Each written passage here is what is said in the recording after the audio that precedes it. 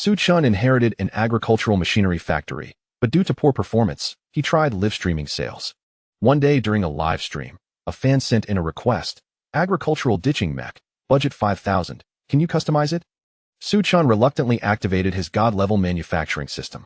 Liquid metal coating, 200 meters per second sprockets. The next day during the live stream, Su Chun presented his customized solution, leaving viewers dumbfounded. Host, is there a possibility of a typo? He realized his mistake. Before he could explain, the live stream was cut off. Su Chun disappeared. Soon, China had a new agricultural machinery manufacturing maniac. Terminators harvesting wheat, star destroyers guarding farms, water droplets clearing wasteland.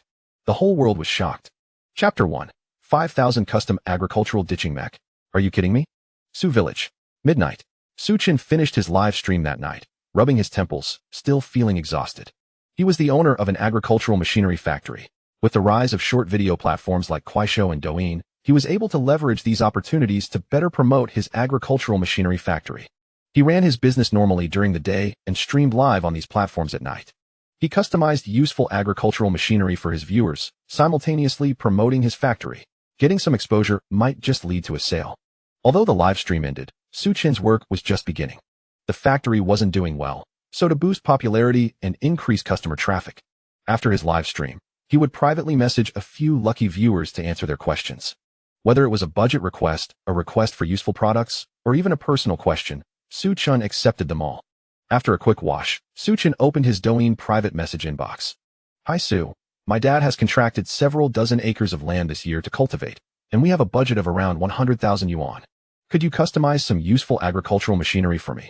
Requests for useful products were the most common type of message Su Chun received. After briefly inquiring about the fan's situation, Su Chun wrote down his plan. Then he opened the second message. Brother Su Chun, I've been your fan for 10 years. Can I have a picture of your abs? Su Chun promptly replied, then rubbed his temples, feeling a headache coming on. There was no way around it. You see, these days, where are there so many young people interested in agricultural machinery? Even if he were eloquent and spoke about agricultural machinery with great enthusiasm, it wasn't guaranteed anyone would listen. After all, young, strong college graduates like him mostly slept on pictures of sexy women. Fortunately, he had decent looks, which earned him a considerable number of fans. Now, 8 out of his 100,000 or so fans were female. His parents were getting old, and he had to take over the family business of the agricultural machinery factory. So, for the sake of the factory, he could only do his best to maintain his fan base. After briefly replying to a few more private messages, Su Chun couldn't help but feel sleepy. Host, is it possible to customize an agricultural ditching mech for 6,000 yuan? He selected one lucky fan's private message and began reading it aloud to himself. Upon reading this, Su Chun immediately sat up straight, all sleepiness gone. An agricultural mech for ditching? And only 5,000 yuan. Are you kidding me? Why don't you just fly to the moon? Su Chun's first reaction after reading it was to block the user who asked the question. After all, this request was outrageous. Even a basic agricultural ditching machine costs 10,000 to 20,000 yuan on the market, let alone an agricultural ditching mech. However, Su Chun also noticed that this netizen named an elder in the family is a treasure had been messaging him privately for several days in a row. This was enough to show that he was at least a loyal fan. Buying an agricultural ditching mech? What was he thinking? Was he just joking? Or did he mistype? Customization is possible, but 5,000 yuan is a bit stingy, isn't it? Thinking this, Su Chun opened his private message again to consider his options. But he was definitely joking. Even if he mistyped, he wouldn't send the same message for 7 consecutive days. If it were anyone else, this message would definitely have been ignored. After all, no Douyin user knows anything about agricultural mechs. But Su Chun had stumbled. After much deliberation, he decided to grant this netizen's request. It's just an agricultural ditching mech, right? System. Su Chun then summoned his system. A blue light flashed, and the transparent interface lit up. God-level manufacturing system activated. In fact, Su Chun had only recently realized he was bound to a system. Otherwise, he really wouldn't have dared to inherit his family's agricultural machinery factory so easily. His initial idea was quite simple. Perhaps combining the system's cutting-edge technology with traditional agricultural machinery could revitalize the agricultural machinery factory. After all, this system could provide customized manufacturing solutions tailored to the host's needs. There was also a system shop where users could exchange technology points for various manufacturing components. However, both customized manufacturing solutions and purchasing components required technology points. The way to obtain technology points was simply through the use of customized manufacturing solutions or products. Use earns technology points. It sounds simple, but in reality, it's extremely difficult. Why? Because Su Chun was running an agricultural machinery factory, and agricultural machinery factories aren't like other manufacturing plants. Their agricultural products and machinery aren't easy to sell. Furthermore, customers were rare, even from the surrounding villages, making it impossible to establish a market. Therefore, to secure orders, Su Chun had no choice but to start live streaming online, hoping for a lucky break.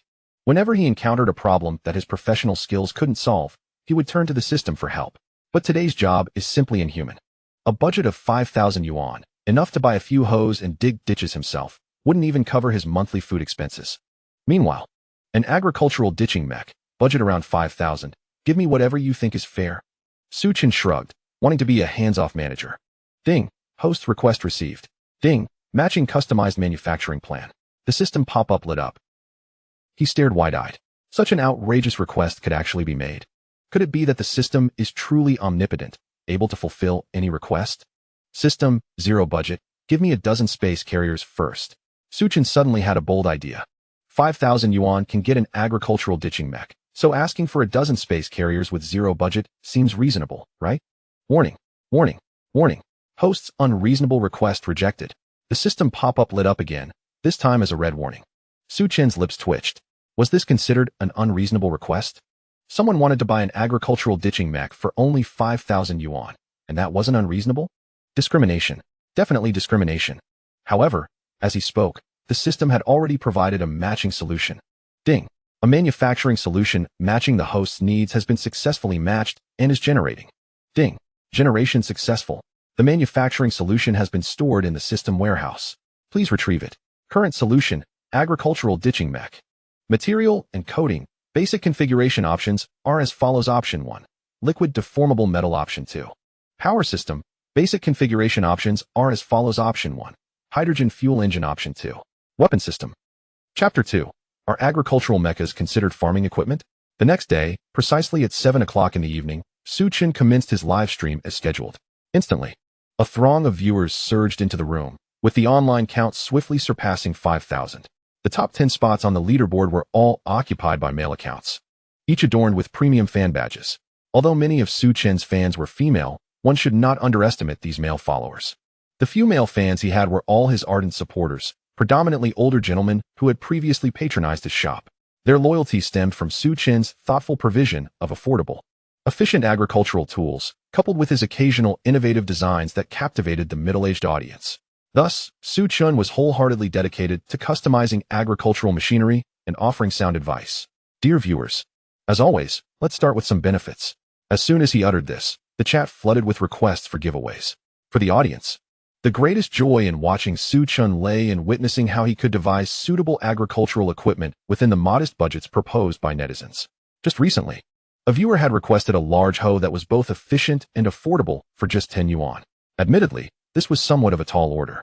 A small hoe already exceeded 10 yuan, although acquiring a piece of iron for that price was feasible. Nevertheless, Su Chun not only met the request, but also equipped the hoe with a miniature sprayer.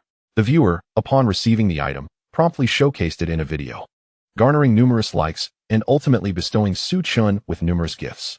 It truly echoed the saying, if you can imagine it, he can create it. First, I will respond to a request from a fan named having an elder at home is like having a treasure. Your budget, I must say, presents a challenge. 5,000 yuan barely suffices for a doll, let alone a large piece of agricultural machinery. Thus, purchasing a finished product is clearly impractical. Su Chun succinctly outlined the difficulty of the task at hand. Although he possessed a system from which all manufacturing plans were derived, which could be exchanged in the system's marketplace at 0 cost, the market price for such machinery was several times higher, typically ranging from 10 to 20,000 yuan. He understood that others might be disheartened by the disparity. However, if one could procure materials at a lower cost and develop large components independently, the issue would be readily resolved. With access to a lathe and basic equipment, the task would pose little difficulty. If all else fails, I can cobble something together for you, he added with a smile. This assertion was not misleading. The manufacturing plans provided by the system were within his capabilities, even without purchasing ready-made components from the marketplace. Upon hearing Su Chun's words, the audience's curiosity piqued. What is he about to create? It sounds impressive. How can 5,000 yuan not buy a decent doll? You want to purchase large agricultural machinery for that amount? Perhaps you could buy a few cheap tools to assist in farming. The chat erupted with laughter. Indeed, contemporary large agricultural machines often start in the tens of thousands. So 5,000 is quite a stretch. As the discussion intensified, Su Chun had no time for jest. He activated the large screen behind him, projecting the necessary content. This particular agricultural trenching mecha you're requesting is rather complex, and there are no ready-made products available in the market. Let us take the Mark 185 mech from Iron Man as an example. This mecha weighs 680 kilograms, resembling a metal canister. Its primary materials consist of bulletproof steel, copper, magnesium alloys, and some basic leather. The propulsion system is composed of a rocket launcher, a jetpack, and jet boots, utilizing solid rocket fuel. Su Chun briefly analyzed the specifications of the Mark 185 mech. Suddenly, silence enveloped the room. The chat ceased entirely. Following this, a flurry of question marks illuminated the screen. Soon, the chat erupted once more. Did I enter the wrong stream? Wasn't this about purchasing large agricultural machinery? How did it suddenly transform into mechas? Wait, an agricultural trenching mecha? Who uses a mecha for farming? Despite the audience's playful jibes, Su Chun was engrossed in his presentation and paid little heed to the chat. Once we establish a general direction, we can clarify the requirements. Hence, I have customized a suitable manufacturing plan based on the Mark 185 mech. We shall begin with the material coating, utilizing liquid metal. This is the latest technology, cost-effective and efficient. For further details, feel free to message me privately. This liquid metal can withstand temperatures of millions of degrees. It would remain cool even at the sun's core. It is waterproof and bulletproof, ensuring that the entire mecha remains impervious to the elements. Su Chun continued to elaborate enthusiastically. Liquid metal? What is that? I've never heard of it. Millions of degrees? Surely. That's an exaggeration. Why not just say we could farm on Mars? The chat erupted once again. The engine is remarkable. Su Chun interjected. No gasoline, diesel, or even solid rocket fuel is necessary. We will employ a top-tier hydrogen fuel engine. It is clean, eco-friendly, and powerful, enabling rapid trenching. The best part? It's affordable. Everyone, let's highlight the savings on the screen. A typical agricultural trenching machine only has about 80 horsepower. This upgrade boosts it by several times. That's a significant increase in efficiency. The viewers, witnessing this, were left exasperated. Su Ge, stop joking. At this rate, I might think I've entered a pyramid scheme. Haha. Now Su Ge sounds like a motivational speaker. If you run out of content, you might as well bite a lighter. However, rather than feeling offended, Su Chen's confidence swelled upon glimpsing the chat. What I'm saying can be recorded. You can review it after the stream. Just this engine alone, I believe, could be fitted onto a tank without issue. Finally, we must have the necessary tools for trenching. Although the fists utilize conventional chain wheels, they can penetrate the earth at a speed of 3 ms once charged. If operated at maximum power, they could reach 200 ms. What trench could withstand such force? How effective is that? Indeed, the performance was astounding. The chat was filled with knowledgeable viewers who understood the implications of 3 ms and 200 ms. A 1 kilogram object striking the ground at 3 ms equates to the explosion of 1 kilogram of TNT. What does 200 ms signify? That transcends explosives. It could be termed a kinetic nuclear weapon. This manufacturing plan was undeniably impressive, yet the question remained. Who could realize such a feat? Even if achievable, it would likely secure one's livelihood for a lifetime. At that moment, Su Chun was fully immersed in his presentation, riding the wave of excitement. His mouth fired away like a machine gun, relentlessly expounding on his manufacturing plan. The more he spoke, the more exhilarated he became. One could easily sense his eagerness to try his hand at the project. Family, this is roughly the manufacturing scheme. What do you think? Su Chun remarked. A hint of dryness in his throat. After taking a sip of water, he expressed his excitement. Suddenly, the barrage of comments in the live stream synchronized into a singular chant. Severe. Very severe. Both severe and torturous. In Chapter 3, the mecha was about to make its debut, and Su Chun, puzzled, wondered how he could have made such a mistake. The audience, it seemed, had a mischievous streak. Nevertheless, he didn't dwell on it, as he believed his meticulously calculated plan was the most suitable one. Firstly, all the technologies within this plan were, at present, the most advanced. Liquid metamorphic metal was a given. There was currently no successful mass production on the market. What about the hydrogen fuel engine? Though available, it rarely achieved complete combustion and remained insufficiently clean, with storage also posing a challenge. His plan addressed all these issues comprehensively and economically. According to the system's indications, Su Chun could feasibly acquire these components within a budget of 5,000 yuan. However, the netizens disagreed, with some knowledgeable viewers inundating the chat with comments. Su Gu, even if you invested 600 million in research, you still might not be able to create this. Do you think we are fools for believing in a 5,000 yuan estimate? Numerous skeptical comments flashed by. Glancing at them, Su Chin merely chuckled, choosing not to engage. Is having an elder at home is like having a treasure in the chat? If so, please drop a 1. Su Chin directly inquired. Soon, a message began to materialize in the chat. Host, my apologies. I mistyped. I meant to ask if I could purchase a small agricultural trenching machine for 5,000. The user, having an elder at home is like having a treasure, finally spoke up. Instantly, the live stream fell silent, the comments paused. Then, the chat erupted. Haha, you've made my day. So this whole time was due to a typo? Laughter ensued. What if next time they mistakenly request an agricultural tank instead of a pesticide detector? You'd have to create that too. I've recorded this. How could such a humorous host not go viral? The laughter continued. Su Gu, I don't care if that guy misspoke. You've boasted enough today. So you must create that agricultural trenching mecha for us. Exactly. A man should never admit defeat. At this moment, the professional agricultural machinery stream had transformed into a comedic interaction. The volume of comments surged several times over. Even those who usually didn't favor Su Chin couldn't help but join in the banter. Su Chin stood there, momentarily dazed, caught in a whirlwind of confusion. What the heck? After all that effort and expenditure of tech points, they were simply mistaken? He wondered why one would abbreviate a request in such a manner. Even with his thick skin, he felt his face flush. Just as he was about to explain, the live stream suddenly went dark.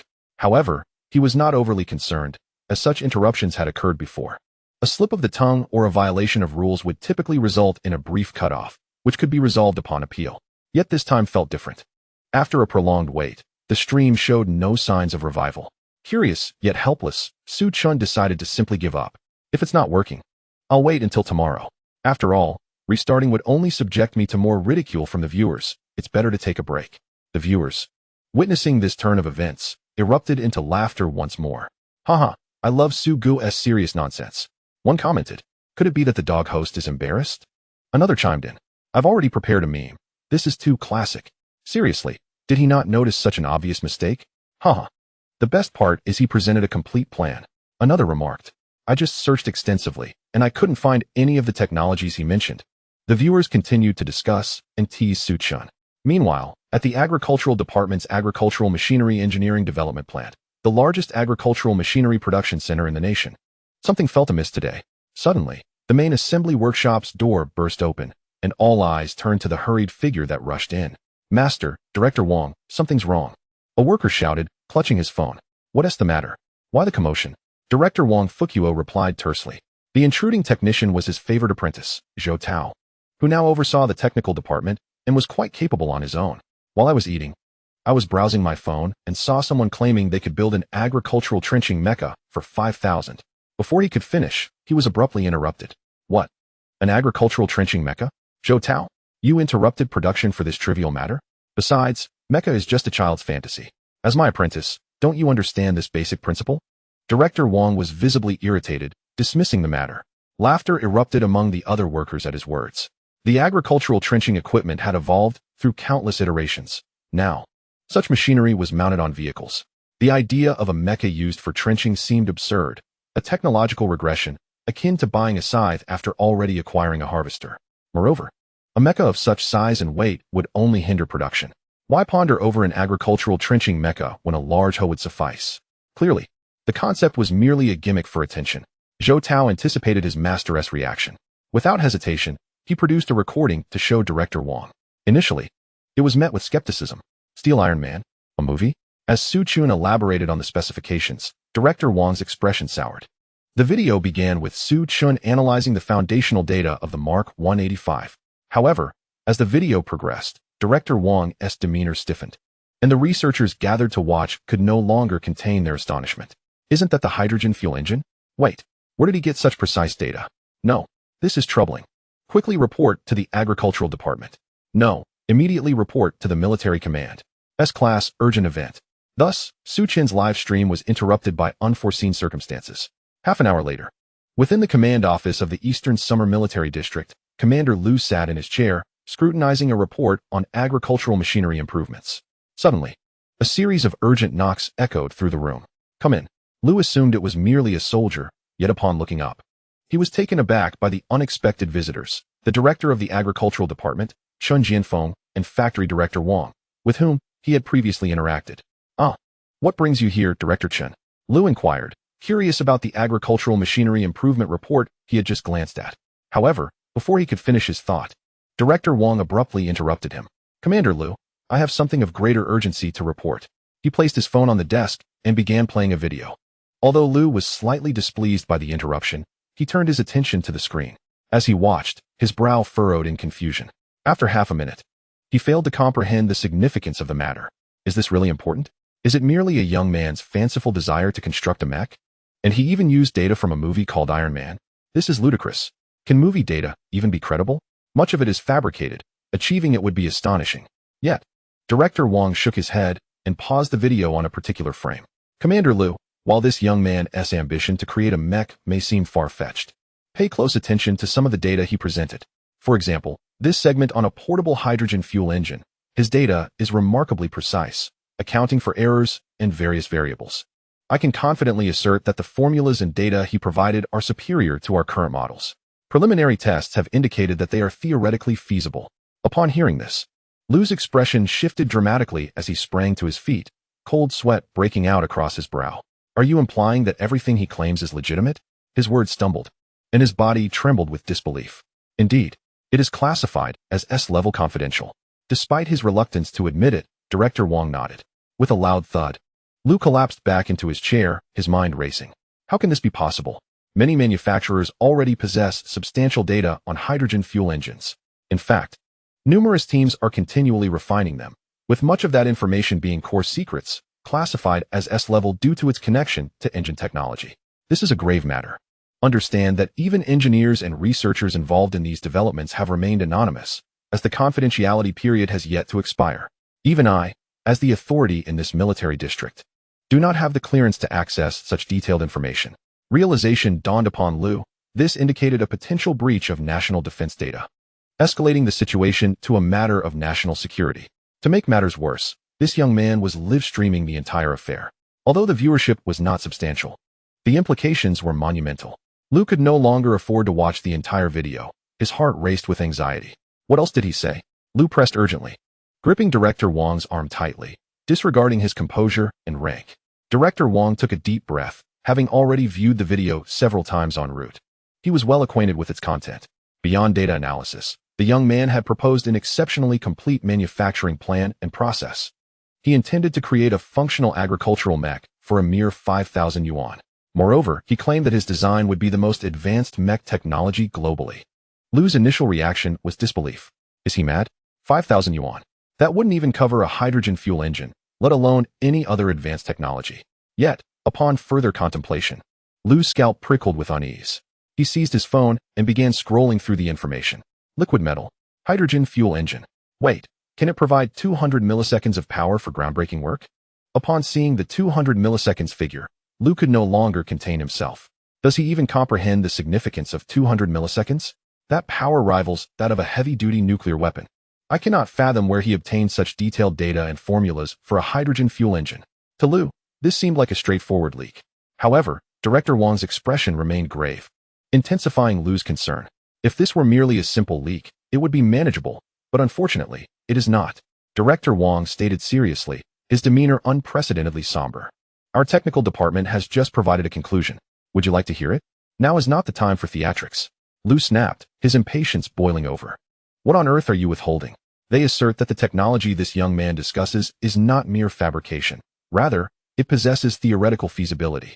Some aspects could indeed be realized given time. With that, Lu's expression shifted dramatically, retreating 2 steps as shock washed over him. You cannot be serious. Are you saying this young man is genuine? How is that even possible? He is merely the owner of an old agricultural machinery factory. How could he possess such terrifying advanced technology? Lu's mind was in turmoil, his thoughts racing. This was deeply perplexing.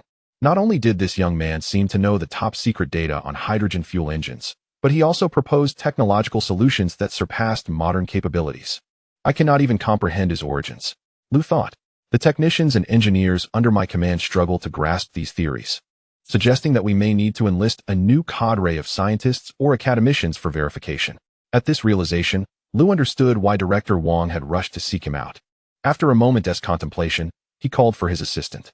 Immediately retrieve all available information on this individual named Su Chun. Furthermore, tonight's live stream must be taken down across all platforms, and no one is permitted to store or disseminate any content. Additionally, notify the Atomic Energy Research Institute and the Lonk Institute's Infantry Weapon Research Institute that all academicians and experts below the academician level must convene for a meeting at 8 o'clock tomorrow morning. Chapter 5. This young man is in serious trouble. The following morning at 8 o'clock, a secret video conference began quietly within the military district's meeting room. A group of elderly gentlemen, their hair a striking silver, appeared on the grand screen. Each of these individuals could rightly be considered pioneers in their respective fields. The majority are foundational figures in their domains. Many of the eminent scientists currently active in materials science, energy, and other domains are their disciples. Particularly notable are the few distinguished elders at the top, whose identities are nothing short of formidable. Among them is Elder Li, the chief designer of the first-generation fighter jet engine, and Elder Chun, indisputably the father of materials science. Others like Elder Zhou, Elder Wu, and Elder Mu are also titans of the nation. Yet today, they have all been summoned to the same conference room. Speculation abounds regarding whether a seismic shift has occurred in the scientific community.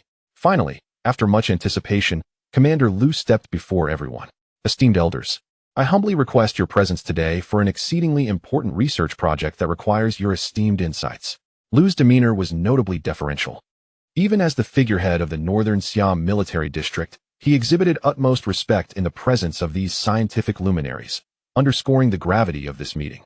Soon, an assistant presented the manufacturing proposal that Su Chun had previously disclosed during a live stream. The elders donned their spectacles and scrutinized the document. Initially, it was presumed to be a conventional academic report. However, upon closer inspection, the mention of liquid metal elicited disbelief. How can this be? Elder Chen exclaimed, his voice trembling. Liu immediately recognized the gravity of the situation. Elder Chen, what do you think?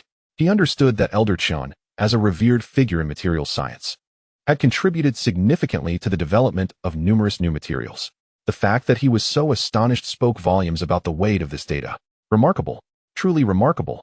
Elder Chun continued, engrossed in the concept of liquid metal, which far surpassed any current hypotheses or theories within the industry. He meticulously studied the report, occasionally performing simple calculations. Suddenly, he gasped, no, this is entirely feasible. This direction is one we have never contemplated. Liu, despite his calm exterior, felt a tempest brewing within him upon hearing these words. The fact that Elder Chun, a titan of materials science, was so astounded indicated just how extraordinary this data was. Just then, Elder Li interjected, wait, the electric hydrogen hybrid energy? No. How did you derive this complete reaction formula? This is impossible. Hydrogen cannot react completely. Elder Li's eyes widened in disbelief as he gazed at the data regarding the electric hydrogen fuel engine, which detailed the specific formula for the complete reaction of hydrogen fuel, along with the precise fuel ratios. This information completely upended his understanding. Currently, hydrogen fuel predominantly exists in a gaseous state, and the process of storage often leads to hydrogen leakage, let alone reactions. Yet this document not only addressed the storage challenges of hydrogen fuel, but also ensured that hydrogen could react completely during the process. Upon examining part of the theoretical formula, Elder Wang recognized that this proposal was indeed viable. As the saying goes, laymen watch the spectacle while experts discern the intricacies. Often, scholars can glean significant insights from a mere glance at specialized theories within their fields. However, before Elder Wang could voice his thoughts, Elder Li spoke slowly, young Liu. Few dare to call the person in charge of the military district young Liu. This collection of documents presents cutting-edge research directions from the perspectives of materials, power systems, and even atomic energy, surpassing the highest standards globally. I can assert that any single document extracted from this report would incite a significant upheaval in its respective field. Yet they are all consolidated into one report. Unimaginable. Which genius could have authored this? With a measured tone, Elder Li's words detonated like a deep-water bomb within the video conference. Speak, young Liu. From whom did you acquire this data? His expression turned grave. If this information originated from within Long Country, it would be a boon. If it were seized or intercepted, the situation would be dire. Sweat beaded on Liu's forehead as he sensed the gravity in Elder Li's voice. How could he explain? It was hardly feasible to say that this was merely a disclosure from a young man during a live stream. Esteemed elders, the situation is rather complex. I only wish to inquire about the feasibility of this proposal. Upon hearing this, the room fell into a profound silence, with all eyes instinctively turning to Elder Lee and Elder Chun. Elder Lee, would you care to share your thoughts? Elder Chun rubbed his temples and began.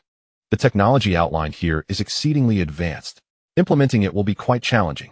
However, with these theoretical foundations and given sufficient time, I believe that within 2 years, if not sooner, we could achieve results that would catapult Long Country's relevant technologies ahead by at least several decades. Elder Lee stated with utmost seriousness, his face etched with gravity. Lu gasped, fully realizing the situation was more severe than he had anticipated. By the way, young Lu, please leave us a copy of this document for our records. I will promptly assemble a relevant research team. I never expected that we, these old bones, would still have the opportunity to contribute. Before Lu could process his thoughts, Elder Chin interjected, clearly eager to commence research on the project immediately. The other academicians and experts displayed palpable enthusiasm. Rest assured, esteemed elders, I will do my utmost to accommodate your requests, and I appreciate your commitment, Lu replied distractedly, hastily concluding the video call. His mind was wholly consumed by the young man named Su Chun, who had proposed such an extraordinary plan. What was the essence of this individual? How could a seemingly trivial proposal, costing a mere 5,000, gain such high regard from these pillars of the nation? Something felt amiss, deeply amiss.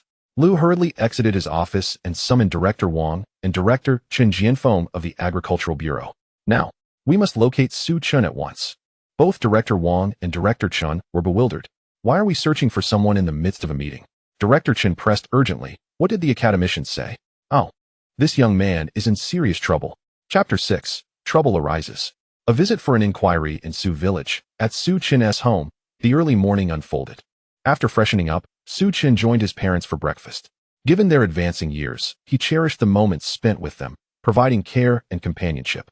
However, today he noticed a peculiar pallor on their faces. Dad, Mom, what is the matter? Su Chun sensed the atmosphere was off and quietly inquired. Xiao Chun, have you said something inappropriate online? Su's father set down his bowl and looked seriously at his son. Online? No. Why are you concerned about this? Su Chun shook his head, puzzled by his father's words. After all, they seldom went online, preferring to take walks when they had time. Xiao Chun, if the agricultural machinery factory isn't performing well, consider selling it. Keep some money for other ventures, Su's father advised earnestly, feeling a twinge of guilt. He had worked tirelessly his entire life, leaving behind only a struggling factory, which he had hoped to sell for his son's future. Yet, his stubborn son insisted on inheriting the factory, intent on making it flourish. Su's father had allowed him to pursue this path, believing that as long as the family was safe and sound, all would be well.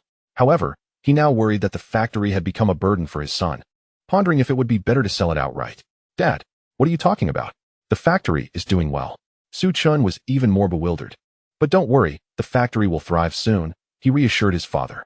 Although the factory's current performance might be lacking, he believed that once he started live streaming, business would surely improve. Wouldn't the factory's success be just around the corner? Mom and Dad, what is wrong with you? Su Chun was anxious, completely at a loss. I heard you're planning something involving a $5,000 MECH, Su's father said sternly. He had overheard neighbors discussing it during his evening walk. He didn't quite understand the concepts of live streaming or MECHs, but he was concerned after hearing that people were calling his son a braggart, worried he might go astray. Though he trusted his son, he feared the pitfalls that some internet celebrities faced in their desperate quest for fame. It's nothing, Dad. Don't worry, it's all been taken down. Your son is just fine. Su Chun waved his hand dismissively. He hadn't realized that news of his agricultural MECH project had reached his parents. He remembered that everything had been removed by the officials afterward, yet the rumors persisted. It didn't matter, no one believed it anyway, so he could dismiss it as mere boasting. Alas, your mother and I are getting old. We can't help you much. Just don't stray down the wrong path or learn anything dubious, Su's father said, patting Su Chun's shoulder, conveying his heartfelt concern. He had said what needed to be said. His son was grown and would absorb what he could. Mom and Dad, I'm fine. Just trust me. Su Chun smiled, taking the matter lightly. He then focused intently on his meal, dismissing further conversation. Su's father and mother watched him, still filled with worry. Dad, Mom, I'm done. I have to get going. I might not be back for dinner, so don't wait for me. After finishing his meal, Su Chun hurriedly tidied up to leave. Why are you in such a rush? There are still matters to handle at the factory, I've been busy. Suchin quickly donned his things, eager to leave. Wasn't there a lot to do at the factory? He still hadn't delivered the farming MECHs, and he would need to work hard to finalize sales. After all, $5,000 was still a significant sum, wasn't it? However, just as Suchin opened the door to leave, he was startled to find several figures standing at the entrance. Each figure stood tall, clad in green uniforms and fully armed, their expressions serious as they surveyed the interior. Which one of you is Suchin? The question left not only Suchin stunned, but also his parents. Goodness, though they weren't a military family, they recognized the uniforms. These were likely soldiers from a military district, and the middle-aged man who spoke had a distinct medal on his shoulder, indicating a different rank. You are Suchin. As everyone processed the situation, the middle-aged man spoke again, his authoritative voice chilling the air. Suchin nodded, his mind buzzing. Still trying to comprehend the situation, two stern soldiers stepped forward, one on each side of him, placing their hands firmly on his shoulders as if to prevent any escape. Apologies, gentlemen. We need to speak with Suchin. We want to take up more of your time. As soon as the words left his mouth, the soldiers swiftly lifted Suchin, and within mere minutes, he vanished from his parents' view. The soldiers who had arrived also disappeared, leaving the house in a profound silence. Su's father and mother were utterly bewildered. They never imagined someone from the military would come looking for Suchin, and with such a commotion. Bang! Su's mother was so startled that she collapsed to the floor. Xiaochun, did he do something wrong? Her eyes brimmed with tears as she panicked. This was no ordinary visit. It felt more like an arrest. Once Su's father regained his senses, he rushed to the door. He saw Suchin already being ushered into a military vehicle, escorted by armed soldiers. Could it be that Xiaochun is truly in trouble? Su's father's eyes widened with disbelief. Chapter 7. If it can't be produced, just take him away. Inside the command center of the Eastern Siam Military District, in a small reception room, Suchin sat, feeling a mixture of apprehension. Behind him stood two armed soldiers, their expressions serious and unwavering. Not only were there two soldiers inside the reception room, but Suchin had also noticed at least 6 more armed soldiers stationed outside upon his entry. This was no invitation. It was clearly a precaution against his escape. Time passed slowly, yet no one arrived. Suchin felt restless, unable to sit still under the immense pressure. Eventually, the door opened, and an elderly man entered. The two soldiers saluted the elder and promptly left the room. Though Suchin was not well versed in military ranks, he recognized that the man with wheat stalks on his shoulder was someone of significance. This elder was Lu Tongling, the authoritative figure of the Eastern Siam Military District. Lu Tongling sat down silently across from Suchin, observing him with a calm smile. They exchanged no words, nor did they engage in any dialogue. Lu Tongling simply scrutinized him, as though trying to see through him. Suchin couldn't meet Lu Tongling's gaze. An inexplicable pressure weighed upon him, causing sweat to bead on his forehead. Now do you understand why you were summoned?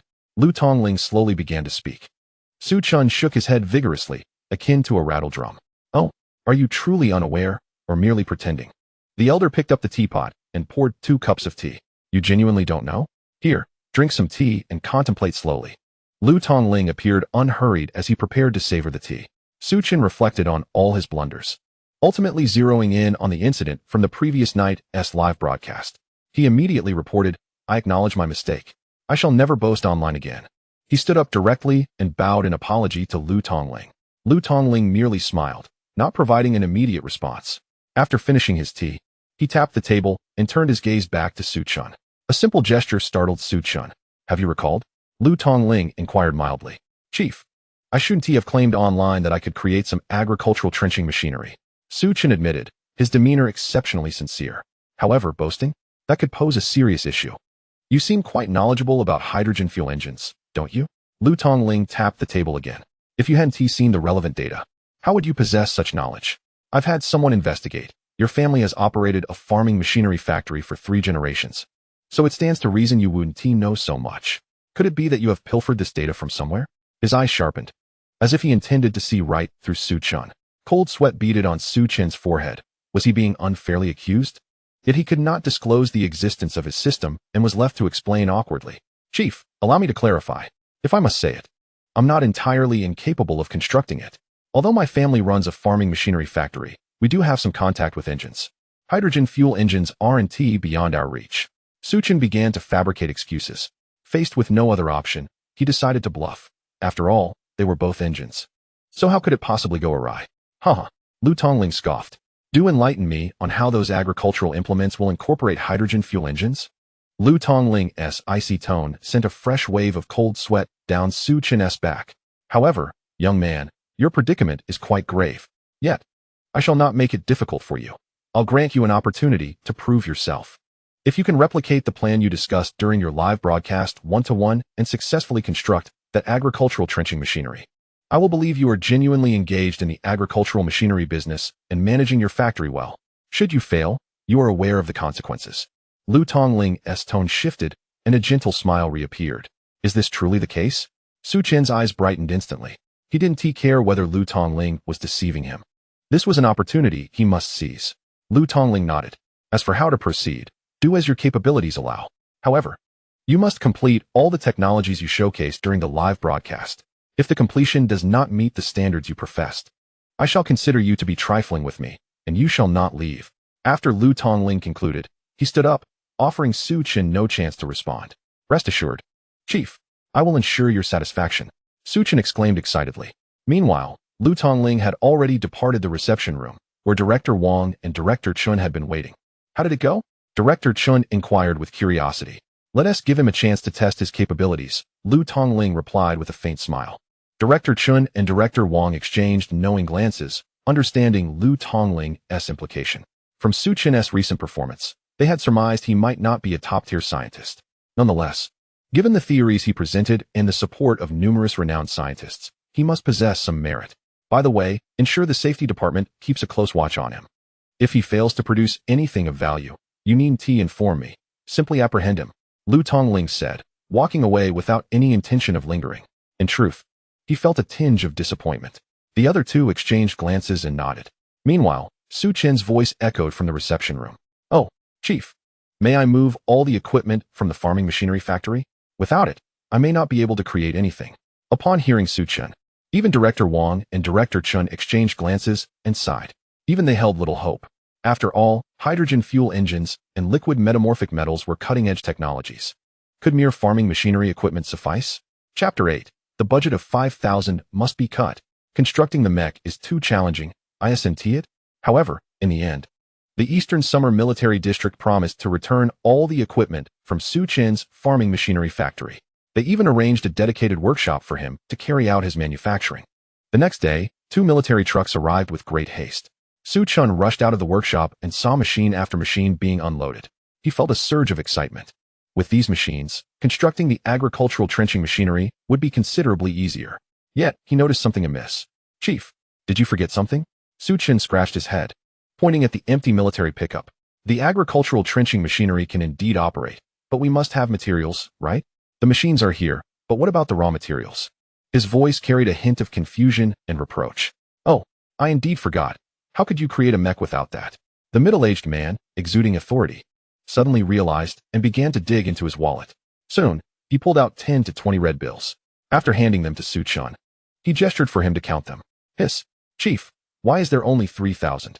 Su Chen felt a chill run down his spine. What the heck? You promised 5,000, but you deducted 2,000 right off the bat. Is this fair? However, in response to Su Chen's protest, the middle-aged man withdrew an additional 500 yuan from his wallet.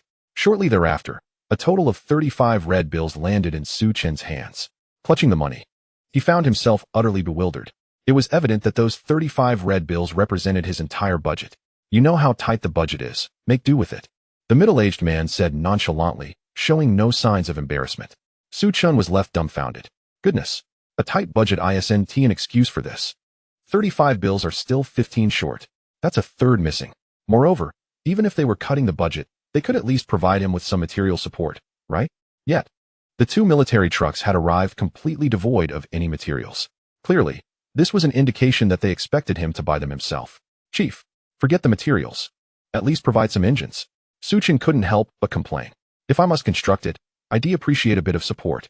That's simply one to do. In accordance with the directives issued, we have successfully retrieved the equipment and secured sufficient funding for you. We hope you will commence production promptly. Otherwise, the repercussions are clear. After delivering this ultimatum, the middle-aged man engaged in no further conversation with Su Chen, turning on his heel and departing with 2 military trucks, leaving Su Chen in a state of bewilderment, engulfed in exhaust fumes. What a troubling situation. Yet, he found himself powerless to alter his predicament.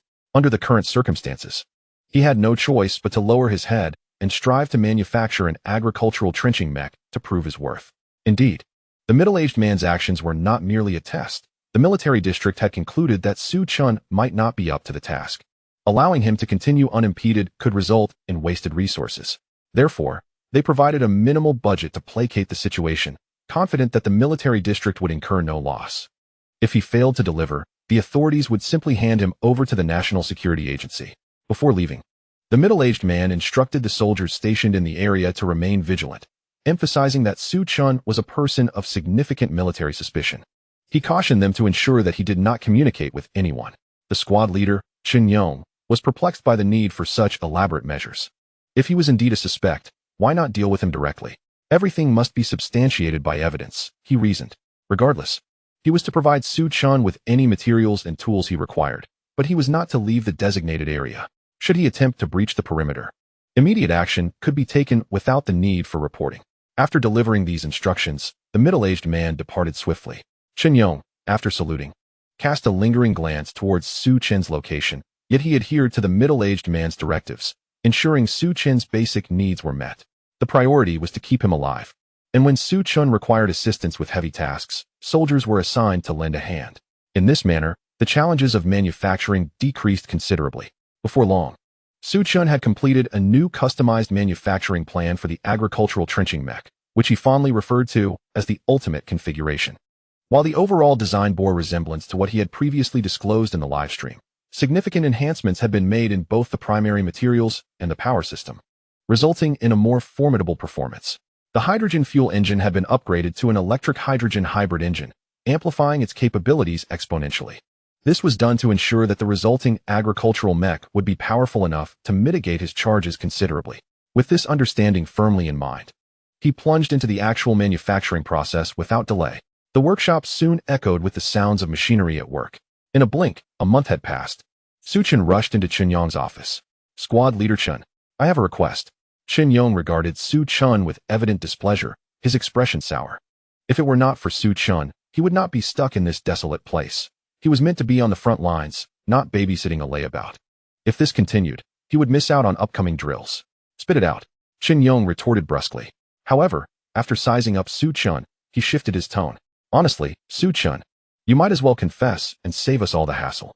After all, for the past month, you've only asked for a wrench, a screwdriver, and occasionally a spot welder, hardly the requisites for producing anything sophisticated. Let us be real, even constructing a bicycle would be a stretch. Thus, Chen Yong perceived Su Chun as indulging in folly. Had there been any evidence, he would have sent him straight to the security authorities. No. Squad Leader Chun, I am innocent. Why would I confess? Besides, did the middle-aged man not instruct you to facilitate my work? Su Chun quickly countered, shaking his head vehemently. Enough.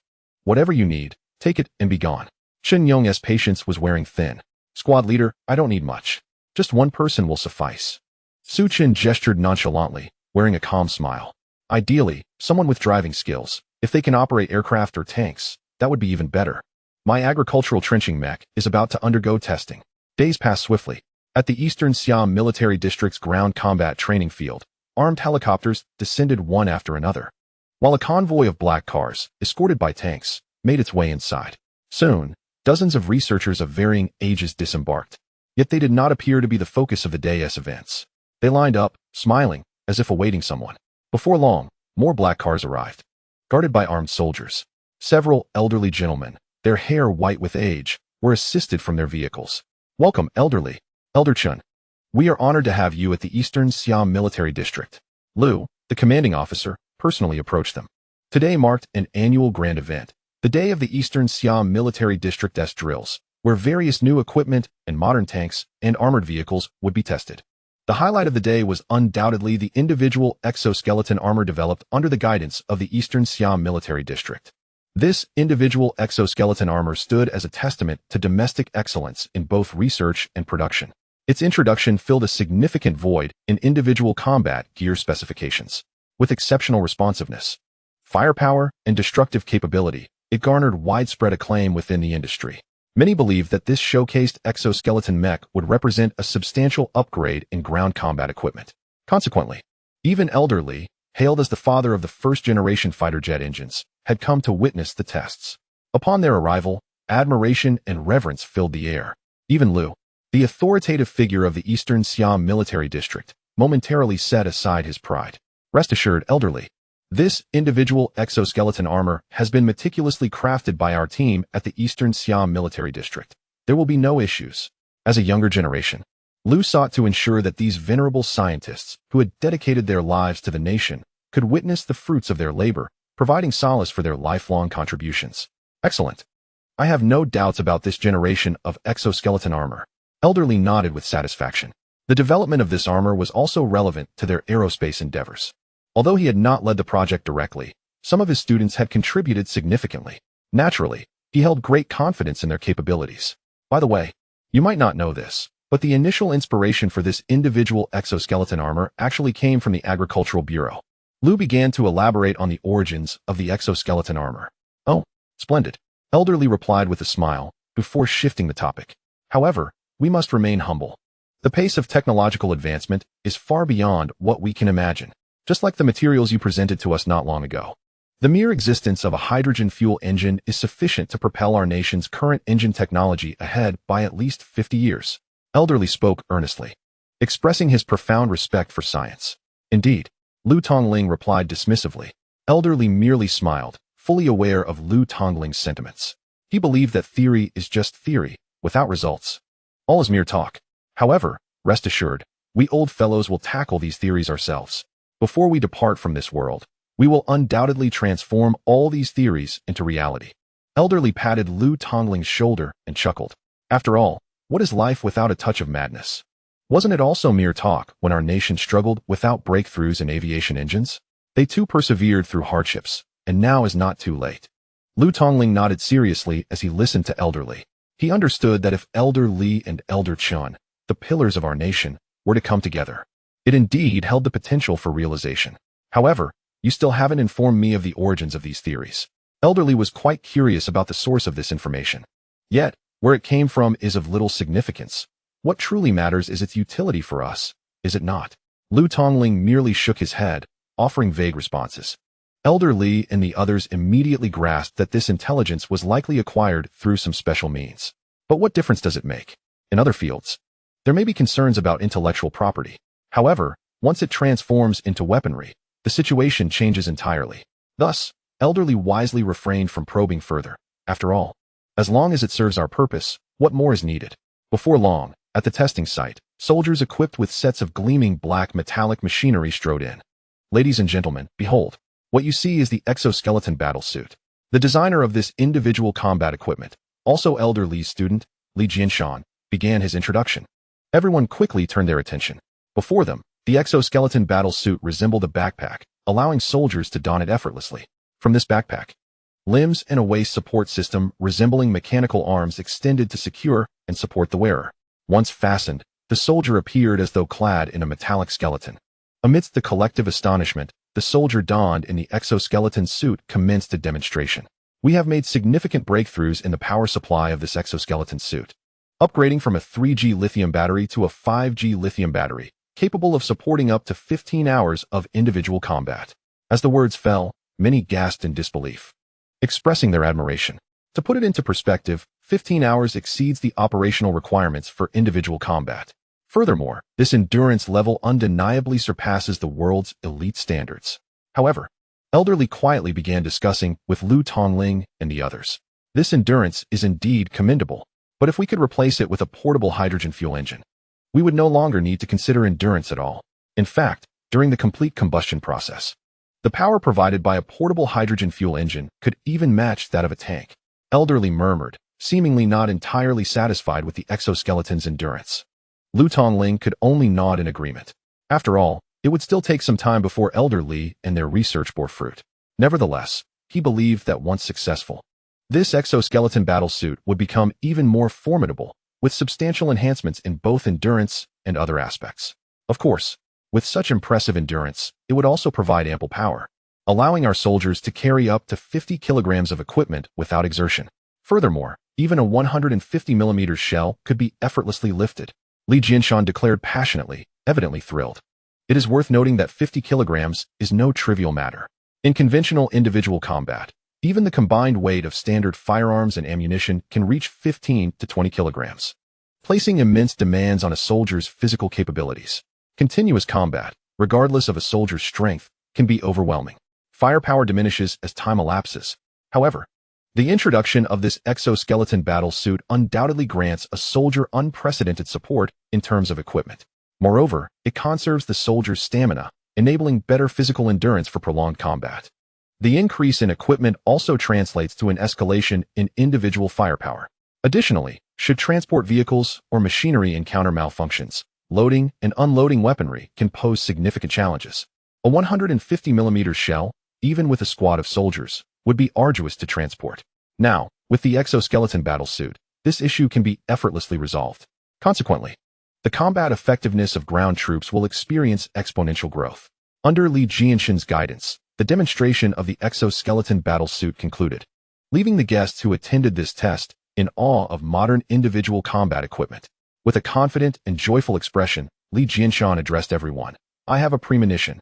The exoskeleton battle suit will completely revolutionize future ground combat methods. Chapter 10.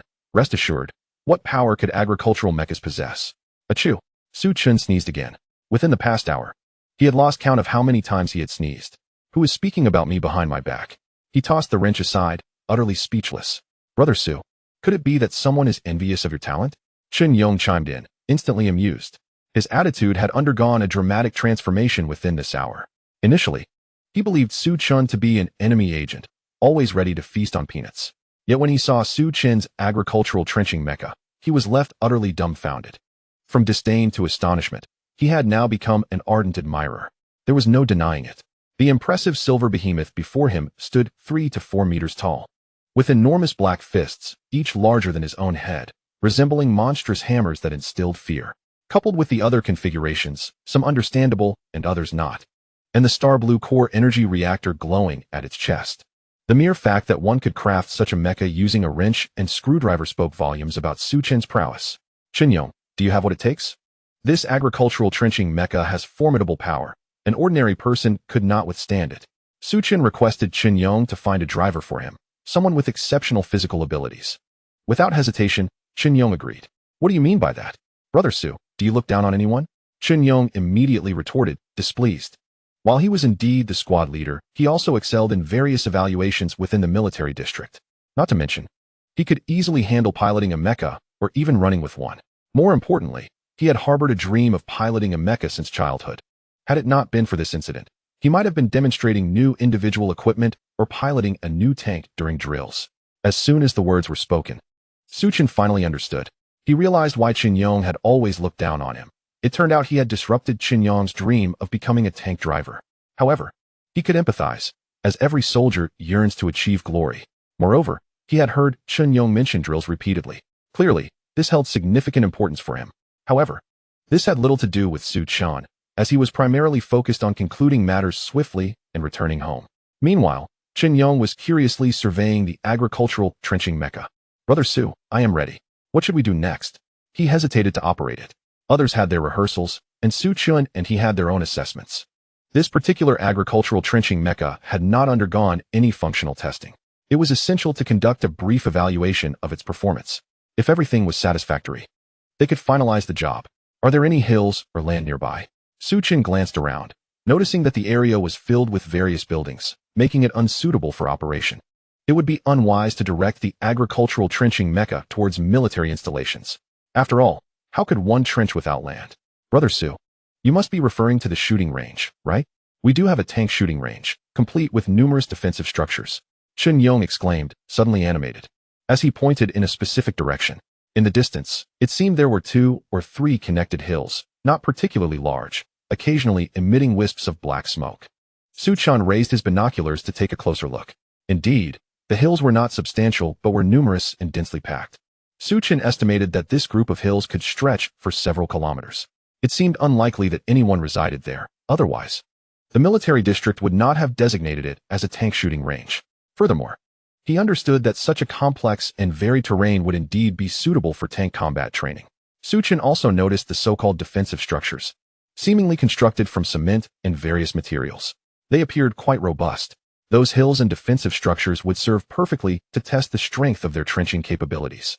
Moreover, the intricate terrain would also allow them to evaluate the agility of their agricultural mecha. However, he wondered if they would have to compensate for any accidental damage. He cautiously turned to Chen Yong and inquired, mindful of the military district's valuable assets. Rest assured, Brother Su, although the primary leader is keen on supervision, he has instructed to provide whatever you need. It's merely a tank shooting range, meant for performance testing. What is the big deal if a few structures get damaged? Chen Yong confidently reassured him, oblivious to the gravity of the situation. Are you certain? Su Chen asked, his uncertainty palpable. What if everything was obliterated by accident? He glanced sideways and quietly questioned. Ha! Brother Su, you're joking. The defensive structures are made from high-strength materials. They're not easily destroyed. Besides, we're merely testing an agricultural mecha. What kind of power could it possibly wield? Even deploying missiles wouldn't guarantee destruction. Chen Yong laughed heartily, well aware of the resilience of the defensive structures at the tank shooting range. Tanks could hardly cause damage, let alone missiles. Moreover, who would test missiles at a tank shooting range? Thus, he merely thought Su Chan was exhibiting a lack of understanding of the situation. All right then, but I must emphasize that my mecha is quite formidable.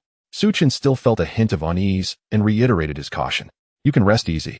I know exactly how to operate the artillery. Chen Yong replied, a hint of mischief in his tone. Su Chan's lips twitched. I hope you're referring to legitimate artillery. However, since Chen Yong was so confident, he decided to leave it to him. Okay, Chen Yong, you may enter. Su Chan instructed as he allowed Chen Yong to step into the cockpit of the mecha. Beep. As he activated the core energy of the agricultural trenching mecha, a brilliant star blue glow illuminated the cockpit, and the joints of the mecha began to release pressure. Shortly after, a mechanical voice announced, beep. The cockpit of the agricultural trenching mecha is now open. The internal structure of the mecha was fully revealed to Su Chun and Chen Yong. Countless precise instruments, gauges, and various devices were impeccably installed within the mecha. Chen Yong settled into the cockpit of the agricultural trenching mecha. The system began to close down. Beep. Scanning driver information. Verifying data. Conducting pupil scan. Performing identity verification. Driver information confirmed successfully. Loading panel. Driver. Chen Yong. Physical condition. Good. The mechanical voice continued to resonate. The core energy of the agricultural trenching mecha began to charge. Soon, the mecha, which had been seated on the ground, slowly rose to its feet. Crack. Crack. As numerous streams of star blue energy coursed through the mecha, it stood fully upright. Chen Yong, are you ready? Su Chun called out to the towering agricultural trenching mecha, now nearly 3 to 4 meters tall. I'm ready. Brother Su, what should I do?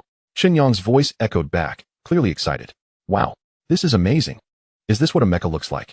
Who hasn't he dreamed of piloting a giant robot? It's absolutely stunning. All right, follow the operational instructions, aim at the shooting range, and launch the trenching hammer. Su Chen nodded and promptly gave his orders. Although it took some time to manufacture the agricultural trenching mecha, its operation was relatively straightforward. Moreover, with the presence of an intelligent central control system, it should be easy to handle. Got it, Chen Yong replied and began to operate the controls. Bang, bang. The dual hammers of the agricultural trenching mecha collided. Beep. Activating, work mode, loading, tool panel.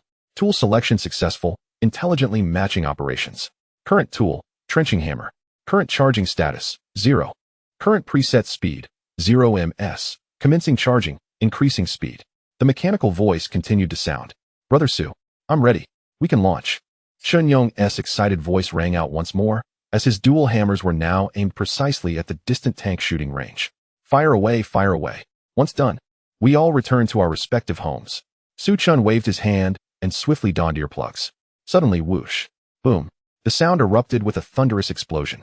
Su Chun felt a ringing in his ears. He anticipated the noise to be so immense. Chen Yong also felt his head buzzing, momentarily stunned. Wow, is it really that powerful?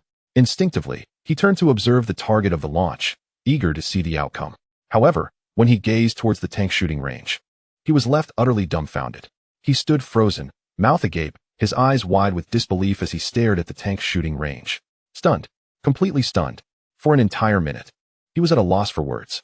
After what felt like an eternity, Chen Yong's voice finally broke through, trembling with fear. Brother Su, something's wrong.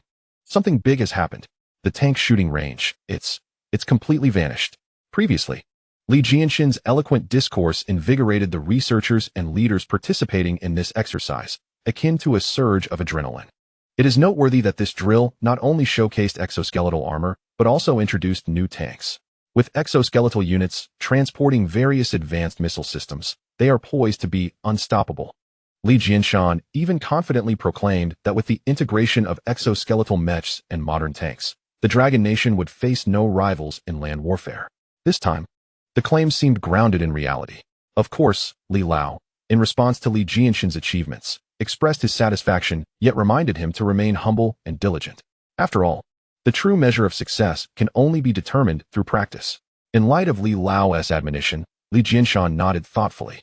Subsequently, Lu Tongling announced that they were ready to commence testing.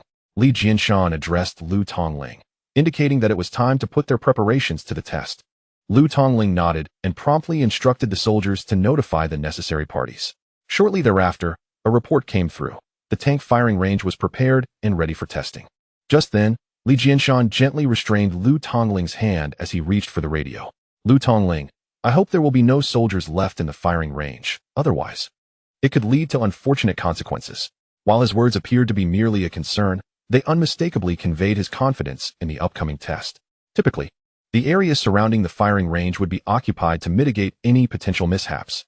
However, given Li Jianshan's insistence, Lu Tongling readily complied. He swiftly ordered the complete evacuation of all personnel from the tank firing range. Li Gong, all soldiers have evacuated. The next steps are in your hands. Lu Tongling patted Li Jianshan on the shoulder, his eyes radiating admiration. Soon, all participants in the tank testing donned ear protection and grasped binoculars. The tank firepower test, in essence, involved directing the tank to strike designated targets to assess its various capabilities and the potency of its munitions. This process adhered to established standards for the degree of destruction inflicted on fortifications. The more devastating the impact and the greater the accuracy, the more it attested to the tank's superiority. Li Jianshan, however, harbored even grander aspirations. He believed that no existing fortifications could withstand the combined assault of his new tanks and exoskeletal armor. He maintained that unless the defensive structures were entirely obliterated, demonstrating remarkable continuous destruction, the prowess of his new tank would remain unproven. Furthermore, he had not disclosed to those present that he had issued a strict directive to the operators. The fortifications must meet his specified criteria, total annihilation. Li Jianshan was eager to present a flawless demonstration before his mentor and Lu Tongling. Reporting to the chief engineer, the target is locked. Current target, tank firing range target number 1. Please advise, came the voice over the radio. Everything was now in place. However, before Lu Tongling could fully issue the command, a thunderous roar suddenly reverberated throughout the tank firing range, followed by a series of violent tremors. Shockwaves radiated in all directions. The ominous hum enveloped the firing range, penetrating the ear protection of those present, creating a sensation as if it would pierce through their eardrums. The shockwave seemed poised to strike them at their very core. Looking into the distance, a substantial mushroom cloud began to rise from the tank firing range, and the shockwave spread across the entire area. The range transformed into a tempest of explosive energy, shrouded in swirling smoke and dark haze. At that moment, even Lu Tongling, a prominent figure in the Eastern Siam military district, felt a tempest of emotions within him. His mouth fell agape, his eyes wide as saucers. Astonishment. It was utterly astonishing. Was this truly the power of a tank? No. The magnitude of this explosion was such that, when compared to standard artillery, it dwarfed even rocket artillery and missiles in scale. This explosion could only be likened to that of a nuclear device. Incredible. Even those such as Li Lao and Chun Lao stood in stunned silence. While they may not be experts in tank technology, they were well aware of the capabilities of individual exoskeletal armor. What kind of shell could wield such catastrophic power? Was this genuinely the magnitude of destruction a tank could produce? If they were merely observing a tank test, they would have never believed the explosion could be attributed to a tank's capabilities. It is well understood that weapon tests adhere to specific standards, and the explosive effects and power reveal much. Yet, the current explosion was beyond comprehension, likely exceeding a ton of explosive equivalency, perhaps even 2 or 3 tons or more. Terrifying.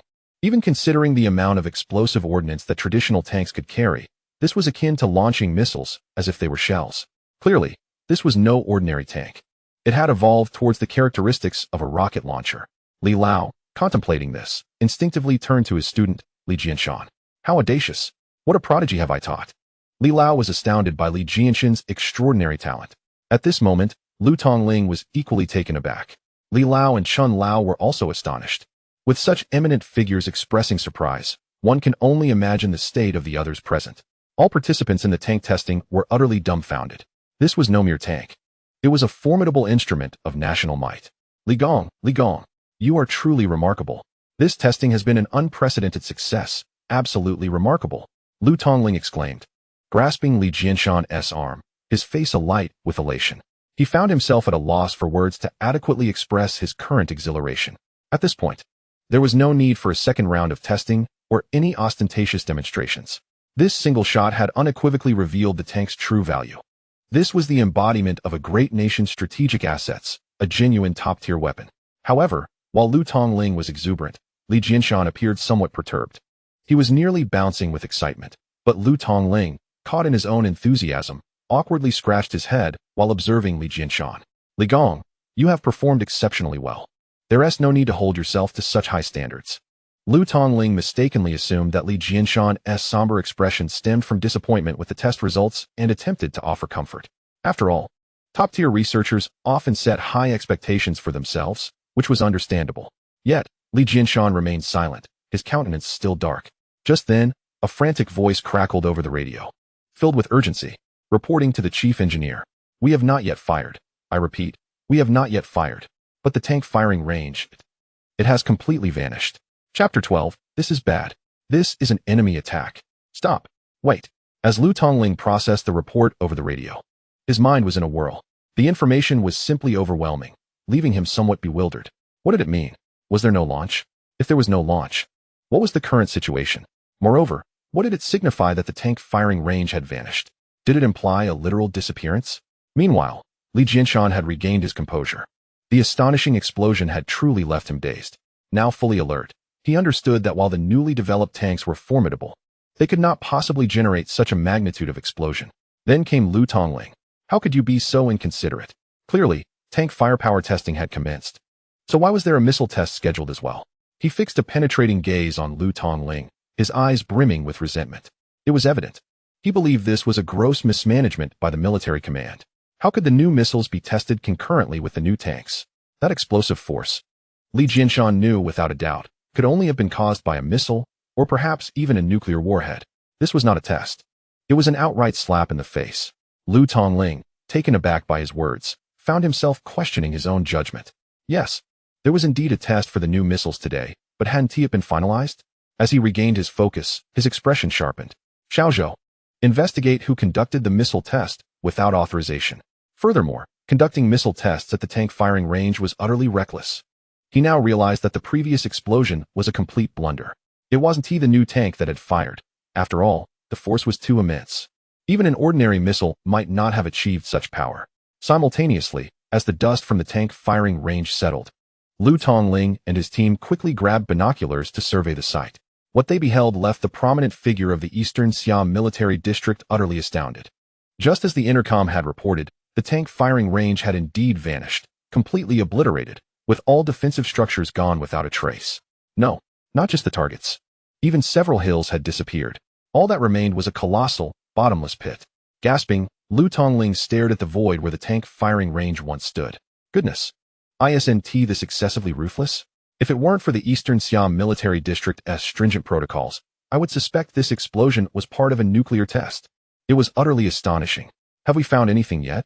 At this moment, Lu Tongling's fists clenched, and the veins on his forehead throbbed. The soldiers swiftly initiated inquiries. Soon, an unexpected report emerged. Commander, we have ascertained that today, neither the missile battalion nor any related units within the military district exhibited any unusual activity. The soldier stammered as he delivered the news.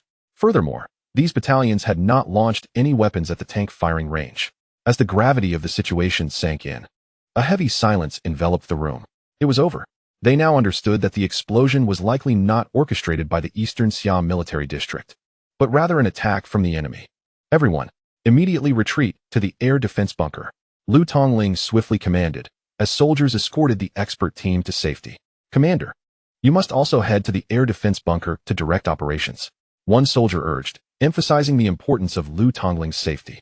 They still did not know which side had launched the attack. Given the tank testing, a significant number of researchers and key leaders were present. If another explosion were to occur, it could spell disaster for the entire Eastern Siam military district. Stop panicking. Everyone, heed my orders, Lu Tongling asserted through the intercom. As the foremost leader of the Eastern Siam military district, he could not falter in the face of danger. I repeat, soldiers, ensure the expert team evacuates promptly. Activate defense systems and engage the missile defense system immediately.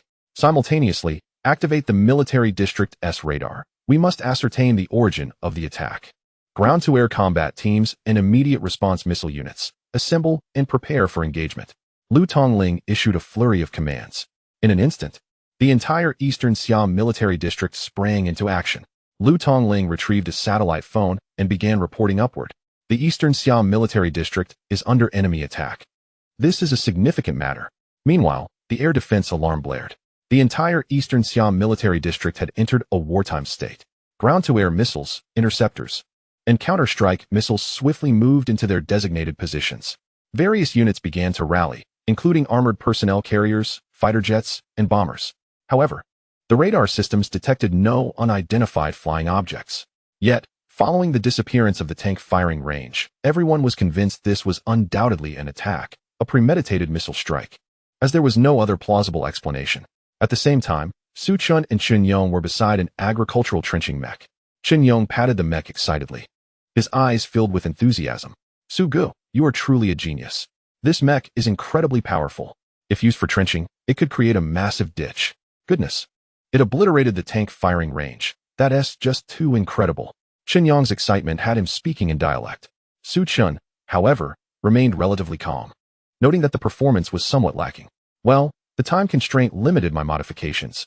I only had time to adjust the trenching tool, replacing the original chain wheel with a trenching hammer. Many other details remain incomplete. Otherwise, it could have been even more impressive. Thus, while Chun Yong was exhilarated, Su Chen was far more composed. Shall we go? I've completed my work here. It's time for you to report to the commander for inspection. Su Chen stood up, brushing off the dust, eager to return home. Just as Chun Yong was about to nod and respond, the air defense alarm blared. Beep, beep, beep. As a soldier, Chun Yong immediately sprang to his feet upon hearing the alarm. Air raid. It's an air raid. Su Gu, hurry, follow me.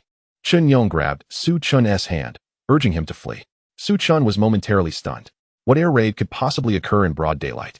However, Chun Yong disregarded his confusion and rushed into the agricultural trenching mech. Beep.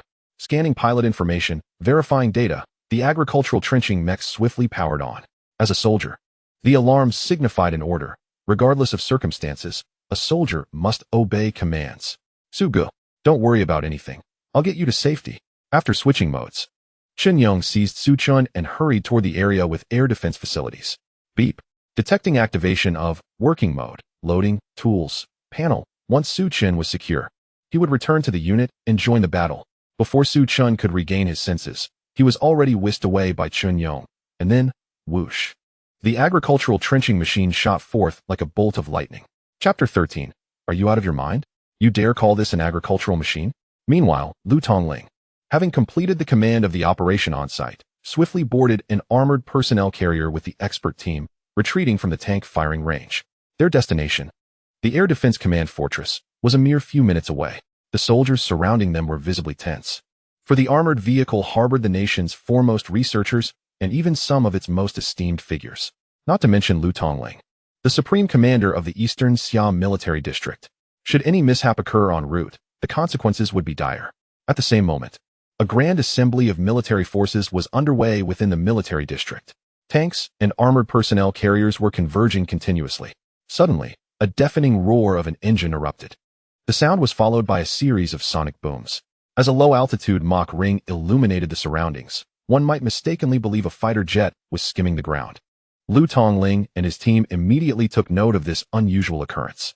Peering out from the armored personnel carrier, they witnessed a dark silhouette racing towards them at an astonishing speed, so swift that it was almost impossible to capture with the naked eye. Only a faint shimmer of silver metallic luster was discernible. Judging by its blurred outline, it resembled a colossal creature, roughly 5 to 6 meters in size, akin to a small mountain. The moment the Mach ring appeared, it bore a striking resemblance to a missile. Lu Tongling's expression shifted as he realized something was amiss.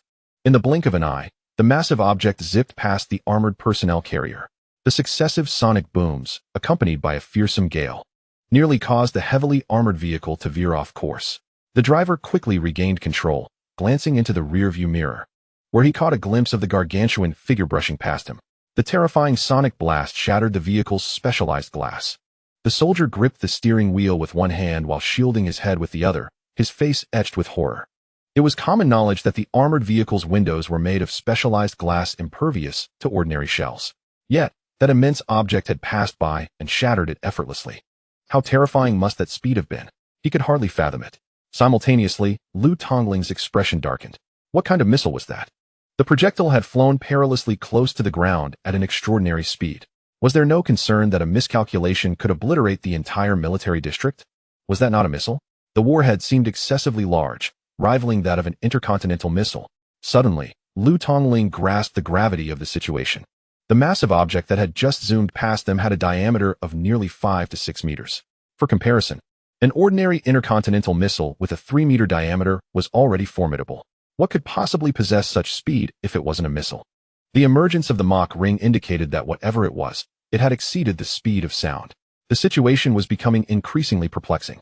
However, since they were within the military district, it was highly probable that it was a soldier. Xiaozhou, once we return, investigate what that was, Lu Tongling commanded. Recognizing the urgency of the matter at hand, their priority was to reach the Air Defense Command Fortress and oversee the battle.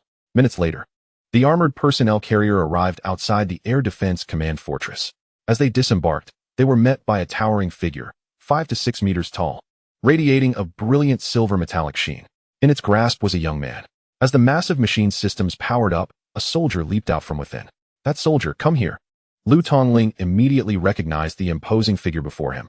Wasn't that the unidentified flying object that had just zipped past their armored personnel carrier?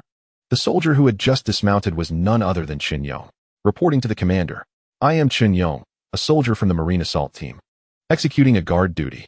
Upon hearing Qin Yong's self-introduction, Lu Tongling's expression faltered. The Marine Assault Team? Wasn't that comprised of soldiers under his subordinate, Lu Ran? But when had the Marine Assault Team acquired such a colossal machine? Lu Tongling looked up at the imposing figure, perplexed. This certainly did not resemble equipment typically associated with the Marine Assault Team. At present, they were only equipped with a few decent firearms, or, at most, the recently developed exoskeleton armor. What was this situation? This appeared to be a machine brimming with futuristic technology. The size of its fists seemed larger than that of an ordinary person. How absurd. Soldier Qin Yong, what is this machine? Lu Tongling inquired. Commander, I am not entirely sure. Qin Yong was taken aback, pondering for a moment, but still lacking clarity. Lu Tongling's expression darkened.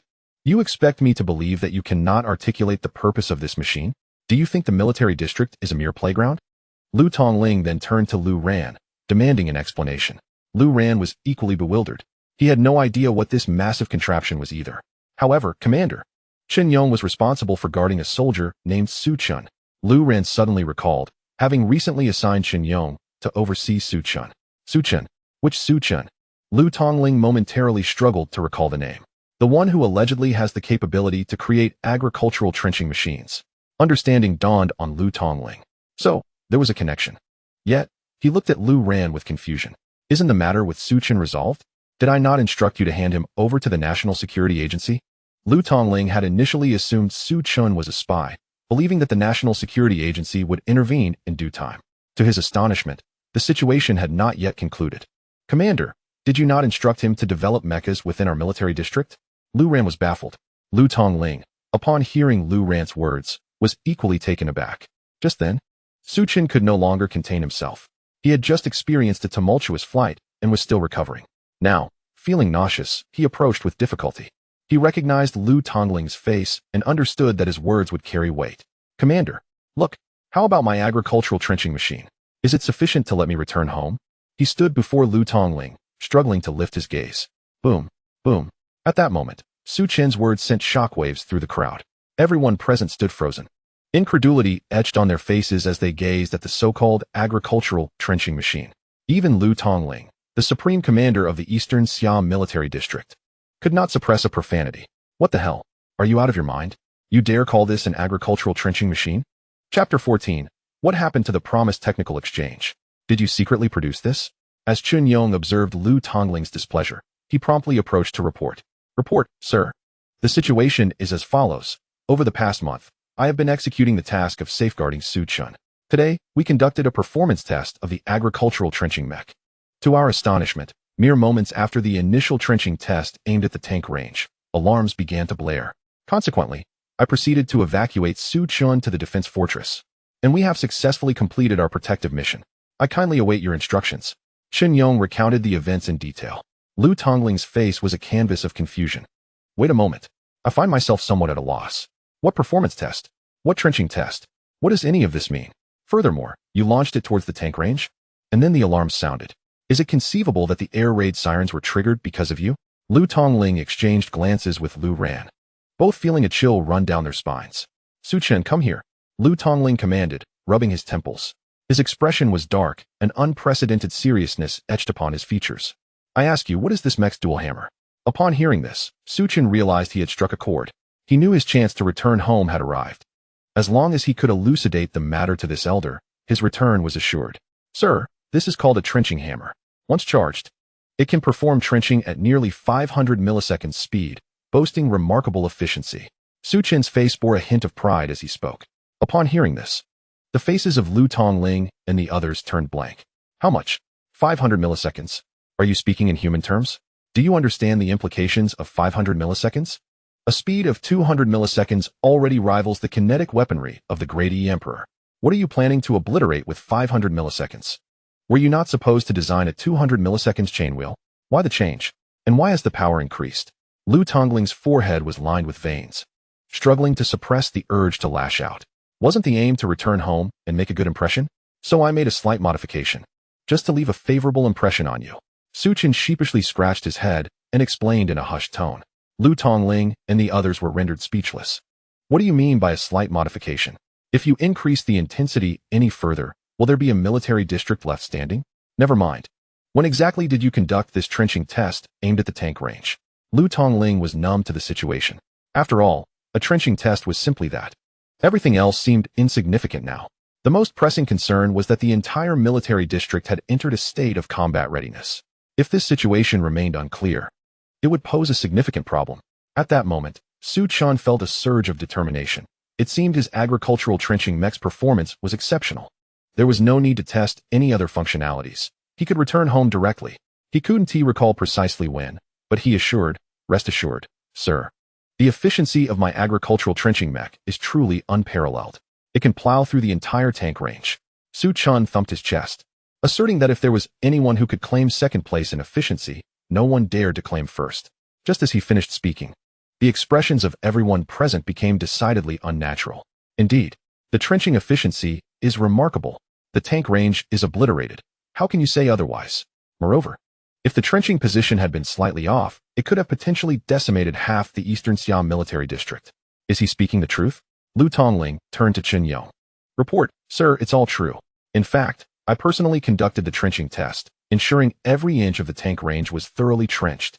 Chun Yong excitedly began to elaborate. However, before he could finish, Lu Tongling interjected, silence. His voice boomed with fury. Soldier Chun Yong, step forward. He shouted. The sheer volume startled both Chun Yong and Su Chun. Yes, sir. Chun Yong immediately stood at attention, saluting. Su Chun's mouth twitched. He had never interacted with military personnel before and was baffled by their intense reactions. Why the shouting? If there are grievances, why not express them directly? It's not as if we can't make adjustments.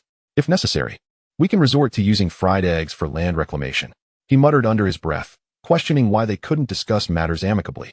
Furthermore, considering the air raid sirens were still blaring, there was a threat of enemy attack. Couldn't they seek refuge in the air defense fortress first? Su Chun had heard that the air raid sirens typically only sounded during enemy incursions. He felt a twinge of panic. He feared he might not make it home safely. However, at that moment, Lu Ran, the commander of the ground combat team, glanced at Su Chun with a hint of exasperation.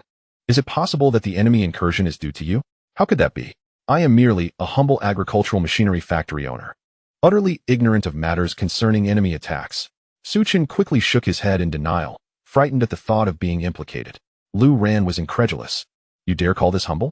What kind of good-natured individual could create such a super mech?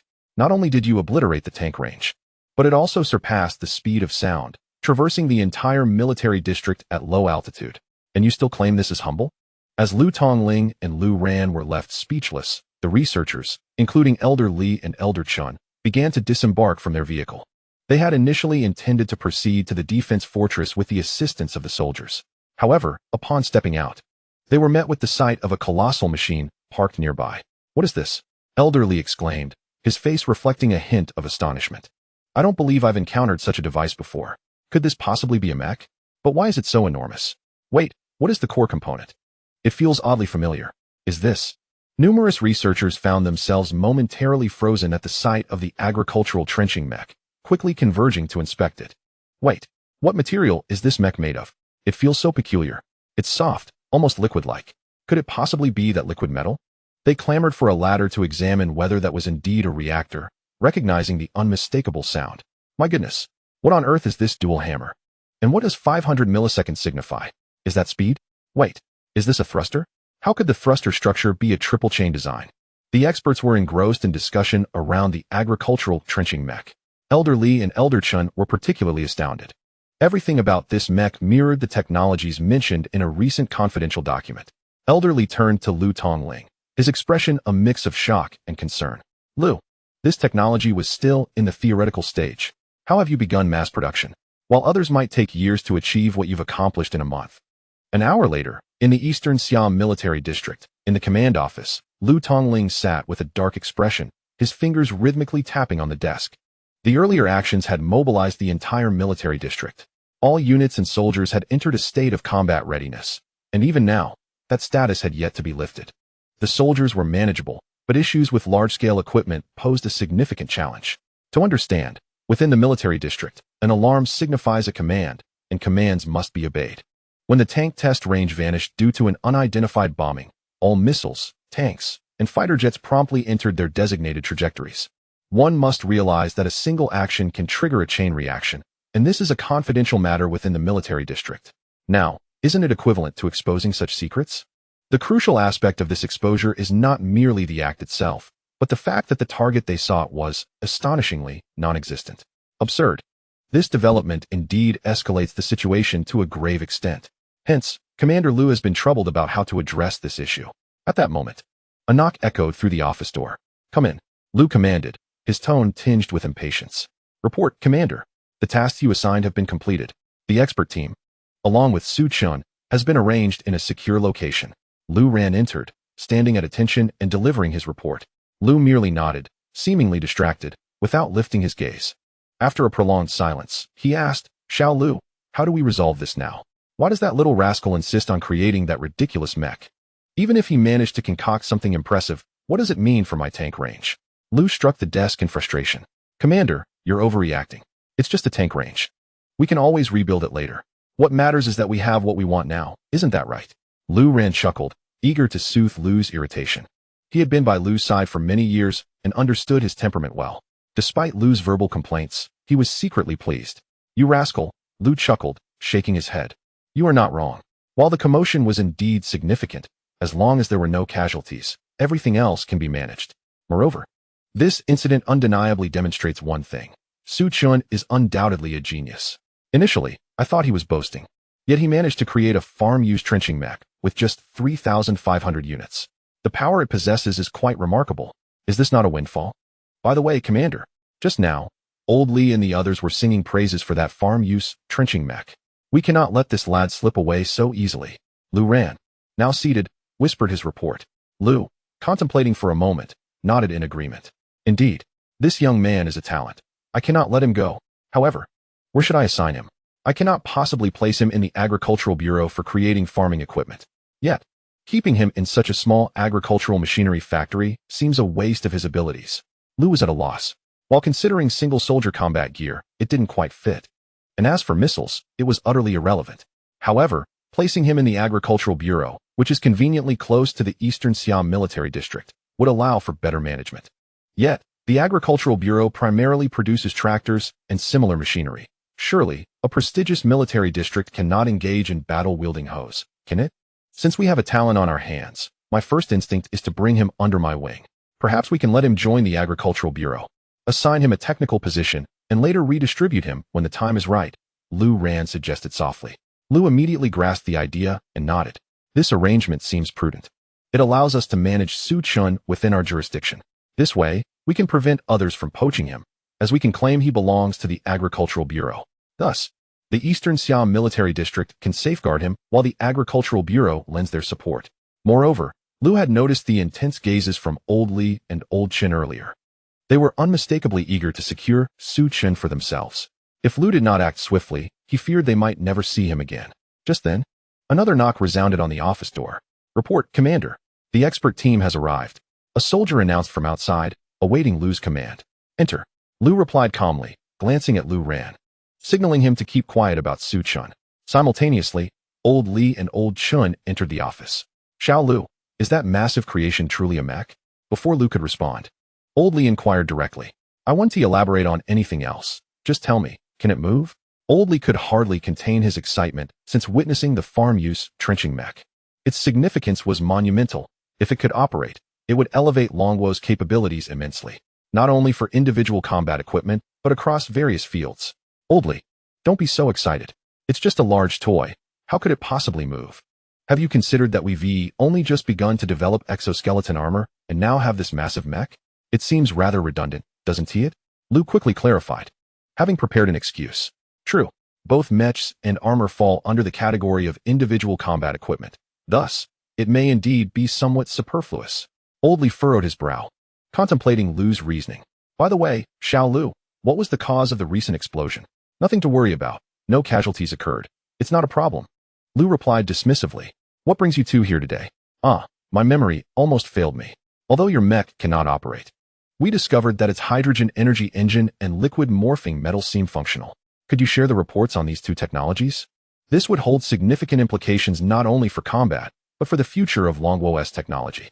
The Eastern Siam Military District cannot withhold such information," Old Li expressed eagerly, clearly valuing the significance of these technologies, even to someone as seasoned as himself. Lu understood immediately why Old Li and the others were so animated. They had come for these technologies. However, he saw no harm in sharing them. After all, everyone was striving for the future of Longwo, and on a smaller scale. They were all part of the same military district. If Old Li and his team succeeded, it would benefit the entire Eastern Siam Military District, would it not? However, Su Chun was a different matter. Lu was resolute that he could not be released, as he would undoubtedly play a pivotal role in the district's future. "Rest assured, Old Li, I will have someone compile the information for you immediately." Lu smiled in agreement, knowing that as long as the talent remained, everything else could be managed. "Excellent. With these few mature technologies, I am confident that within a few years, we will yield results." No. If Old Chun and I establish a dedicated research team, I estimate we could achieve results in no more than 3 years. Yes, at most within 3 years.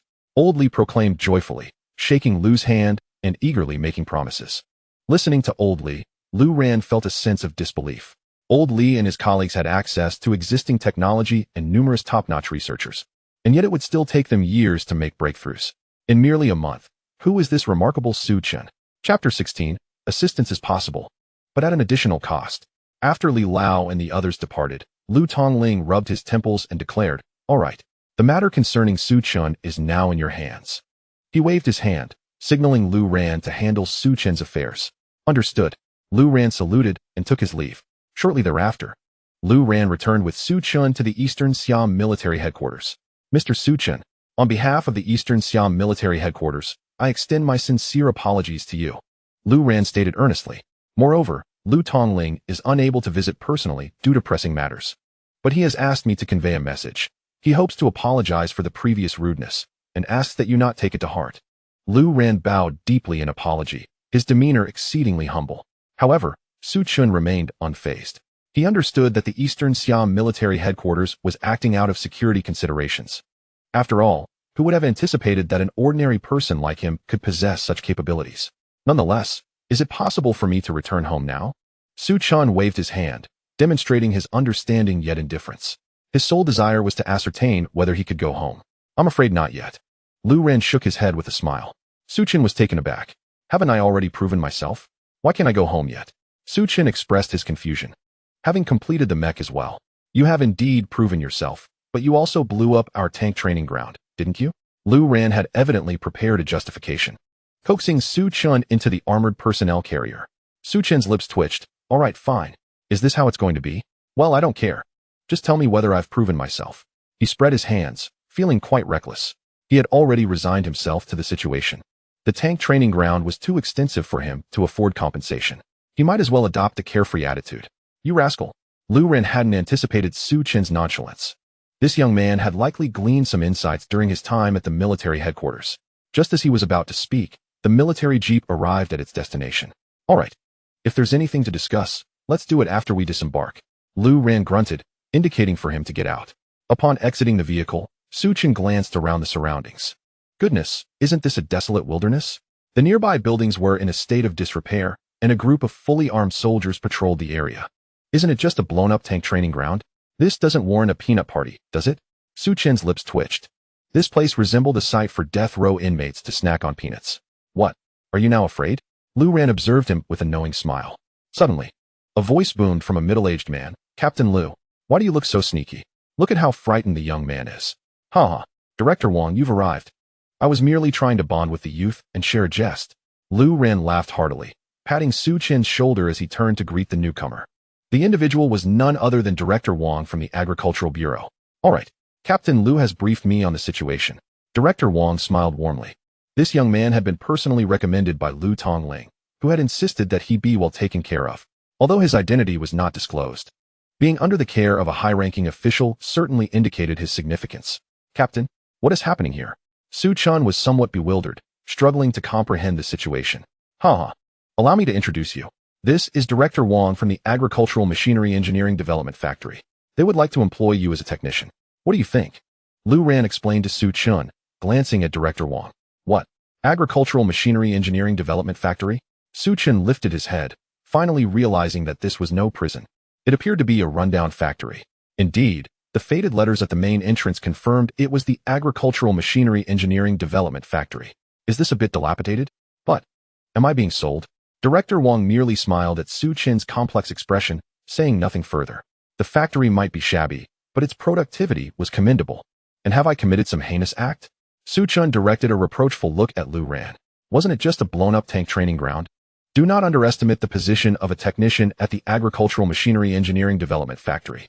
It is a legitimate public service role, starting as a clerk. With a monthly salary of 20,000 plus benefits, Lu Ran elaborated. However, before he could finish, Su Chin interjected, only 20,000? That's hardly more than what I make streaming. What did you say? Lu Ran was instantly displeased. And nothing. Su Chin shook his head. But wasn't that the truth? When his streaming was at its peak, he could earn 2 or 3 times that amount in a month. All right. How about I cover your future expenses? Lu Ran raised the stakes, but Su Chin hesitated, seemingly contemplating. Director Wong was taken aback. This young man had such a formidable background that the Eastern Siam military headquarters was willing to foot the bill. Could he possibly be the illegitimate child of the commander? You rascal, don't get too greedy. Lu Ran gritted his teeth, as if he had made a significant decision. I know your family has been involved with the agricultural machinery factory for generations. If you agree to come aboard, I can apply for funding to renovate the factory. He raised the offer. How much? Su Chin finally relented. Why didn't you say so? If we're discussing that, I'm all ears. At least 500 million. Deal. Lu Ran shot him a disdainful glance. Goodness.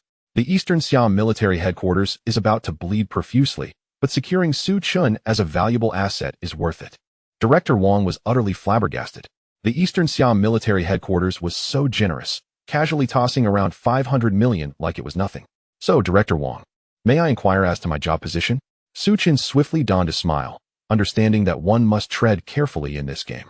However, he recognized that 500 million might not realistically overhaul the entire agricultural machinery factory. Progress would need to be gradual. Lu Ran and Director Wong exchanged glances, bemused by Su Chin's rapid change of demeanor.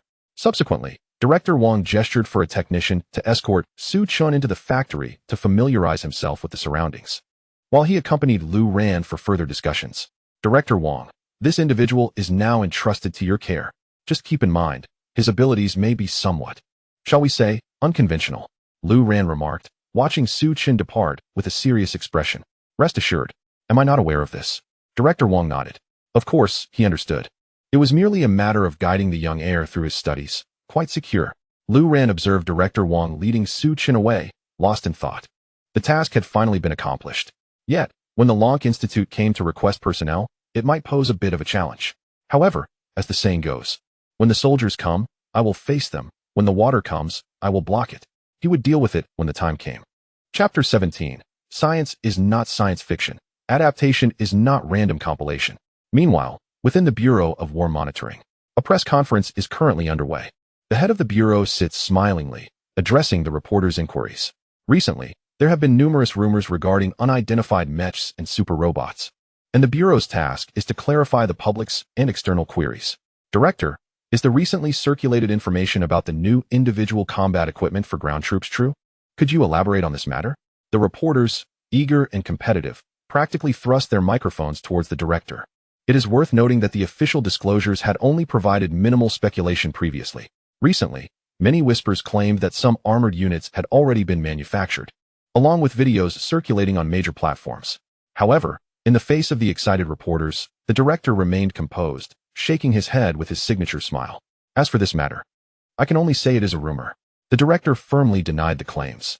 This declaration ignited excitement among the reporters. Here it comes. The familiar sensation is back. The director is no longer holding back, is he?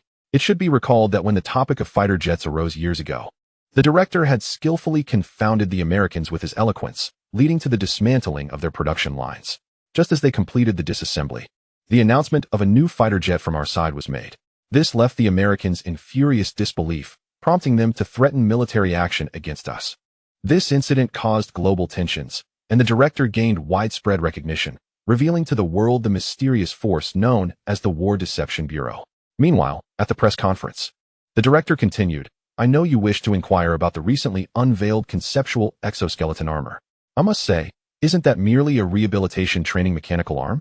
Wouldn't equipping our soldiers with such devices hinder their mobility? Moreover, in this modern era, who deploys ground troops directly? Is warfare merely a matter of melee combat?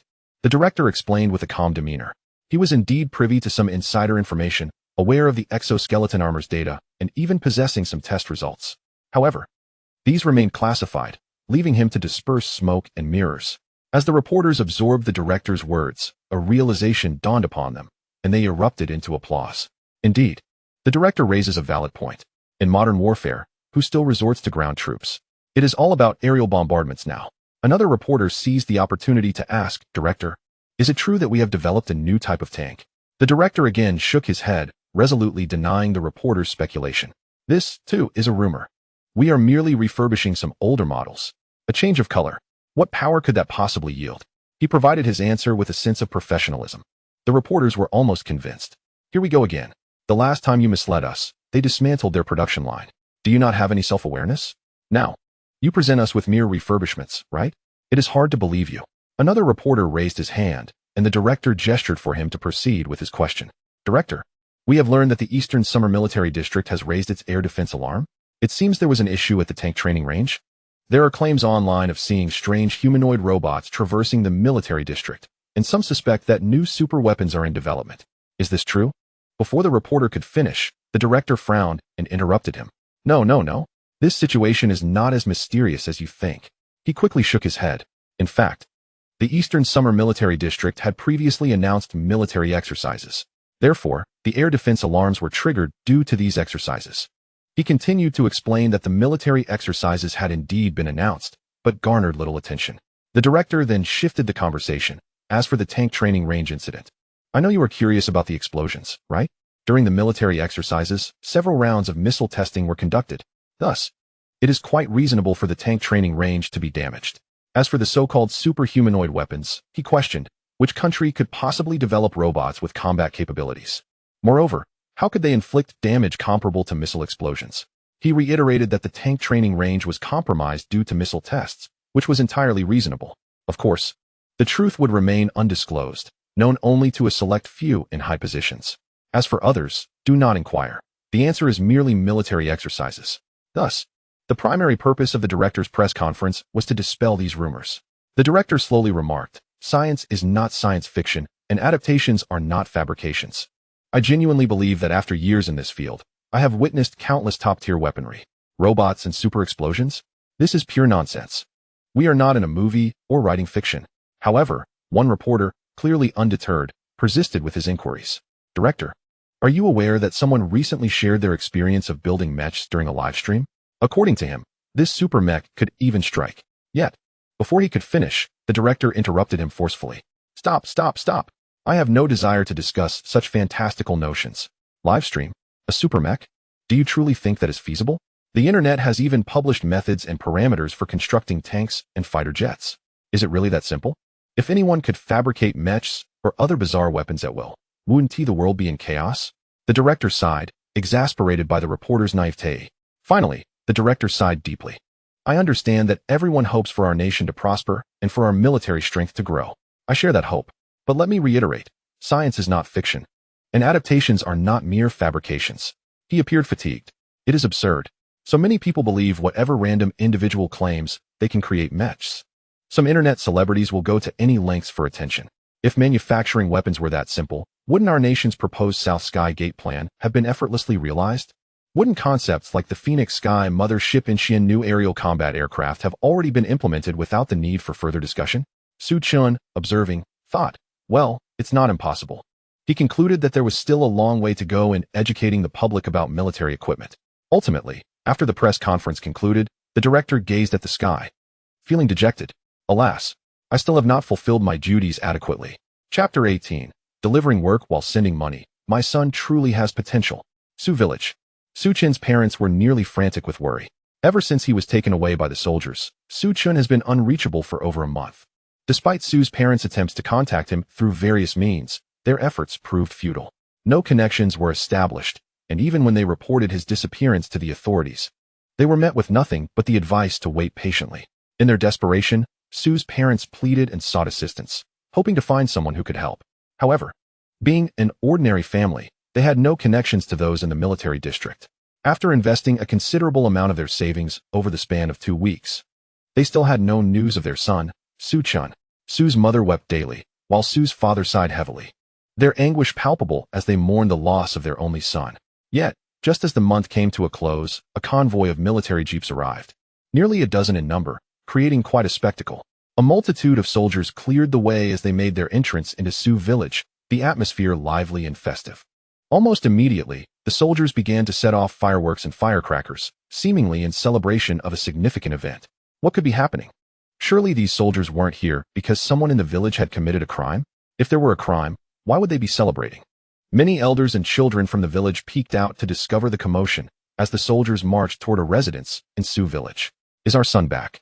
Su's parents rushed out of their home upon recognizing the familiar military jeeps. Indeed, these were the very vehicles that had taken their son away.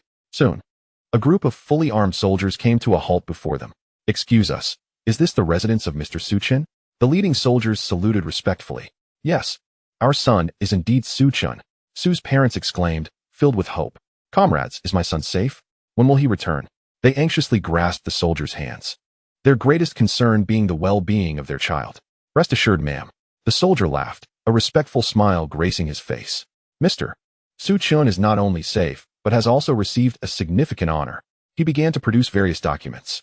Relief washed over Su's parents, tears of joy streaming down their faces. But soon they stood frozen in disbelief as they noticed the soldiers holding banners, certificates, and other celebratory items, entirely devoid of any notion of punishment. Was this truly happening? Excuse me, what did you just say? An honor? What kind of honor? Su's father asked uncertainly, while Su's mother felt a knot of anxiety in her stomach. She knew her son's capabilities. Although Su Chun was dutiful and returned home after graduating from university to take over the family machinery factory, his business had been modest at best. What kind of impact could he possibly have made? Yet, she silently wished for her son as safety above all else.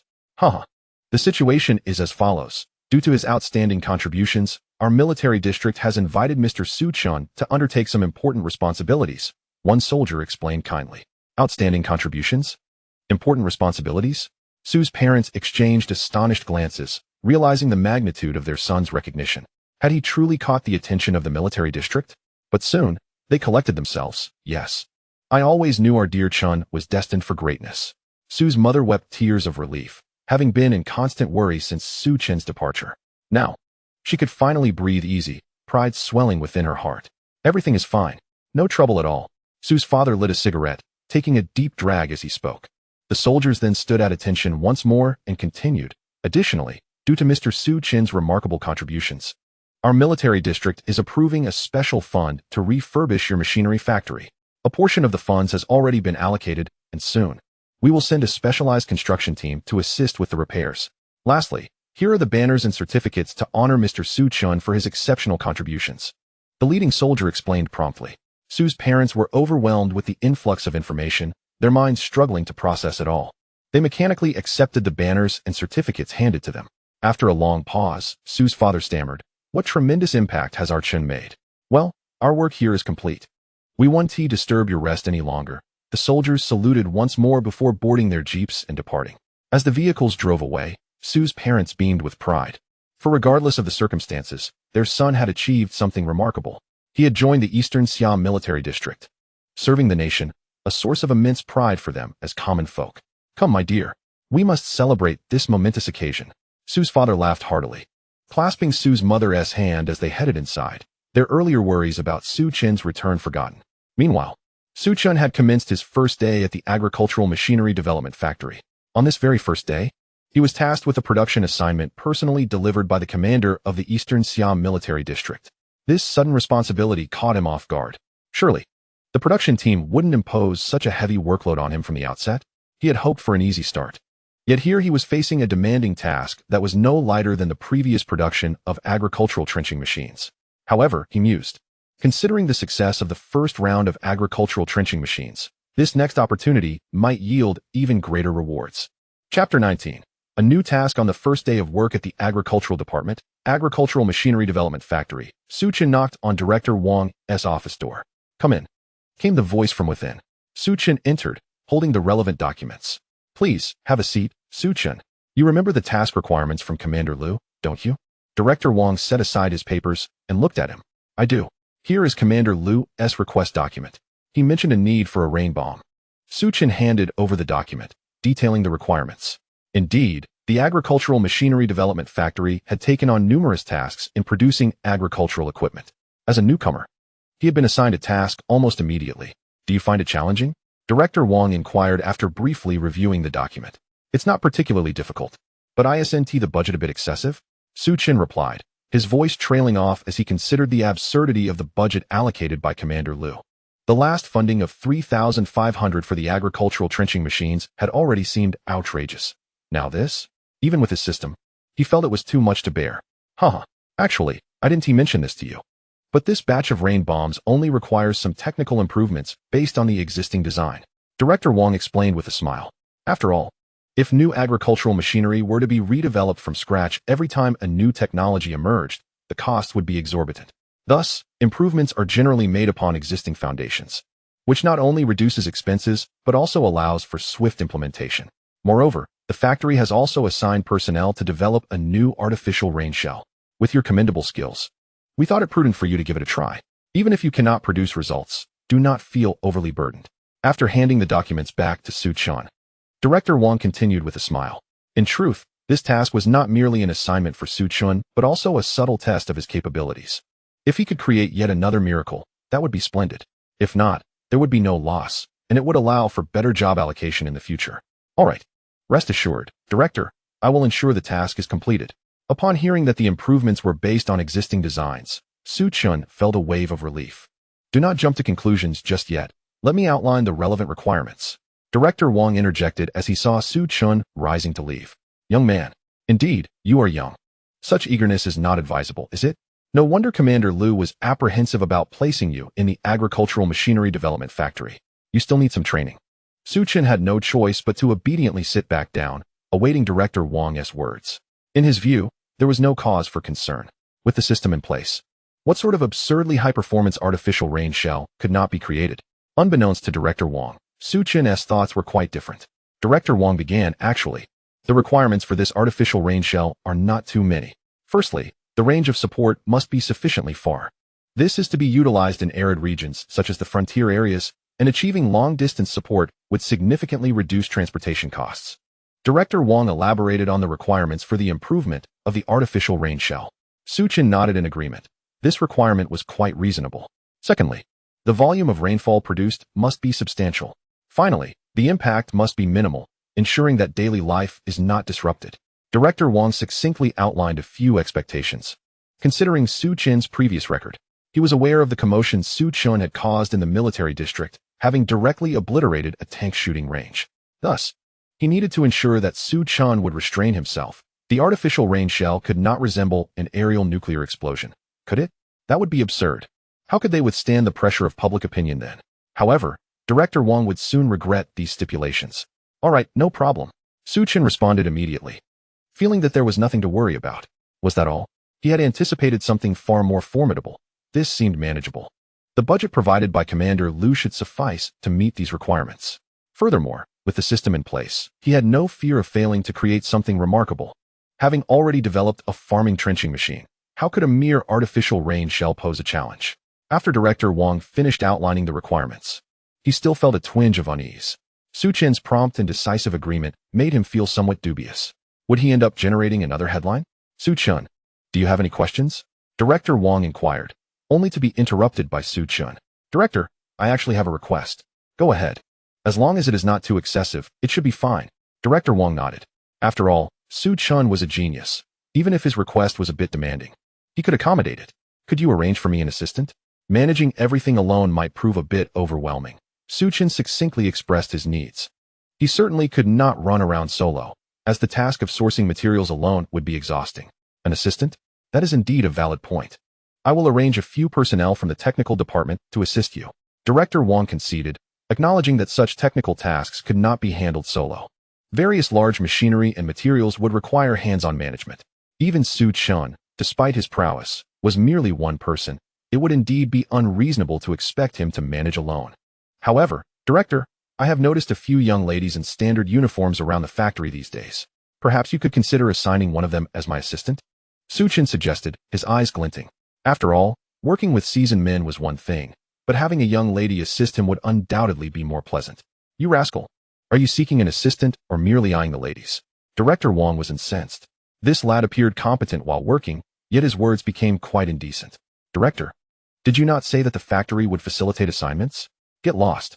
Director Wang exclaimed, seizing a teapot as if to hurl it at Su Chen. This boy truly provided him no peace. If you don't want to provide an assistant, then so be it. Is it necessary to get so worked up? Su Chen promptly fled the office, not daring to look back. That scoundrel! Director Wang shook his head in exasperation. However, as he reflected on Su Chen's earlier words, a benevolent smile crept across his face. A female assistant, is it? I shall fulfill your request.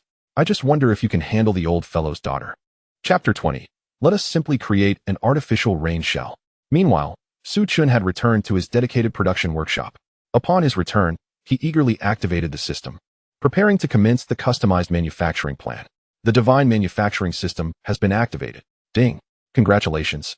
The host has successfully manufactured the agricultural trenching machine according to the customized manufacturing plan, earning 20,000 technology points.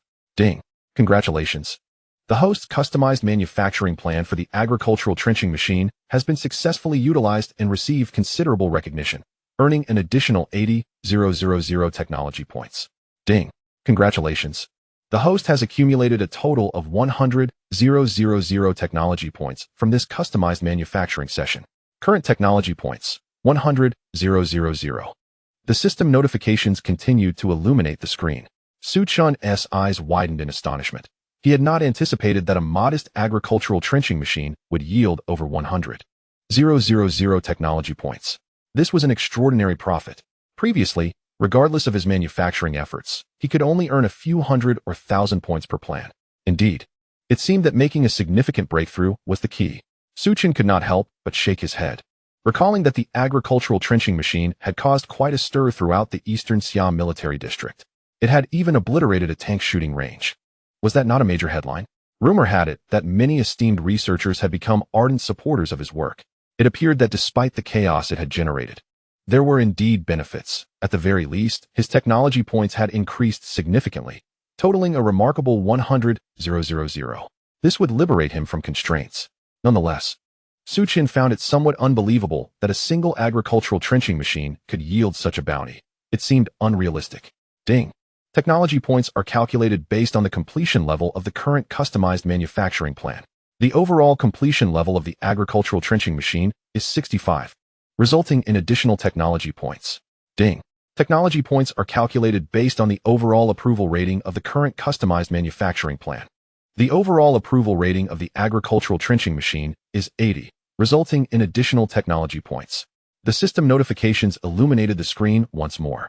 The system elucidated to Su Chun the reasons behind the abundance of technological points, primarily derived from a comprehensive evaluation of both overall approval ratings and completion rates. Thus, Su Chun found himself endowed with such a plethora of technological points. However, despite this, the completion rate of the agricultural ditching mecha remained woefully inadequate, failing to meet the necessary criteria for release. The system's assessment yielded a completion rate of barely 70. Yet, there was little recourse. The customization plan for the agricultural ditching mecha encompassed an overwhelming array of technologies. Moreover, completion rates were not solely a reflection of technological display, but also depended significantly on the craftsmanship of the operator. It was evident that Su Chun had not invested his utmost effort, resulting in a less than satisfactory completion rate. Alas, it seemed he had suffered a loss, and he felt a pang of regret, sensing he had squandered a considerable number of technological points. Nevertheless, he chose not to dwell on it further and promptly entered the system marketplace. Ordinarily, he lacked the qualifications to access the system marketplace, as the items within were prohibitively expensive. However, with a recent acquisition of 100,000 technological points, he could afford a cursory glance. Space elevator retail price, 100,000. 000 technological points. Curvature engine retail price, 500,000 technological points. Soon thereafter, a dazzling array of products unfolded before him. Regrettably, despite his admiration, he could scarcely afford any of them. The prices often soared into the tens of millions of technological points. Yet, the allure was undeniable. Su Chun silently resolved that when his technological points were sufficient, he would procure them all. Subsequently, he immersed himself in work. The artificial rain bomb had a budget of approximately 2,000, with stipulations for long range, substantial power, and minimal impact. He casually tossed Lu Tongling's demands aside. As for the budget, indeed, it was precisely 2,000. One could not deny that Lu Tongling truly regarded him as a source to exploit. Who in their right mind would expect to obtain an artificial rain bomb for such a paltry sum? However, Su Chun was unperturbed, firmly believing that the system would address these issues. Ding. Post request received. Ding. Matching customized manufacturing plan. Ding. Successfully matched a manufacturing plan that meets the host's requirements. Generating. Ding. Generation successful. The manufacturing plan has been stored in the system repository. Please retrieve it. Current plan, agricultural ditching mecha. Material coding, basic configuration options are as follows. Option 1. High-impact new composite material. Option 2. Microscopic invisible coating. Option 3. Power system, basic configuration options are as follows. Option 1. Hydrogen fuel power engine. Option 2. Ultra-hydrogen ring energy power engine. Option 3. Su Chun briefly perused the plan and proceeded to select the more suitable technological options to form a coherent proposal. Well, he would submit the proposal first and later ascertain whether the 2,000 budget could suffice for production. Following this, Su Chun dedicated considerable time to refining the plan. Before long, 3 days had passed. Just as he prepared to input the plan into the computer, a series of knocks echoed from the production workshop's door. Is Su Chun there?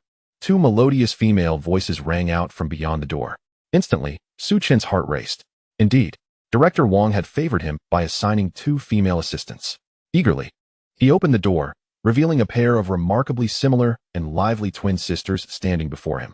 Even clad in standard uniforms, their striking looks were undeniable. Hello, I am Zhu Wan, and this is my sister Zhu Yao. One of the sisters, who introduced herself as Zhu Wan, extended her hand. Greetings. You both look quite impressive. Su Chun quickly reached out to shake Zhu Wan's hand. However, she promptly withdrew her hand with a mischievous smile, leaving Su Chun's hand suspended awkwardly in midair. His face a canvas of confusion. What was happening here? By the way, Su Chun, do you need assistance with the artificial rain bomb task? Zhu Wan inquired, seemingly oblivious to the playful snub. Yes, I could use some help, Su Chun replied after a moment's contemplation. Although he had already devised a plan for the artificial rain bomb, how could he refuse the aid of such remarkable assistance? If you encounter any issues, feel free to ask. We'll do our utmost to assist you. Zhu Yao finally interjected, her tone markedly cool, exuding an air of aloofness that starkly contrasted her appearance. All right then, let us exchange contact information. Su Chen took out his phone, eager to add the two sisters on WeChat. Yet, Zhu Yao frowned, declining to accept his overture. Just come to the technical department's first workshop at 10 o'clock tonight, she instructed, before the sisters turned and departed without a backward glance. Su Chen found himself lost in thought, pondering the unexpected thrill of the evening rendezvous. Who conducts production at such an hour? Was this not an invitation to mischief? Chapter 21. What are these female assistants but devils in disguise? However, when the clock struck 10 that evening, and Su Chen arrived at the technical department's first workshop, the moment he stepped inside, the lights flickered off. Suddenly, the sound of clattering gears echoed as the gates began their swift descent. As he realized something was amiss and attempted to flee, delicate hands pushed him down to the ground. He then beheld two playful figures materializing, gazing intently as the gates continued their inexorable descent. Hey! Su Chen was taken aback. What was happening? It appeared he had been duped. Giggles erupted as the gates finally sealed shut. You wanted us to be your assistants, right? Can't you endure a little hardship? Haha. Enjoy your time in the workshop, goodbye? Zhu Wan's words echoed like a mischievous incantation in his mind. Su Chen's thoughts spun wildly. How could he have anticipated that such a humble agricultural engineering development plant concealed such intrigue? Was it too much to ask for a few charming assistants? Exhausted, he resigned himself to his fate, contemplating the absurdity of it all. Moreover, he soon discovered his phone had been confiscated. How utterly inhumane.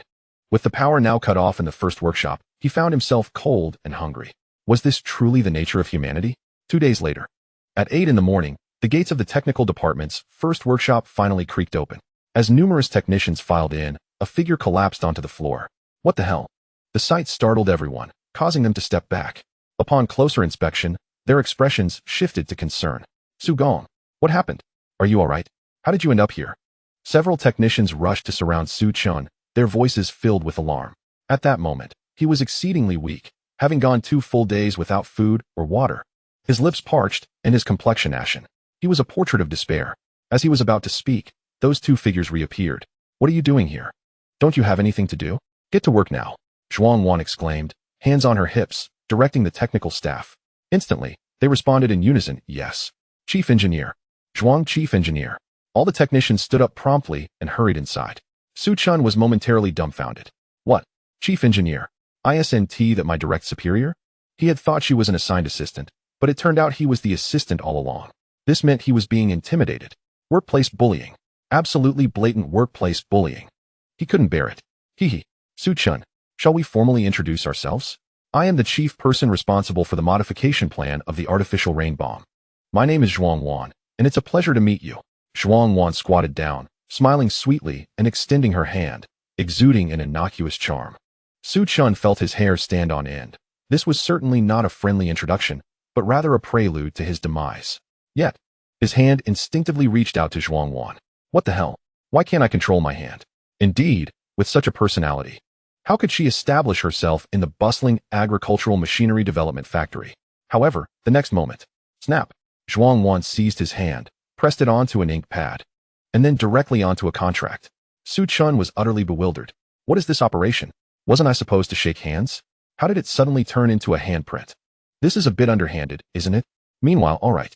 Su Chen, we have officially appointed you as one of the leaders in the artificial rain bomb modification plan. This is one of the initial 3 proposals we drafted, and we hope you can implement and execute it. The usually taciturn Zhuang Yao spoke directly. Hee. Welcome aboard. Su Chen, Zhuang Wan teased, shaking his hand like a mischievous little demon. Su Chen's mind was buzzing. He couldn't fully comprehend the situation. What if I refuse? Has he been sold off without realizing it?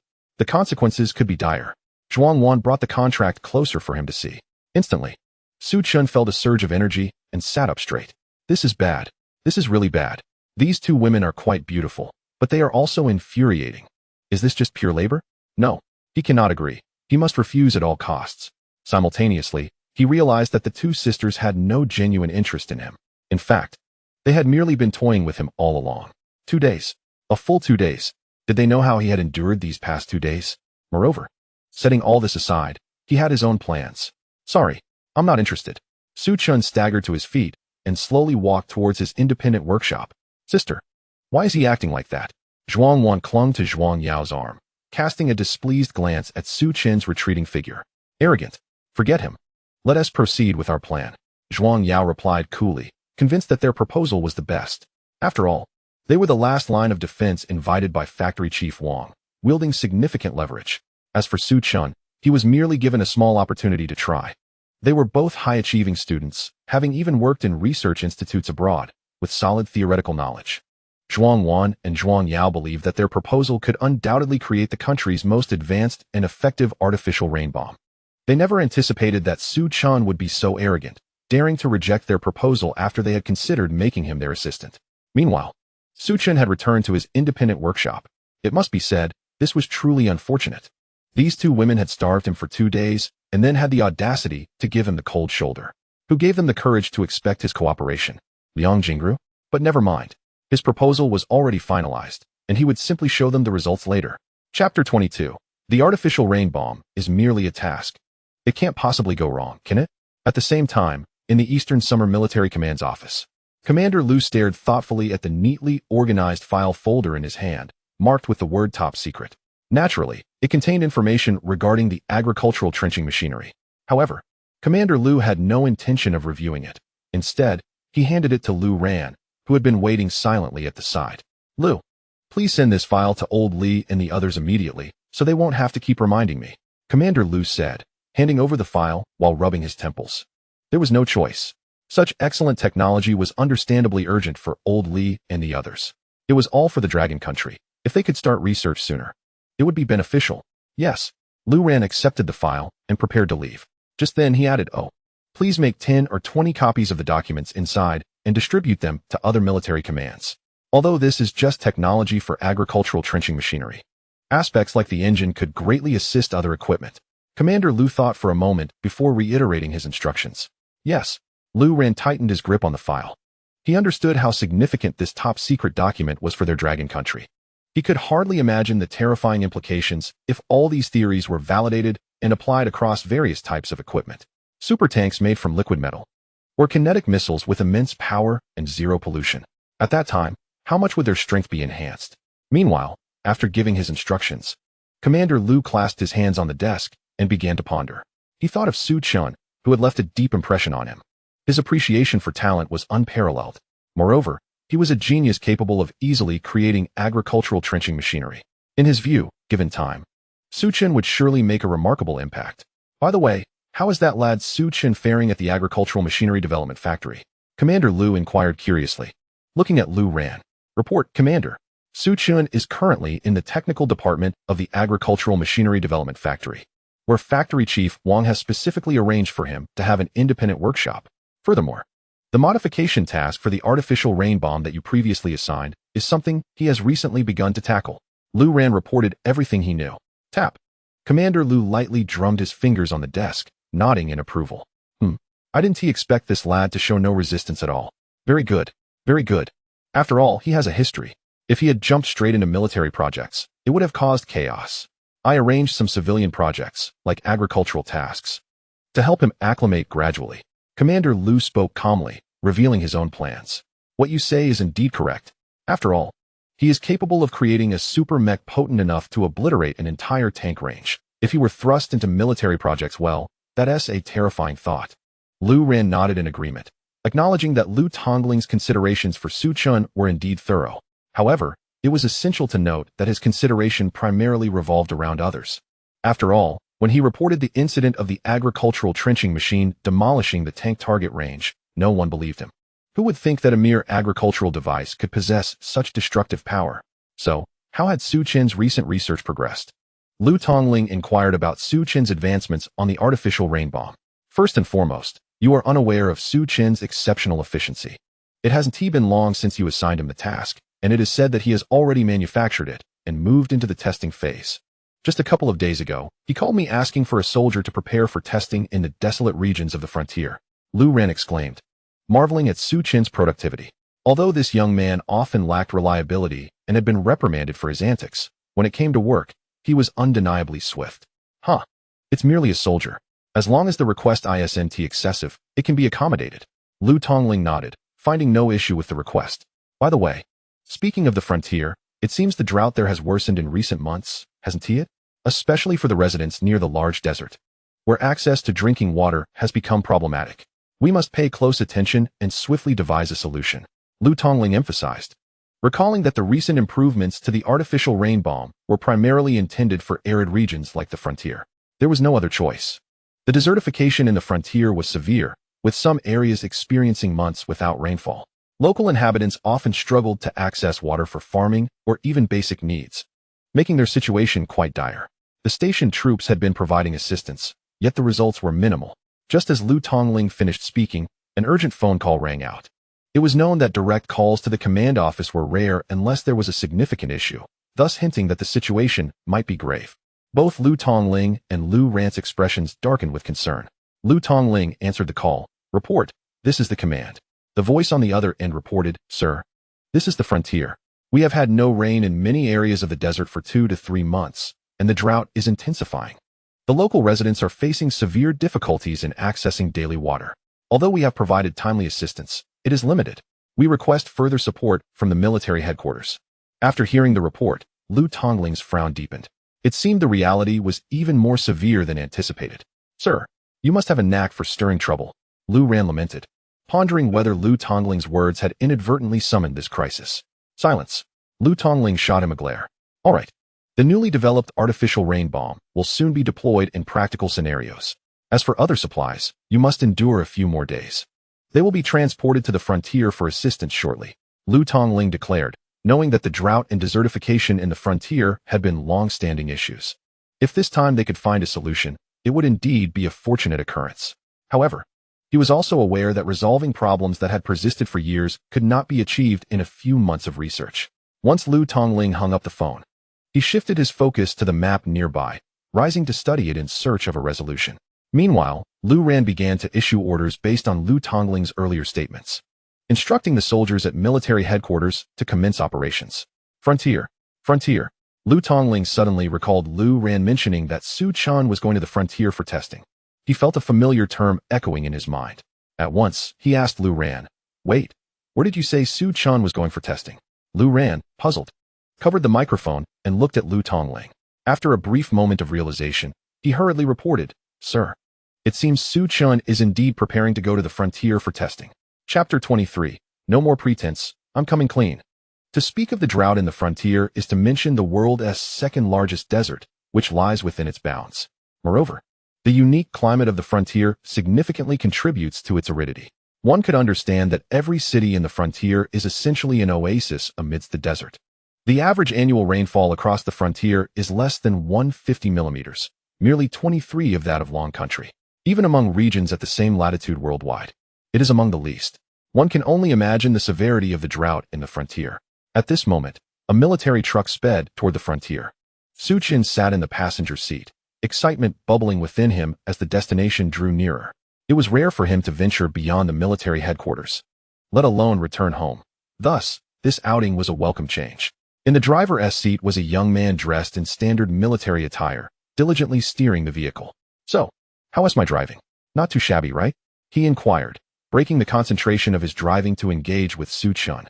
This was none other than Chen Yong, a soldier Su Chan had acquired from Captain Lu Ran's team.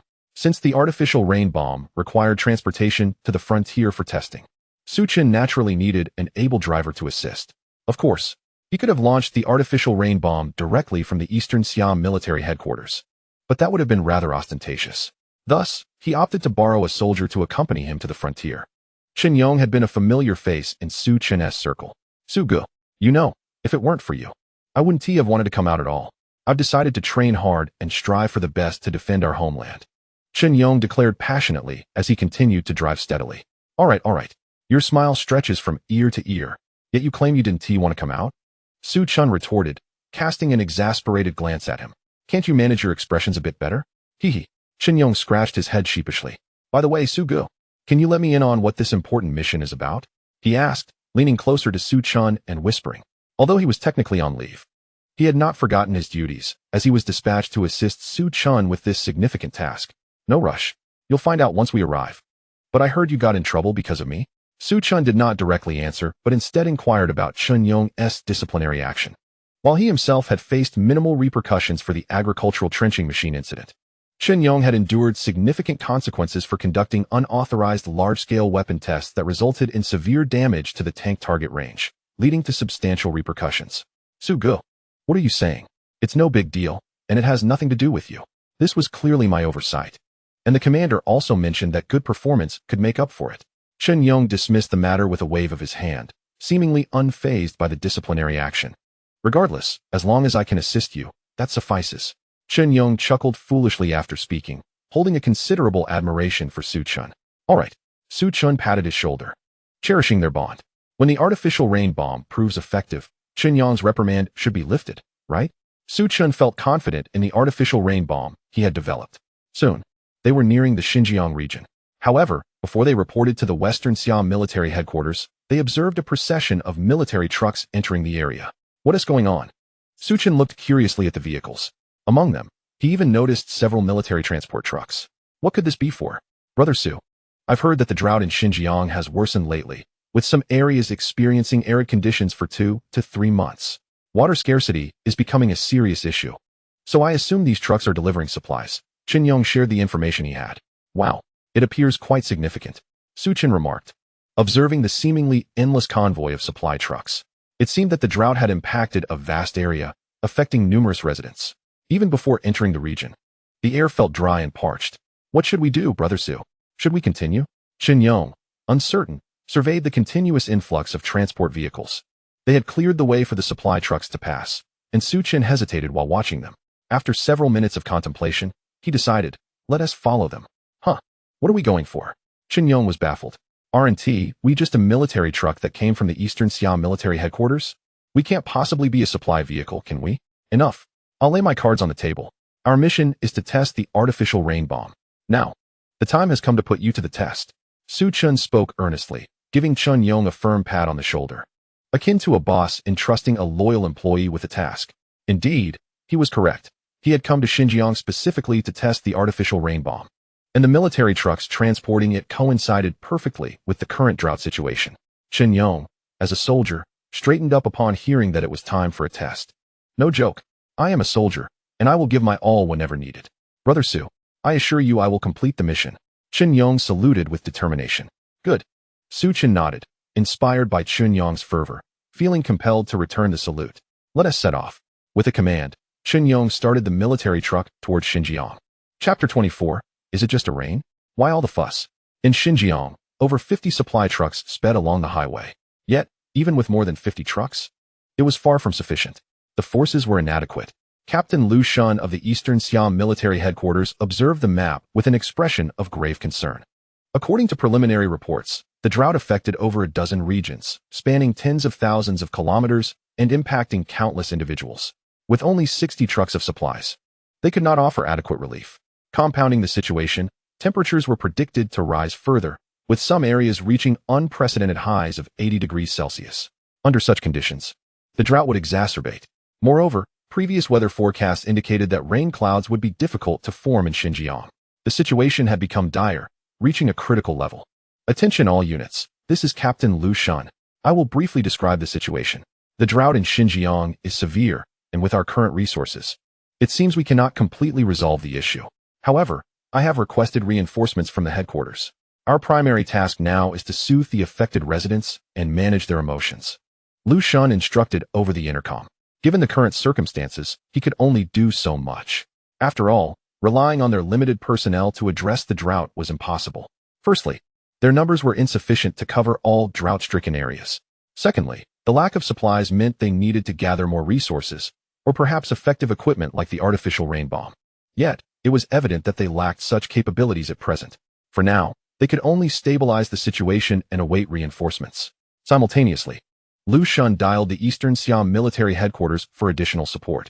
Hello, this is Captain Lu Shun of the Marine Corps, Team 2 of the Eastern Siam military headquarters. We are nearing Xinjiang, but given the current situation, we are critically short on personnel and supplies. Please send additional support. Lu Shun watched the approaching military trucks with growing anxiety. Captain Lu, please rest assured. We have contacted the nearest military headquarters for reinforcements, and military transport planes are already being mobilized. You must control the situation, and I repeat, please stabilize the situation. The urgency in the voice on the other end was palpable. Lu Xun felt pressure. After all, even the commander had personally traveled to Xinjiang, highlighting the gravity of the situation. This made his mission even more daunting. After hanging up, he picked up the intercom once more. Soldiers, I repeat, the situation in Xinjiang is urgent. We must manage the emotions of the residents and ensure supplies are distributed properly. This is a direct order. Lu Xun's words made all the soldiers acutely aware of the severity of the issue. Drought was no trivial matter. A slight mismanagement could lead to disastrous consequences, potentially endangering lives. However, just as Lu Xun finished speaking, the lead truck in the supply convoy detected something amiss. Oh no, Captain Lu, something's wrong. It seems like it's about to rain. No, wait, it might be a torrential downpour. The convoy of 50 to 60 vehicles had traveled over 100 kilometers. The lead supply truck had just exited the highway, while Lu Xun's truck was only just getting on. Nonetheless, Lu Xun struggled to comprehend the soldier's report. What do you mean? It's about to rain heavily. Are you sure you're not mistaken? How could it possibly rain? Lu Xun had been studying the map and occasionally glancing out the window, where the sun blazed fiercely and the temperature soared. Under normal circumstances, the weather would not permit such a torrential downpour. Moreover, when they arrived, satellite confirmations had repeatedly indicated that no stratiform clouds could form in the near future. So, where could this rain, particularly a storm, possibly come from? Yet, at that moment, the report came in. They had already descended from high altitude and observed thick stratiform clouds, suggesting that a storm was imminent. No, it seemed it was already beginning. Another soldier reported over the same channel, his voice trembling as if he had witnessed something horrifying. How could this be? Lu Xun found it hard to believe and immediately took out his binoculars. At this moment, he was incredibly close to the border area. If a storm was truly brewing, he should be able to see the clouds. However, when he raised the binoculars to gaze up, he was struck dumb. He could hardly believe his eyes at the sight of the dark, ominous clouds above. How could this be possible? How could such clouds form so suddenly? Lu Xun was astounded. Hadn't it been stated that there had been a drought for several months? Wasn't it said that stratiform clouds could not form, and that the drought would persist for another month or two? Yet now, the reality before him completely defied his expectations. Just then, another soldier's voice crackled through the radio. Commander, could there be an issue with the intelligence? Nonsense. Lu Tongling immediately dismissed the notion. The weather forecasts from the military district were markedly different from ordinary weather reports. They were derived from satellite and other advanced scientific instruments. Could it be that the military district could also make mistakes? At that moment, however, another soldier cried out in terror, Commander, this is impossible. This isn't just rain. Lu Xun was bewildered. Wasn't this simply rainfall? Why such astonishment? Even during floods and disaster relief, his soldiers hadn't shown such fear. Besides, in a region like this, how much rain could possibly fall? Thus, Lu Xun initially thought their reaction was exaggerated. He lifted the binoculars once more to observe the sky. Suddenly, his expression shifted dramatically. Good heavens! Was this a waterfall? Meanwhile, Lu Tongling was hastily approaching the border in an armed helicopter. He was anxious. The drought in the area was worsening, and the residents were increasingly affected. According to the military district's predictions, the drought would continue for another 2 to 3 months. The situation was becoming dire. Therefore, Lu Tongling took it upon himself to bring more supplies and soldiers to the border. Just then, a sharp sound of wind sliced through the air, followed by a terrifying sonic boom that echoed from behind. Then, waves of mock rings appeared abruptly, accompanied by a shadow that suddenly materialized and vanished. What was that? Lu Tongling's expression changed, and he struggled to speak. Suddenly, a powerful wind pressure nearly flipped the armed helicopter. The pilot's face turned pale as he struggled to stabilize the helicopter. He glanced at the radar, and as he saw the readings, his pupils widened in shock. Commander, no targets detected. No targets. The pilot frantically adjusted the radar, but it remained unable to capture anything. At that moment, he realized the gravity of the situation. Commander, that object, it can cloak itself from our radar, the pilot said hesitantly, contemplating the only possible explanation. Hearing this, Lu Tongling's expression grew serious. It was important to note that the radar on the armed helicopter had just been upgraded with the most advanced detection technology. Even the most sophisticated stealth technology should be detectable when something had just flown past them. Quickly, contact the Defense Department. Lu Tongling ordered immediately. Lu Ran took out the satellite phone to reach out to the Defense Department. The unidentified flying object had just flown at the same altitude as their helicopter, indicating that it wasn't newly launched, but had been airborne for some time. This meant it should trigger air defense alarms. A simple inquiry would reveal who had launched the unidentified flying object. However, just as they were contacting the Defense Department, the sky suddenly lit up with a blinding white light. Buzz. Then, they saw the unidentified flying object seemingly explode out of thin air. Boom.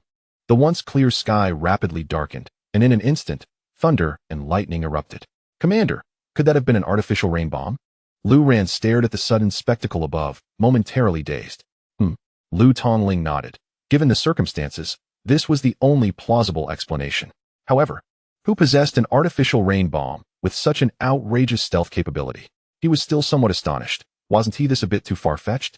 At this moment, the armed helicopter was nearing the border, and the terrifying clouds had formed, beginning to unleash rain. Lu Tongling glanced at the map and then at the unfolding scene, struggling to comprehend it. Their intelligence should have been accurate. Before departing, they had conducted another round of checks, including temperature and humidity assessments. Indeed, the area was extremely dry, with very high temperatures and nearly undetectable humidity levels. This implied that rain under such conditions was almost impossible, let alone the formation of such a scene. Such terrifying stratiform clouds. Even during the rainy season, regions with substantial rainfall would struggle to develop such formidable clouds. Everything happening before Lu Tongling felt exceedingly bizarre. The border area had endured drought for 1 to 2 months, and scientific predictions had indicated that the drought would persist for an extended period. Furthermore, within half an hour of their departure, they had conducted another test, and under conditions where rain was nearly impossible, it was inexplicable that it was now raining. Frankly, under such conditions, even artificial rain bombs could not achieve this effect. While artificial rain bombs could indeed induce some precipitation, achieving effective rainfall in an area with nearly zero humidity was utterly unattainable for conventional artificial rain bombs. Otherwise, the Eastern Siam Military District would not have needed to improve their artificial rain bombs. Yet now it was absurd, coupled with the previous unidentified artificial rain bomb, which boasted such a terrifying stealth capability. He almost felt as if he were witnessing a supernatural event. Were it not for his staunch materialism, he might have thought there were ghosts. Just then, in the sky, the rain began to pour down in torrents, and the intensity of the rain was increasing. Xiaolu, this artificial rain bomb seems to be quite effective. Could it possibly employ new condensation technology? Lu Tongling observed the substantial rainfall with surprise. What an impressive effect. It appears that a new condensation technology has been employed. Otherwise, such arid air would unlikely yield such effective precipitation. Lu Ran nodded, convinced that this was the only plausible explanation. However, as the rainfall intensified, the sky became obscured by the deluge, rendering the path ahead unclear. The downpour escalated into a torrential rainstorm, so severe that even armed helicopters hesitated to advance, opting instead to retreat. Something was amiss. Hiss. Something feels off. Is the rainfall perhaps excessive? Lu Tongling pondered, sensing that the situation was becoming increasingly precarious. Could it really be? This was the arid region, where the average rainfall is minimal. Lu Shun shook his head, reasoning that perhaps the initial thunderous downpour would soon subside. Yet, at that moment, a voice crackled through. Report. Commander, we cannot proceed. The rainfall is too heavy ahead. According to ground reports, the convoy cannot enter the arid region. A flood is forming. The pilot's voice was urgent, and he swiftly maneuvered the armed helicopter to turn back. Hearing this, both Lu Tongling and Lu Ran were momentarily stunned, bewildered. Had they misheard? Their journey thus far had been marked by dry conditions. Even now, though there was some rain, it hardly seemed significant. After all, as Lu Ran had pointed out, what was the average rainfall in the arid region? How could it possibly lead to a flood? Yet now, they were being told that a flood was imminent? What did that even mean? And to the extent that their transport convoy could not pass? What did you say? Lu Tongling was immediately alarmed. He could not accept this. It was simply impossible. This was the arid region, one of the driest areas in the world, even among regions of similar latitude. And now, at its driest moment, it was experiencing enough rainfall to cause flooding? Was that feasible? Even the legendary flood caused by the Dragon King of the East Sea could not compare. However, as Lu Tongling and the others glanced into the sky, they beheld a cascading torrent, resembling a waterfall, pouring down with relentless ferocity. The rainwater fell as if it were free, mercilessly cleansing the parched land. At that moment, Lu Tongling was left speechless, his disbelief palpable as he witnessed this phenomenon. How could this be? What secret testing mission was this? Was this not chaos? Just then, an alert from the radar pierced through the air. Commander, we have detected suspicious individuals less than 2 kilometers below, seemingly launching unidentified flying objects. The pilot reported urgently, his expression grave. Move closer. Lu Tongling commanded without hesitation. sensing that these individuals were likely the ones responsible for the artificial rain. There was no other explanation. The armed helicopter swiftly approached, and Lu Tongling and his team retrieved their binoculars. Upon a closer look, Lu Tongling squinted, noticing two figures, both covered in dust and grime, obscuring their true features. However, one of them, dressed in standard military attire, caught his full attention. Why did these two seem familiar? Lu Tongling muttered, feeling an inexplicable sense of recognition. As the helicopter drew near, the two figures stood at attention. Report, Commander. Marine Corps soldier Chen Yong, currently executing a secret testing mission. The soldier's authoritative declaration left the arriving troops, and Lu Tongling momentarily dumbfounded.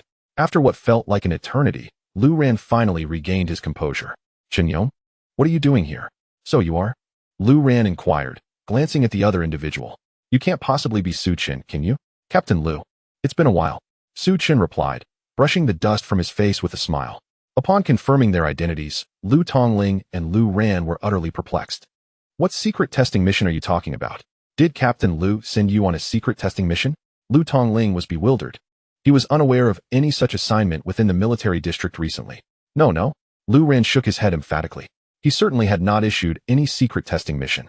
Moreover, when Su Chan had asked him for assistance, it was merely to lend a hand, not for any secret testing mission. What was all this about? But what kind of secret testing mission had turned you into this sorry state? Lu Tongling scrutinized the two, noting their disheveled appearance, covered in dirt and dust. Commander, this isn't our first test. We lacked experience. It's reasonable for something to go awry. Su Chen scratched his head, chuckling sheepishly. Lu Tongling's lips twitched. It seemed that wherever the most absurd situations arose, Su Chen was bound to be there. Ever since he had met this lad, he had a knack for appearing in the most ludicrous of circumstances. Now, with the sudden downpour, he had somehow found himself here. How ridiculous. Moreover, to claim they were conducting some sort of testing. Are you not aware that the region is extremely dangerous right now? The rainfall is excessive and could lead to flooding? Why are you still here instead of leaving? Lu Ran chided, alarmed that they were adding to the chaos. We did mention it, didn't we? We are conducting a secret testing mission, which coincidentally addresses the drought issue. Upon hearing this, all eyes turned towards Su Chen. A secret test that coincidentally resolved the drought issue? Bold assertion. They were merely two individuals, one dressed casually. How could they possibly resolve a drought that had plagued the region for decades? It was absurd. Lu Tongling certainly did not believe it. In his view, Su Chen and Chen Yong were merely two inexperienced youths. Commander, can't you at least have a bit of faith in us? Su Chen replied, feeling somewhat exasperated. Why was it that no one believed him?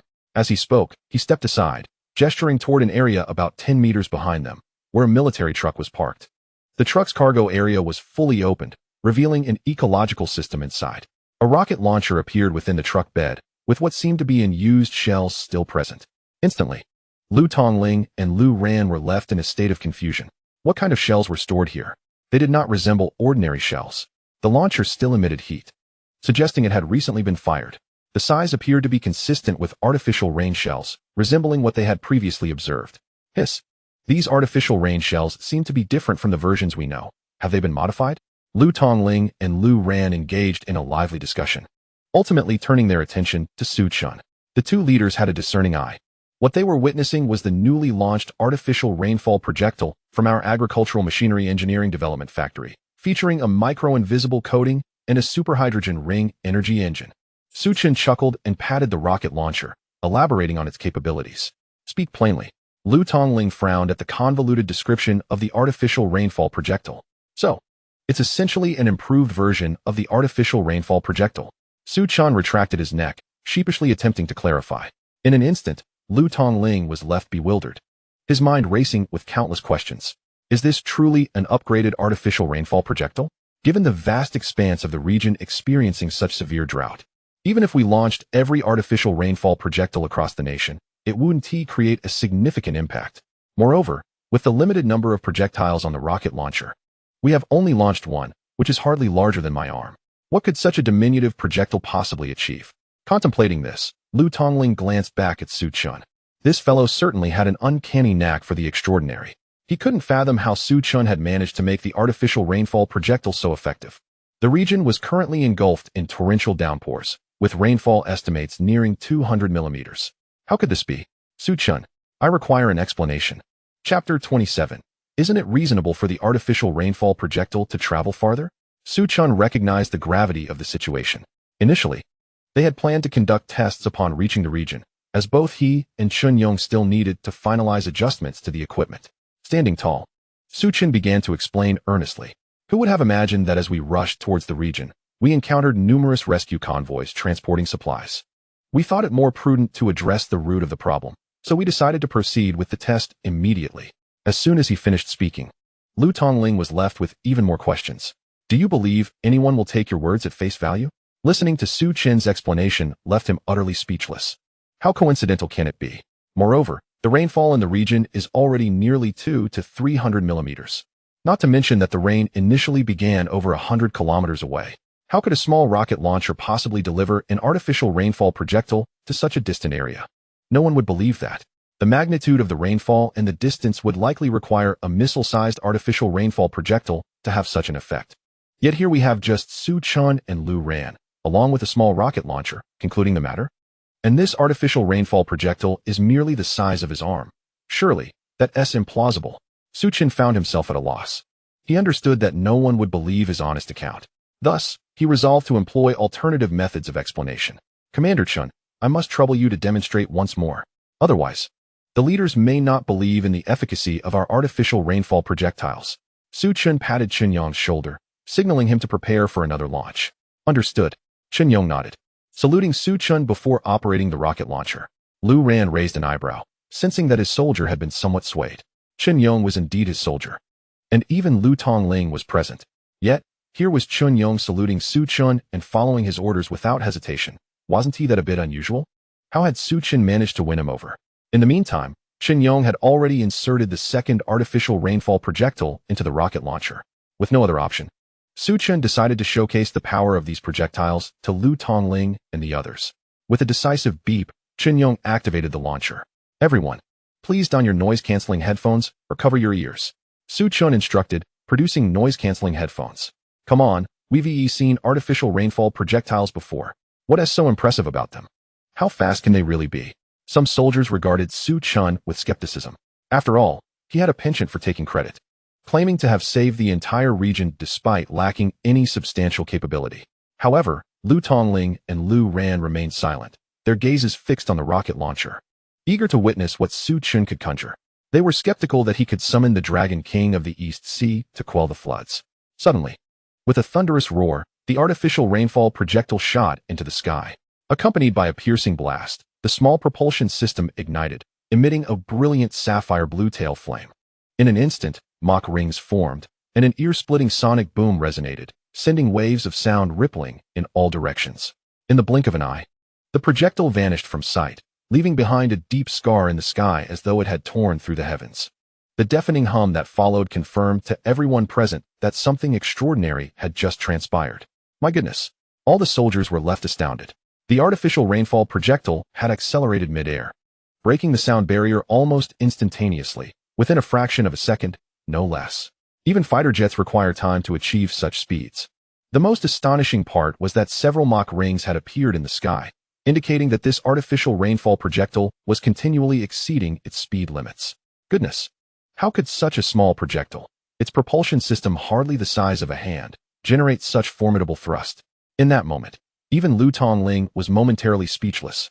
He suddenly recalled the mysterious flying object he had seen upon arrival, realizing that it was none other than Su Chun's doing, which had nearly toppled their armed helicopter. The artificial rainfall projectile was simply too small. Thus, the propulsion system could only manage a mere 30 or so Mach. Su Chun began to explain, unfortunately, given the limited size of the propulsion system, I had to slightly compromise on performance. However, as soon as he spoke, Lu Ran interjected, You call that a mere compromise? That rivals the speed of express delivery. He looked at Su Chun in disbelief.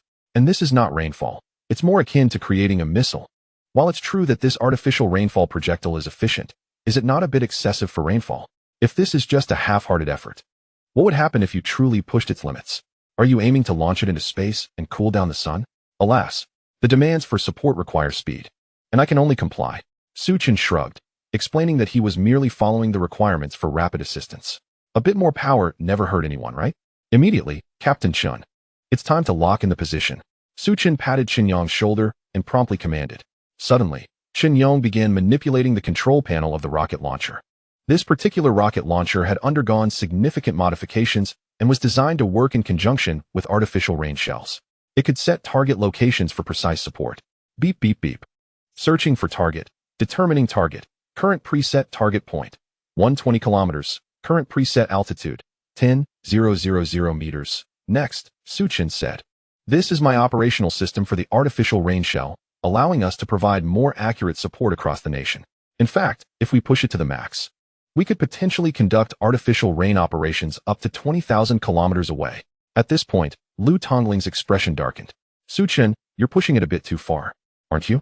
Science isn't fiction. We need to be pragmatic. What absurdity. What does 20,000 kilometers even mean? Didn't Suchin realize? This was merely a small artificial rain shell. How could it possibly achieve such feats? Moreover, even the most advanced intercontinental missiles in the world cannot strike targets accurately from such distances. Lu Tongling found even the claim of 120 kilometers to be outrageous. Ordinary artificial rain shells couldn't reach such ranges. Just then, Lu Ran's satellite phone suddenly rang. Report to Captain Lu. Report to Captain Lu. We have an incident. We have detected an unidentified flying object in the sky, approximately 80 kilometers away from us. Upon answering the call, Lu Ran's expression changed drastically. Their forward support team was only about 30 to 40 kilometers away, and they had been stationary for quite some time. How could they have spotted an unidentified flying object nearly 80 kilometers away? This implied that the artificial rain shell had indeed traveled over 120 kilometers in such a short time. Is this real?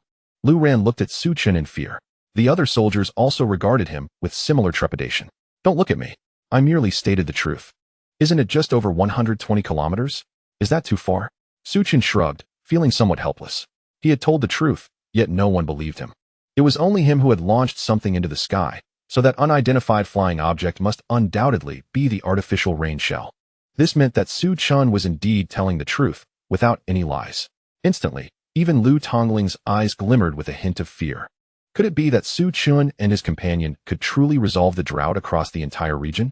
And perhaps, when fully operational, this artificial rain shell could reach 20,000 kilometers for rain operations. This was astounding. Lu Ran was utterly stunned, standing there in a daze, muttering to himself. Su Chun, however, was unfazed and slowly remarked, "What is so astonishing about this? An artificial rain shell is, after all, an explosive shell. It makes sense for it to fly a considerable distance, does it not?" Chapter 28. Is this rain? Or are you creating a nuclear bomb? Lu Tongling was utterly perplexed. To be honest, he had witnessed much in his years, rising from an ordinary soldier to the top position in the Eastern Siam military district. He had seen various artificial rain shells, both domestic and foreign, large and small. He had even personally launched them and participated in research. However, today's modified artificial rain shell was still beyond his comprehension. This was not an artificial rain shell at all. It bore no resemblance to one. Frankly, if deployed in a major conflict, it could serve as a super weapon. Let's not even mention its speed, which must be at least Mach. It could respond swiftly. There would be no issues using it in warfare. As for its range, it stretched an astonishing 20,000 kilometers, meaning that the entire world would fall within its reach. Do you call this an artificial rain shell?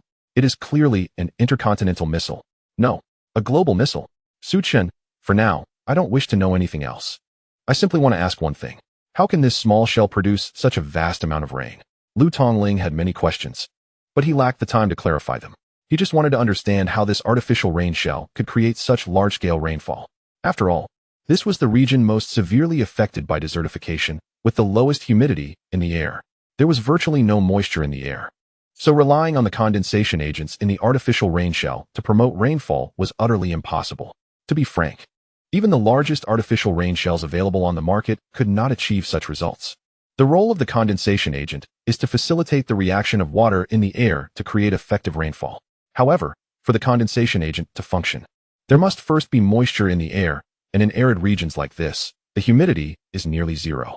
Thus, the tiny amount of condensation agent carried by the artificial rain shell would struggle to produce any effective condensation reaction. Upon hearing this, Su Chen became excited. He hadn't expected Lu Tongling to be so knowledgeable. He had recognized the issue with the artificial rain shell right away. Indeed, ordinary artificial rain shells, with such a small volume, could not carry enough condensation agent to facilitate rainfall in arid areas. Otherwise, the Eastern Siam Military District wouldn't have invested substantial resources to improve the technology of artificial rain shells. Therefore, in terms of the condensation system, what Su Chen employed was, without a doubt, cutting-edge technology from the system. However, this artificial rain shell did not carry any condensation agent. No condensation agent? Everyone's eyes widened in disbelief. This meant that the artificial rain shell produced rainfall without any condensation agent? How could that be possible? This was entirely contrary to reason. Without a condensation agent, how could effective rainfall occur? Were they being deceived? Lu Ran's lips twitched as he hurriedly inquired. My artificial rain shell contains a condensation fission catalyst. It only needs to generate enough energy during the explosion to activate a rapid condensation fission reaction among some molecules in the air, thus converting them into water. It is well known that the air in many arid regions contains very little water vapor. However, the oxygen content is quite high, around 21, while hydrogen is less abundant and moves quickly, but the sheer volume of air compensates for that. Moreover, the catalyst serves to accelerate the reaction process, generating a significant amount of water vapor in an instant. Theoretically, this should result in effective rainfall. Su Chen elaborated on the principles of this artificial rain shell in an accessible manner. Instantly, everyone was left dumbfounded. These principles might be difficult for the average person to grasp, but Lu Ran and Lu Tongling understood them clearly. The underlying theory seemed to actually make sense. However, even they needed a moment to process it. My goodness, when Lu Ran snapped back to reality, he couldn't help but marvel. Hydrogen escapes quickly, which they were all aware of. Otherwise, hydrogen energy wouldn't require specially designed storage tanks. To achieve such instantaneous reactions between hydrogen and oxygen, what kind of technology was that? The phenomenon of fission, akin to nuclear fission, left Lu Tongling in a state of profound shock, prompting him to contemplate deeper implications. One mustn't speak recklessly, he admonished. I am a law-abiding citizen. The notion of nuclear fission is utterly unfounded. Su Chen promptly waved his hand, rejecting the label. Lu Tongling chuckled, feeling a wave of relief wash over him. Unbeknownst to him, however, the concept of fission was indeed remarkable. If it could bear such a name, surely it must be extraordinary. Yet, Su Chen would never confess to such a thing. Nevertheless, both Lu Tongling and Lu Ran were left in silent astonishment. It was as if one individual had single-handedly altered the climate. Initially, they believed Su Chen was merely dabbling with agricultural trenching MECHs, only to discover he could manipulate the weather as well. Just as Lu Tongling was about to inquire further, the intercom crackled to life. Commander, this is Lu Shan, captain of the 2nd Team of the Marine Combat Unit. I have an urgent report, he stated. Due to an unexpected torrential downpour in the region, I have ordered the temporary withdrawal of the supply convoy. Based on my past experiences, this storm is unprecedented. Furthermore, we have detected unidentified flying objects, suggesting the intervention of unknown forces. I request that you assign additional researchers for further investigation. Please be informed. Lu Shun recounted his actions in detail. Lu Tongling cast a glance at Su Chen, realizing that indeed, it was those very unknown forces. Captain Lu, I am already aware of the situation. We have investigated thoroughly, so please do not worry. Lu Tongling replied calmly, feeling a pang of sympathy for the supply convoys that had traveled great distances. What? You already know? Lu Shun was taken aback. A sudden torrential downpour, nearing flood conditions, and you are already informed? If I didn't know better, I would suspect the involvement of extraterrestrial forces. Commander, may I inquire about what transpired? Lu Shun pressed. Yet, the matter remained unclear. The drought in the region had been temporarily alleviated, rendering the situation safe for the time being. You should rest in the nearby military district. I will handle the rest.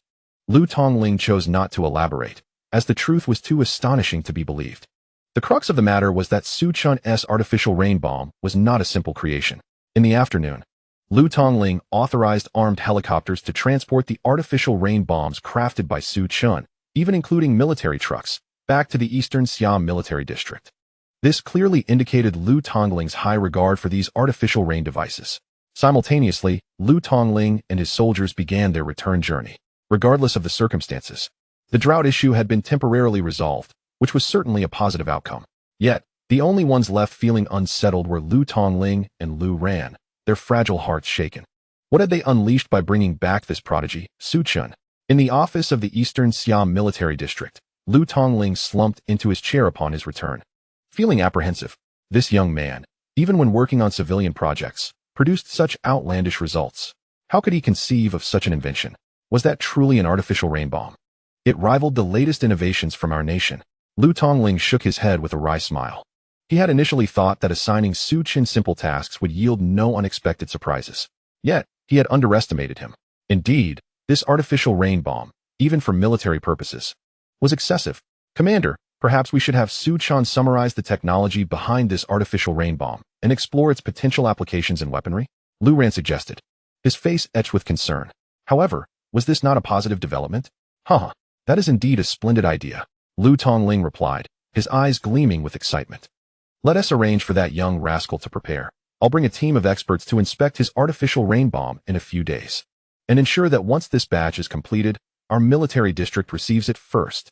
Modifying these devices for other uses would be a shame, Lu Tongling asserted, tapping the table as he voiced his thoughts. Understood. Lu Ran saluted and promptly departed. Meanwhile, Su Chen successfully completed his testing mission. After parting ways with Chen Yong, he returned to the Agricultural Machinery Engineering Development Factory. The next day, he appeared in Director Wang's office. So how did it go? Was everything smooth? Director Wang inquired. Showing considerable interest in Su Chen, who was regarded as a valuable asset to the factory, despite his occasional mischief with the female staff. I heard there was a sudden downpour in the region. It didn't affect you, did it? Director Wang continued. Aware that Su Chen had gone to test the artificial rain bomb, and the unexpected storm could have posed challenges. Not at all. You need not worry, Director. Here is the work report for your review. Su Chen replied with a smile as he handed over the report. Although his task was assigned directly by Lu Tongling, presenting the work report to Director Wang was entirely appropriate. You rascal. Director Wang chided playfully, bemused by Su Chen's eagerness. The work report contained no alarming issues, merely stating that the tests had gone exceptionally well. All right, I'll ensure it gets reported. Well done, Director Wang added, despite his earlier irritation. Thank you, Director. I won't take up more of your time. Su Chen grinned, scratching his head. He hastened to submit the work report for his own reasons, though he found it difficult to articulate. By the way, in a few days, the Agricultural Bureau will send personnel to assess the progress of the artificial rain bomb's improvements. They will primarily focus on the developments led by Zhu Wan and her team, but since they will be visiting, you should showcase your work as well. If all goes well, it could be approved for deployment. Director Wang recalled and called Su Chen back. All right, no problem. I will ensure completion, Su Chen affirmed before taking his leave. As Director Wang watched him depart, a smile crept across his face. It must be said, despite his minor flaws, Su Chen's work efficiency was remarkable. The task had been assigned only a short time ago, and he had already completed production and testing, all within a month. Such capability was commendable. Even if he made minor mistakes, they could be overlooked. However, at that moment, the phone in his office rang abruptly. His expression shifted dramatically. Director, you really need to address Su Chen's behavior. We've received 30 complaint letters this month. The administrative department's voice lamented on the other end. Director Wang's beard bristled with indignation. 30 complaints? It seemed this young man had managed to offend nearly every female staff member in the Agricultural Machinery Engineering Development Factory. How audacious. No wonder he was so eager to submit his work report. It seemed he sought to shield himself from the fallout. Su Chen, you get back here this instant. Director Wang fumed, ready to confront Su Chen. Yet, by this time, Su Chen had already made his escape. A few days later, as Su Chen arrived at the gate of the Agricultural Machinery Engineering Development Factory, he was greeted by a striking scene. The square in front of the entrance was lined with a formation of technicians, led by Director Wang, all standing upright in a disciplined manner. There were about 20 to 30 individuals, each impeccably dressed and brimming with enthusiasm, as if preparing for a grand welcome ceremony. Instantly invigorated, Su Chen quickly slicked back his hair and approached them with spirited confidence. Good morning, good morning. There's no need for such formality for just a casual workday. You've all worked hard, and Director, you too. The two chief engineers look stunning, Su Chen exclaimed, enthusiastically shaking hands with each person. Su Chen, stop right there. Do you even know what day it is today? Director Wang interjected sharply, visibly annoyed. The others exchanged glances, their impression of Su Chen being that of a rogue. They had yet to witness any of his capabilities, but his reputation for mischief was well known, leading some to jest about the possibility of him being Director Wang's illegitimate son. However, Director Wang understood Su Chen's complexities all too well, feeling a mix of affection and exasperation toward this eccentric genius. Enough of this nonsense. Today marks the arrival of important officials from the Agricultural Department. Get over here and line up, he commanded, pulling Su Chen into line. Realizing the gravity of the situation, Su Chen promptly began to notify the military district. Although he was unsure why the military commander Lu would also participate in the inspection of the artificial rainfall bomb, he followed through with the instructions. Shortly thereafter, a sleek black vehicle, designated for the agricultural department, approached the factory. Director Wang hurried to greet the car, opening the door as the assembled crowd erupted into applause. It was known that the order from the agricultural department was worth millions, and should the inspection of the modified artificial rainfall bomb pass, future orders would surely follow, marking a significant advancement for the entire factory. The arrival of the agricultural department officials, including Director Chen Jianfeng and several deputy directors, was met with anticipation. Zhu Yao and Zhu Wan felt a hint of nervousness, as the artificial rainfall bomb project they were responsible for had been fully approved and the demonstration models were ready. All they needed was the department's endorsement to commence mass production, which contributed to their anxiety and the preparation of 4 comprehensive plans. After some courteous exchanges, Director Chen became impatient. "All right, Director Wang. I believe everyone is present. Shall we begin?" he stated directly. Director Wang nodded, preparing to invite Director Chen into the factory when Su Chun interjected loudly. "Wait, Director Wang, Director Chen. It seems not everyone is here yet." His boldness drew the attention of all present. Most attendees were seasoned professionals in formal attire, while Su Chun, the only youth among them, was clad in casual wear. His interruption of their conversation was glaringly inappropriate. "Stop fooling around. Get back." Director Wang's expression darkened as he reprimanded Su Chun. He understood that Su Chun had a unique relationship with Commander Lu, but with so many prominent figures present, including Director Chun, decorum was essential. At that moment, Director Chen scrutinized Su Chun, a smile forming on his lips. Could this be the Su Chun I've heard about? He mused, recalling that a young man had recently been assigned to the Agricultural Machinery Engineering Development Factory under the direct orders of the military commander. This was his first encounter with Su Chun, and he was taken aback by the youth's apparent lack of decorum, suspecting he might indeed be the rumored illegitimate child of the commander. Indeed, he is Su Chun, but please, Director Chun, do not take offense. He is simply a young man who lacks awareness of the situation, Director Wang said, beads of sweat forming on his forehead. He shot a glare at Su Chun, urging him to retreat to avoid further embarrassment. "But Director Wang, are you sure we shouldn't wait a bit longer?" Su Chun continued, seemingly undeterred by the disapproval surrounding him. Instantly, all eyes were on him again. Was this young man truly so audacious? The technicians at the Agricultural Machinery Engineering Development Factory, who previously looked down upon Su Chun, now regarded him with even greater disdain. Nonetheless, they paid little heed to his words, believing he was merely a young man without influence over the proceedings. They had their agenda to follow. The officials from the agricultural department were to tour the factory, inspect the production lines, hold a meeting, and finally conduct the inspection of the artificial rainfall bomb. They had no time to indulge a brash youth. "Director Chun, shall we proceed?" "Let us not concern ourselves with him," Director Wang said, his frustration evident, but he maintained a cordial demeanor in front of Director Chun. It seems, Director Wang, you have significant issues in managing your staff," Director Chun remarked with a wry smile, casting a discerning glance at Su Chun.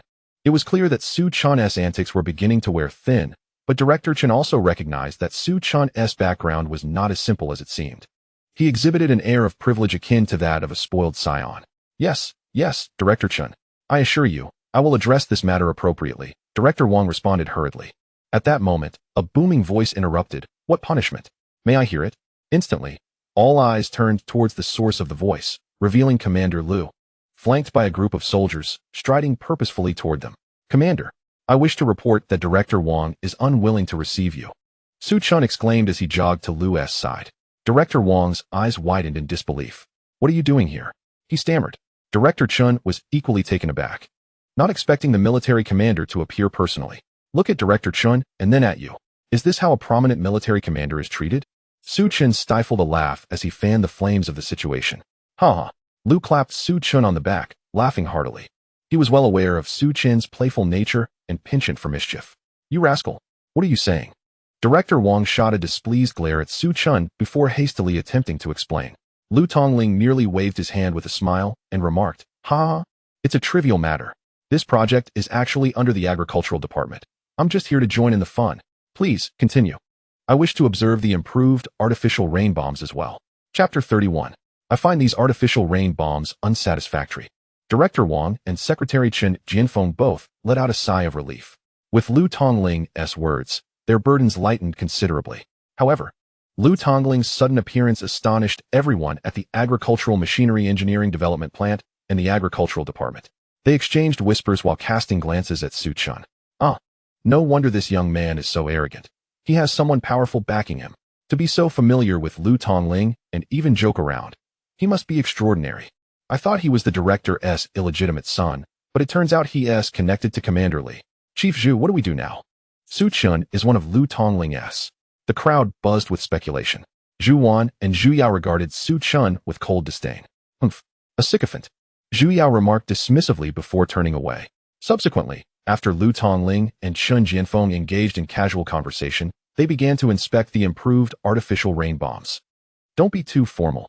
Just follow the procedure. I am also eager to see if there are suitable equipment for our military district, Lu Tongling jested, acknowledging the importance of the acceptance project at hand. Ha! Lu Tongling is just joking. The military district wouldn't come to snatch our civilian equipment, would they? Secretary Chun Jianfeng laughed in response. He assumed Lu Tongling was merely jesting. Before long, they arrived at the second workshop, an area overseen by Zhu Yao and Zhu Wan. Given that the project of improved artificial rain bombs was primarily developed by them, they were in charge of the entire presentation.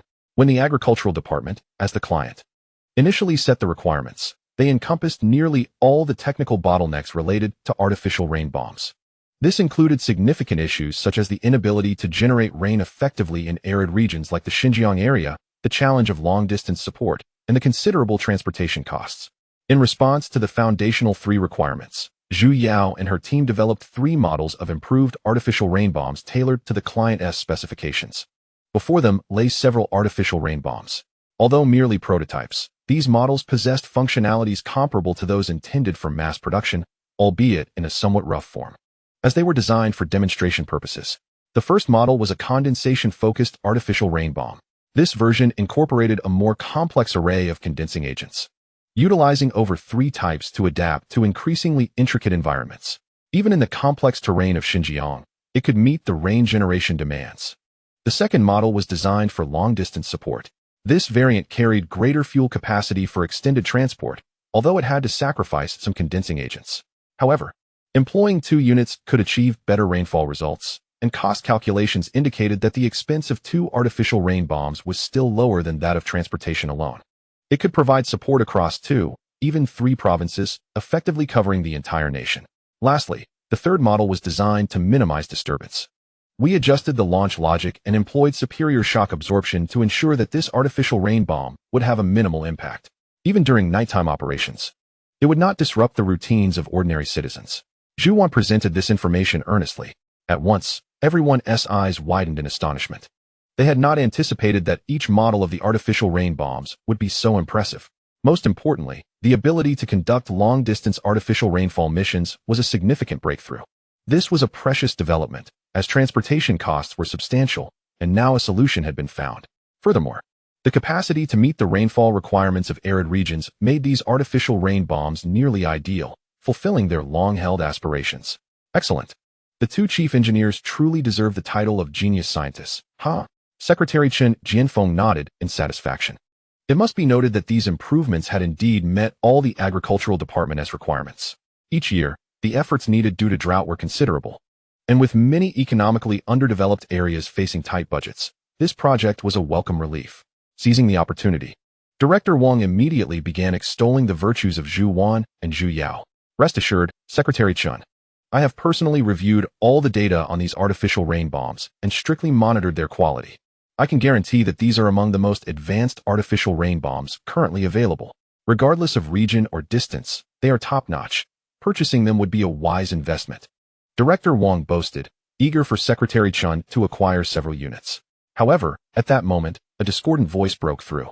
Director, I believe these artificial rain bombs are inadequate. Chapter 32. Testing the truth through experimentation.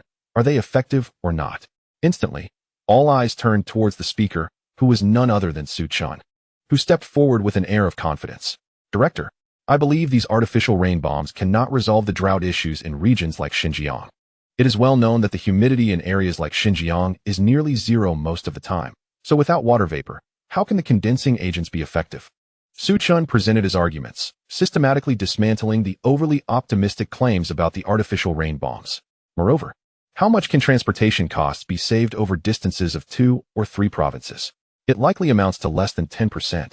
Furthermore, can't these artificial rain bombs be produced elsewhere? Why must production be concentrated in one location? This prevents precise nationwide support, rendering these artificial rain bombs inadequate. Lastly, does reducing noise equate to minimizing impact? What if it inadvertently triggers an air defense alarm? Su Chun concluded, asserting that artificial rain bombs lacking stealth coatings were unacceptable. As Su Chun's words echoed, a wave of astonishment swept through the workshop. Everyone stared at him as if he were a ghost. This guy? Is there something wrong with his mind? Director Wang's expression darkened. How could Su Chun undermine their own project?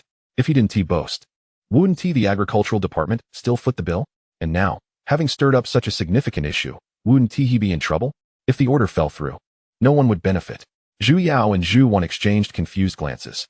How did he even get into the agricultural machinery engineering development plant? Wasn't he supposed to be a genius? Could it be that he truly relied on connections? They recalled that Su Chun had originally been responsible for improving the artificial rain bombs, but they had asserted their authority upon arrival, likely leaving him resentful. His critiques now seemed understandable. Moreover, to bring up stealth coatings? Who uses stealth coatings on artificial rain bombs? The expressions from the agricultural department grew increasingly complex. Tisk tisk. Secretary Chun observed Su Chun, then glanced back at Director Wang's group, finding the situation amusing.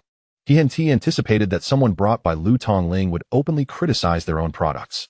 Such behavior seemed rather questionable. Ultimately, it appears that the young individuals arranged by Commander Lu are rather naive. However, this may be advantageous. Director Chun is quite pleased with the leisure it affords him. After all, isn't this an opportunity for them? In due course, the prices of these artificial rainfall projectiles might even be reduced. And as for this young man, he speaks truthfully. While everyone else perceives Su Chun as a troublemaker, only Commander Lu secretly nods in admiration. To be candid, just a few days prior, Lu would have given a thumbs up to the remarkable achievements of Zhu Wan and Zhu Yao. There was no denying it. Merely listening to their introductions was already impressive. Their improvements could genuinely be described as genius. But now, having witnessed Su Chun's enhancements to the artificial rainfall projectiles, he can only conclude that even the finest modifications pale in comparison. Just look. This is what true guidance and innovation in artificial rainfall projectiles look like. Therefore, even though he observes Su Chun seemingly jeopardizing his own prospects, he refrains from intervening, instead donning a look of amusement, eager to see the spectacle unfold. Naturally, as Chief Engineer Zhu and her team are engaged in scientific research and experimentation, it is essential that they adhere to practical considerations. Wouldn't it be prudent to conduct a test? Lu directly urges Zhu Yao and her colleagues to demonstrate their modified artificial rainfall projectiles. Very well, since you insist, we shall proceed with the test. However, I must clarify that these 3 models are prototypes, and their performance may not reach full capacity. Nonetheless, we can expect approximately 80% efficiency. Zhu Yao and Zhu Wan were taken aback by Lu's statement, still fuming from earlier. They were even less inclined to concede to Su Chun. Thus, it was fortuitous to conduct an experiment and allow everyone to judge for themselves. Of course, given that these are prototypes, minor flaws are to be expected. Nevertheless, Zhu Wan and her team are confident that they will still leave a lasting impression. Let us prepare. Then, upon hearing this, Factory Director Wang immediately instructed the staff to ready the testing area. Shortly thereafter, the personnel reported via intercom that the testing site was fully prepared and ready for the demonstration. Zhu Wan confidently stepped forward to address Director Chen Jianfeng and Commander Lu. Esteemed leaders, we shall commence the test now. Please forgive our shortcomings. With a graceful smile, Zhu Wan entered the testing zone. Subsequently, 3 rocket launchers were rolled into position for testing. The first to be loaded was a versatile artificial rainfall projectile designed to cater to arid regions, such as Xinjiang. Its design bore no resemblance to conventional rainfall projectiles, prompting even Director Chen Jianfeng to nod in approval. One must acknowledge, this is the mark of true genius. The caliber of this work is beyond that of ordinary researchers, indeed. Chapter 33, Continuous Amazement. It appears rather promising, does it not? Director Chen even noted that this particular artificial rainfall projectile incorporated numerous advanced manufacturing concepts from around the globe. Excellent. With this in mind, even without a test, its design alone suffices to accomplish its intended purpose. However, testing remains imperative. The initial test is not particularly challenging. It requires evaluation of the condensation agent's dosage, effectiveness, and cost, among other factors. The most crucial aspect is undoubtedly the dosage of the condensation agent and its efficacy. After all, in order to meet the extreme aridity of regions like Xinjiang, these fundamental requirements must be addressed. Director Chun and his colleagues are well acquainted with the challenges faced in such regions. Having witnessed the Agricultural Department's numerous attempts to tackle the rainfall issues in arid areas over the years. Yet, each endeavor yielded minimal results and consumed considerable time. As the report continued, it revealed that the primary components of the condensation agent were silver iodide, dry ice, a small amount of water, and some catalysts. With the silver iodide content at 1 gram and the dry ice content at the sound of the report, all attendees furrowed their brows in confusion. The complexity of this condensation agent's composition was striking. It not only included 3 different types of condensation agents currently available on the market, but also contained some undesired materials. Yet, could this formulation genuinely fulfill the rainfall needs of regions such as Xinjiang, known for their extreme dryness? Typically, conventional artificial rainfall projectiles require several grams of silver iodide to generate substantial rainfall. This quantity would indeed produce significant precipitation, but only in areas where humidity levels are relatively favorable. In regions like Xinjiang, where extreme aridity often prevents the formation of cold clouds, even a larger quantity of silver iodide would fail to result in effective rainfall. Thus, it is perplexing that this artificial rainfall projectile, claiming to cater to arid regions, has not only failed to increase the silver iodide content, but has actually decreased it. This is utterly incomprehensible.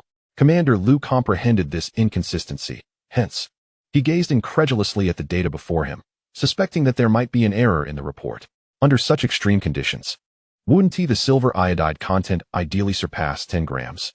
Yet, this artificial rainfall projectile revealed a mere 1 gram. Just then, another report emerged. Report: this artificial rainfall projectile can achieve a rainfall of 50 millimeters even in conditions where the air humidity is 0. At that moment, everyone was taken aback. This implied that a single artificial rainfall projectile could indeed meet the rainfall requirements of regions like Xinjiang, characterized by extreme dryness. Director Chun, understanding the significance of this revelation, widened his eyes in astonishment. It is noteworthy that current artificial rainfall projectiles achieving precipitation in conditions of 5% humidity are already considered remarkable. In cases of extreme dryness, such as in Xinjiang, the likelihood of generating effective rainfall with even several artificial rainfall projectiles is exceedingly slim. Yet, this particular projectile managed to complete the test in such extreme weather conditions, yielding an impressive 50 millimeters of rainfall. This was nothing short of a record-breaking achievement for the average rainfall in arid regions like Xinjiang. To be frank, even artificially created rainfall projectiles using missiles could not achieve such results. However, this versatile artificial rainfall projectile has done just that, undoubtedly presenting a flawless performance. The second test, of course, involved long-range support. Shortly thereafter, an artificial rainfall projectile equipped with a unique propulsion system came into view. It is worth noting that the agricultural machinery factory had invested heavily for this test to ensure optimal performance and meet the requirements. Director Wang had urgently requested significant technical support from the East Summer Military Region regarding hydrogen fuel engine technology. The aim was to thoroughly enhance the fuel data for this new type of artificial rainfall projectile. Simultaneously, during the mid-development phase, Director Wang called upon several technical personnel specializing in the development of various engines for urgent modifications. One might say that Director Wang went to great lengths to secure the necessary resources for this test. Finally, the enhancements for this artificial rainfall projectile were completed, making it possible to provide support to 3 provinces under extreme conditions. In such scenarios, the Agricultural Department would have to rely on nearby transportation or production from local cities. However, before Director Wang could elaborate on the challenges faced, the testing had already commenced. A sudden explosion reverberated throughout the testing site, causing Chun Jianfeng's eyes to widen in disbelief. What? Chief Zhu, you cannot be mistaken with the test projectile. Chapter 34. Provide me with the funding. I shall be responsible for constructing the space station to facilitate artificial rainfall. No, Director Chun, this is the utmost speed achievable by our rapid response artificial rainfall projectile. Our projectile can attain a maximum velocity of 1 Mach, demonstrating its remarkable capability, Zhuan explained with a smile, highlighting the advanced propulsion engine technology integrated into their rapid response artificial rainfall projectile. 1 Mach. Good heavens. Chen Jianfeng's eyes widened further, his mouth agape as if he could swallow a duck egg. This speed was indeed supersonic. What does this imply? At such velocity, It could obliterate 90% of the specialized artificial rainfall projectiles, if not 99%. There were virtually none that could compare. Even as a rocket, it would effortlessly accomplish its mission. In that moment, the members of the Agricultural Bureau silently resolved their decision. Was there any need for further testing? It was clear. The tests were merely a formality, a ceremonial gesture, and once the tests concluded, they could proceed directly to contract negotiations. This artificial rainfall projectile was not just suitable for inducing rain. It could also be effectively utilized in various other applications. Subsequently, the next artificial rainfall projectile was hastily completed after reporting a few parameters. After all, the primary focus was to gauge its impact, thus the brevity was not a concern. Undoubtedly, Zhu Wan and Zhu Yao had received a perfect score. Furthermore, each of the three artificial rainfall projectiles possessed its unique characteristics. However, at that moment, Zhu Yao and Zhu Wan spoke up. In fact, we have prepared one final artificial rainfall projectile. This one essentially synthesizes the strengths of the previous three projectiles, offering a balanced performance. Moreover, this projectile can carry multiple warheads, allowing it to execute more complex artificial rainfall tasks.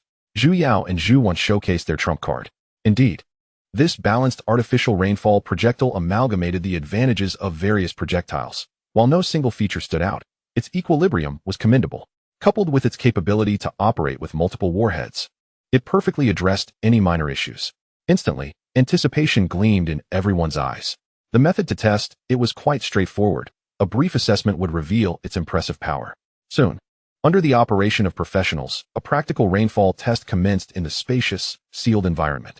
Following Zhu Wan and Zhu Yao's command, the balanced artificial rainfall projectile exploded midair. Then, with a torrential downpour, it rapidly coalesced into rain clouds, initiating rainfall. The deluge intensified, becoming increasingly dramatic, and before long, it cascaded down like a waterfall. After a few seconds, all attendees were left in astonishment, their hairs standing on end. Goodness, this is utterly astonishing. Such a storm, and the rapid accumulation of water, hinted at a terrifying volume of rainfall. At the very least, it surpassed 50 millimeters, likely reaching between 100 to 200 millimeters. Indeed, the recent test validated their predictions, with the rainfall amounting to approximately 180 millimeters. This indicated that Zhu Wan and Zhu Yao had been overly conservative. 150 millimeters was even an understatement. The effect, in open terrain, it could potentially increase even further.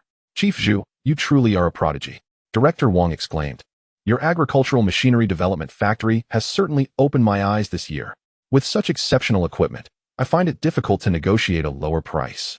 Chen Jianfeng gazed at the still pouring rain within the sealed testing site, unable to suppress his admiration. Initially, he thought he might negotiate a better price for the Agricultural Bureau, but now it seemed entirely unnecessary. In the face of such unparalleled performance and capability, any bargaining would be nothing short of an insult. Director Chen, I dare assert that these artificial rainfall projectiles are undoubtedly the finest in the world, bar none.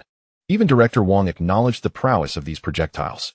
The attendees from the Agricultural Bureau unanimously raised their thumbs in approval. Even Lu Tongling, though detached from the matter, recognized the exceptional talent of the twins. Truly, they were the offspring of greatness, demonstrating remarkable skill. Moreover, this was a boon for the Eastern Xi'an military region. With Su Chen's presence, they also garnered the assistance of such formidable individuals, a true stroke of fortune. Then Lu Tongling turned to Su Chen. What is your opinion on these artificial rainfall projectiles? He had not anticipated Su Chen's silence today. It felt unusual. How should I put it? I feel it's somewhat lacking. Su Chen began to critique, his eyes observing the proceedings. How else could he view it? He was merely standing by. Had Lu Tongling not pressed him, he would have preferred to remain silent. Is your standard not a bit too high, little Su? To be frank, these artificial rainfall projectiles are already quite commendable. Lu Tongling did not concur with Su Chen's assessment. Instead, he defended Zhu Yao and the others. He believed these projectiles had truly exceeded his expectations. From any perspective, he found them nearly perfect, devoid of any faults. Nevertheless, Su Chen shook his head. Director, are you being unreasonable? Provide me with the same funding, and I could produce not just artificial rainfall projectiles, but even a star destroyer. Su Chen was unequivocal, fully aware of the funding Zhu Yao and Zhu Wan had received, which was several hundred times greater than his own meager budget of just a few thousand. They had received hundreds of millions for research and development, along with numerous technical personnel and resources, making such impressive results entirely reasonable. What does this signify? It illustrates that when impoverished, one must strike precisely. When affluent, one can blanket the area with firepower. Given ample funds, artificial rainfall projectiles would be trivial. Creating a star destroyer or a planetary cannon would be effortless. He could even construct a space station for rain storage. Thus, for Su Chun, who often faced funding cuts, money was of utmost importance. Meanwhile, the Agricultural Bureau's Director Chun and his team were filled with joy. Chief Zhu and Director Wang, I am very satisfied with this equipment. Now, let us discuss the pricing in earnest. Director Chun had come prepared, even bringing a contract, ready to sign on the spot once the testing concluded satisfactorily. This was a substantial order aimed at addressing the drought in border regions, promising generous funding. At that moment, Director Wang glanced back at Zhu Yao and Zhu Wan, who exchanged glances regarding the pricing. Soon, the three of them reached a consensus. Zhu Yao and Zhu Wan primarily focused on addressing technological and research-related concerns, while pricing matters were ultimately determined by Director Wang. After all, haggling was a skill in which Director Wang excelled. This time, he was acutely aware of the opportunity presented to their agricultural machinery development factory and thus feigned difficulty, displaying a countenance of considerable concession. Director Chun, you must have noticed the exceptional quality and technology of our artificial rain bombs, haven't you? Moreover, we have invested significantly in research and development, along with various personnel adjustments and technical inputs, amounting to several million. Given this, we hope you can appreciate our efforts and be somewhat accommodating with the pricing. Director Wang promptly presented a price to Chen Jianfeng. Goodness, after all this discussion, I end up as a mere bonus? According to Director Wang, the average cost of each new type of artificial rain bomb was around 50,000, while the cost of the comprehensive model exceeded 100,000. This price was not particularly high considering the exceptional performance of the artificial rain bombs. Goodness, Su Chen gasped at Director Wang's words, feeling a chill run down his spine. The disparity was staggering. While his own artificial rain bomb cost only 2,000, theirs commenced at 50,000. The gap was immense, akin to comparing humans to dogs. If he had a budget of 50,000, he could scarcely imagine the extraordinary creations he could produce. Indeed, Lu Tongling was notoriously stingy. As evidenced by the previous encounter, Lu suddenly felt an inexplicable chill, causing him to shrink his neck involuntarily. However, Chen Jianfeng found the cost acceptable and began to formulate a plan. After exchanging glances with others from the agricultural department, he raised 4 fingers. Instantly, Director Wang's face brightened like a blooming flower. So you want an additional 40 million? Director Wang was taken aback by the agricultural department's apparent generosity, believing he was about to reap substantial profits from the order of artificial rain bombs. No, 40 million? You couldn't even lift the agricultural department with that. Chen Jianfeng clarified, shaking his head. What I mean is, provide me with 200 artificial rain bombs for 20 million. Preferably more of the comprehensive ones. About 150 would be ideal. Chen Jianfeng began to negotiate again. This time, he lowered his expectations. Yet it was still somewhat difficult to accept. Lu Tongling watched with keen interest, admiring the skill displayed in the negotiation. Concurrently, he couldn't help but glance at Su Chan, pondering if he had overpaid. Little Su, for the next budget, do you think? Before he could finish, Su Chan bolted. Hey, Lu Tongling quickly grabbed Su Chan, almost letting the young man escape. Director, you are being too unreasonable. Su Chan gazed at Lu with resentment.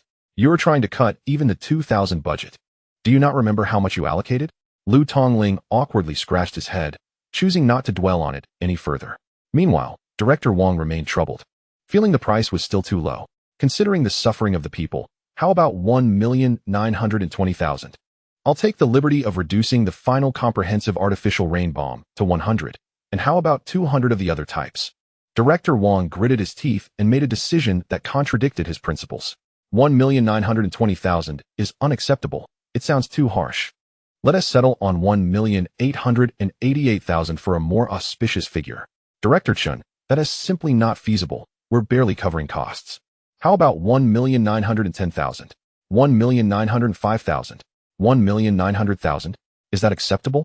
Just drop a zero. The two continued to haggle, balancing their psychological pricing. Stop arguing.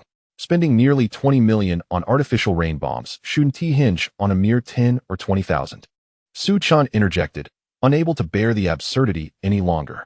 Upon hearing Su Chen's remark, Director Wang's eyes lit up. Look, this is precisely the promising talent from our factory. Finally, little Su has said something sensible. Director Chun, let us not bicker any longer. 1,900,000 it is, and we will cover all subsequent maintenance. Additionally, we will provide you with a batch of newly improved artificial rain bombs. How does that sound? Although this particular model has yet to enter mass production, no matter how one viewed it, Director Wong could not disregard the plight of the drought-stricken regions. He had to balance the needs of the people with the factory's profits. Ultimately, this proposal meant that while the agricultural machinery development factory wouldn't make a hefty profit, it wouldn't incur a loss either. The agricultural department would also be able to fulfill their obligations without excessive hardship. In the end, Director Wong and Director Chen reached a collaborative agreement. However, Zhu Yao and Zhu Wan stood up to voice their concerns. Director, this batch of artificial rain bombs is rather costly. Sending them out now would be premature. Moreover, to enter mass production, we still need to create molds, and if we send them out prematurely, we will be unable to manage. Zhu Wan exclaimed anxiously, assuming they were sending all the models for practical use. Rest assured, little Zhu, I am well versed in production. How could I possibly send out your model versions? Director Wong waved his hand, smiling. This left Zhu Yao and Zhu Wan quite perplexed. If we're not sending these test models, then what will we send? The factory has no other improved models of the artificial rain bomb available, does it? Director Chen, let me reintroduce you to this young genius from our factory. Just recently, he developed some improved artificial rain bombs, and the testing results were quite promising. We can send that batch to you first. Buy 2, get 1 free. How does that sound? Quite a deal, wouldn't you agree? Director Wong said, placing an arm around Su Chun's shoulders with a grin. Suddenly, everyone from the Agricultural Bureau turned their gaze towards Director Wong. Goodness, buy 2, get 1 free. They had indeed requested 200 artificial rain bombs, which meant they would be receiving 100 for free. The quality of these artificial rain bombs was undoubtedly questionable. Were they truly expecting the agricultural machinery engineering development factory's generosity? Moreover, they had witnessed Su Chen's earlier actions. Was he capable of producing anything worthwhile? Even if he were a genius, what value could a buy 2 get 1 free offer possibly hold? It would be better not to receive them at all. Were they simply giving them a pile of scrap metal? Su Chen was equally perplexed. So, he was merely a promotional item, was he? Chapter 36. Was this it? Wasn't it just an ordinary artificial rain bomb? Su Chen felt utterly bewildered. What could he possibly say? When the project was initiated, he was hailed as a rare genius. Yet, upon project acceptance, he was relegated to the status of a promotional giveaway. Exhausted, heartbroken, disillusioned. Yet, it was indeed the case. Director Wong could also perceive that the individuals from the Agricultural Bureau were less than enthusiastic. He had hoped that during the mass production of the new artificial rain bombs, Su Chen's contributions could be offered to the Agricultural Bureau as a goodwill gesture. But it seemed that notion had fallen flat. Director Wong, we appreciate your kindness. However, rest assured, since we have already agreed to sign the contract, we come with sincerity. The promised 19 million is indeed 19 million. We will not shortchange you a single cent, and will deliver as scheduled. You need not worry. Chun Jianfeng presumed that Director Wong was fearful they might withhold payment, prompting such a tactic, and immediately sought to reassure them. Rest assured, Director Chun. Those artificial rain bombs are already developed. What as promised will indeed be delivered. Shall we go have a look? Director Wong persisted. After all, he had already informed Su Chun that when the Agricultural Bureau came for acceptance, although the focus would be on Zhu Yao and Zhu Wan's creations, Su Chen's work would not be overlooked. Even if it was merely incidental, it would still be acknowledged. However, his words only deepened Chun Jianfeng and the others' suspicions. They turned their scrutiny towards Su Chun, examining him closely. To be honest, they were rather reluctant to accept. Perhaps it was best to forego it altogether? The Agricultural Machinery Engineering Development Factory undoubtedly had many pressing matters to attend to. They need not impose. Chun Jianfeng instinctively resisted, believing that with Su Chen's lackadaisical demeanor, he could hardly produce anything of merit. Besides, if they were to receive a gift, they could simply take it away later. It was hardly anything valuable. They could sell it off as scrap metal. His subordinates had plenty of work to do, so there was no need to waste time on this. Just then, Lu Tongling, who had been observing from the sidelines, finally stepped forward. Director Chun, since we're here, let us go take a look together, shall we? Consider it a favor for me. Moreover, while you from the Agricultural Bureau may be disinterested, we from the Eastern Siam Military District are quite curious. Lu Tongling said, cheerfully patting Chun Jianfeng on the shoulder. Instantly, all eyes turned to Lu Tongling. Even Director Wong and Chun Jianfeng found themselves puzzled. Wasn't Lu Tongling's attitude quite different when Zhu Yao and Zhu Wan were showcasing their work? Why was he now so eager when it came to Su Chun? Something felt amiss. However, faced with a request from the Eastern Siam Military District, no one dared to refute or decline. Very well, let us go take a look. But it shouldn't take too long, right? Our time is rather limited. Director Chen reluctantly nodded. Yet, at that moment, not just the Agricultural Bureau, but everyone from the Agricultural Machinery Engineering Development Factory sensed a shared conclusion. This young man named Su Chun must have some connection to Lu Tongling. Otherwise, why would Lu Tongling be so animated at the mention of Su Chun? What could his mediocre artificial rain bombs possibly offer? Furthermore, Director Chun harbored doubts about whether this careless young man could truly create anything of substance. After all, how could any artificial rain bomb, regardless of its quality, compete with the works of Zhu Yao and Zhu Wan at such a low cost? Before long, Lu Tongling had his soldiers assist Su Chun in directly installing each artificial rain bomb. The onlookers couldn't help but murmur. They claimed there were no connections. Yet the treatment was evidently different. Zhu Yao and Zhu Wan had technical personnel from the Agricultural Machinery Engineering Development Factory operating their equipment, while Su Chun had soldiers assisting him. The implications were clear. Wasn't Lu Tongling clearly showing favoritism towards Su Chun? However, they could understand this. It was just that such blatant partiality seemed inappropriate. A little discretion would be wise, especially considering Lu Tongling's high rank in the Eastern Siam Military District. If someone reported this, it could lead to significant trouble. Yet, as they turned their attention back to the artificial rain bombs, their enthusiasm waned. Wasn't this merely an ordinary artificial rain bomb? Chen Jianfeng voiced his thoughts directly. This appears to be nothing more than a standard civilian artificial rain bomb. It seems indistinguishable from any other. Moreover, the appearance is rather crude. Isn't it? How can this be put to the test? There hasn't been any improvement. Su Chen calmly responded. Upon hearing this, even those who had previously harbored doubts about Su Chen nodded in silent agreement. To be fair, Su Chen had a point. An ordinary artificial rain bomb remained an ordinary artificial rain bomb. Its appearance was not a determining factor. Furthermore, the essential components of a standard artificial rain bomb were present. With slight modifications, it could indeed be considered acceptable. And since this was a modification rather than the production of a new model, it was understandable. Very well. It's passable. Director Wang will need your assistance in delivering these later. Director Chen said somewhat dismissively, even gesturing to leave. However, before he could make his exit, Lu Tongling seized his arm. Hey, Director Chen, why are you in such a hurry to leave? The testing hasn't even begun yet. Why not stay and watch? Lu Tongling said with a smile, his eyes brimming with confidence. Chen Jianfeng grumbled about the situation, questioning what there was to see in this trivial matter. A quick glance at the appearance would suffice. He truly had no expectations beyond that. What could this contraption possibly reveal? It was likely just a simple adjustment to the formula for the condensing agent. It was all flash without substance. It could hardly compare to the creations of Zhu Yao and Zhu Wan. Moreover, it was based on an outdated model of the artificial rain bomb. How could it possibly be impressive? Zhu Yao and Zhu Wan exchanged glances, shaking their heads in disbelief. They had expected Su Chun to produce something novel, yet here they were with nothing more than an ordinary artificial rain bomb. Was this it? Zhu Wan bluntly remarked that she saw no advantages in this artificial rain bomb. It was merely an ordinary one. And an outdated model at that. No matter how excellent 1,000 of them were, they were still relics of the past. And it certainly wasn't due to Su Chen's efforts.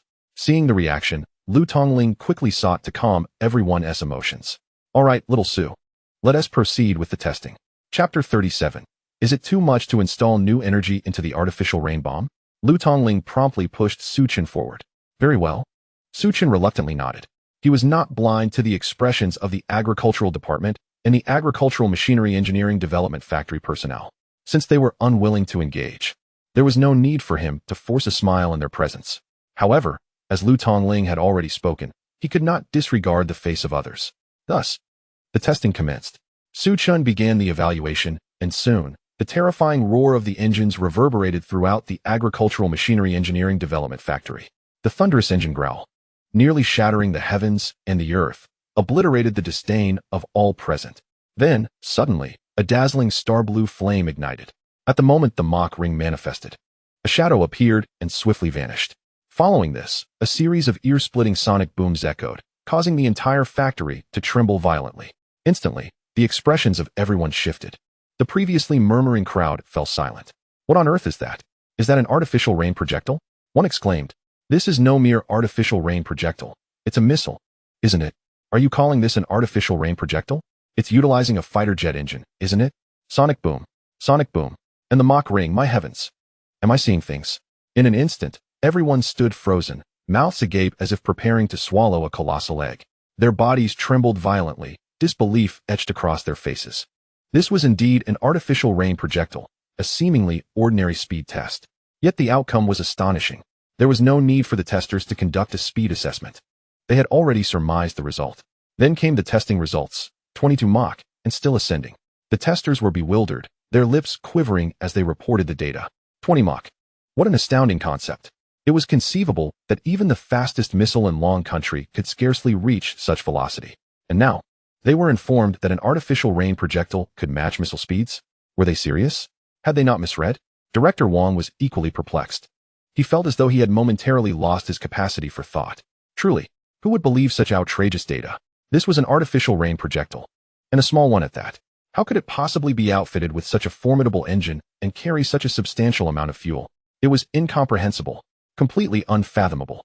Yet this artificial rain projectile had achieved a speed of 20 Mach. Terrifying, indeed. Confirming that it had not been misread, Director Wong realized it was truly 20 Mach. No, it had already reached 25 Mach. The results from the 5 testers were nearly unanimous. In that moment, Director Wong stepped back 2 paces, still in disbelief. He instinctively questioned the veracity of the data, a reflexive reaction. For deep down, he believed no artificial rain projectile could reach such heights. Even 10 Mach seemed ludicrous. Yet, as he collected his thoughts, he began to comprehend. The initial acceleration of this artificial rain projectile was undeniable. They had witnessed it clearly. Moreover, the air was still filled with the remnants of the Mach ring, which was gradually dissipating. A massive crater remained at the testing site, adorned with a thin layer of star-blue flame. All of this indirectly affirmed that speeds of 20 Mach, even 25 Mach, were not impossible. And that was utterly terrifying. 25 Mach was merely the beginning. If it truly reached its maximum velocity, how frightening could it be? 30 Mach, perhaps even higher? What an unfathomable concept. He could hardly imagine. This artificial rain projectile could easily be classified as a kinetic weapon. Absurd. This was no jest. Not only Director Wong and Qin Jianfeng, who were witnessing this artificial rain projectile for the first time, but even Lu Tongling, who had previously witnessed its power, felt incredulous. That day, when he saw the massive black projectiles being launched, he merely had an inkling of their might. Now, having experienced it firsthand, the extraordinary nature of it was almost palpable. In its ordinary form, it rivaled intercontinental missiles. How audacious! Simultaneously, the entire testing site, even the agricultural machinery engineering development factory, fell into utter silence. A stillness, an eerie quiet.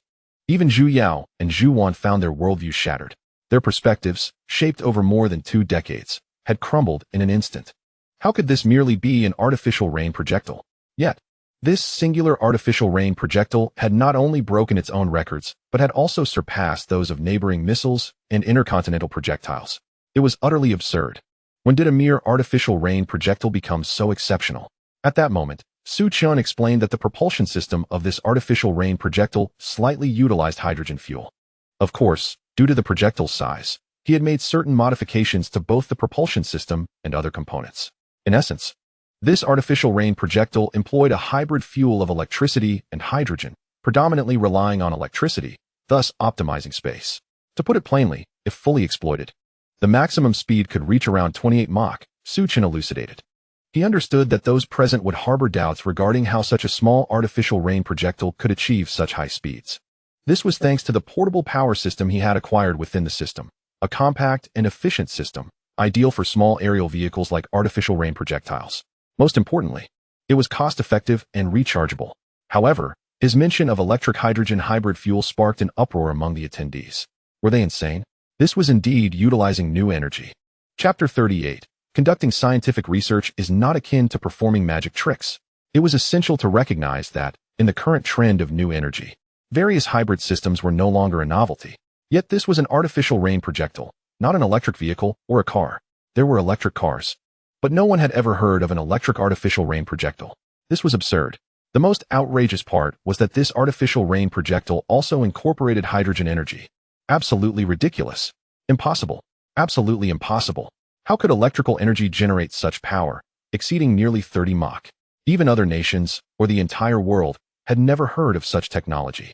Furthermore, according to his claim, if only a portion of hydrogen energy was used and the majority relied on electricity, it was even more fantastical. Zhu Wan immediately voiced her skepticism. Her words swiftly pulled everyone back to reality. Yes, indeed. It was crucial to recognize that surpassing traditional engines with new energy engines was exceedingly challenging. Many electric and hydrogen engines, even when applied to cars, remained quite immature, let alone being utilized in artificial rain projectiles and other rocket systems. This was truly a far-fetched notion. Moreover, the utilization of nuclear fuel in such diminutive artificial rain projectiles is, under ordinary circumstances, exceedingly improbable. The engines that store nuclear fuel are typically colossal.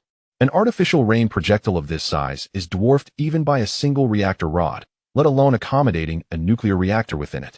It is utterly preposterous. Furthermore, the majority of heavy machinery in the world predominantly employs diesel engines, with some even powered by aviation fuel. Thus, Su Chen's proposal is entirely impractical.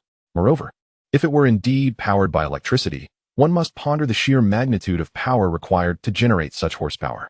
It is conceivable that even draining an entire city's electrical supply might not suffice. This is a paradox, bordering on absurdity. Even Lu Tongling, upon hearing Zhu Wan's words, found himself somewhat uncertain, even skeptical. He sensed that Zhu Wan had a point. Even if Su Chen were to present genuine evidence, it would not suffice. Xiao Su, we are all on the same side. Be forthright and elucidate the technical aspects for everyone, Lu Tongling interjected, keen to grasp the critical elements. However, regarding the power system, I shall refrain from elaborating further for now, as you may not comprehend it.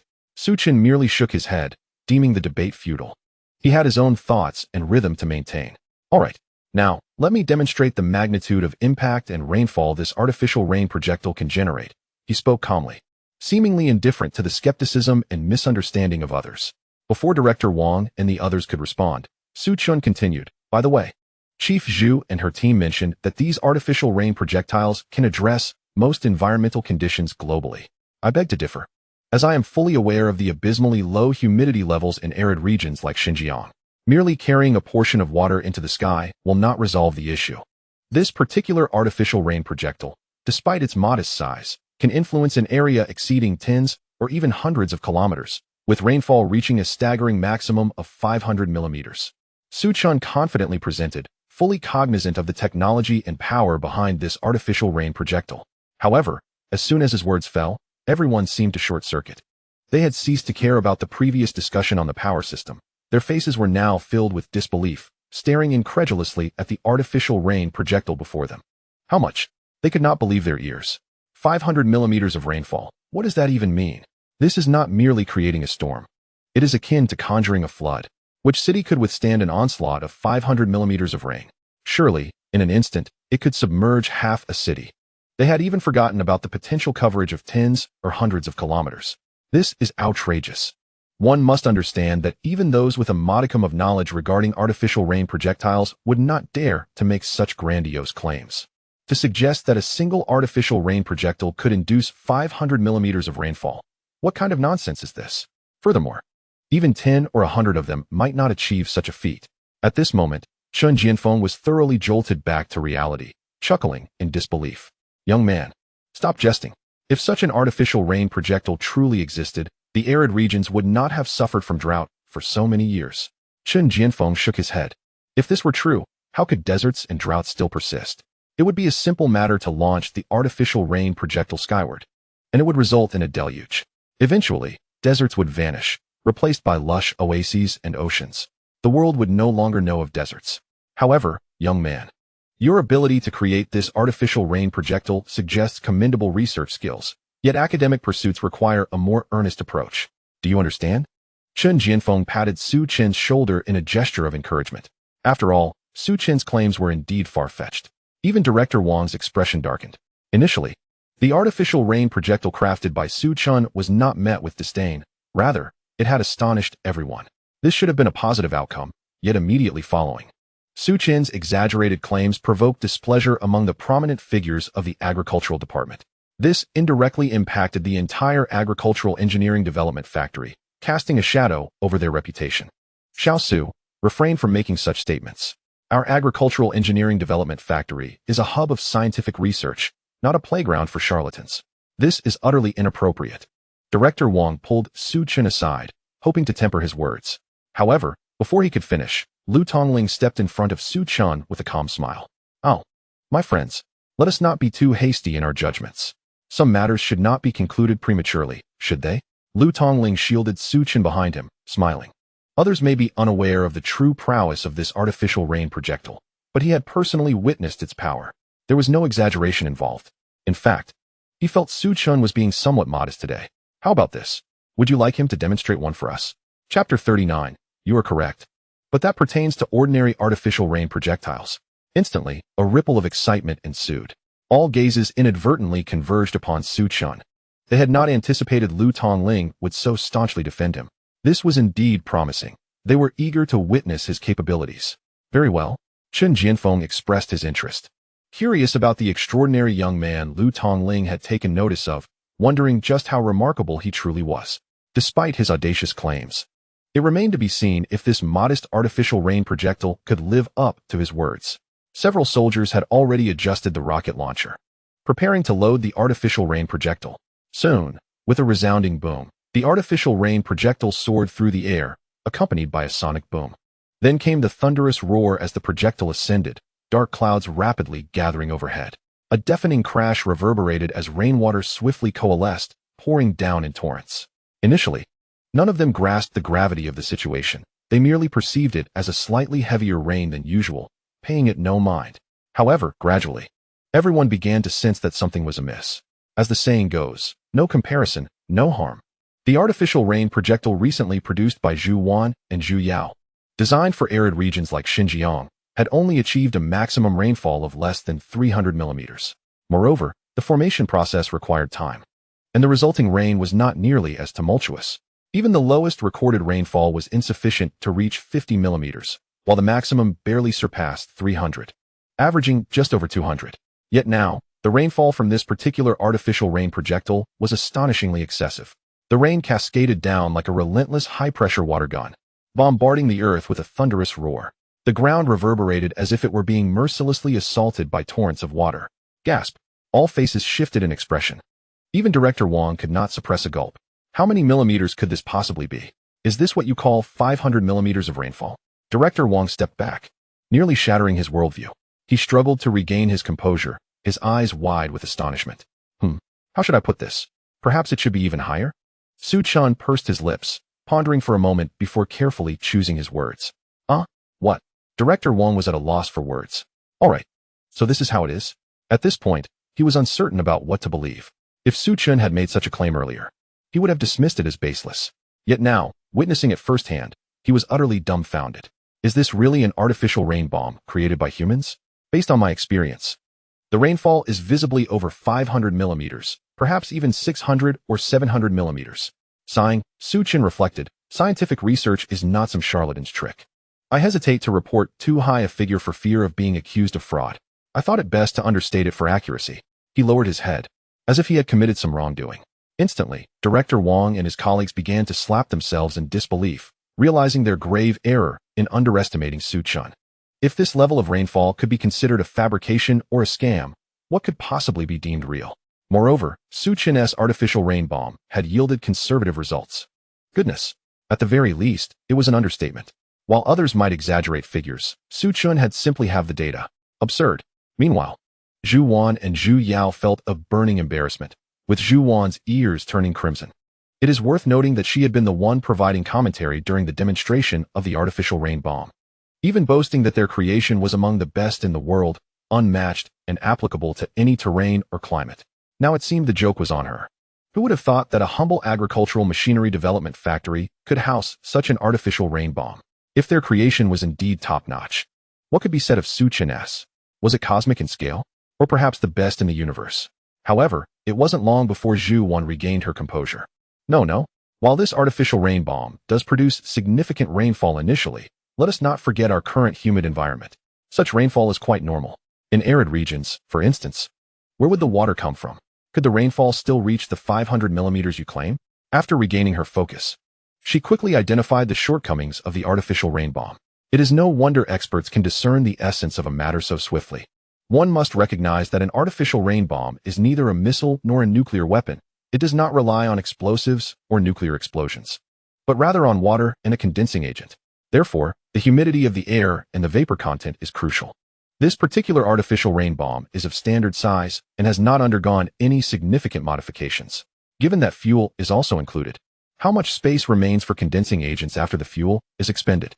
Consequently, based on the massive output and volume of water, the rainfall would likely last only a minute or even less. If one needs to launch an artificial rain bomb every minute or even half a minute, what value does it hold? Thus, it is entirely impractical, a mere flashy gimmick.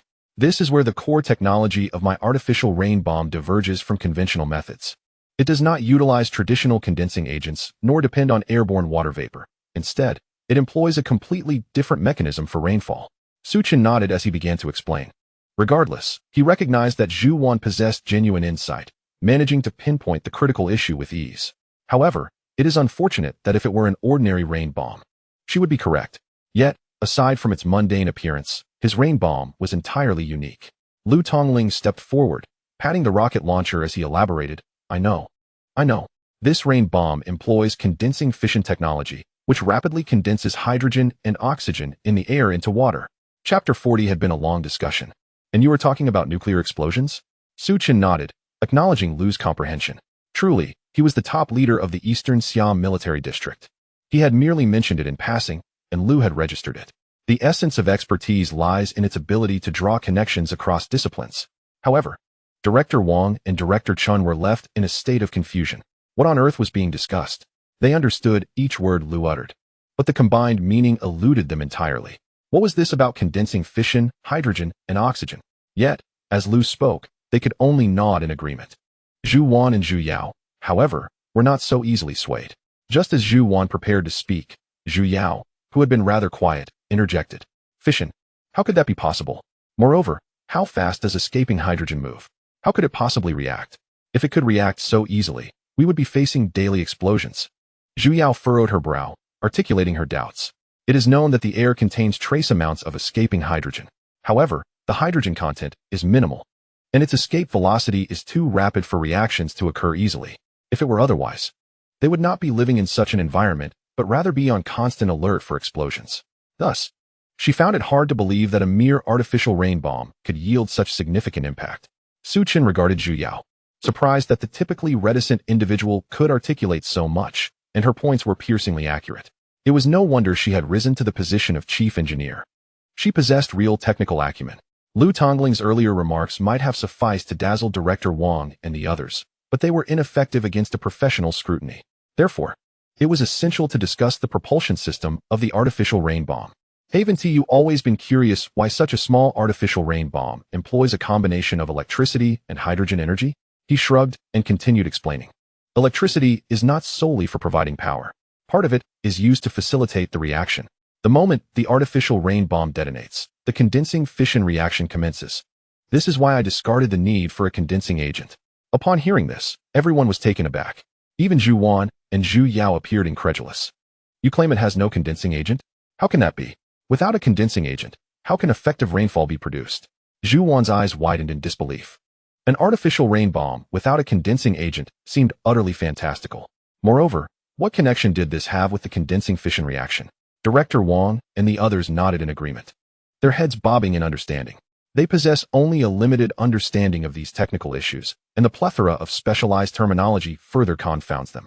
However, despite their lack of comprehension, they must not reveal their ignorance. Thus, a subtle nod will suffice as a demonstration of understanding. This is entirely reasonable. Indeed, there is no condensing agent. To facilitate the condensation-fission reaction of hydrogen and oxygen, a condensing catalyst is introduced, enabling the reaction to occur instantaneously under the influence of explosion and electricity.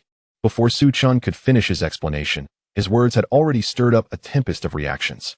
Wait, are you suggesting that your intention is for this artificial rainfall bomb to generate an explosion comparable to a nuclear blast in midair, thus inducing precipitation? Zhu Wan instantly grasped the key phrase in Su-Chen's discourse, fission. Indeed, throughout the discussion, Su-Chen had consistently referred to this fission. Whether regarding the condensing fission reaction or other reactions involving hydrogen and oxygen, all are intertwined with the concept of fission. Moreover, the utilization of hydrogen energy fuel is, in itself, a form of fission, prompting uncertainty about Su-Chen's ultimate objective. Is it to create a nuclear explosion in the sky, followed by a nuclear explosion-induced rainfall?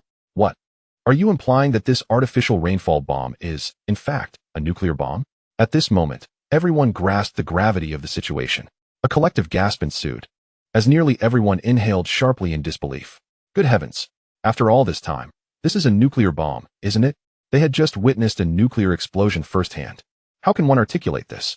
Well, one could indeed say that. Su Chun, evasive, seemed reluctant to acknowledge it.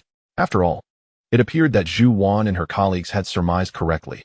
The principle of this artificial rainfall bomb bears a striking resemblance to an unconventional nuclear explosion.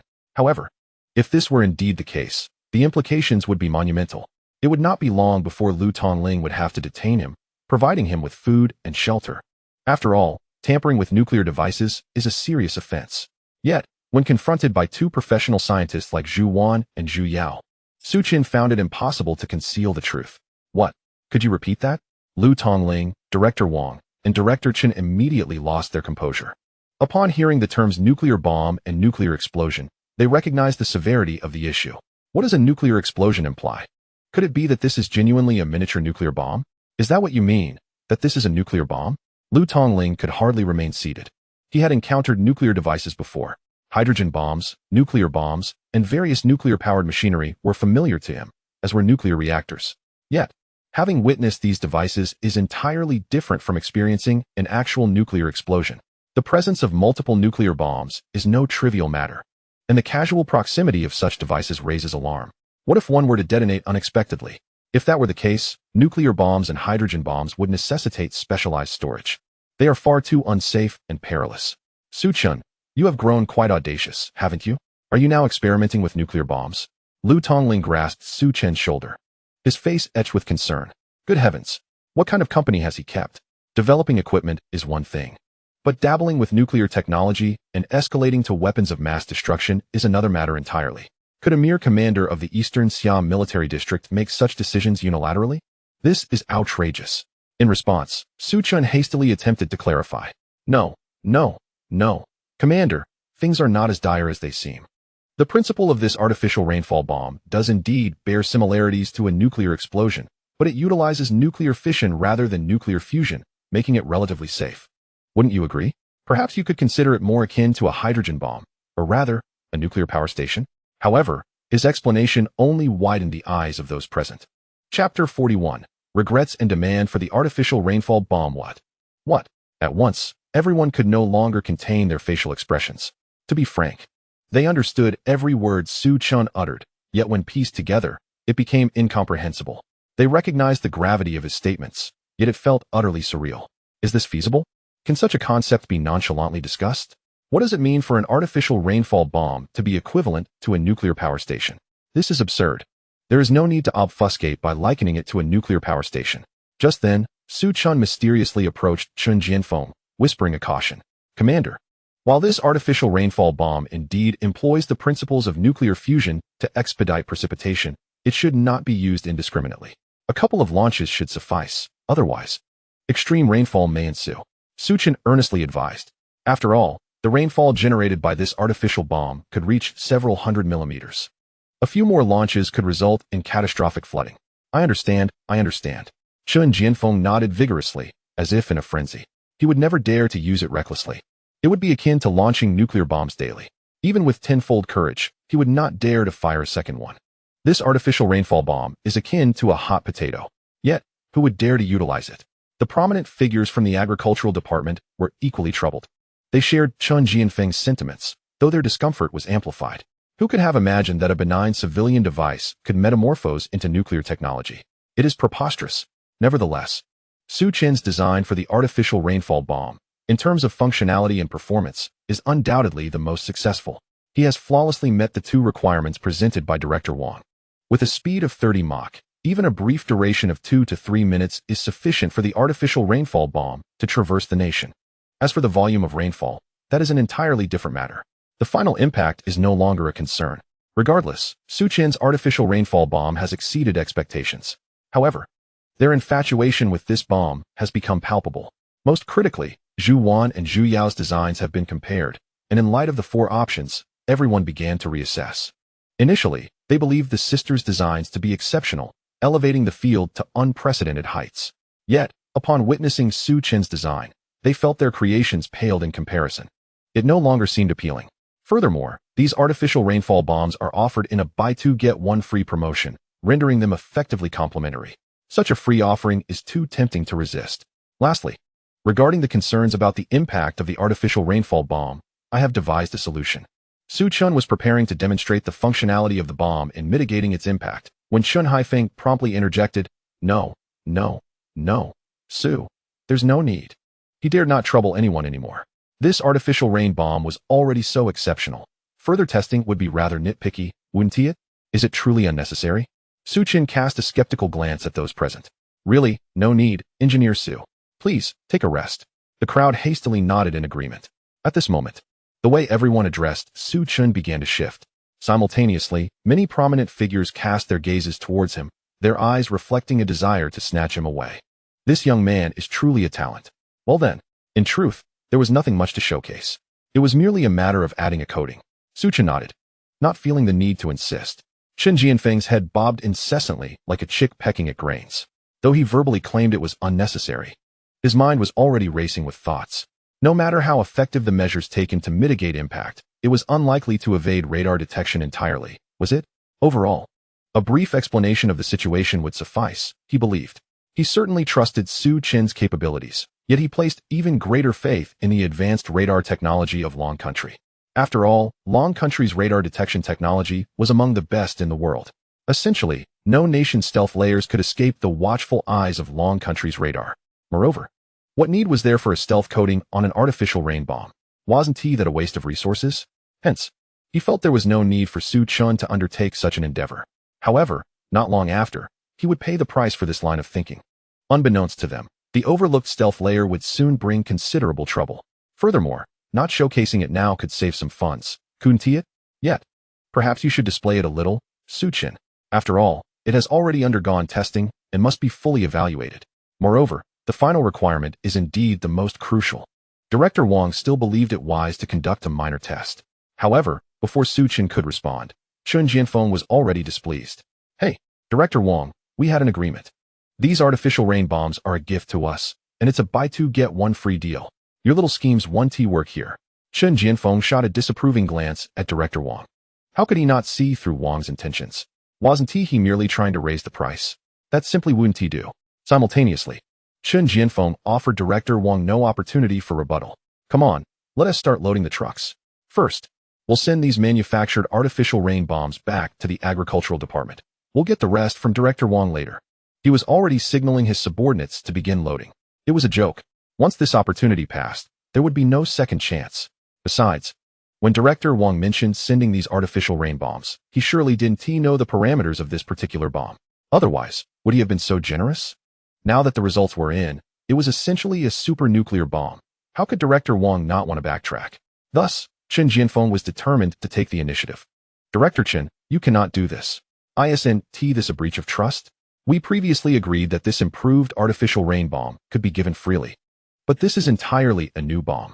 Moreover, this one doesn't even compare to the combined value of several from Chief Engineer Zhu. Director Wang had begun to act unreasonably, clinging to the artificial rain bombs and throwing a tantrum.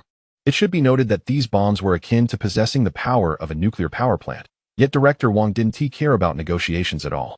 At that moment, Zhu Wan and Zhu Yao's expressions turned completely grim. Goodness, did they not care about their reputation? Couldn't such words be whispered? However, it seemed that the small artificial rain bomb crafted by Su Chun was indeed capable of outshining their so-called excellent products.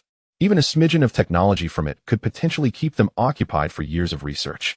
Upon reflection, they realized the loss was not unjust. As for old Wang, this was quite ungrateful. Chen Jianfeng was now genuinely angered. He had never encountered such shamelessness. They had already reached an agreement, and a contract had been signed. The deal was clear, buy two and get one free. How could they turn their back on it? Director Wang, you are the head of our largest factory under the agricultural department. You cannot go back on your word. Chen Jianfeng even invoked the authority of the agricultural department to pressure Director Wang. It was absurd. The agricultural machinery development factory also fell under the purview of the agricultural department. Lu Tongling, please weigh in on this matter. Is this not the case?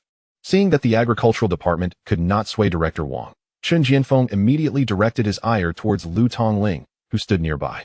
However, Lu Tongling was too preoccupied to heed their words. He was still immersed in thoughts about the artificial rain bomb. Goodness, this was astonishing. He had already witnessed the power of this artificial rain bomb. But now, armed with so many accurate parameters, he finally grasped just how extraordinary this bomb was. Incredible. At that moment, he could hardly tear his gaze away. This treasure was mesmerizing to behold. Furthermore, with a speed nearing 30 Mach. Even the East Peak Express paled in comparison. And what was the most critical aspect? The most critical aspect was that this small artificial rain bomb could also unleash nuclear explosions. This implied that in the future, nuclear weapons could potentially be deployed instantaneously like conventional shells. How terrifying was that? Goodness, if this were mounted on a rocket launcher or even a tank, wouldn't it mean unlimited nuclear explosions? Moreover, the most significant point was that it was clean and pollution-free. This was truly the dream weapon with such a device. What need would there be for new missiles or tanks? Just install it and be done with it. Hey Lu Tongling, are you listening? Please say something. Chen Jianfeng urged Lu Tongling incessantly. Oh. Lu Tongling, startled from his reverie, scratched his head and looked at Chen Jianfeng and Director Wang. Suddenly, he comprehended the situation. Actually, I believe Director Wang's actions are somewhat improper. We have already signed a contract, and we made a promise. How can we go back on it? Besides, the Agricultural Department and the Agricultural Machinery Development Factory are closely linked. How will the Agricultural Department manage if you act this way? Lu Tongling immediately stepped in as a mediator. However, most of the time, he leaned toward the Agricultural Department. Upon hearing Lu Tongling's support, Chen Jianfeng straightened his posture. It was evident. Now even the Eastern Summer Military District was on his side. The right and wrong were clear. No, Lu Tongling, you cannot do this. You personally issued this task. Let me handle it well. I am, after all, half a family member. You cannot bully us. Director Wang grew increasingly anxious. What kind of situation was this? Although the Agricultural Department indeed managed the Agricultural Machinery Development Factory, the truth was that this task had gone through the Eastern Summer Military District to evaluate Su Chen's capabilities. He was aware that this was not merely the Agricultural Department's responsibility. Now, the Agricultural Machinery Development Factory could not be dismissed by the Agricultural Department using this rationale. All right. Let us settle this matter. Moreover, regardless of our familial ties, are we not all striving for the future of our great nation? Lu Tongling waved his hand, signaling Director Wang to cease his entanglement in the matter. In truth, his words concealed a personal agenda. Otherwise, he would feel a pang of regret in relinquishing these artificial rainfall bombs to the Agricultural Bureau. Just as Chen Jianfeng was brimming with gratitude and preparing to express his thanks to Lu Tongling, the latter abruptly revealed his true intentions. Haha, Director Chen, I have been quite supportive of you. So in the future, should any matters arise, you ought to consider our Eastern Siam Military District as well, don't you think? How about this? Since you're eager to acquire these artificial rainfall bombs, why not allocate 50 free units to our Eastern Siam Military District? Lu Tongling rubbed his hands together, exposing his ulterior motives. Instantly, the previously beaming smile of Chen Jianfeng froze. What on earth? Why did Lu Tongling suddenly become so generous? Is there a catch? And to demand 50 units outright, this is tantamount to asking for our very lives. Why not just seize them? Lu Tongling, this is untenable. It's not that we refuse to comply, but the drought-stricken regions of our nation are far too numerous. If we were to grant you 50 units, what would happen to the people suffering in those areas? Chen Jianfeng responded with unwavering composure. Since Lu Tongling dared to leverage the authority of the Eastern Siam Military District, Chen could only counter with a similar strategy. After all, the Eastern Siam Military District could hardly claim to prioritize the needs of the populace. Yet, he had underestimated Lu Tongling. Let us not be excessive. How about 30 units? Our Eastern Siam Military District will conduct some research, and once perfected, we shall return them to you. You see, once we thoroughly examine them, it could be quite beneficial for all parties involved, Lu Tongling suggested, patting Chen Jianfeng on the shoulder with a smile. Furthermore, he assured that they would return them to the Agricultural Bureau, framing it as a mere loan. Director Chen, Lu Tongling, let us not forget our Agricultural Machinery Development Factory. These artificial rainfall bombs originated from our establishment. Director Wang interjected, visibly displeased. He hurried forward, eager to negotiate the terms. Thus, the three prominent figures huddled together, their heated discussion fading from the view of the onlookers. Su Chen stood there, taken aback. Wait, is there something amiss here? Why is no one praising me? Su Chen felt utterly forsaken. Though they appeared to be deliberating over the artificial rainfall bombs, The very creator seemed to have been entirely sidelined. He felt like an abandoned puppy on the roadside, utterly forlorn. Chapter 43. A genius is indeed a genius. Though his conduct is questionable ultimately, Chun Jianfeng managed to procure a batch of artificial rainfall bombs. There was no alternative. They possessed legitimate reasons. Considering the dire drought conditions in regions such as the frontier areas that required urgent attention, no matter the potential gains, the welfare of the nation and its people could not be disregarded. However, Director Wang remained somewhat reluctant. Even upon arriving at the office, he could not suppress his grievances. Lu Tongling, you've shown no support whatsoever. At least I fought for you, yet you simply gave them away. Director Wang began to voice his frustrations. Although the agricultural machinery development factory was indeed under the purview of the Agricultural Bureau, he primarily relied on the Eastern Siam Military District. Lu Tongling, meanwhile, had taken a seat in Director Wang's chair. Xiao Wang, how have I taught you? One must endure minor grievances to achieve greater plans. Besides, are you truly agitated over such trivial gains? Furthermore, we did promise to provide the Agricultural Bureau with artificial rainfall bombs. We must uphold our integrity. In due time, we shall cast a wider net for greater rewards. With Su Chun in our grasp, why should we fear he won't deliver? Lu Tongling rapped his fingers on the desk, shaking his head. It's merely a matter of dispatching a few artificial rainfall bombs. It's hardly significant. Moreover, the production cost of the bombs Su Chun creates is low, so there is no loss. As long as we keep a firm hold on Su Chun, we need not worry about his capabilities. This fellow, I've seen him. He is undoubtedly a research prodigy. No, a genius. Lu Tongling remarked, the corners of his mouth curling upward, his eyes gleaming with anticipation. In such a short span, Su Chun had already conceived two astonishing pieces of equipment for the Eastern Siam Military District. Even civilian equipment could be adapted with minor adjustments, couldn't it? Given time. Wouldn't the strength of our Eastern Siam Military District ascend to new heights? Talents like Su Chun are truly the crux of our success. Everything else is merely ephemeral. Lu Tongling understood well that focusing solely on immediate benefits was not the path to sustainability. Yet, even so, Director Wang remained unsatisfied. Lu Tongling, your words do not sit well with me. You claim he is a genius. You have no idea of his conduct within the factory. Director Wang retorted, pulling out a stack of envelopes and placing them on the desk, sliding them toward Lu Tongling. You ought to see for yourself the nature of the genius you speak of. In such a short time since his employment, he has already received nearly 100 complaint letters. Director Wang massaged his temples, overwhelmed with frustration. Several employees were so intimidated that they had resigned. Those aware might regard him as a technical talent, but those unaware might think he is a living teddy bear. The most outrageous part? After offending his colleagues, he went on to irritate other factories. I haven't even gathered their complaint letters yet. He continued to recount Su Chun's numerous irredeemable transgressions. Lu Tongling glanced at the nearly 100 complaint letters on the desk, casually picking up two to read. He was momentarily taken aback. Good heavens! The intensity of the language in these letters and the fervor of their complaints suggested that it seemed as if they wished to eliminate Su Chun. It was evident that this young man was indeed a menace within the factory. His frequent inquiries regarding technology were undeniably disruptive to productivity. Lu Tongling scratched his head, reflecting on the matter. How should I put it?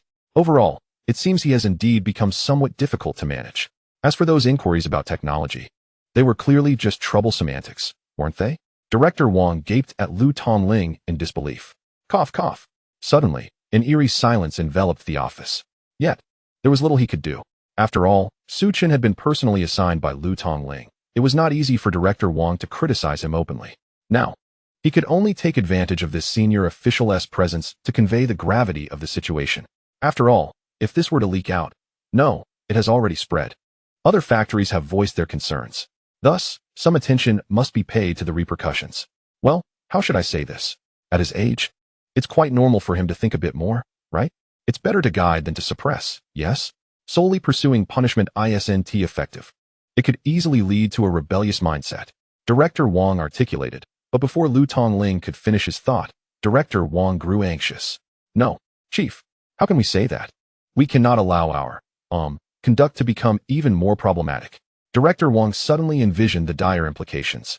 If we truly proceed in this manner, it would be disastrous. Hey, isn't it simple? We can just find him a more assertive supervisor. That would solve everything. He needs someone to oversee him, and it ought to be us. Lu Tongling shot a glance at Director Wang, exhaling in exasperation. This young man, ultimately, He is merely brimming with energy. Very well. One simply needs to find someone to channel his boundless energy, and the matter would be resolved. At that moment, Director Wang's eyes lit up. You are absolutely correct, he remarked, a knowing smile spreading across his face. However, his words caused Lu Tongling's expression to darken. Do not act recklessly. After all, matters of daily life are trivial. Our current focus should be on how to nurture him. For now, let's refrain from involving him in any large-scale equipment projects. His practical skills are rather alarming. He should first delve into theoretical studies and grasp some foundational knowledge before proceeding further. Lu Tongling tapped his fingers on the desk, contemplating before he continued. To put it plainly, Su Chun possesses capability and strength, yet it seems he has overstepped the mark. Every piece of equipment he produces is either overwhelmingly powerful or simply outrageous. Moreover, they all share one glaring characteristic. They are utterly preposterous. Indeed, the hallmark of his work is its absurdity. What was intended to be a machine for digging trenches has been transformed into a kinetic weapon. What was meant to be a rain-inducing device has somehow morphed into a nuclear bomb. At this rate, who knows what other absurdities he might conjure up. Thus, it would be wise to take a step back. Su Chun appears to lack any structured approach. His modus operandi seems to be sheer chaos. Although the outcomes may sometimes be correct, they are scarcely sufficient. Therefore, Lu Tongling felt it necessary for Su Chun to engage in some serious study, solidifying his foundational knowledge before advancing further. Director Wang nodded in agreement, as this notion resonated with him. However, just as he prepared to leave, Lu Tongling called him back. By the way, there is one more matter. Chapter 44, a celebration. My son has achieved success. Please have Su Chun summarize the technology behind the artificial rain device, particularly the condensation fission technology and the power system, Lu Tongling instructed. After all, these technologies would eventually need to be shared with the Dragon Country Scientific Research Institute. Otherwise, that group of old scholars would become quite bothersome. It was imperative to secure this knowledge to silence them. As for this young lad's current work, it should be put on hold for now. Let him focus on learning, and if he must engage in practical tasks, assign him something simple for practice. That would suffice, without further complications. Lu Tongling elaborated on his expectations for Su Chun. To be frank, any future plans for Su Chun would need to wait until the Dragon Country Scientific Research Institute had established a clear direction. The agricultural machinery development factory was indeed somewhat limited. Director Wang nodded, understanding the situation. Very well. You may return now. And remember, commendation is essential, whether verbal or material. It must be done. After all, this young man has indeed accomplished a great deal and deserves recognition. Lu Tongling added, contemplating the duality of his feelings towards Su Chun, a mixture of admiration and exasperation. This was the only course of action available to him. All right, Director Wang nodded, thinking to himself that he had already intervened on Su Chun's behalf, staving off numerous complaints. Yet, Lu Tongling was correct. Rewards must be given where due. And he would comply. Meanwhile, in Su village, Su's father and mother were engaged in conversation with the neighbors, all of whom were singing praises for Su Chun. After all, he had finally made a name for himself, being hired by the national team and securing a respectable job, a stark contrast to his earlier circumstances. Though Su's parents understood that their son was deeply concerned for them, returning home after graduation to take over the family machinery factory, it was still a difficult narrative to convey. Now, however, word had spread throughout the region about Su Chun's success, and not long ago, he had received an award, along with a substantial monetary bonus. It was quite a sum, amounting to several tens of thousands, which was impressive considering how little time he had spent in his new position. Though it wasn't a distinguished achievement, it was nonetheless significant. Thus, Su's parents wore smiles on their faces daily. Suddenly, a convoy of armored personnel carriers approached, followed by a disciplined procession of soldiers. Could it be that Xiao Chun was returning? Upon seeing this spectacle, Su's parents hurriedly dashed home. After all, who else in the village could muster such a display of soldiers? They hadn't seen Su Chun in months, and to claim they didn't miss him would be a lie. Yet, remembering that their son was contributing to the nation brought them a sense of peace. There are gains to be had alongside losses. As long as Su Chun excelled, they felt reassured. Simultaneously, the village elders observed the commotion, expressing their astonishment. The Su family has indeed found success. Visitors come regularly now. Impressive. I always believed that young Su Chun had great potential. Ever since he joined the national team, he has transformed. Indeed, how many times have they come already? It seems like every few months. This is for the glory of the nation. Our village is gaining recognition. The elders continued to marvel. In their small village, everyone knew each other well. Initially, when Su Chun returned to take over the machinery factory, they felt a sense of loss. Lamenting that a university graduate had returned to such a remote area, they viewed it as a waste of talent. Their village had little development, and most young people had already left, leaving only Su Chen behind. But now, to their astonishment, Su Chen, whom they once thought would amount to little, had seemingly unlocked extraordinary potential. Not only had he joined the national team, but he had also consistently achieved remarkable feats, truly impressive. At that moment, numerous soldiers arrived at Su's home. The leading soldier saluted Su's parents. "Excuse me, uncle and aunt. We apologize for the inconvenience. Due to Mr. Su Chen's contributions and requests, we will be renovating your machinery factory. Soon, the national engineering team will arrive, and we will oversee the entire process. Rest assured, you will soon witness the results." The soldier spoke with unwavering certainty. Su's parents stood in stunned silence, nearly losing their footing in shock. "What? Renovating our machinery factory? Is this true?" Su's father was taken aback. Renovating a machinery factory required a significant investment. This was not something that could be resolved with a mere few tens of thousands. Unless their son had truly. Su's mother, realizing the implications, began to weep. No, uncle and aunt, you misunderstand. Your son is perfectly fine. He is healthy. He has indeed made outstanding contributions. The soldier quickly reassured them with a smile. Really? Su's father asked uncertainly, still grappling with disbelief. After all, this was all rather surreal. Hadn't their son only joined the national team for less than half a year? Wasn't this commotion rather excessive? Yet before Su's parents could fully comprehend the situation, a cacophony of sounds erupted. A group of warriors has begun to beat drums and gongs, marching step by step towards the Su family.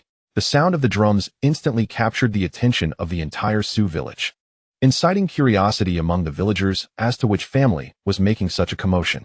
Soon, all eyes unconsciously turned towards the Su residence. If the Su family's reputation had not been particularly prominent before, it certainly was now. Almost everyone was gazing at the Su family, intrigued by the happenings within. At this moment, the Su family truly began to bask in glory. Time flew by, and a month had passed. In the office of the Agricultural Machinery Engineering Development Factory, a knock resounded at the door as Director Wang was reviewing documents.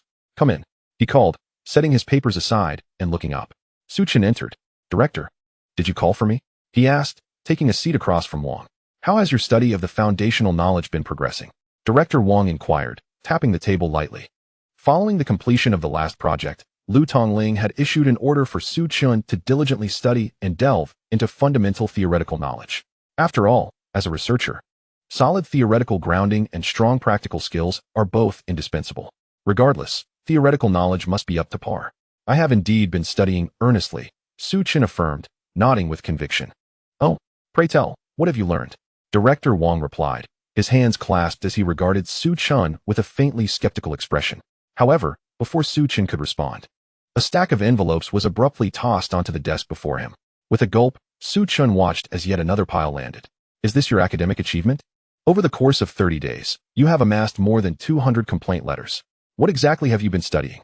How to harass female colleagues at work?"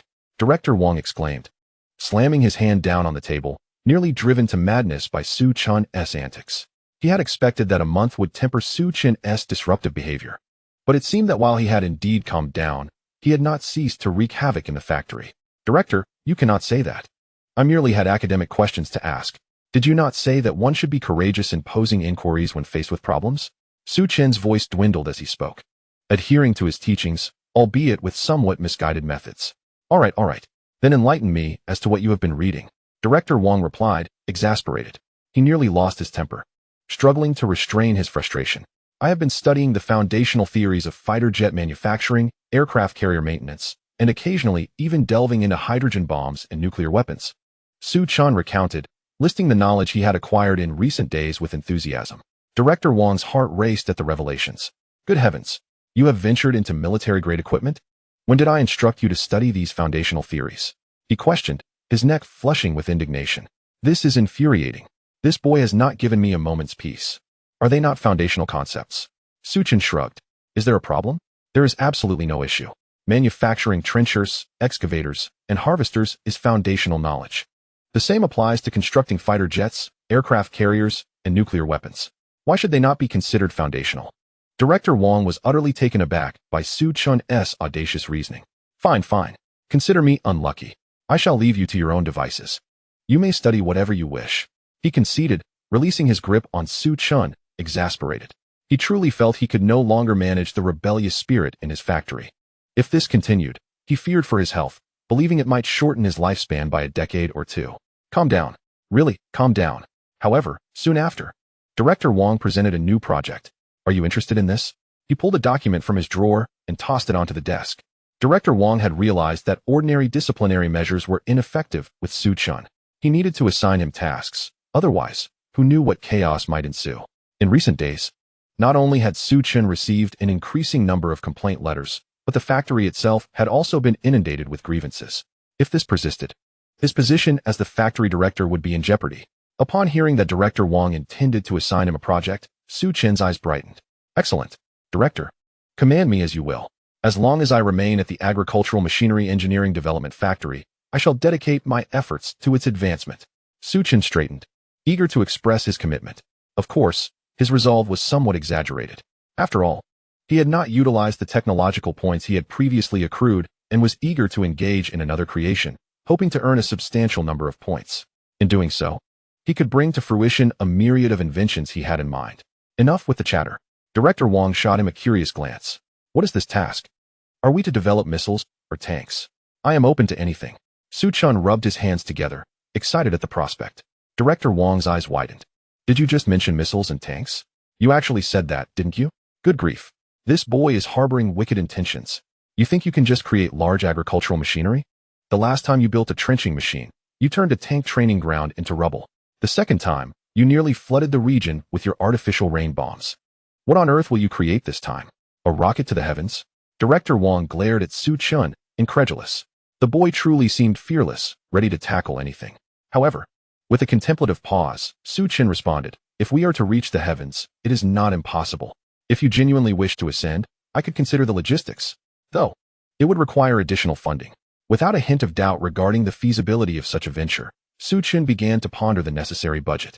After all, if the funds were sufficient, launching an explosive satellite could be feasible, couldn't it? Get out. Get out. Director Wong was on the verge of losing his temper. This boy? Su Chun dared to entertain the idea, but he himself could not. The way this young man's mind operated was unlike anyone else's. If he were truly sent skyward, who knew what calamity he might unleash? Subsequently, Director Wong formally announced the upcoming project. This time, it is not a grand undertaking. I am preparing for you to develop a drone suitable for agricultural transport and other purposes. A drone? Su Chun queried, intrigued. He was well aware of the advancements in drone technology over recent years. Moreover, he recognized that while domestic drone development had indeed surged, various types were beginning to make significant strides across numerous industries. However, all drones are still in the exploratory phase and remain rather conservative. Therefore, could you contemplate any areas for improvement? Of course, if you have any innovative ideas regarding military drones, feel free to share. Director Wong's timely interjection resonated. There is no denying that the times are rapidly evolving, and the current drone industry is indeed flourishing. Moreover, in the realm of military drones, the United States has already initiated the production of swarm drones. Consequently, future conflicts will undoubtedly be rife with advanced technology and cutting-edge superweapons. If we do not advance, the only outcome will be clear. Stagnation will lead to subjugation.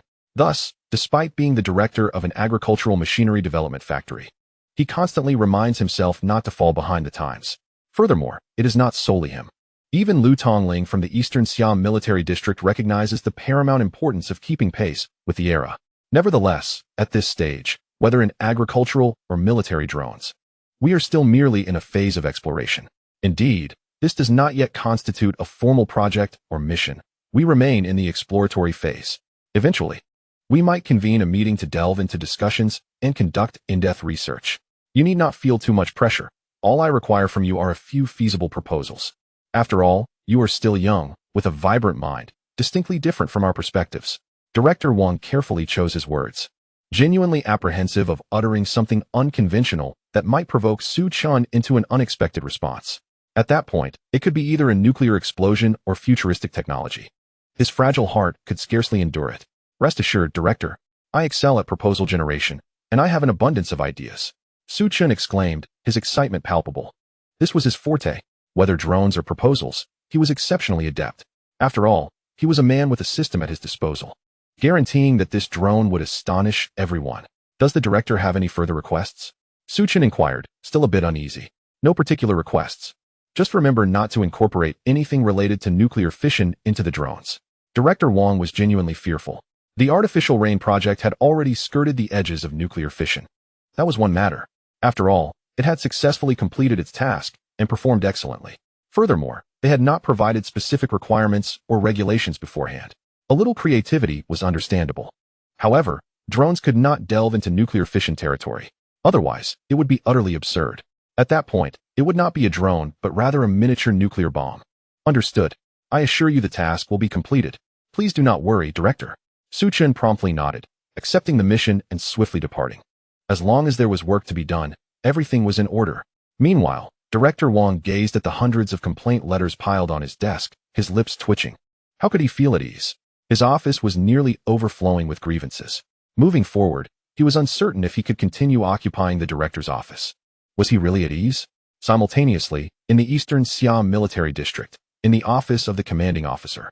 Chief, I have briefed the Agricultural Machinery Development Factory. They will explore the improvement of drones. Additionally, as per your instructions, I have notified several companies specializing in drone research to participate in this drone project discussion. Perhaps we can allocate additional funds and foster prosperity in our drone sector? Lu Ran earnestly reported his progress. Excellent.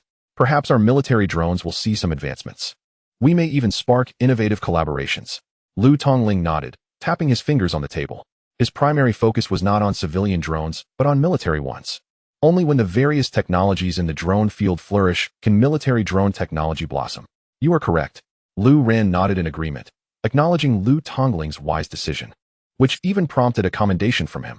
However, at that moment, the phone on the desk rang unexpectedly. Lu Tongling was momentarily taken aback. Typically, calls on that frequency do not occur. The ringing signified something significant. Lu Tongling immediately stood up, his expression growing serious. Chief, Lu Tongling respectfully answered the call.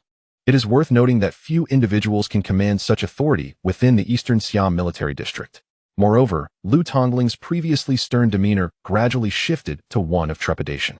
It was evident that the person on the other end was not one to be trifled with. After a prolonged silence, Lu Tongling took a deep breath and switched to speaker mode. Lu Dongliang, have you become too self-important since your promotion to commander? A venerable yet commanding voice resonated from the other end, clearly laced with reproach. Chief, I don't believe I have made any mistakes. Lu Tongling replied. Confusion etched across his face. He had been diligent recently and had not engaged in any improper conduct. In fact, he had contributed significantly to the nation's technological advancements. Surely, he could not be held accountable, not made any mistakes. Just recently, numerous regions across Longwo reported unidentified flying objects, some of which exceeded speeds of 30 Mach and detonated in the sky.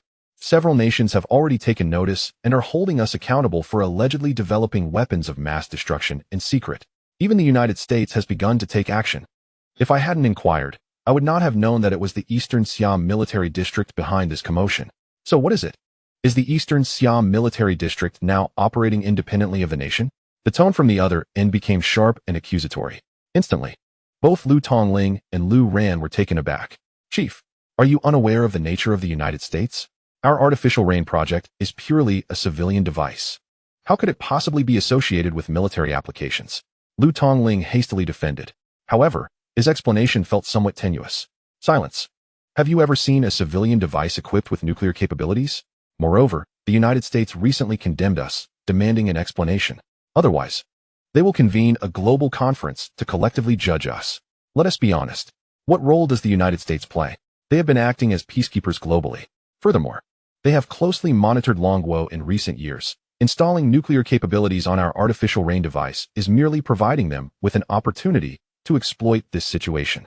If it weren't for the United States still being somewhat wary of Longwo's strength, they might have already escalated to direct military exchanges. Lu Dongliang, I do not intend to criticize you, but what were you thinking when you considered nuclear fission or nuclear devices for the artificial rain project?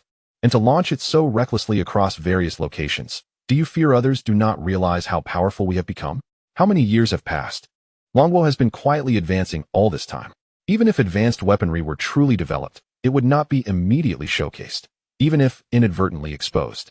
There remains the Strategic Deception Unit to manage perceptions. Yet, who could have anticipated that a mere artificial rainfall bomb would nearly instill worldwide panic? Numerous nations have begun to speculate with great severity. If the Dragon Kingdom is so audacious in deploying such a weapon, what of their missiles and other armaments? How terrifying might they be? Furthermore, the previously disclosed Dongfeng Express has led the world to wonder if it is merely a ruse by the Dragon Kingdom to mask the existence of even more formidable destructive weapons. At this moment, Lu Tongling realized he was in the wrong and could only humbly admit his fault.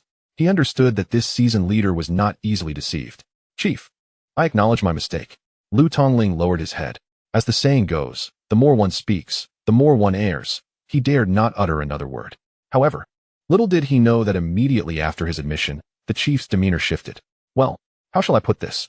It's not a monumental error. Just refrain from being overly ostentatious in the future. Such matters should be handled discreetly, understood? The chief's attitude softened considerably. It seemed he did not regard the international repercussions of the artificial rainfall bomb with much concern. Yet, before long, he shifted to a more severe tone, inquiring, "Why does your Eastern Siam military district possess such impressive equipment without reporting it?" He was evidently troubled by Lu Tongling's lack of transparency. "But Chief, it was merely an artificial rainfall bomb. A trivial matter. I thought it unnecessary to cause such a commotion." Lu Tongling felt aggrieved. "Isn't it just a civilian tool? It shouldn't require layers of reporting, should it? A trivial matter? You dare to label it as such? You have nuclear facilities mounted on it. And you still consider it insignificant? Given more time, will you not concoct another Dongfeng Express?" The chief was incensed.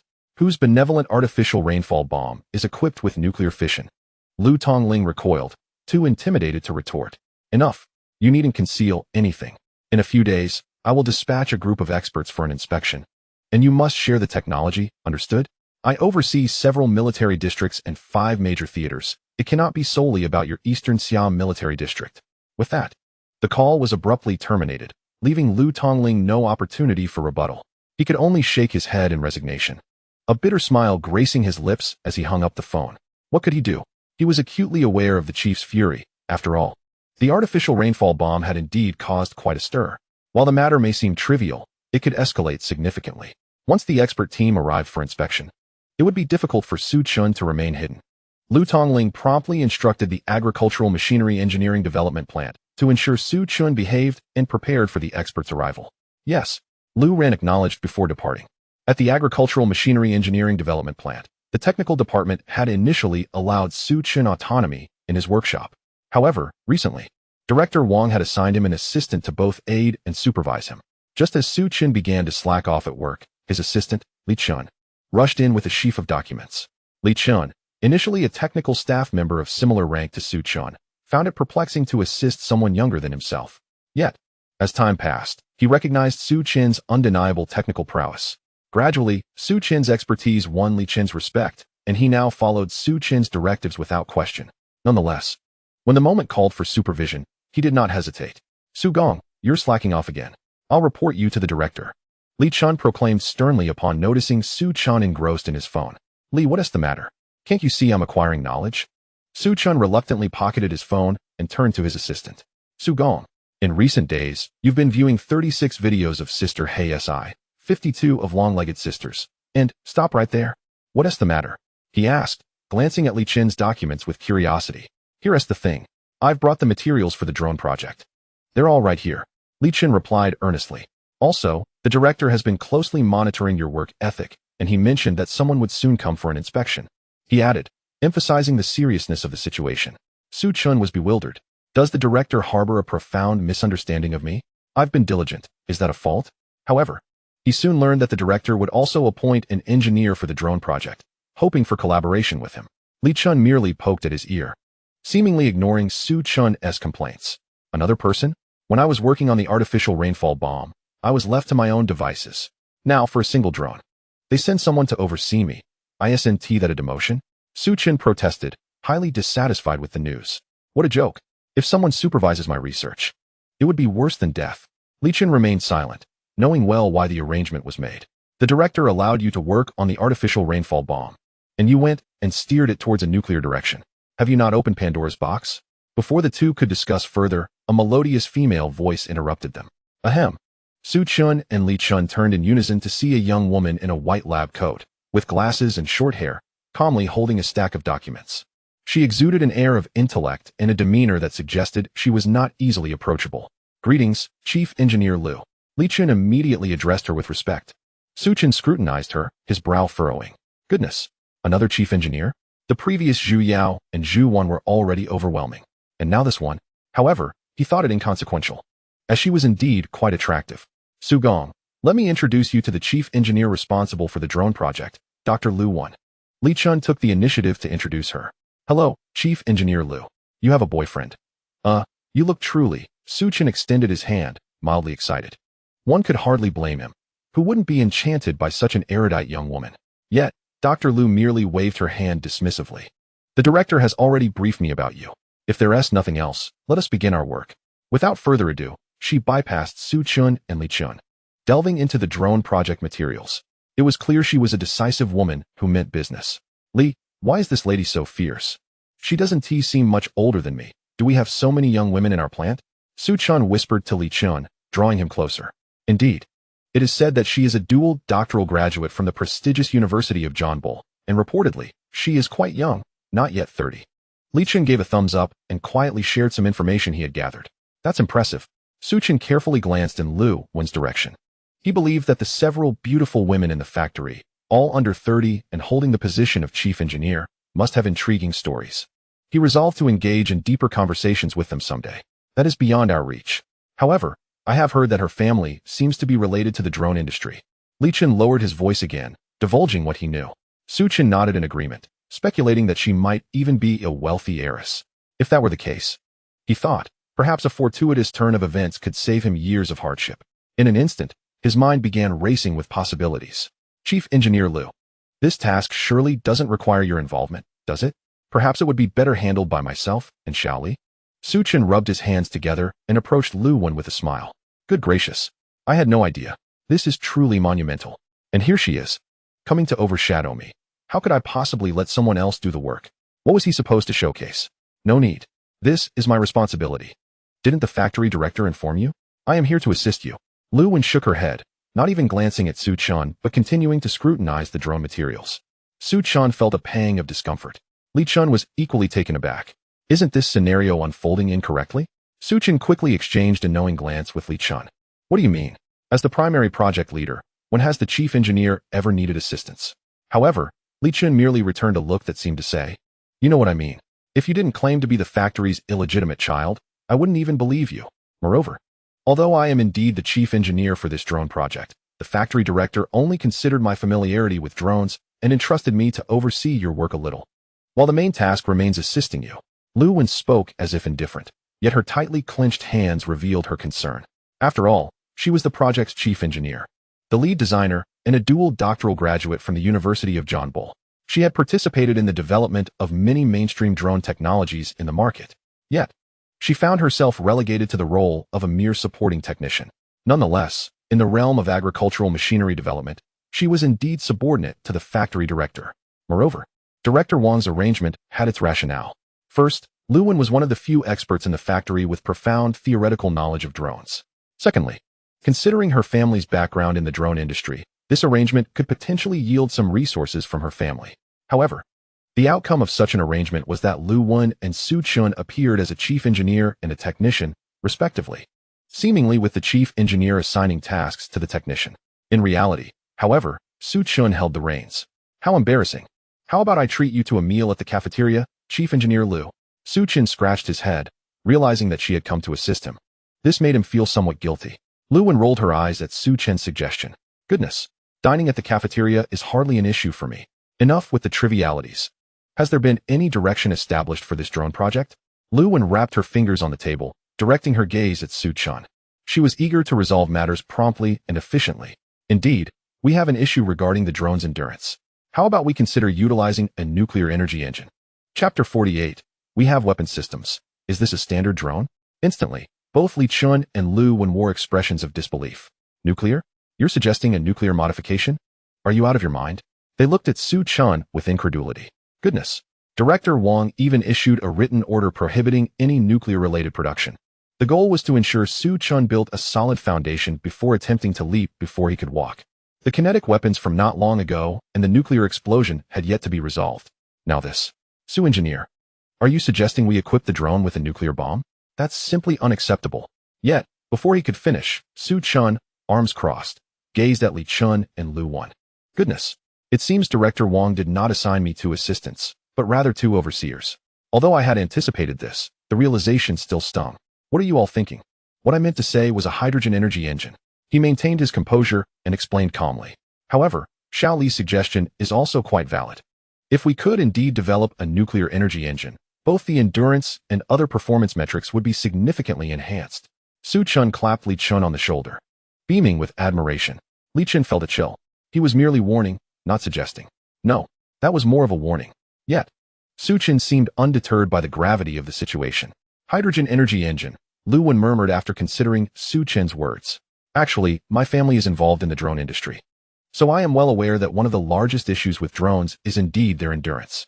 If we can genuinely resolve the endurance dilemma, it would address a major pain point for drones. Additionally, hydrogen fuel engines have already been implemented in many new energy vehicles with promising results, both in terms of cleanliness and endurance. It's not exactly nuclear, but it's somewhat related. As for the other performance aspects of the drone, once the engine issue is resolved, the rest will naturally follow suit. The drone engine has indeed been a long-standing performance bottleneck, making it a worthy foundation for research. Plus, I can procure several advanced drones from my family's business. Thus, our research funding could be better allocated towards other developments. Lu Wen expressed her thoughts, finding Su Chen's suggestion quite constructive. Upon hearing Lu Wen's response, Su Chen's smile widened. Behold, this is what it means to be wealthy. Not only knowledgeable, but decisive. And most importantly, affluent. If only I had encountered such a benefactor sooner, I would not need to fish for opportunities daily at the factory. In no time, the trio, Su Chun, Li Chun, and Lu Wen, swiftly determined the key challenges to tackle in the drone project. Shortly after, Lu Wen departed with the drone-related materials, and Li Chun feigned his exit. Su Chun watched them leave and promptly shut the workshop door. System. He could hardly contain his excitement as he activated his system. Super manufacturing system activated. Ding. Congratulations to the host for successfully manufacturing the all-purpose artificial rain bomb according to the customized manufacturing plan, earning a reward of 150,000 technology points. Ding. Congratulations to the host for the successful adoption of the customized manufacturing plan all-purpose artificial rain bomb, which has received considerable recognition, earning an additional 350,000 technology points. Ding. Congratulations to the host for accumulating a total of 500,000 technology points from this customized manufacturing endeavor. Current technology points, 500,000. The system notification illuminated the screen. Hiss. Su Chun involuntarily gasped. Simultaneously, ding. Technology points will be calculated based on the completion level of the current customized manufacturing plan. The overall completion level of the all-purpose artificial rain bomb is 70, resulting in additional technology point rewards. Ding. Technology points will be calculated based on the overall approval rating. The current overall approval rating of the all-purpose artificial rain bomb is 85, leading to further technology point rewards. Goodness. He never anticipated that such a seemingly trivial artificial rain bomb could yield a staggering 500,000 technology points. Wasn't this akin to striking gold? Indeed. It seems he must create some significant news. Su Chun recalled a recent test conducted at the Agricultural Machinery Engineering Development Factory. He surmised that the astonishment of the agricultural department's elite was likely a contributing factor. Otherwise, how could there be an influx of 500,000 technology points? To put it into perspective, his first model, the agricultural ditching mecha, barely garnered around 100,000 technology points. Now, he had quintupled that amount. The disparity was evident. However, he still found himself far from true cutting-edge technology. Su Chun sighed, contemplating the myriad of advanced technologies languishing in the marketplace, and he lamented. With only 500,000 technology points, he couldn't even procure a single decent piece of iron for the crucial deck of the Sky Mothership project. Could he? Thus, to avoid discouragement that might hinder his future endeavors, Su Chun chose to overlook the system marketplace and directly proceed to the customary customization phase. System.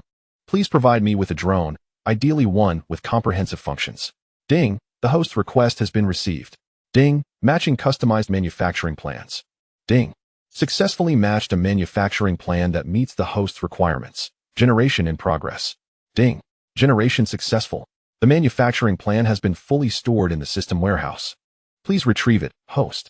Current plan, dragon slaying drone. Power system, basic configuration options are as follows. Option 1. Heavy hydrogen high combustion portable engine. Option 2. Dual hydrogen long power engine. Initially, Suchin found everything to be relatively normal. After all, it was an engine, hydrogen powered, which perfectly aligned with his intentions, right? However, when the weapon system, basic configuration options are as follows, appeared, he could no longer contain himself. Goodness, he truly only intended to manufacture a drone. Chapter 49. Are you crafting a drone or a fighter jet? Sigh. Suchin lamented. What could he do? He was equally despondent. Moreover, this dragon-slaying drone bore an uncanny resemblance to a fighter jet. What on earth was going on? It was evident that this was not merely a drone. It was distinctly veering towards the realm of fighter jets. When the time came to share this, who would believe it was merely a drone? Originally, he had thought this project was a casual endeavor. Yet, here he was, in quite the predicament. Sometimes, the system being overly efficient was not a boon. He truly felt he owed the factory director an apology. He had no intention of creating such a contraption. Furthermore, the most critical aspect was that this dragon-slaying drone customization plan came with a system prompt. Ding! Congratulations to the host for successfully acquiring 3 customized manufacturing plans, triggering an additional plan reward. Upon completion of this plan, if the completion level reaches above 70, or even surpasses 75, a double or even triple technology point reward will be granted. The system notification chimed again. Su Chun, initially hesitant, found himself unable to resist upon seeing the rewards. Had he known that modifying a drone, adjusting an engine, and utilizing some old components would suffice, he would have done so. Why did he have to engage with this system? Wasn't he there an engineer, Lu Wan, available to assist? He could have simply acted as an experienced apprentice behind her. But alas, he had dug himself into a hole. Moreover, he genuinely dared not utilize the plan provided by the system. Yet, the allure of the reward was undeniable. And regarding completion levels, the more projects there were, the greater the potential for qualitative change. How to explain? For instance, if there were 10 projects and he chose only one, the completion level would only be based on minute details. However, if there were 20 or even 100 projects, the scope would broaden.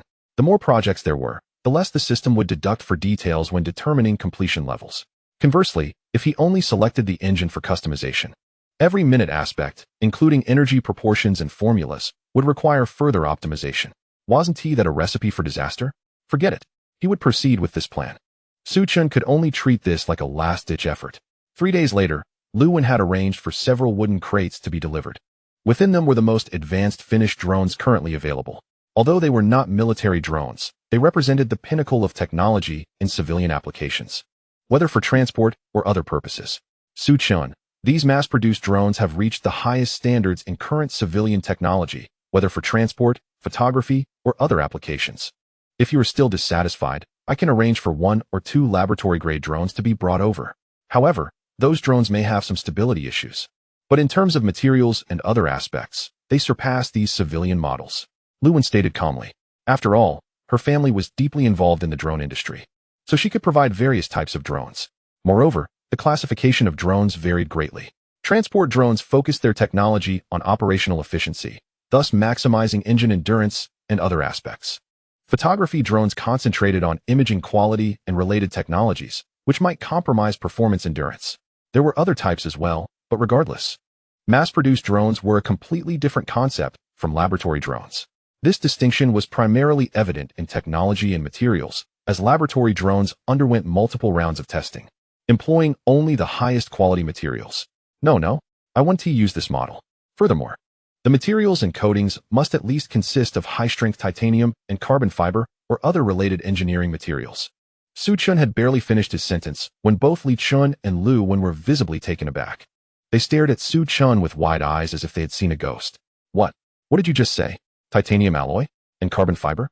Aren't those materials used in fighter jets for high-strength applications? Li Chun stammered, his legs trembling. Good grief. Although he didn't fully comprehend what Su Chun was referring to regarding high titanium materials, he knew that mentioning engineering materials and carbon fiber conjured images of aerospace materials. Aerospace materials possessed strength incomparable to civilian ones. Yet, Su Chun was suggesting applying these engineering materials to drones? No, you can't use these engineering materials in drones. The factory director forbade you from handling nuclear materials, and you. Li Chun was left speechless. Su Chun truly would not allow him to meddle. Otherwise, he might create an even greater mess. Yet before he could finish his thought, Su Chun shot him a glare, effectively silencing his grievances. Have you considered that we are installing a hydrogen energy engine? Without these high-strength materials, how can we withstand impacts while simultaneously protecting the engine? Have you ever seen a drone equipped with a hydrogen energy engine? Moreover, even aerospace materials, despite their advantages, are primarily lightweight. However, being lightweight does not necessarily make them suitable for drones, does it? Thus, I have modified it, changing to other materials and incorporating a bit of carbon fiber. What is wrong with that? Suchin confidently explained. Did Li Chun comprehend the value of these materials? This was a proposal he had painstakingly developed using a substantial number of technology points. He certainly did not want to lose them so easily. If one were to innovate, it must be the best, wouldn't he? A few days later, at the agricultural machinery development factory, helicopters slowly descended onto the tarmac. Once the armed helicopters were securely on the ground, Director Wang and several heads of departments from the factory eagerly approached. At that moment, a few travel-worn individuals began to disembark from the helicopters. These individuals were members of an expert group that had journeyed from afar for an inspection. Among them were scholars from various esteemed universities, researchers from prominent scientific institutes, and representatives from agricultural and defense agencies. Without exception, each person was a leading scholar in their field, specializing in materials science or other domains. Unlike the previous visit to the Eastern Summer Military District, this time, the experts included top engineers still active on the front lines. Among them were several esteemed academicians, including one who had previously overseen the agricultural machinery development factory. Chapter 50. The remarkable value of Su Chun, the leading expert, an elderly gentleman, had knowledge ranging from toothbrushes and toothpaste to large aerospace machinery. His theoretical knowledge and research capabilities were unparalleled. Moreover, this esteemed academician Li Jian was once a student of both academician Li and academician Chen, now recognized as an expert in dynamics, holding significant influence in this domain. Consequently, the expert group he led naturally garnered Director Wang's attention, prompting him to personally welcome them. As Director Wang and the experts engaged in light conversation, discussing trivial matters, it was clear that academician Li Jian and his colleagues were primarily interested in the condensation fission technology and the advanced hydrogen ring energy propulsion system. When a seemingly ordinary artificial rainfall projectile achieved a speed surpassing 30 Mach, effortlessly traveling thousands of kilometers and creating a global stir, the scientific community in Dragon Country was left astounded, particularly after the submission of a related document by the Eastern Summer Military District. Academician Li Jian could hardly contain his excitement. 30 Mach was a speed that represented a forbidden zone in modern dynamics. Who would have imagined that a mere artificial rainfall projectile could breach such a boundary? However, none of the prominent figures at the agricultural machinery development factory, including the director, possessed an understanding of these technologies. This was hardly their fault, as the research and development of this technology had been solely Su Chen's endeavor. Others involved in the project, such as sisters Zhu Wan and Zhu Yao, or the Eastern Summer Military District that announced the project, had only a vague understanding of the technology. As for the principles behind it, apart from Su Chun, no one else comprehended. Regarding Su Chun as an individual, they were skeptical of his existence. After all, could a young man in his 20s truly develop such cutting-edge technology? Director Wang, wishing to dispense with any pretense, declared, "We have received the theories. However, we would like to meet the individual behind these innovations. Can you arrange that?" After some idle conversation, academician Li Jian could no longer contain his curiosity and directly asked. He was genuinely intrigued by the genius who had developed such astonishing technology. Engineer Li, this is indeed necessary. How about I arrange for Su Chen to meet with everyone this afternoon? Director Wang replied with a smile, well aware of the expert group's purpose for visiting. At that moment, every expert's face radiated anticipation. It must be said that in recent days, Su Chen's name had frequently graced the ears of all. They had nearly developed calluses from hearing it, particularly for academician Li Jian, as a distinguished student of academicians Li and Chun. He had heard Su Chen's name from his teachers countless times. Yes, both teachers mentioned Su Chen almost daily, their faces glowing with praise each time. He was profoundly curious about this prodigious young talent. Otherwise, how could he earn the admiration of such scientific luminaries as academician Li and academician Chen? After all, these two had worked alongside many exceptional talents throughout their careers, yet those who received such unreserved praise were exceedingly rare. As the group conversed, they gradually made their way to the agricultural machinery development factory. Upon arriving, Zhu Wan and Zhu Yao approached academician Li Jian. "Teacher, long time no see. I've missed you so much," Zhu Wan exclaimed, resembling a little sprite as she rushed to embrace him. "I've missed you too." Academician Li Jian affectionately ruffled her hair, looking at her with warmth. "Teacher, how have you been?" Zhu Yao asked, elegantly adjusting her hair while gazing at him. "I'm doing well." Academician Li Jian smiled at Zhu Yao, proud of both sisters, who had become accomplished students capable of managing responsibilities independently at the agricultural machinery development factory. "Indeed, you both have excelled. I must admit, I had some reservations when you decided to join the agricultural machinery development factory. However, it seems your choice was indeed the right one," Academician Li Jian remarked, affectionately tooling their hair. "Teacher, why is that?" Zhu Wan and Zhu Yao exchanged puzzled glances. They understood that Academician Li Jian was typically quite strict with his students. "I never anticipated that such a small agricultural machinery development factory could produce talent like Su Chun. You must learn from him diligently, understand?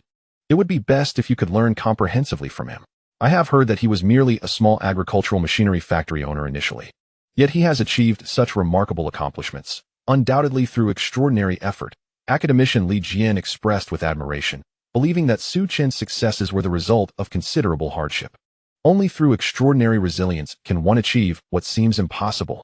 Zhu Yao and Zhu Wan listened to Academician Li Jian's words, their faces adorned with question marks. They exchanged glances, their expressions mirroring that of bewildered subway passengers, brows furrowed in confusion. "Is this person our teacher really referring to Su Chen? If it weren't for the fact that he is our teacher, we would have been unable to contain our disbelief. How curious. What could they possibly learn from him? Arriving late, leaving early, or perhaps teasing female employees. And he had endured considerable hardship? What kind of hardship has he endured? Constantly receiving complaints for his flirtations with female employees? Yet, ultimately, Zhu Wan and Zhu Yao have not exposed him. Meanwhile, while Zhu Wan and Zhu Yao are enveloped in awkwardness, Director Wang is leading an expert team towards the agricultural machinery engineering development factory. "Ladies and gentlemen, shall I take you on a tour of the agricultural machinery engineering development factory?" Director Wang cheerfully introduces it to experts like Li Jian. However, Li Jian appears somewhat perplexed, casting a questioning glance at Director Wang. "Director Wang, why can't we meet Su Chen right now? Shouldn't he be working? Is he preoccupied with a project?" Li Jian inquires curiously after glancing at his watch.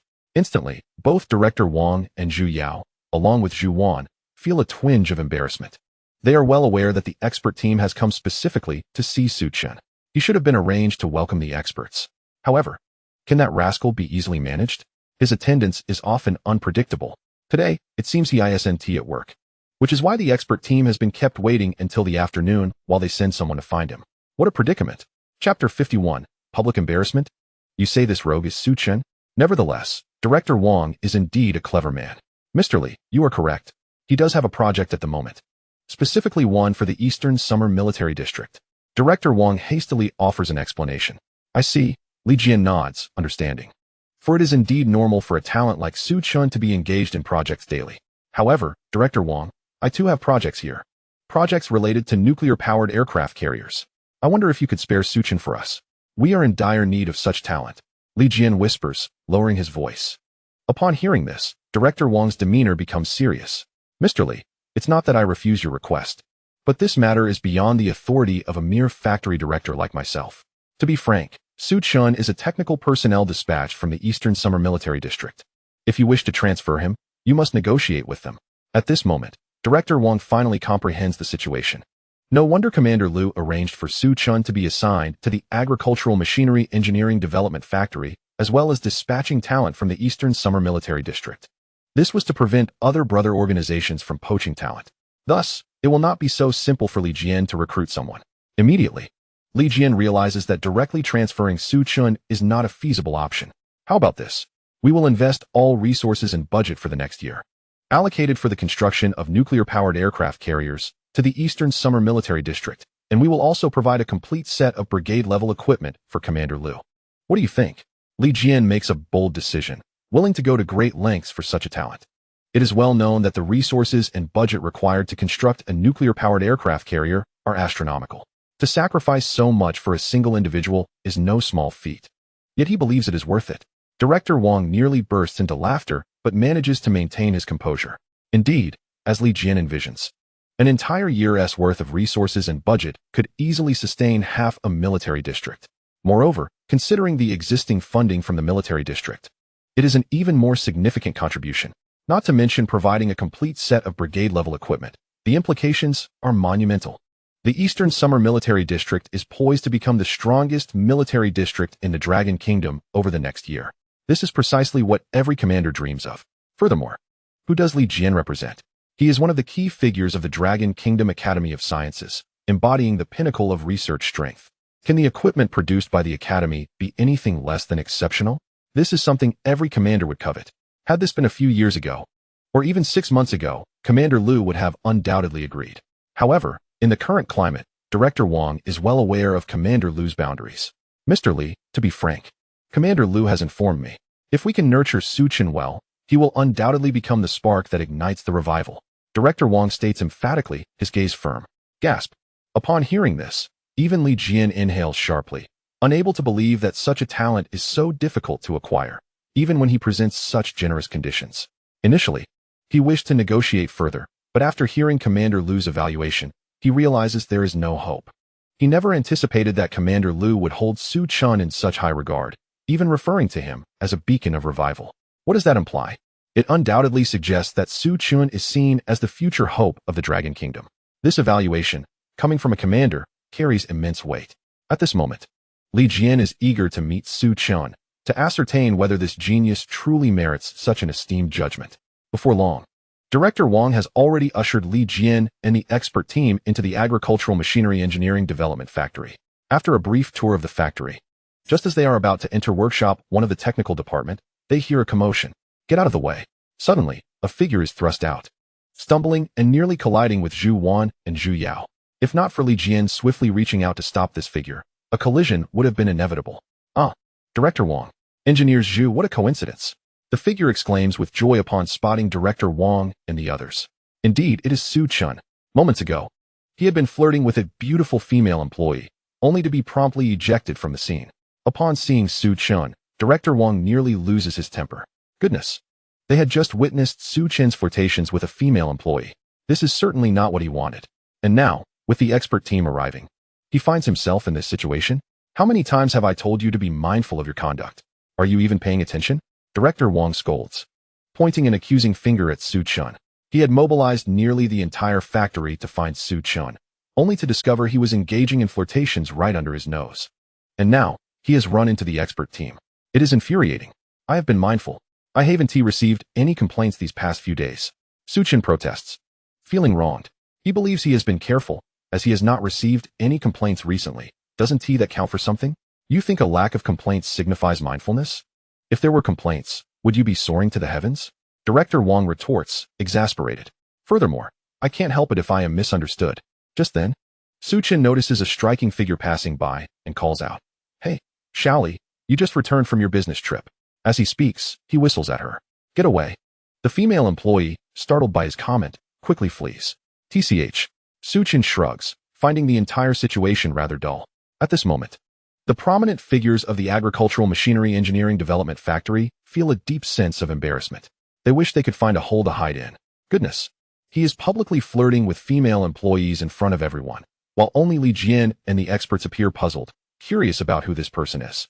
Could it be that Director Wang has an illegitimate child? However, the two do not resemble each other. Just as Li Jian was about to speak, Zhu Wan had already approached him, whispering, Teacher, this is the talent you intended to exchange for with the resources from a voyage in a nuclear-powered aircraft carrier. Chapter 52. What nuclear energy? I was referring to hydrogen energy. At this moment, Li Jian was somewhat taken aback. The information shared by Zhu Wan and Zhu Yao was overwhelming, leaving him momentarily unable to process it. Of course, if the teacher were to recruit a few more female researchers at Lonk Institute, he might even be on his knees to get in. Zhu Wan remarked with a mischievous smile.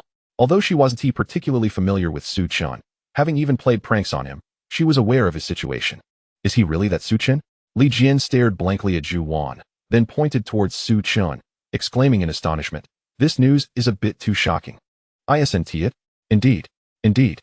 Everyone nodded in agreement. Hello, esteemed sir. Su Chen greeted with a smile. Then, just as Director Wang was about to approach him, Su Chen swiftly stepped aside, saying, Director, I just remembered I need to gather some materials. I'll head to the storeroom now. See you later. Without looking back, Su Chen dashed away. You rascal. Director Wang was left empty-handed, having not even completed his sentence before Su Chen vanished from sight. Li Jian stared at Su Chen's departing figure, then glanced at the female employees from the agricultural machinery engineering development factory who had just been teased by Su Chun, shaking his head in disbelief. This kid, he truly is a talent. In the afternoon, Li Jian finally spotted Su Chun in a small, independent workshop at the agricultural machinery engineering development factory. At that moment, Su Chun was clad in work attire, diligently moving about with tools. His face and clothes smeared with various oils, clearly working hard. Hello, Mr. Su Chun. I am Li Jian from the Longwo Academy of Sciences. These are my colleagues, all esteemed scholars from various research institutions and universities. Li Jian politely introduced himself and his companions to Su Chun, showing no arrogance despite his own expert status. After all, this individual was a genuine genius. Hello. Su Chun smiled and shook hands with each of the experts. As the saying goes, one does not strike a smiling face. Su Chun was well aware of this principle. Now, the situation is as follows. My colleagues and I are very interested in your condensation fission technology and superhydrogen ring energy device. We hope you can spare some time to provide us with guidance. Li Jian explained their purpose with a smile. Well, I just stumbled upon it. I wouldn't say I can provide guidance. Besides, the Lonk Institute should have had these technologies long ago, right? I'm just an ordinary employee, not a specialist.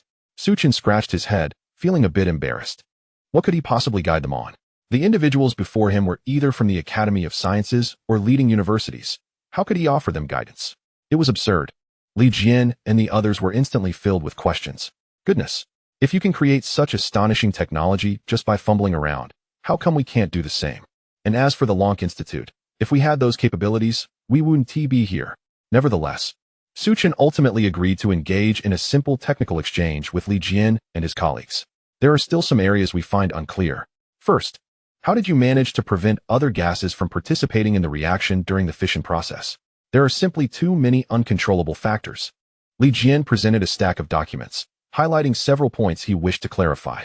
Isn't that quite simple? The issue lies within the composition. In this accelerating catalyst, only one component is needed for catalysis, so why did I use 5? In fact, some of them. Su Chun began to explain the components of the accelerating catalyst. Moreover, the artificial rain bomb has a composite suppression device that only activates once it reaches the explosion point. Su Chun pointed out a device in the documentation. Although the structure of the artificial rain bomb isn't overly complicated, many significant points and devices are meticulously arranged. This composite suppression device only activates after the artificial rain bomb detonates. Su Chun then elaborated on the challenges in manufacturing this composite suppression device and its underlying principles. At that moment, all the experts gasped in astonishment. Goodness, were it not for Su Chun's explanation, merely attempting to reconstruct this small device based on the documents would likely take several years, if not a decade.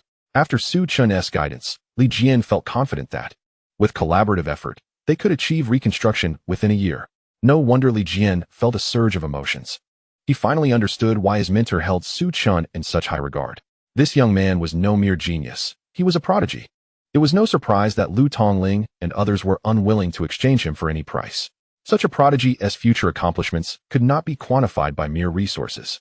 As the experts attentively listened and took notes, occasionally displaying expressions of realization, Lu Wen and Li Chen stood by, marveling at the scene before them. They had quietly listened in for a while. However, they found Su Chun's explanations entirely incomprehensible. But it did not hinder their recognition of the prominent figures in the scientific community. That being said, Chief Engineer Lu, it seems you assisting Mr. Su isn't unjustified after all. Just look at those old academicians and experts. They practically want to call him teacher right now. Li Chen teased Lu Wen, well aware of her initial reluctance to work with Su Chun. After all, Lu Wen was a distinguished double PhD with numerous research achievements and was the project leader. Yet she found herself assisting a mere technician, which was naturally disheartening. Don't speak nonsense. Lu Wen shot him an irritated glance. To be fair, while she still put on a tough front, she had begun to reconsider her views on Su Chun. Shortly after, once Su Chun finished explaining a particularly challenging point, he noticed Lu Wen and Li Chun. My apologies, everyone, but I have work to attend to. If anyone has further questions, please feel free to come find me tomorrow or the day after. Also, the artificial rain bombs are currently in mass production. It would be best to observe the physical samples if you're interested, Su Chun said as he began to tidy up, preparing to leave. After all, he knew he had to get to work. The drone project awaited his attention. Hey, Mr. Su, please continue, just a little longer. Yes, Mr. Su. You can extend the lecture a bit. It's still early, Mr. Su, please share more with us. The experts became anxious, immediately pleading with Su Chun. They resembled students begging a teacher to focus on key points before an exam, desperate for more time. Su Chun felt a bit awkward. Were these old professors truly so eager to learn?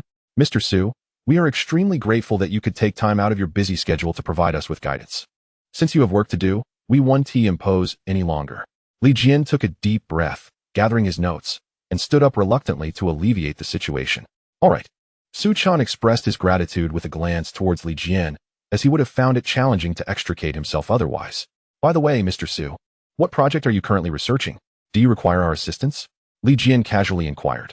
His curiosity piqued regarding what a genius like Su Chun could be engrossed in at the agricultural machinery development factory. Can't you tell? I'm tinkering with agricultural tools. Su Chun declared, donning a straw hat and placing a bag of urea aside, embodying the image of a seasoned tractor operator. Li Jian and his companions were momentarily taken aback, their faces adorned with expressions of bewilderment. Goodness, is this truly the agricultural machinery development factory? I never imagined it could be so extravagant. To think such a prodigy is merely organizing tools. Who is managing the other positions? What about tanks and individual combat equipment? Surely, those tasks must be handled by divine beings? With their minds swirling in confusion, the experts departed from Su Chun's private workshop, notebooks in hand. However, Li Jian stole one last glance at Su Chun. How should one put it? This prodigy was destined for greatness. For no other reason than the sheer waste it would be to have such a talent confined to the agricultural machinery development factory. Once the expert group had left, Li Chun and Lu Wen finally approached Su Chun. What were you discussing just now? I noticed someone was taking notes, Li Chun queried, genuinely perplexed by the earlier conversation. Nothing much, just learning. Su Chun replied, engrossed in his equipment and not bothering to look back. Learning? Learning what? How to flirt with female employees at work. Lu Wen interjected with her arms crossed and a playful smile. Su Chun's face flushed crimson. What nonsense. That's pure slander. I was merely engaging in an in-depth exchange with the employees. Come on, what does that even mean? They were here to learn about engine technology, you know? Su Chun retorted with a sigh. Lu Wen merely smiled and refrained from responding, for not long ago. Word had spread within the agricultural machinery development factory that several prominent figures from the scientific community, even distinguished individuals of national significance, were coming to visit. Initially, everyone was puzzled as to how a modest agricultural machinery development factory could attract such luminaries. Was it merely for lectures or to impart their wisdom? After all, even attending a class led by someone like academician Li Jian would be a monumental honor. Yet, it appeared that reality diverged from their expectations. The sight of academician Li Jian and others earnestly taking notes suddenly felt surreal. Sighing inwardly, Lu Wen couldn't help but feel a wave of emotion wash over her. By the way, Su Chun, let us not focus on engines for now. We still haven't resolved the issue with the drone's engine. What are your thoughts? Are we really considering switching to a hydrogen fuel engine? Lu Wen suddenly recalled the drone project. The key to this endeavor lay in its endurance. Only once the engine was determined could they ascertain its direction. The engine's power was crucial to the drone's capabilities. A powerful engine would allow for a transport drone, while a less potent one would necessitate a reconnaissance model. However, if they were to use a hydrogen fuel engine, they would face numerous technical challenges. It was undeniable that a hydrogen fuel engine was versatile enough for any field. It has to be a hydrogen fuel engine. Given the triviality of the drone's current engine, I could outpace it myself. Su Chun declared, his tone exasperated, for he considered the previous drone engines woefully inadequate. Little did he know, as he rambled on. Lu Wen's resolve grew ever stronger. She had heard rumors within the factory that Su Chun had already developed the hydrogen engine. Coupled with the visit from the expert group, Lu Wen began to believe that he had indeed mastered the technology. After all, one could not engage in such discussions with experts unless they possessed substantial knowledge in the field. Li Chun, on the other hand, had previously worked alongside Su Chun during the concluding stages of a project involving artificial rain. Thus, he possessed a modicum of awareness regarding the relevant technology. Su Chun, we can't do that. The factory director has already stated that this drone is merely a small project. We don't need such extravagant technology. Moreover, hydrogen fuel engines involve nuclear considerations. Li Chun exclaimed, dramatically clinging to Su Chun's leg in desperation. Initially, he had overlooked the implications of hydrogen fuel engines, but now, recalling the artificial rain project, he comprehended the gravity of the situation. This thing could explode, and not just a small explosion. If it were mounted on a drone, that would spell trouble. What does the factory director know? He is merely a bureaucrat at the agricultural machinery development factory. He understands nothing about technology. Besides, the director isn't my father, so it's settled. Su Chun retorted, casting Li Chun aside with a swift motion. We are outside the confines of the factory. One is not bound by orders when it comes to innovation. Lu Wen and Li Chun exchanged incredulous glances. The director isn't your father. One might think you're his illegitimate child. They mused. And what of nuclear considerations? I'm using hydrogen. Hydrogen, understand? Chapter 53. What is a mere pistol? Let's create something substantial. Enough. You two needn't concern yourselves with this matter. I shall personally oversee the engine development. Now, let us move on to the main event. I require your assistance in a crucial task. This drone needs armament. Su Chun calmly outlined the forthcoming mission. Instantaneously, Li Chun and Lu Wen were left in a state of utter bewilderment. Did we hear that correctly? Armament. For a drone? Isn't that a bit absurd? They thought. Finding it hard to reconcile Su Chun's words with the nature of their project.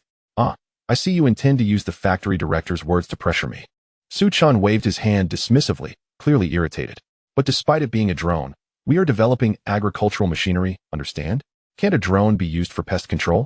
Furthermore, many concepts within this drone project will extend to other fields, making the inclusion of armaments quite reasonable.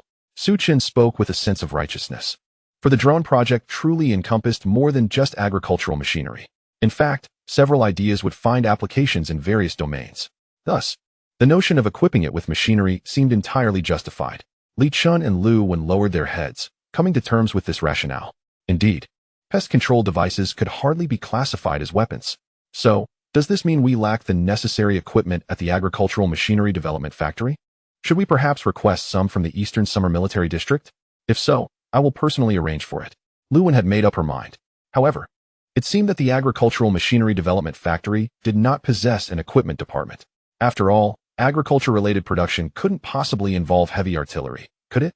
The weaponry that drones could carry was rather limited, primarily consisting of small firearms such as pistols. Given that the agricultural machinery development factory was adjacent to the Eastern Summer Army General District, and this project had the involvement of the General District, acquiring these weapons on loan posed no significant issue. Moreover, not long ago, the Eastern Summer Army General District had completed numerous weapon projects, leaving behind an ample supply of arms that could be effectively utilized for this drone initiative. Look at how resolute they are, Li. They have drones, they have weapons. They possess both beauty and capability. And what do you have? Su Chun glanced disdainfully at Li Chun, pondering the stark contrast in their roles as assistants. Li Chun, puzzled, thought, how can this even be compared? Lu Wen is from a family that specializes in drones and holds dual doctorates. While I appear to be a mere technician at the agricultural machinery development factory, I am, in fact, the illegitimate son of the factory director. How can I possibly compete with that? However, Su Gong, you can't say that. I can still hand you a love letter, and besides, I have intercepted those complaint letters for you. Li Chun prided himself on his adaptability.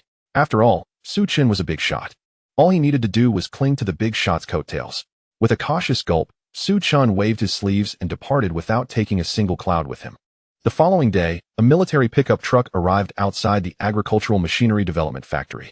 Several soldiers gradually disembarked, opening the cargo compartment. Behold, these are the weapons I borrowed from the Eastern Summer Army General District. Lu Wen proudly patted the truck's cargo area and began her introduction. Various handguns and grenade launchers were merely the basics. Next came rifles and light machine guns, all of the finest quality. Additionally, there were small rocket launchers and armor-piercing rounds, representing the current pinnacle of weaponry. Lu Wen spoke passionately as the soldiers started unloading the weapons box by box. One could say she had gone to great lengths to procure these arms, having promised Lu Tongling certain conditions in exchange for his agreement. Yet, upon seeing these weapons, Su Chun wore an expression of silent disbelief. How should he put it? The weapons Lu Wen had procured were undoubtedly excellent for any project. However, for him, with the imminent integration of cutting-edge systems and top-tier components, the result was predictably disappointing. To put it succinctly, is this it? Especially since he intended to employ an unprecedented hydrogen fuel engine for the drone, these weapons seemed somewhat lacking. If he didn't incorporate something formidable, he felt it would be an affront to the technological resources he had painstakingly invested. Lu Gong, do you believe these weapons will suffice? Su Chun turned to Lu Wen and inquired softly. Absolutely. Not only will they arm a drone, but they could even equip a small combat unit. Lu Wen responded with excitement, already envisioning the promising future of her drone project. She had never engaged in such a well-equipped endeavor. After all, the weaponry was of the utmost quality, complemented by a revolutionary engine technology. Is that enough? Hardly. Since these weapons are our own, why be so frugal? It's commendable to live simply, but one must know when to spend. After making his point, Su Chun waved his hand, instructing the soldiers to return the cargo, even sending everything back. Initially, he thought he could leave the weapons matter to Lu Wan and Li Chun, but it appeared he needed to take charge himself. Nevertheless, this was not a significant hurdle. Thus, on the afternoon of the second day, Su Chun departed the agricultural machinery development factory with Li Chun. After all, the factory lacked any weapons. They needed to procure them from the Eastern Summer Army General District. Moreover, to acquire genuine core technology and undertake serious work, they had to engage with the General District. Before long, at the Eastern Summer Army General District's large arsenal, Lu Ran, upon learning of Su Chen's arrival, personally made his way to the facility. Lu Ran held a favorable impression of the young Su Chun, and given Lu Tongling's high regard for him, he felt a genuine respect. Su Gong, what brings you to the arsenal? Lu Ran smiled as he led Su Chun, curious about his presence there, especially knowing he had been busy with the drone project. Captain Lu Tongling, and Director Wang instructed me to solidify the foundation. I thought it prudent to ensure a solid base. As a technician striving for the future of the Eastern Summer Army General District, how could I not delve deeper into understanding the weaponry? Su Chun's rhetoric flowed smoothly, carefully concealing his true intentions. He even invoked the future of the Eastern Summer Army General District, exuding a sense of noble purpose as if he were ready to sacrifice for the cause. As Lu Ran scrutinized Su Chun, observing his darting eyes, he sensed that the young man was not being entirely forthcoming. The notion of fighting for the future of the Eastern Summer Army was a tale that could fool Li Chun, but not him. However, Lu Ran found no flaws in Su Chun's words, recalling Lu Tongling and Director Wang's instruction to ensure a solid foundation. Thus, he relaxed, his demeanor shifting from scrutiny to delight. Yet, Lu Ran was unaware that Li Chun, having worked with Su Chun, could anticipate his every move. Coupled with Su Chen's cheeky expression, Li Chun realized that Lu Ran was falling for Su Chen's ruse. Before Li Chun could speak, Lu Ran chimed in. All right. You've made progress. You've come to learn, good. After a hearty pat on Su Chen's shoulder, Lu Ran led him directly into the large arsenal, making a beeline for the weapons storage. This is the entirety of the Eastern Summer Army General District's arsenal. Su Gong, aside from your studies, what else have you been busy with lately? Lu Ran inquired, curious about Su Chun's recent activities. At that moment, Su Chun's attention was entirely captivated by the array of weapons before him. The sight of numerous heavy weapons nearly made him drool. Now this is what I call weaponry. Those handguns and light machine guns were mere toys. He thought to himself, I'm merely here to study the drones, as the drone project is set to commence soon. At this moment, Su Chun was somewhat distracted, his mind solely focused on the study of weaponry. Simultaneously, he pondered what type of weaponry should be installed on the drone. Once you complete the drone project, I suspect Lu Tongling will be quite reassured. He might even allow you to participate in more significant research projects, Lu Ran remarked with a smile, well aware of Lu Tongling's regard for Su Chun. After all, it was evident that such effort was not expended without reason. Indeed, I'm merely considering how to repay him. And I also wish to borrow some conventional weapons as study materials. Ideally, I would like to be assigned to the agricultural machinery development factory. Su Chun vowed repeatedly that any borrowed items would solely be for the purpose of technical research and not for any illicit activities. He understood well that weaponry was a serious matter. Well, if it's you, we can negotiate, Lu Ran finally assented after some contemplation. After all, Su Chun merely sought foundational knowledge and skills, which did not contradict Lu Tongling's wishes. So, what kind of weaponry do you intend to study? Lu Ran inquired curiously. Aware of the vast array of weaponry available, from large to small arms and individual combat weapons. Actually, I am not too picky. If there is a larger option, that would be preferable. Of course, some quality individual combat weapons would be ideal as well, Su Chun replied candidly. After all, a drone could indeed be equipped with missile systems, couldn't it? Large. We do have something. How about this lightweight anti-tank missile? It's substantial enough. And our heavy rocket launcher has made significant advancements in recent years, achieving impressive range improvements. You need not worry about the distance. It has been upgraded to nearly 4 kilometers. There are hardly any lightweight anti-tank missiles globally that can reach such distances, as most hover around 2 to 3 kilometers. Lu Ran proudly introduced the lightweight anti-tank missile launcher, patting it with enthusiasm. This lightweight anti-tank missile launcher is a true treasure of the Eastern Siam Military District. You can't simply buy this at any price, he added. Is there anything else? Perhaps something with a bit more destructive power? or any new technologies still in development? Su Chen inquired, shaking his head. Despite the impressive nature of the anti-tank missile, it still fell short of his expectations. Lu Ran frowned slightly. Taken aback that Su Chen seemed unimpressed by a piece of equipment the Eastern Siam military district held in high esteem. Just then, a machine was pushed over by soldiers. Charred and emitting smoke, indicating a failed experiment. Another laser test failure? Lu Ran remarked, glancing at the discarded machinery with indifference. At that moment, Su Chen's eyes lit up. Laser? The 54th chapter on laser weaponry? Isn't that akin to using an anti-aircraft gun to swat a mosquito? Captain Lu. I was just about to inquire about related laser technologies when the laser cannon is still under research. It's not ready for practical use. You won't be able to grasp it in a few days. Perhaps you should consider other technologies? Lu Ran suggested, not intending to discourage Su Chen, but recognizing that even the Eastern Siam military district had yet to master laser technology. However, Captain Lu, one mustn't dismiss the pursuit of knowledge. Learning has no boundaries, correct? Su Chen replied, his gaze fixated on the large apparatus capable of generating laser weapons. The allure of laser weaponry was simply too compelling for him to overlook. How about this? I would like an advanced machine capable of producing laser weapons, along with the anti-tank missile launcher. And if you could prepare these for my study, that would be splendid. Su Chen succinctly stated his requests. You're asking for quite a lot. Will you truly be able to manage all of this? Lu Ran's expression deepened with concern. He had no doubt in Su Chen's capacity to learn, but the sheer variety of weaponry he was requesting spanned too many categories. From machine guns to rifles and artillery, even including laser technology. Captain Lu, if I find myself struggling, I can always consult my colleagues, can't I? Su Chen replied, tapping his forehead and assuring Lu Ran there would be no issue. Lu Ran's mouth twitched at Su Chen's nonchalance. Is that really something to say? And how serious will those consultations be? You young man, you should tone it down a bit. Lu Tongling has informed me of your antics at the factory. Lu Ran shot a disapproving glance at Su Chen, fully aware of his notorious reputation at the agricultural machinery development factory.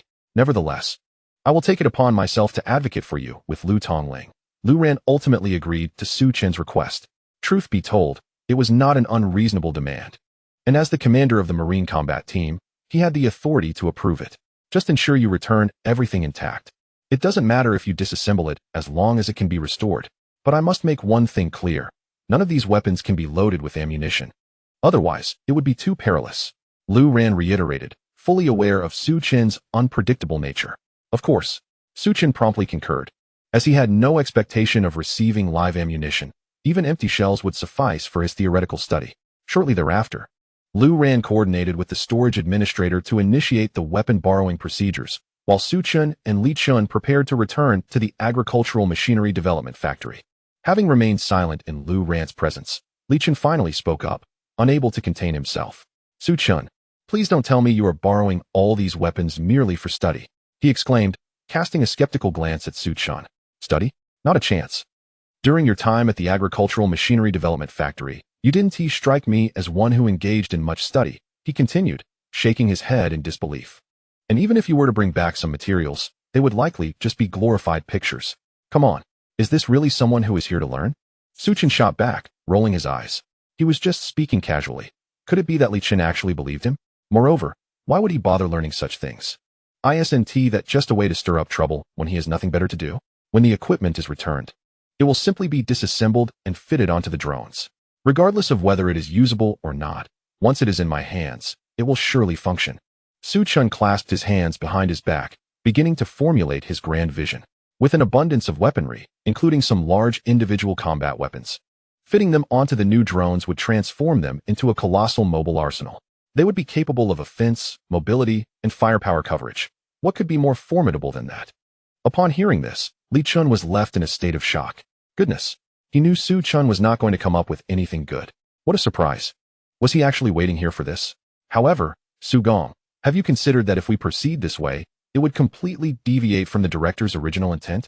If we possess so many weapons, can it still be regarded as a drone? Li Jian naturally hoped to persuade Su Chen. He felt there was still a chance to salvage the situation. But what nonsense? What nonsense? How is this deviating from the director's intent? Don't forget that the drone project initially had military applications in mind. Besides, fitting the drone with some weapons to eliminate pests is quite reasonable, isn't it? Su Chen shot Li Chen a glare. This guy? Is he his assistant or merely a puppet for Director Wang? Why is he siding with others? who uses anti-aircraft guns to swat mosquitoes. Li Chun muttered under his breath. Goodness. He could have mentioned that Director Wang only offered suggestions that might be referenced. Reference. Do you know what that means? It doesn't necessarily mean it will be used for military purposes. Yet here Su Chun was, making decisions as if it were set in stone. Moreover, who uses drones equipped with weapons to eliminate pests? Isn't that just using anti-aircraft guns to swat mosquitoes? What did you say? Su Chun turned back to look at Li Chun. Nothing. I just wanted to remind you, Su Gong, that these weapons are borrowed. Aren't we supposed to return them to the Eastern Summer Military Region? How will we explain if we use them all? Li Chun knew he could not persuade Su Chun, so he resorted to gently guiding him with the military's authority. After all, these weapons did not belong to the Agricultural Machinery Development Factory, but to the Eastern Summer Military Region. Su Chun, regardless of how reckless he was, had to consider the consequences, right? What did you say? Did these weapons have the Eastern Summer Military Region's name on them? I didn't see any. Once they are in my possession, they belong to me. Su Chun shrugged, speaking with a sense of nonchalance. Once those weapons are in his pocket, there is no reason to return them. In any case, he had made up his mind. Li Chun's face was filled with confusion. Goodness. So you could simply seize them, yet you chose to pretend to study them? He finally realized that Su Chun had never intended to return them from the very beginning. What a predicament.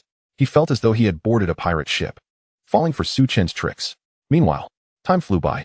Before long, another month was about to pass. The number of complaint letters Director Wang had received recently had also dwindled, leaving him somewhat puzzled. Could it be? Has Su Chun had a change of heart lately? Immediately, he called for his assistant. What has Su Chun been busy with in the technology department recently? Wu assistant. Director Wang asked, his face filled with skepticism. He would rather believe pigs could climb trees than think Su Chun had reformed. Wu assistant had been specifically assigned by Director Wang to handle matters regarding Su Chun's complaints. To put it simply, it involved managing staff morale and providing psychological support to female employees. After all, having such a peculiar talent in the Agricultural Machinery Development Factory was somewhat of a headache. Report, Director. Su Gong has been quite diligent lately. Wu assistant hurriedly reported on Su Chun's recent activities. Oh. Director Wang looked at Wu assistant with a mix of belief and disbelief, still somewhat skeptical. After all, this was Su Chun, who had received over 1,000 complaint letters in just 2 months. Could he truly have a day where he was as diligent as a pig climbing a tree? Ridiculous.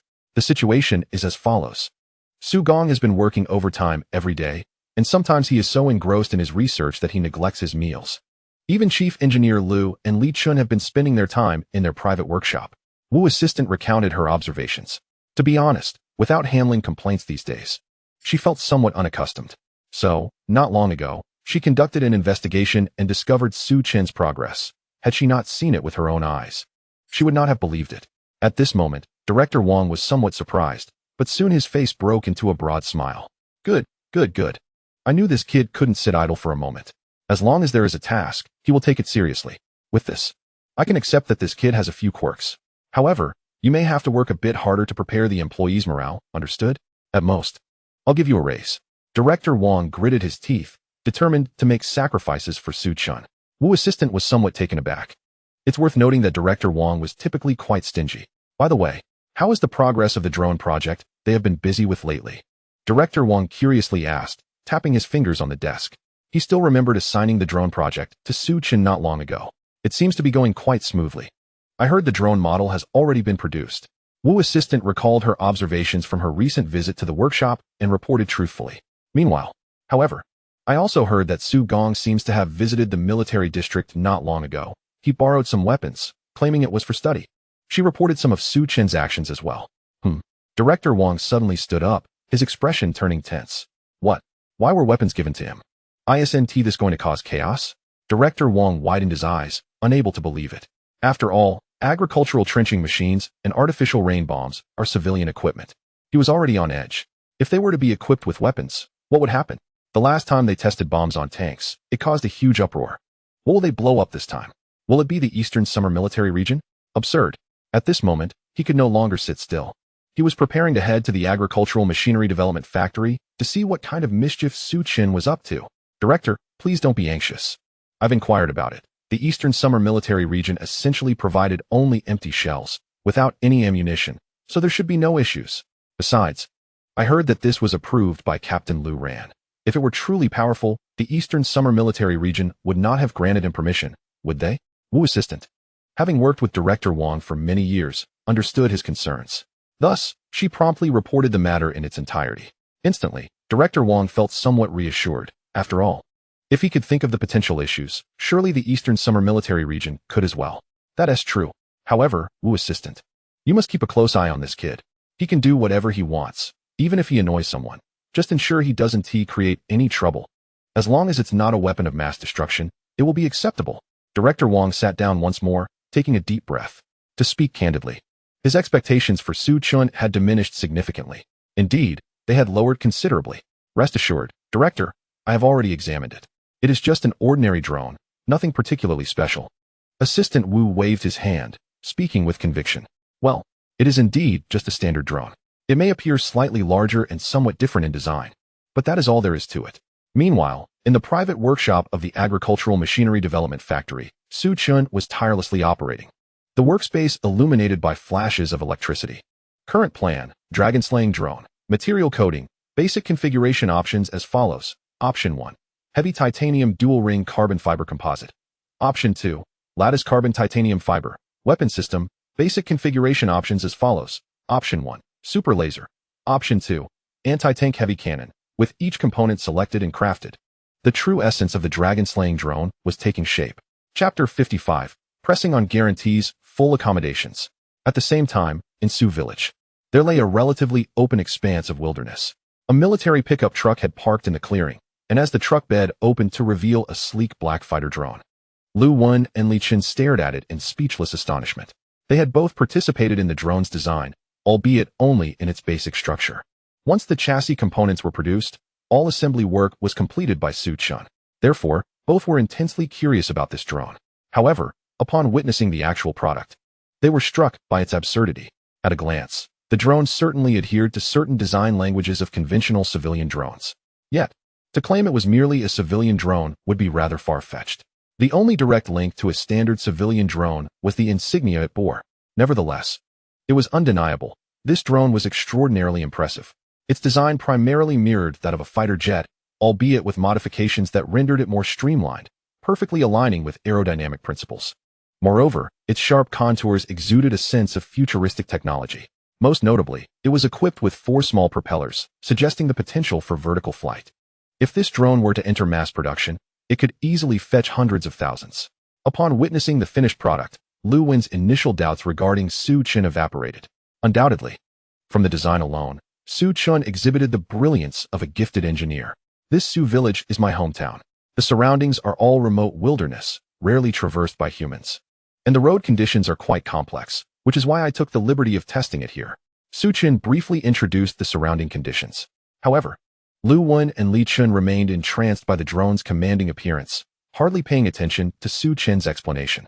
Otherwise, Lu Wen would have certainly retorted, and even Li Chun would likely have expressed disapproval. Are you really here to test it? You clearly came to visit family, who tests a drone and ends up in their own hometown. Yet, even if Su Chun had indeed come to visit, he had not brought his parents along. Unbeknownst to him, his parents were currently busy refurbishing the agricultural machinery factory, leaving them unavailable upon his return. All right, this is essentially how the drone functions. Shall we proceed with a practical operation? Which of you two will operate it? Su Chun looked towards Lu Wen and Li Chun, as though one of them would soon take on the role of operator. However, both Lu Wen and Li Chun exchanged puzzled glances. Why don't you go? Lu Wen inquired directly. As the designer, shouldn't Su Chun be the one to test it? A valid question. Su Chun snapped his fingers, grinning at them. Well, that requires me to know how to operate it.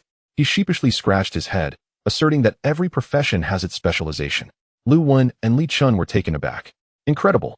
A drone designer who doesn't know how to pilot a drone? How do you manage to create such sophisticated technology? Mr. Su, if you can't operate a drone, how could you explain the principles so eloquently? Li Chun was equally incredulous, his eyes wide with disbelief. Ridiculous. Just because I design drones doesn't mean I need to pilot them. Haven't you ever seen a pig run, even if you haven't eaten one? Su Chun shot a glare at Li Chun. What kind of logic is that? Should I have to prove my expertise when consulting with female colleagues? They both inhaled sharply, realizing the kernel of truth in his statement, yet sensing something was amiss. No wonder the agricultural machinery factory was struggling under Su Chun's management. Lu Wen recognized that it was nonsensical to design agricultural machinery without knowing how to use it. Li Chun, now understanding, knew this responsibility had fallen squarely upon him. After all, one was the chief designer of the project, while the other was his superior. Surely, they wouldn't expect them to handle this task. All right then, Mr. Su. Engineer Liu, let me take charge.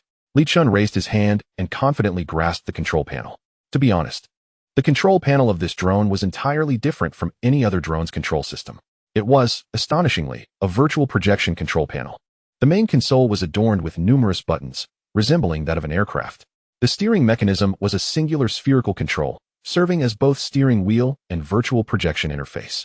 Don't be nervous, little Li. Although this drone has many functions, it does come with self-assisted driving. If you're unsure, you can take a moment to familiarize yourself with the manual. Su Chen provided a brief explanation, not paying attention to Li Chun's current operation. However, I must warn you, when starting the operation, do not rush to ignite the engines. The ignition buttons may appear quite conspicuous, and there are two of them, but they are entirely different. If you forget to paint them during the rush, the right one is the actual ignition button, while the left one is still unfinished. After all, the drone had just come off the assembly line, and many operations were still incomplete. Su Chen had only intended to test its performance, thus neglecting to address these details. Even the paint job had numerous flaws. The two ignition buttons he mentioned were, in fact, two prominent red protrusions on the control panel. Very noticeable. However, just as he finished speaking, Li Chen anxiously interjected. Speaking of which, is it alright if I accidentally press the button on the left? Didn't you say it hasn't been finalized yet? It should be fine, right? Li Chen inquired with a hint of anxiety. Su Chen shot him a blank stare. What he meant was that the button's design was not yet complete, not that its functionality was compromised. This button was still operational, indeed. Li Chen clearly grasped Su Chen's implication. He then asked timidly, so, what if I accidentally press it?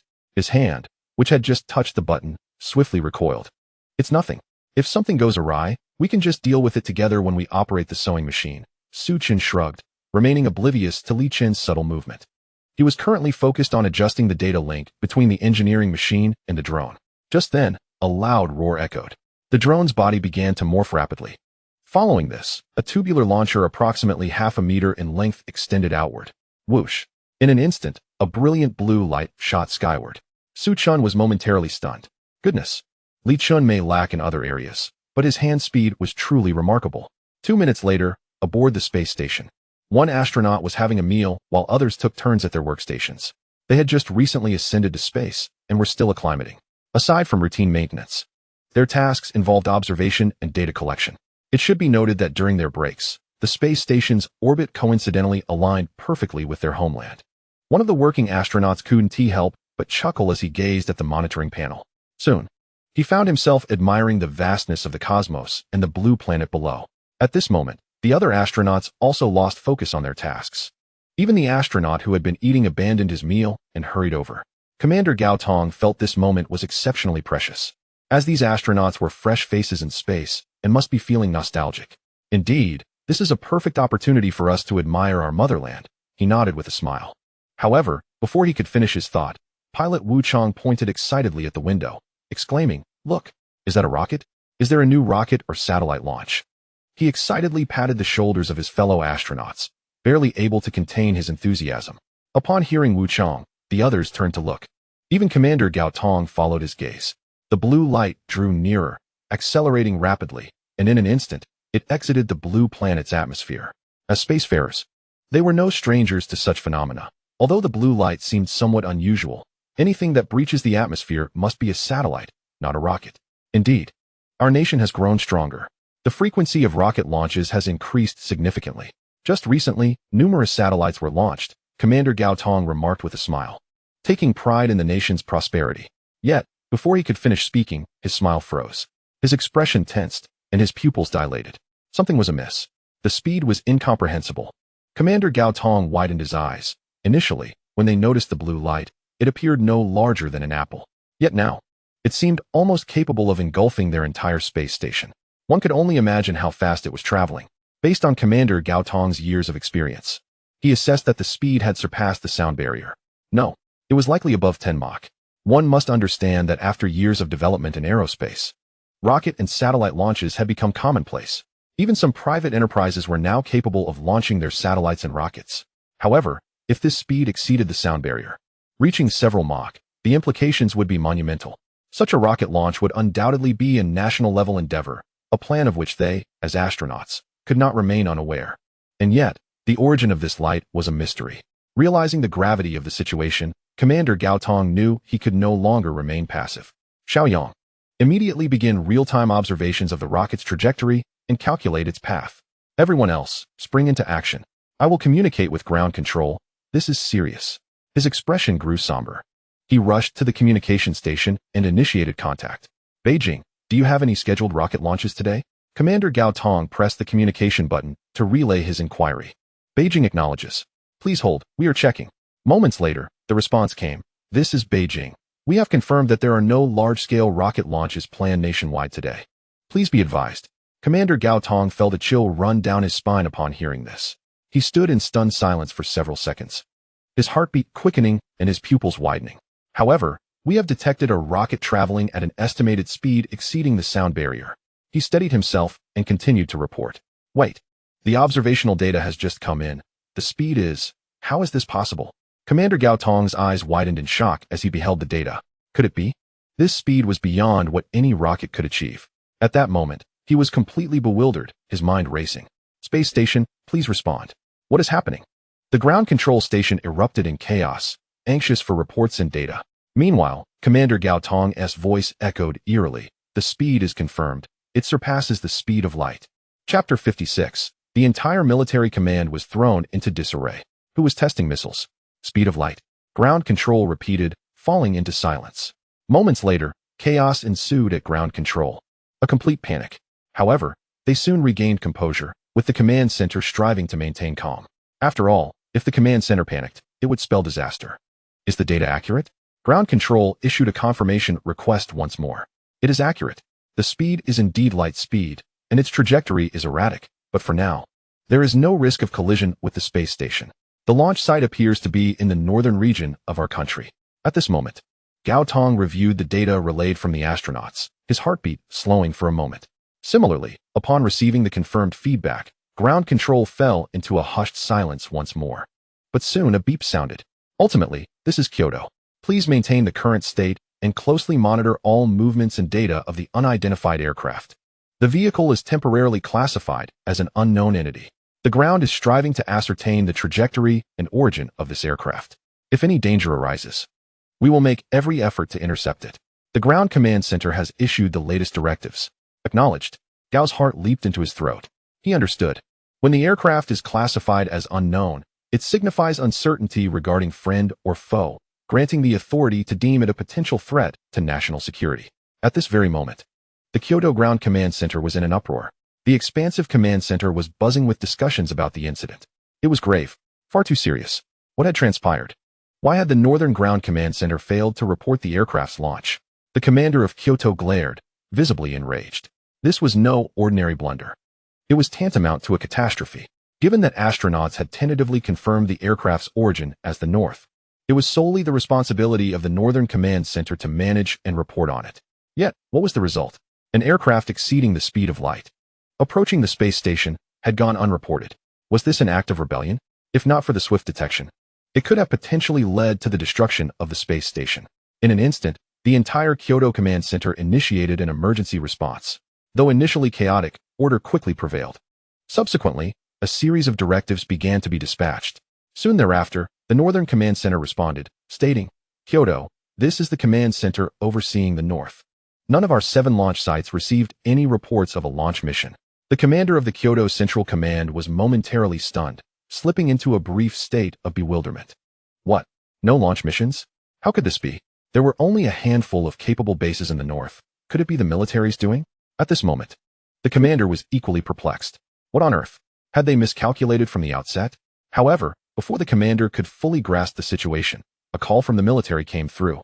Marked with the highest priority, the commander promptly connected the call. Kyoto Central Command, what is happening? Our radar has detected unidentified flying objects exceeding light speed. What is going on? Are you not required to report your rocket launches? The military's tone was unmistakably irate. It is essential to understand that the military and the space agency do not operate on the same system. Each possesses the capability and authorization to launch related vehicles. To ensure simultaneous operations and prevent clashes, Independent systems and communication mechanisms were established for mutual reporting. Yet now, the military was demanding accountability from the Kyoto Central Command. The commander, feeling both bewildered and furious, retorted, "We did not fail to report. We were about to inquire about the situation ourselves. The space agency has already communicated that there would be no launch missions for the next 2 months. Is this unidentified aircraft not of military origin?" The commander was irked by the potential threat to the space station posed by this unidentified craft. After all, the new batch of astronauts was under the direct supervision of the Kyoto Central Command, having completed the handover between space stations. Now, they were confronted with this debacle and yet faced accusations. It was utterly absurd. Silence enveloped both parties. The Kyoto Command Center assumed the task belonged to the military, given that the radar trajectory indicated a launch from the north, but within national airspace. If it was launched domestically, it could not be an external threat. If it was not from them, then who else could it be? Who else in the nation possesses the capability to create a craft that travels at light speed? This question struck at the heart of the issue. There were hardly a few entities capable of manufacturing any flying vehicle, let alone one that exceeds light speed.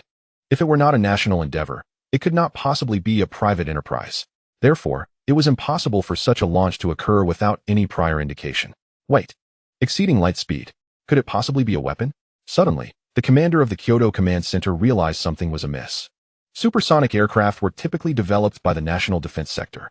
However, speeds exceeding 10 Mach would be truly extraordinary. It's important to note that fighter jets typically operate around 3 to 4 Mach, requiring pilots to be of specialized training. Ordinary pilots would not withstand such velocities, and anything beyond 5 Mach, let alone 10 Mach, would be beyond human capability. Now, an aircraft exceeding light speed? Surely, this was not merely an aircraft, but a weapon. Setting aside other considerations, we have substantial reason to suspect that this is indeed a weapon, with an erratic trajectory dangerously close to the space station. I urge the military to deploy intercept missiles immediately to neutralize this threat and ensure the safety of the space station. The commander became increasingly anxious, advocating for its immediate destruction.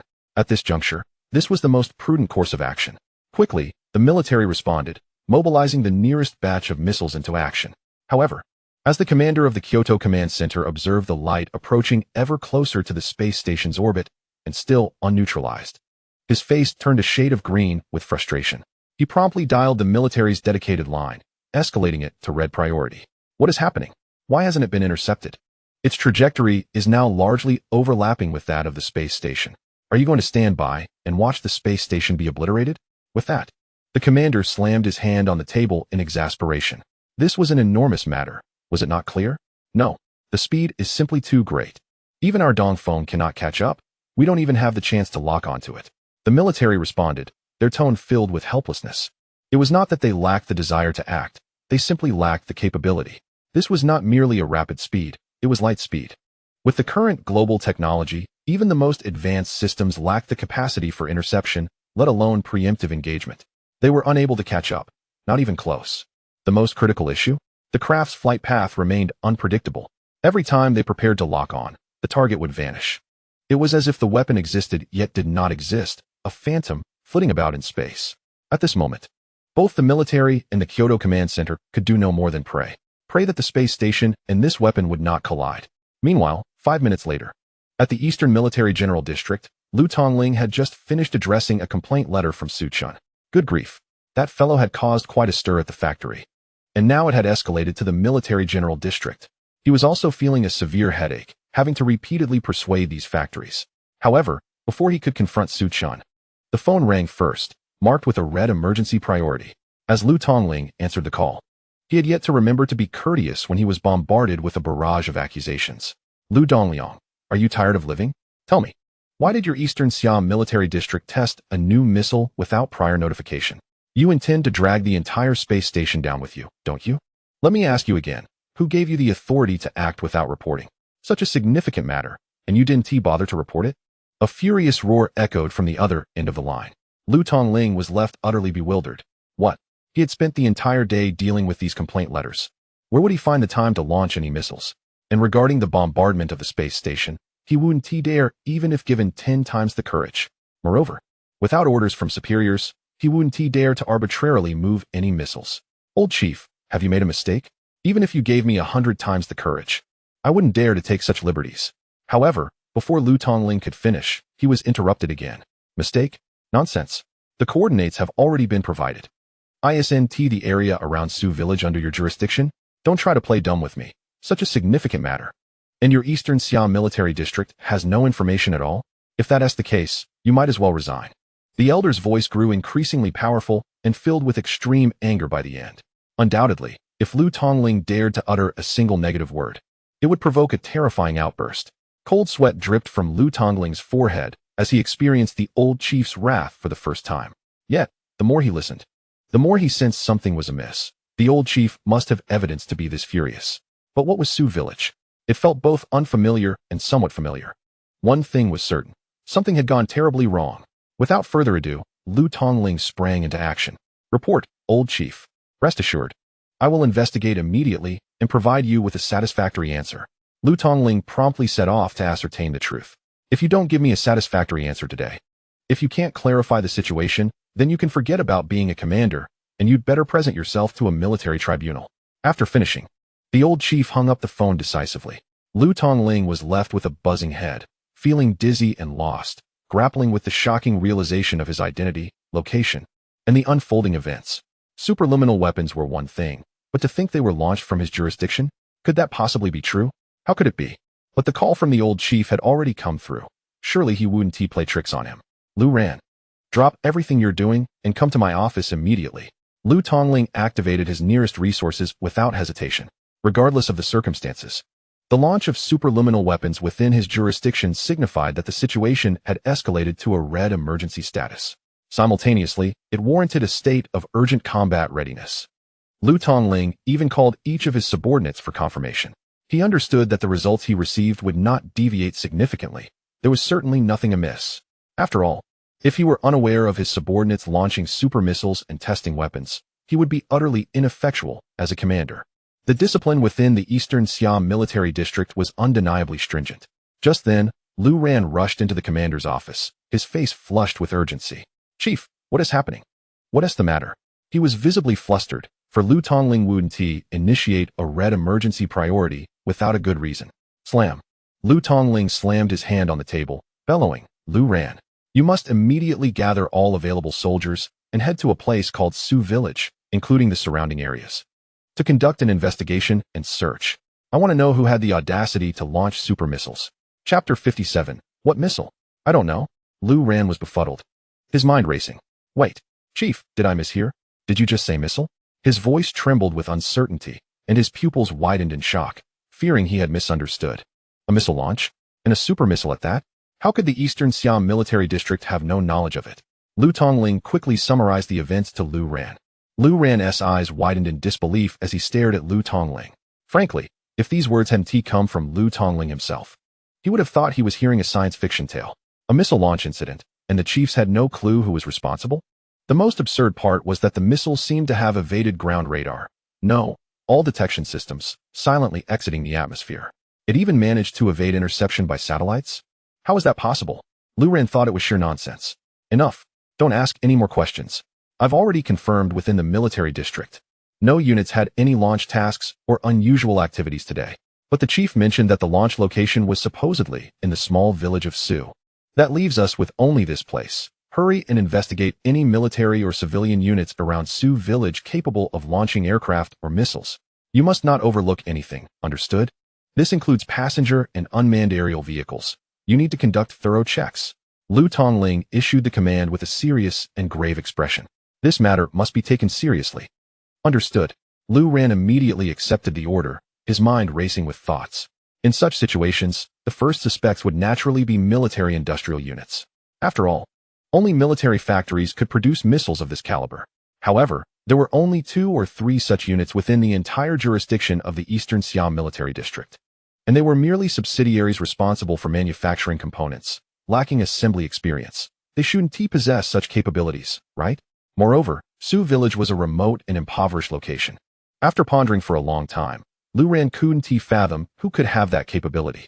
Suddenly, in a moment of inspiration, he blurted out, Chief, should we also investigate the agricultural machinery engineering development factory? He seemed to have struck upon something, albeit unwittingly. To be honest, The agricultural machinery engineering development factory was merely a fleeting thought. He regretted voicing it. Isn't that just a factory for producing agricultural machinery? It seems implausible. As expected, Lu Tongling became increasingly agitated upon hearing his words. However, just as he was halfway through his words, he suddenly fell silent. Wait, artificial rain bomb.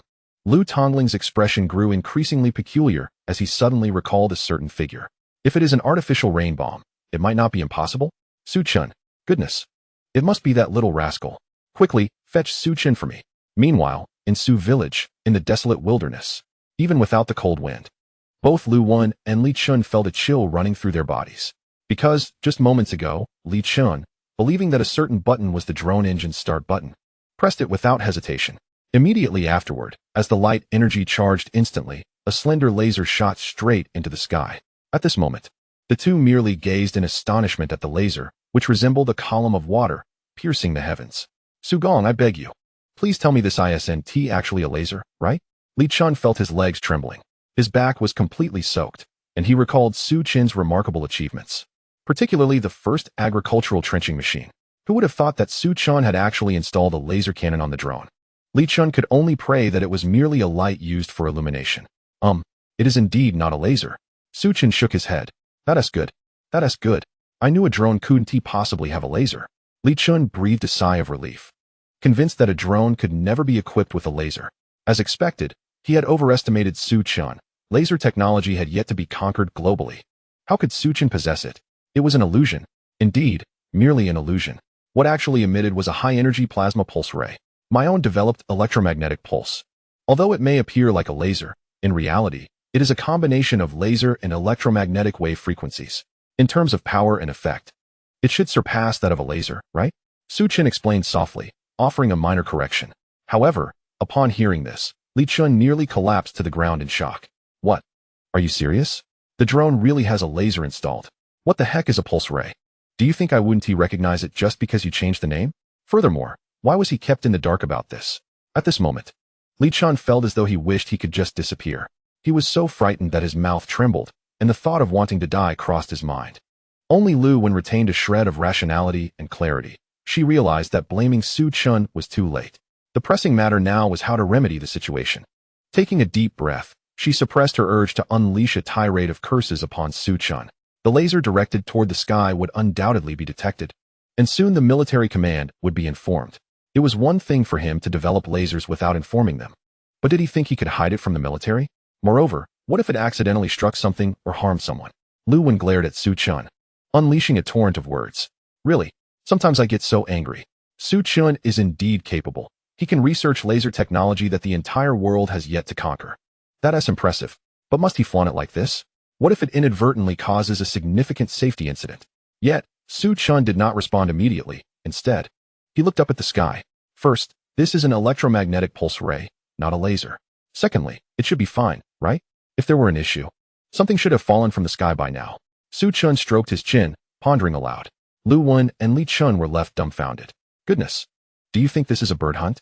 If something were to fall, it would truly be disastrous for us. However, unbeknownst to them, Su Chun had confidence in his invention.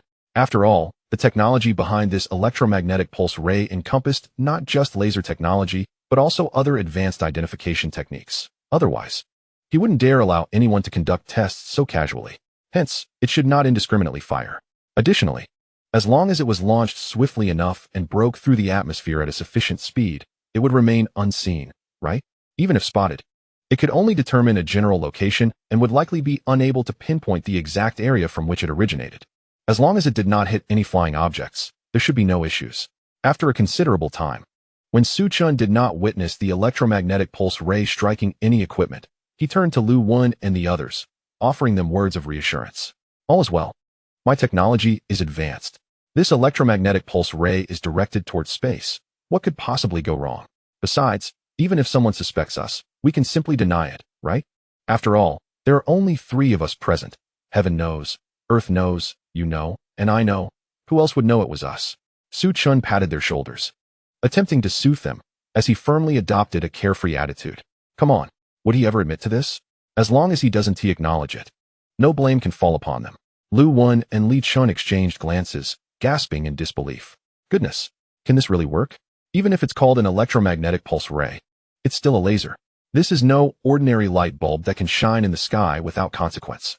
However, just as they hesitated, Su-chen's phone rang. Upon glancing at the unfamiliar number, he initially intended to hang up, but inexplicably pressed the answer button instead. Su-chen, where the hell are you right now? A familiar roar erupted from the receiver. Upon hearing that voice, Lu Wen and Li Chen felt their hearts leap into their throats. Oh no, it's Lu Tongling. That voice was undoubtedly Lu Tongling's. With such fury, he must have come to demand an explanation. Ah, isn't this the Grand Chief? What a surprise to receive a call from you. What is going on? Why do you need to come personally? Rather than feeling anxious, Su-chen spoke leisurely, holding the phone slightly away as he continued. Cut the nonsense. Where are you right now? Lu Tongling had no patience for idle chatter. This rascal had the audacity to be so brazen. I'm in Su Village. I thought it had been a while since I returned home, so I came to visit. Grand Chief, why are you so irritable lately? Are you feeling unwell? Let me tell you, we've grown quite a few autumn chrysanthemums at the village entrance. Would you like me to pick some for you to brew tea? Su-chen casually began chatting with Lu Tongling as if he were conversing with an elder, showing no signs of tension whatsoever. Lu Wen and Li Chun were utterly astonished by Su-chen's audacity. What on earth is he doing? Casually chatting with Lu Tongling at a time like this? Suggesting to pick some chrysanthemums for tea is downright absurd. Yet Lu Tongling was far too enraged to concern himself with such trivial matters. You little rascal, tell me, have you been tinkering with something strange again? The higher-ups have reported that an unidentified object traveling at superluminal speeds was launched from the vicinity of Su Village, nearly striking the space station. Is this your doing? Lu Tongling immediately recounted the events in detail. Lu Wen and Li Chun immediately felt their legs weaken. Good gracious. They realized they had landed themselves in a significant predicament. But they never anticipated it would escalate to such an extent. Even the Eastern Siam military region was caught in the uproar. Was this the end? Indeed. Su-chen was not jesting. He was genuinely intent on diving into this mess, complete with meals and lodging, and operating a sewing machine. Absurd. Orders from above must not be taken lightly. Recently, I have been delving into drones. How could I possibly be fitting missiles? The size of a drone is trivial compared to that of a missile. It's akin to using a toothpick to stir a vat. Su-chen shook his head vigorously, feigning ignorance. Are you certain? Commander Lu paused, baffled by the analogy of a toothpick stirring a vat. Yet, Su-chen's argument did carry some weight. When it comes to drones, the idea of installing missiles did seem rather far-fetched. A comparison of their sizes indeed revealed a stark disparity. If you don't believe me, I can swear that my recent focus has solely been on drones. I have not tinkered with any missiles. Su-chen promptly began swearing. An electromagnetic pulse ray hardly qualifies as a missile, does it? Thus, my assertion holds merit, does it not? Besides, I never specified what I was swearing about. That should not count, right? Upon hearing this, Commander Lu chose not to pursue the matter further. After all, he had more pressing concerns to attend to. Subsequently, the call ended abruptly. Meanwhile, Lu Wen and Li Chun were nearly beside themselves with anxiety. Good grief. How were they to know that Su-chen could lie without even blinking? Furthermore, he exhibited no signs of guilt while deceiving them. Su Gong, your audacity is truly remarkable. You dare to make such oaths? Li Chen timidly stepped closer to Su-chen, fear evident in his demeanor. What is there to be afraid of? I haven't said anything incorrect. What I placed on the drone is an electromagnetic pulse ray. How could that be compared to a missile? Even if there were a missile, it would merely be a launcher. I have no knowledge of what a missile entails. Su-chen shrugged, exuding a sense of helplessness. What missile? I have no idea. Lu Wen and Li Chun were left speechless. Good heavens, they had truly fallen into a significant trap. Chapter 58. Operating a drone in such a manner would indeed be illegal. However, since Su-chen had already made his statement, Lu Wen and Li Chun decided against further discussion. After all, Su-chen had vehemently denied any wrongdoing. They could not simply admit fault themselves, could they? Ridiculous. That was a laser that nearly brought down a space station. At this moment, even the ever-responsible Lu Wen had to relent and chose to collude with Su-chen. He was correct. As long as one had enough audacity to deny, even the Eastern Siam military region might struggle to discern the origin of that laser. Moreover, judging by Commander Lu's reaction, given the time that had elapsed, they still could not ascertain the source. This underscored the exceptional capabilities of the electromagnetic pulse ray Su-chen was researching. From this moment on, this matter was deeply buried in the hearts of the three of them. At this juncture, they were all in the same boat. Su-chen also fully grasped the seriousness of the issue, thus refrained from further testing. It was no joke.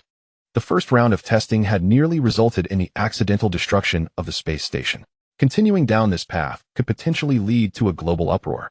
For now, he intended to lay low. All right, let us not speak of this any further. Testing is cancelled. Let us take a day off, shall we? Su Chun waved his hand, granting himself, Lu Wen, and Li Chen a day of respite. It was no joke. If they did not take a break now, the consequences could be dire. Lu Wen and Li Chen were utterly dumbfounded. They had no inclination to relax. Furthermore, they could not possibly possess the audacity of Su Chun, seeking reimbursement from the factory after such reckless antics. Noticing that both of them had lost their enthusiasm for leisure, Su Chun decided to adopt a more reckless approach. He dragged Li Chen to the Dragon Slayer drone. All right, since you are unwilling to go, let us continue testing, Su Chun declared. Shall we? Just operate it boldly and without fear. Flying a drone shouldn't require a driver's license. Su Chun patted the Dragon Slayer drone, grinning. Is this truly about a driver's license? Lu Wen's lips twitched as she shot Su Chun a sidelong glance. Even Li Chen looked at Su Chun incredulously. What on earth? Is this a matter of possessing a driver's license? Can it even be flown? Does anyone dare to fly it? Su Gong, I already mispressed a button once. If I do so again, I fear. Li Chen nervously rubbed his hands together, still haunted by his earlier mistake. What's there to fear? You need neither a driver's license nor a pilot's certificate.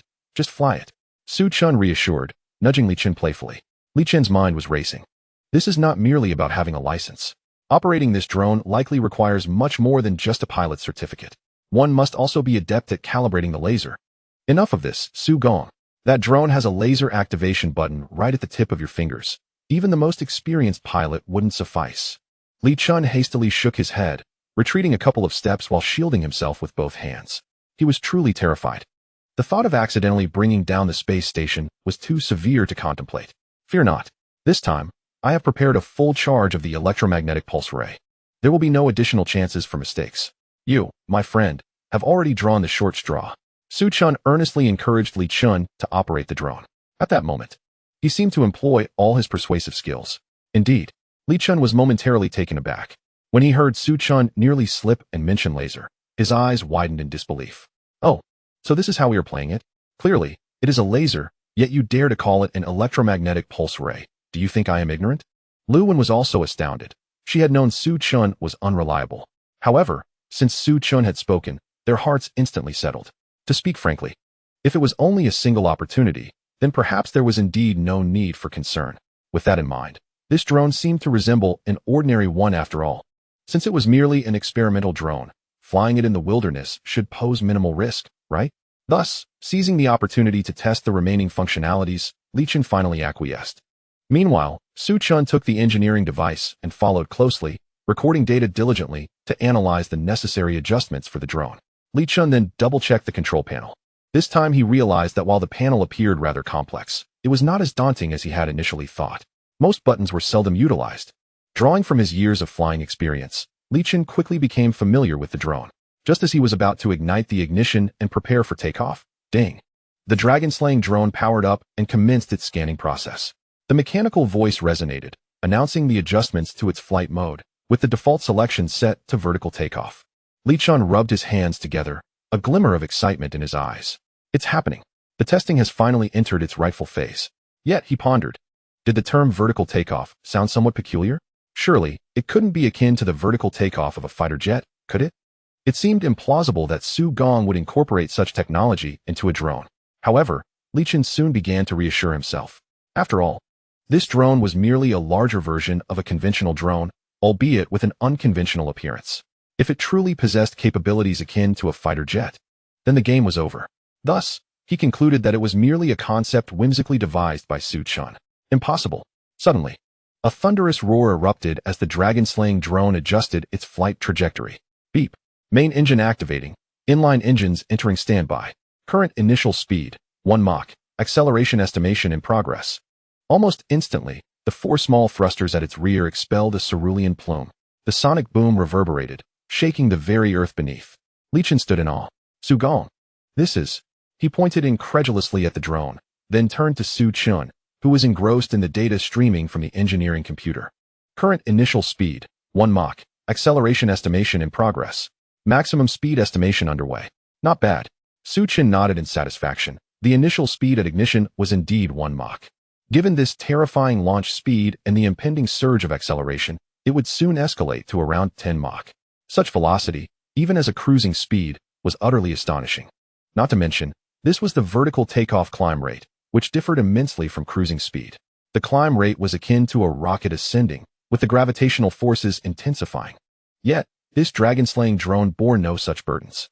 At that moment, a traffic police officer suddenly appeared, extending his gloved hand to halt the impending ascent of the drone. Stop. Wait.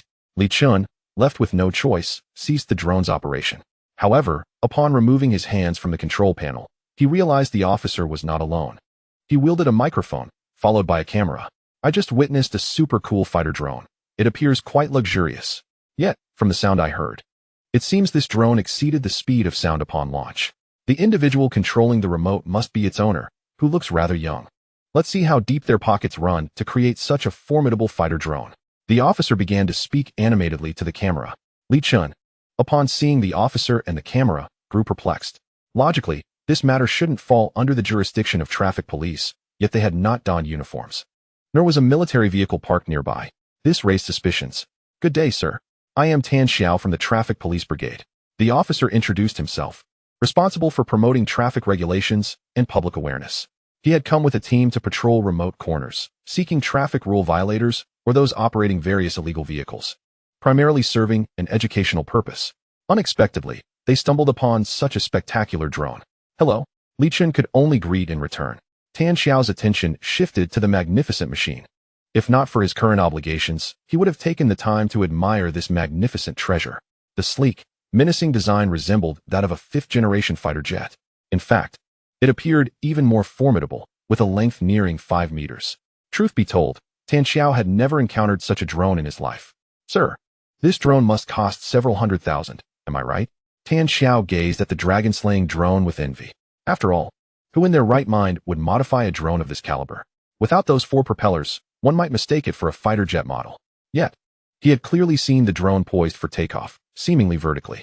Although he found it hard to believe that a drone could achieve vertical takeoff. At that moment, Li Chun interjected, not at all. It's worth very little. Su Chun continued to tap away at the engineering computer for data calculations. But he did respond to Tan Xiao's inquiry. Tan Xiao glanced curiously at the busy Su Chun, then turned back to Li Chun for clarification. Oh, this drone was crafted by Su, so he would be more knowledgeable about the costs. Li Chun nearly revealed Su Chen's full name, but managed to react quickly enough. But he looked so young. Tan Xiao studied Su Chun, incredulous. After all, Su Chen appeared far too youthful, exuding a carefree demeanor not typically associated with such creations. Yet, how could it possibly be worthless? He had never seen such a design, and it seemed capable of flight. Could it have been an imported modification? No. It's entirely domestically produced. We pride ourselves on national goods. How could it be otherwise? Li Chun asserted firmly, insisting that all materials were sourced locally. Furthermore, the design was modeled after the fifth-generation fighter jets of the Dragon Nation. Did such designs exist abroad? Truly domestic? Even Tan Xiao seemed surprised. Wow, that is incredibly impressive. Of course. Moreover, it just rolled off the production line, and the registration hasn't even been completed yet. Li Chun nodded. Tan Xiao was momentarily taken aback. What? What do you mean? Are you saying this drone was launched without any prior registration or approval for test flights? This contravenes regulations. By my estimation, this drone exceeds 5 kilograms. After production, you must report a series of data to the relevant authorities. Additionally, you haven't applied for a test flight permit. Have you? This constitutes a legal violation, do you understand? Tan Xiao's tone grew serious, feeling the need to caution the young man. This matter was not to be taken lightly. Li Chen's smile faded abruptly. He had initially thought the officer was merely curious, but it appeared he was here to apprehend him. Sir, you intend to conduct a test flight, correct? Tan Xiao, sensing he might have frightened Li Chun, quickly shifted the topic. Yes. Li Chun nodded in affirmation. How should the test flight be conducted? Upon noticing the situation, Tan Xiao began to patiently guide the conversation. It's quite simple. Just ignite the launch from the control panel, and after takeoff, commence operations. Speaking thus, Li Chun prepared to continue his actions. Tan Xiao, however, was suddenly anxious. How could this not make sense? No, sir, I meant to inquire about the standard procedures for testing an unmanned aerial vehicle. Chapter 59. The U.S. takes off more ferociously than a fighter jet. Truly a trial. Li Chun failed to grasp the subtext in Tan Xiao's words and proudly patted the drone, declaring, If you're speaking of that, then I'm no longer sleepy. In terms of standards, this should be referred to as a Dragon Slayer drone. This particular model is formidable, serving agricultural purposes while also adept at pest control, harvesting, and transportation. Look, although the drone appears small, it has remarkable capacity. As he spoke, Li Chun was eager to demonstrate the vast cargo hold of the Dragon Slayer drone. Tan Xiao felt a surge of frustration. What on earth? Is that what I asked about? The drone's performance and name? I'm not inquiring about its functions. I'm asking how one should fly this drone. Tan Xiao began to hint more directly. After all, a drone measuring 5 meters and weighing over 5 kilograms exceeds regulatory limits and necessitates appropriate certifications. Is that really so difficult? It's already a drone. Of course, it should be able to fly at hundreds or thousands of meters high without issue. Li Chen replied without hesitation. What kind of drone would it be if it didn't fly? Should it take a car ride back with me instead? If that's the case, we might as well create a museum to house it. How can we ensure the flight is conducted properly? Tan Xiao tapped his forehead, genuinely wanting the young man before him to recognize his oversight. After all, this was a legal education program, aimed at educating rather than punishing.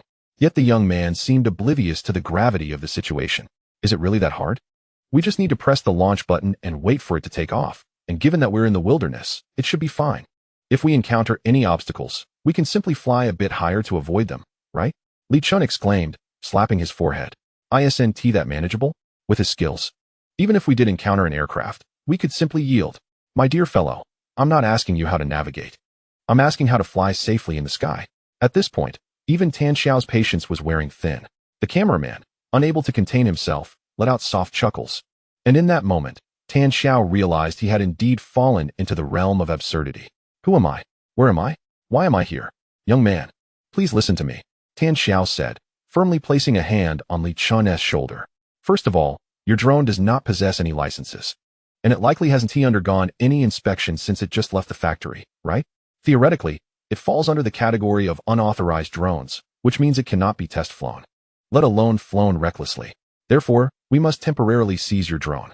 Tan Xiao continued, as if ready to confiscate the drone at any moment. Li Chun's demeanor suddenly shifted, visibly distressed. Hey, this can't be right. Aren't we filming a show? Why is this turning serious? Had everything he had just said been in vain? No, officer. First let me clarify that I do have a driver's license. It doesn't count as an unauthorized product, does it? Li Chun quickly became serious, attempting to clarify. Is it merely a driver's license? I have one too. Why doesn't a car driver's license count? Tan Xiao narrowed his eyes at Li Chun. Goodness. Were you just pretending to be oblivious? Young man, that's rather unkind of you. Were you playing games with me? Furthermore, show me your driver's license. It wouldn't happen to be a car driver's license, would it? Think about it. Is a car driver's license the same as the necessary documentation for flying a drone legally? If any driver's license would suffice, could we not also operate planes and tanks at will? Tan Xiao immediately saw through Li Chun's little ruse. How could he not recognize the contradictions in Li Chun's statements? Claiming to have a driver's license that surely must be a car driver's license was utterly absurd. Well, it could be considered a car. Li Chun scratched his head, weakly asserting. Uft, uft. Lu Wen and Su Chun could no longer contain their laughter. However, Su Chun remained focused on analyzing the data with the engineering machine, completely uninterested in the unfolding antics. Main engine, dual hydrogen long power engine, auxiliary engine, detecting and recording all relevant data from the engine. The engineering machine displayed a plethora of information regarding the Dragon Slayer drone. It must be said, the technological investment in this model was indeed worth every point spent. Truly, at this moment, Tan Xiao could no longer hold back. Just look at this design, this engine. How on earth does it resemble a car? Have you ever seen a car equipped with propellers and wings? This contraption could simply take off with the slightest provocation. Enough of this nonsense. The camera is rolling, and nearly 10,000 viewers are watching. Shouldn't you cooperate with us for a simple record? Tan Xiao could no longer contain himself, tapping on his camera to indicate that they were live. He decided to dispense with any further trivialities with Li Chun and proceed with formalities. Given the circumstances, Li Chun realized that there was little chance of evading the situation. While he personally faced little consequence, the potential confiscation of the drone would lead to significant trouble. After all, he might be shameless. But the drone could not afford such a fate. The inspection was imminent, and encountering this issue at such a critical time could lead to serious complications. Therefore, he needed to ensure the drone remained with him, and he had to act decisively. Officer, please wait. I truly have a permit. I can find it for you. It's over there on the workstation. Li Chun pointed to the control panel, fabricating an excuse. He needed to buy some time to stall for answers regarding the driver's license and qualifications.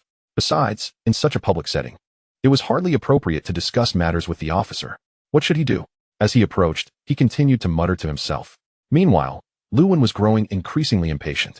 She contemplated revealing her own identity, considering her status might help defuse the situation. Don't go over there. If you do, you'll only complicate things. However, Su Chen directly stopped Lu Wen. Without lifting his head, he continued to operate the engineering machine, having refreshed the data. Weapon system loading. Detecting electromagnetic pulse beam data. Current electromagnetic frequency. Current electromagnetic power. It's live now. If you expose yourself, you'll inevitably face penalties. Su Chen warned, tapping on the engineering machine, urging Lu Wen not to involve herself further in the matter. Fortunately, Li Chun was not present at the scene, otherwise, he would have surely been furious. How could this happen?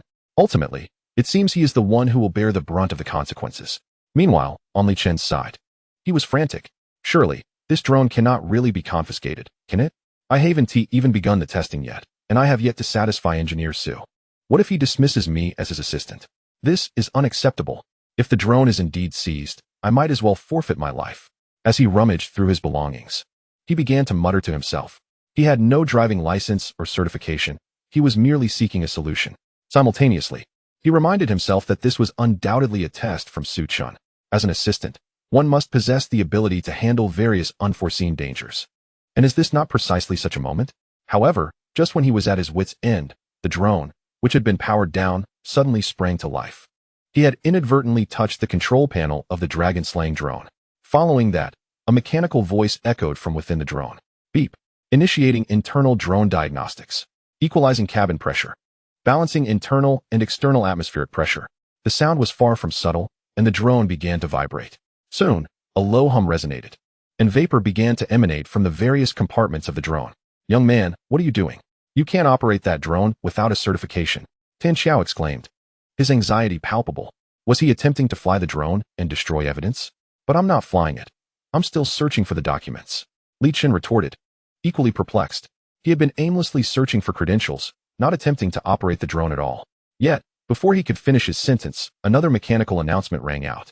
Driver requirements detected, matching flight plan. Engaging autopilot. Tan Xiao's face was a canvas of confusion.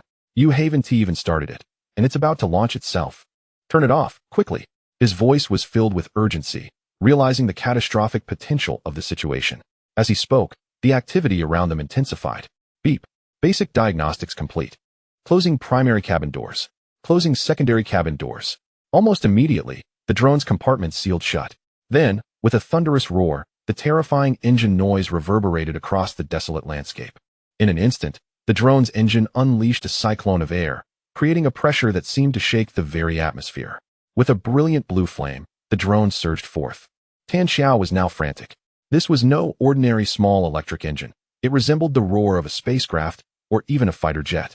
Young man, you must not let it fly. Doing so would be a violation of the law.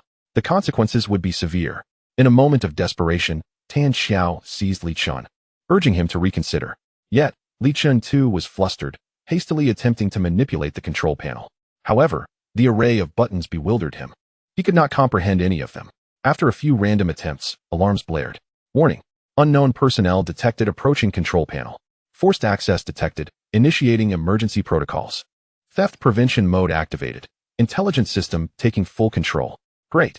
We're doomed, he exclaimed, realizing the control panel had locked him out, and all operations were now autonomously governed. The situation had escalated dramatically. He glanced at Su Chen, who merely shrugged, having already activated the emergency protocol. The dragon-slaying drone was now impervious to external interference. Su Chen explained that the theft prevention mode was designed to thwart unauthorized access to the drone, especially since this agricultural drone had yet to enter mass production. A leak of its technology could be catastrophic. Regrettably, it seemed the system had inadvertently ensnared its own personnel. At this point, despair washed over Li Chun. How could he have such misfortune? Just when he thought things could not get worse, the announcement continued. Dual hydrogen long-range engine about to initiate. Checking dual hydrogen engine status. Main engine status. Optimal. Engaging heavy hydrogen. In mere moments, a deafening explosion erupted, filling the air with a cacophony. Dual hydrogen long-range engine successfully activated. Current flight mode. Vertical launch. Engaging dual pre-acceleration. The dragon-slaying drone shot upwards with incredible speed, creating a pressure that nearly forced Tan Xiao, the cameraman, and Li Chun to their knees. Tan, sir, this acceleration is astonishing. What speed could this possibly reach? My goodness, this is terrifying. What do we do now? The cameraman was bewildered, recognizing that this speed likely surpassed that of any racing car, and perhaps even that of a conventional aircraft or fighter jet. Tan Xiao, momentarily stunned, quickly regained his composure and bellowed, "What else can we do? This is not the time to ponder speed. We need to secure the situation." Chapter 60, promised no weapons. Yet the air traffic control is firing lasers? Sugzun, Sioux City Air Traffic Control Bureau. The duty officers were diligently maintaining order. This bureau was responsible for aerial traffic safety, monitoring for any violations, and ensuring secure air navigation. However, with improvements in aerial traffic management over the years, incidents had become exceedingly rare, making the job quite manageable. Furthermore, Sioux City was not a bustling metropolis, which added to the tranquility of their work. Rarely did they receive significant emergency calls. But at that moment, the phone rang abruptly. "Hello, Sioux City Air Traffic Control Bureau? A unlicensed drone is fleeing towards the southeast. It's black, resembling a fighter jet, about 5 meters long, and definitely over 5 kilograms. The pilot appears to be a man in his 30s, and the drone is moving at an incredible speed." The operator listened intently, jotting down notes. However, as the description unfolded, his brow furrowed, and uncertainty crept into his expression. "Wait a moment. A drone? Fine. But what do you mean it looks like a fighter jet?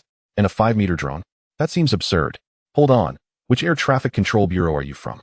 The operator began to suspect that this might be a prank, as the report seemed far too outrageous to be credible. He needed to ascertain the identity of the caller immediately. "I am Tan Xiao, a traffic police officer from Sioux City." Tan Xiao promptly revealed his identity. However, the air traffic control operator was momentarily taken aback upon hearing his title. "Wait, are you the Tan Xiao?" The operator, somewhat uncertain, sought to reconfirm Tan Xiao's identity, as the revelation was indeed astonishing. They were at the Air Traffic Control Bureau, not the Sioux City Traffic Department. Although both entities managed traffic, one governed aerial traffic while the other handled terrestrial logistics. The distinction was significant. The operator was unsure if Tan Xiao had dialed the wrong number. Furthermore, Tan Xiao was widely recognized. He was a celebrity among traffic police, with very few being unaware of him. "Yes, you heard correctly. I am indeed Tan Xiao. I urge the Air Traffic Control Bureau to immediately monitor and dispatch interceptors." He continued, "Moreover, please notify them afterward. This is a blatant violation of the law, and such reckless flying before my very eyes could lead to grave consequences." Tan Xiao spoke decisively, aware that as a traffic officer, overstepping his bounds to enforce regulations for the Air Traffic Control Bureau was somewhat inappropriate. Nonetheless, given the current situation, ensuring safety, particularly aerial safety, was paramount. In the absence of any accidents, swift intervention was the optimal outcome, which is why Tan Xiao was so adamant. Before long, the Air Traffic Control Bureau mobilized its entire workforce. All outposts surrounding Sioux Village entered an urgent overtime state, and countless radar systems were activated. Almost everyone transitioned into work mode, eagerly awaiting detection information from the radars.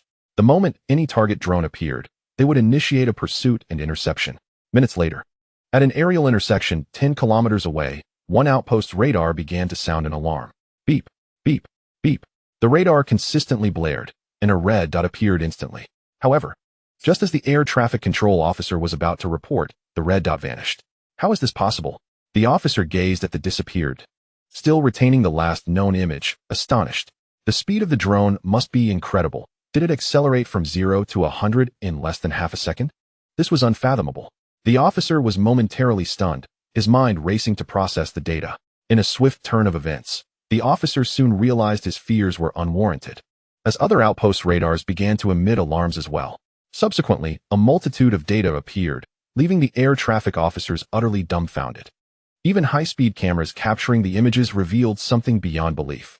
It was known that even fighter jets and military aircraft had undergone monitoring and regulation.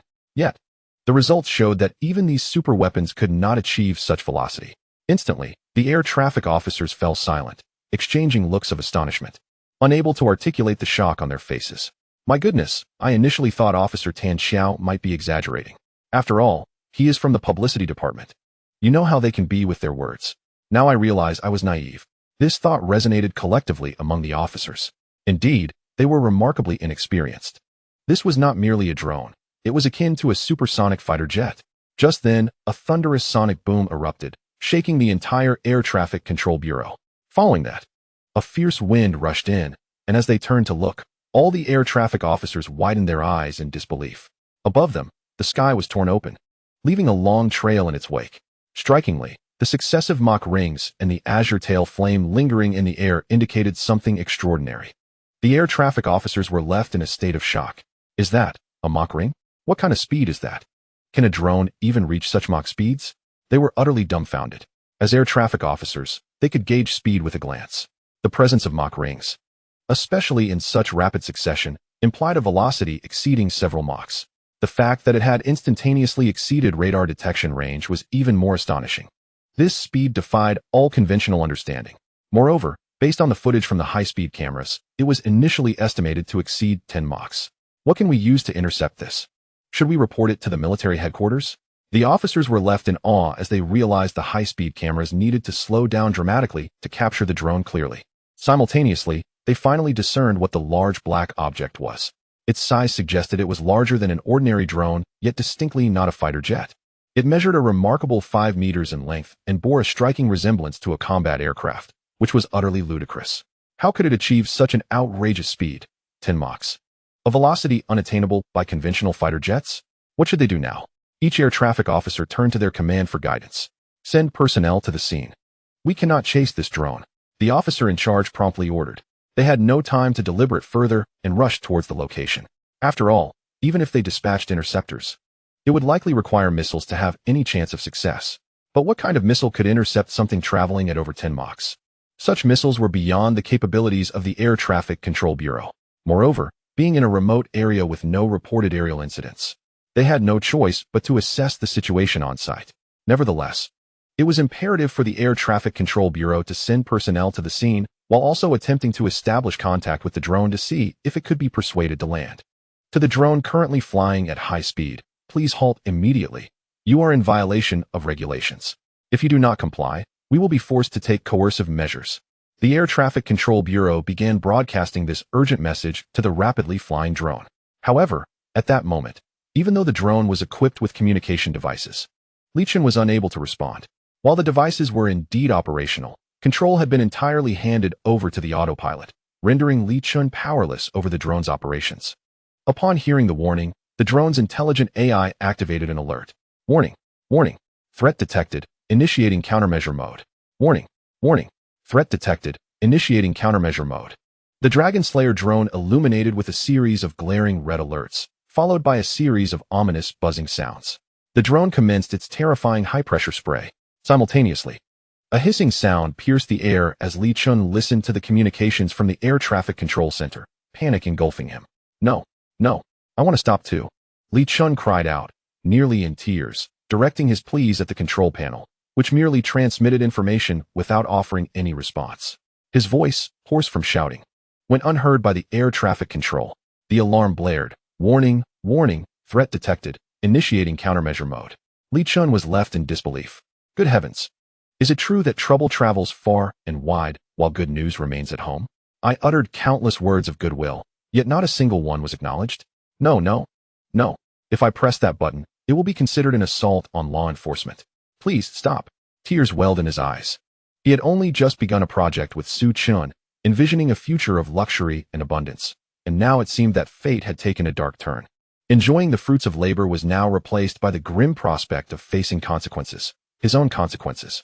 Desperately, Li Chun glanced at Su Chun for help, only to find Su Chun shrugging in resignation. It's useless, it's no longer listening to us. If it could obey, it would have stopped by now.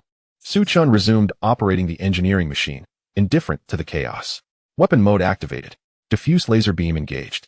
Targeting mode, free search. Countless data streams illuminated the engineering machine's display. Simultaneously, the control panel echoed with the activation of the weapon system.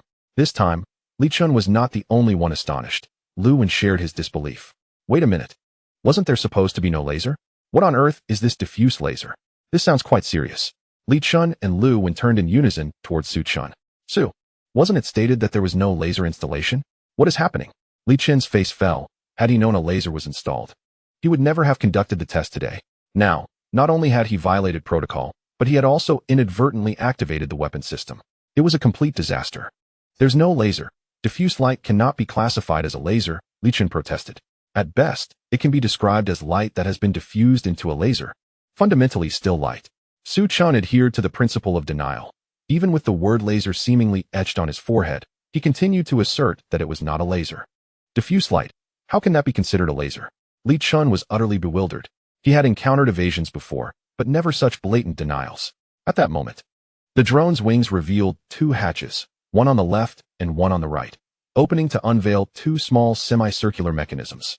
Subsequently, the weapon system announced, diffuse laser beam charging. Targeting mode, free search.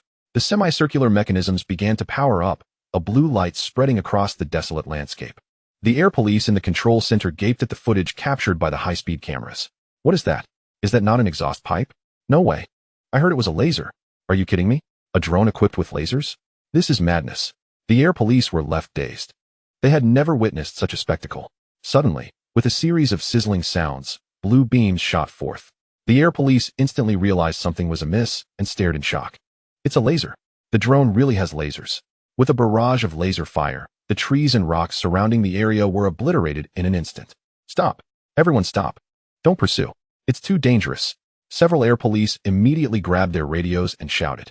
Others quickly halted, rooted in disbelief at the destruction before them.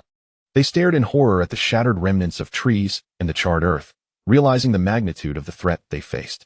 This is genuinely a laser, and its power is beyond comprehension. Wasn't it said that laser weapons had yet to be successfully developed worldwide? What is happening? Can we still engage in this pursuit? Do we have anyone left? None of us are armed. How can we chase this drone? One senior air police officer erupted with frustration over the radio. Had they not reacted quickly, the destruction would have been far worse than mere trees and rocks.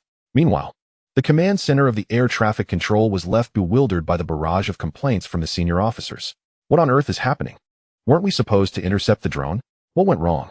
They immediately contacted the officers to ascertain the situation. Even the air police were in a panic, and the command center could not afford to falter. If they panicked, the situation would spiral completely out of control.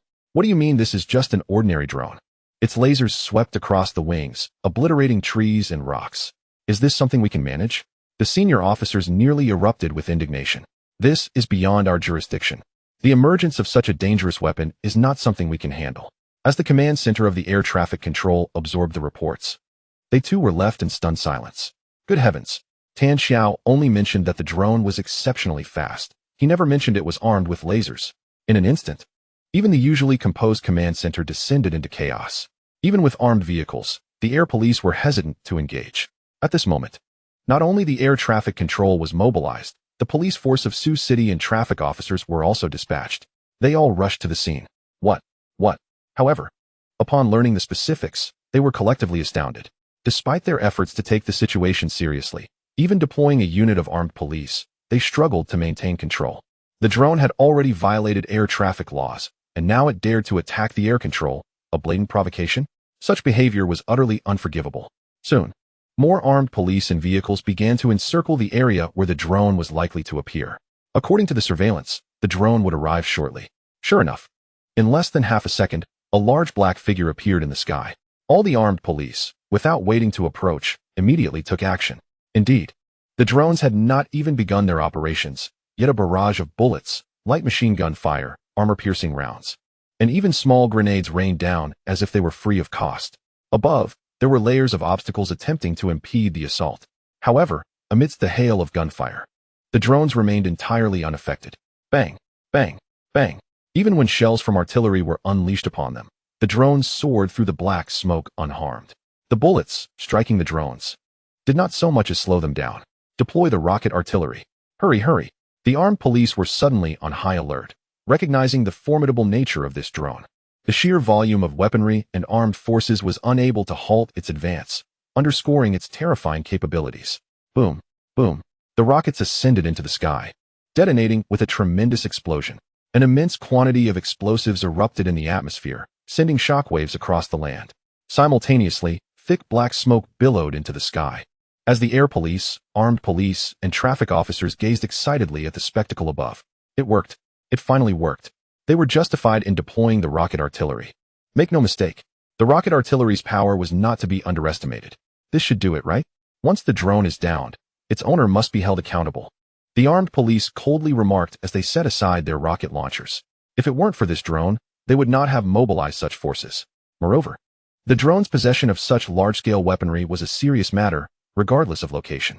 Just as everyone anticipated the drone's downfall, a whoosh. A familiar sound of slicing wind resonated throughout the expanse. At that moment, a massive black shape burst forth from the explosion, swiftly dispersing the thick smoke. Following a brief pause, the drone revealed its original form and emitted a mechanical alert. Beep, beep, beep. Beep, beep, beep. The alarm echoed across the land. Then boom, boom. The drone's engines unleashed a brilliant azure flame, accelerating with reckless abandon. Everyone scatter. Watch out for collisions. Be careful. The armed police shouted in alarm, their anxiety palpable. Yet, the priority was to intercept the drone before them. Their only hope lay in the heavy steel barrier designed for interception. Meanwhile, at the Air Traffic Control Center, the command team, observing the monitoring screens, seemed to have made a decisive resolution. Notify the Sioux City Defense Bureau, request activation of the interception system, and seek authorization for surface-to-air missile launches. The command center's personnel gazed solemnly at the large screen. They believed that the only possible hope rested with the interception barrier, which was constructed from advanced composite materials, boasting exceptional strength and impact resistance. This barrier weighed nearly several dozen tons, and with its thick concrete build, it could withstand considerable force. As the roadblock ascended, numerous drones took to the skies, attempting to intercept. At that moment, boom, boom, the dragon-slaying drone roared like a beast, its engines echoing throughout the heavens. Then, malicious obstacle detected, automatic countermeasures initiated. Calculating solutions, assessing potential damage. Solution matched successfully, automatic selection for direct breach. As the interception barrier appeared, the dragon-slaying drone swiftly conducted a scan. On the control console, Li Chun found himself utterly powerless. Hurry, stop it. Li Chun was on the verge of tears. This situation had escalated far beyond expectations. Listening to the messages relayed from the console, he realized they might be in serious trouble. It was no joke. The laser was one thing, but now it was targeting the interception facilities. If it collided, the consequences would be dire. Furthermore, the real-time updates indicated that not only the air traffic control had mobilized, but also the armed police and all other forces, including the special operations team. This was truly spiraling out of control. However, conducting comprehensive material integrity assessment of the drone, calculating strength, performing strength comparisons, assessing impact resistance, predicting impact tolerance, material data monitoring complete, selecting direct impact. Li Chun's pleas did not deter the dragon-slaying drone. Instead, it opted for a direct charge. Instantly, Li Chun's expression changed. Meanwhile, Su Chun was engaged in data testing with an engineering machine nearby. Alright, let's see how strong it is. Logically, the drone's material should possess considerable strength. Synchronizing loading of primary material data. Mohs hardness, 14 Impact resistance. Impact energy. The engineering machine displayed a plethora of data, and Su Chun marveled at the strength before him.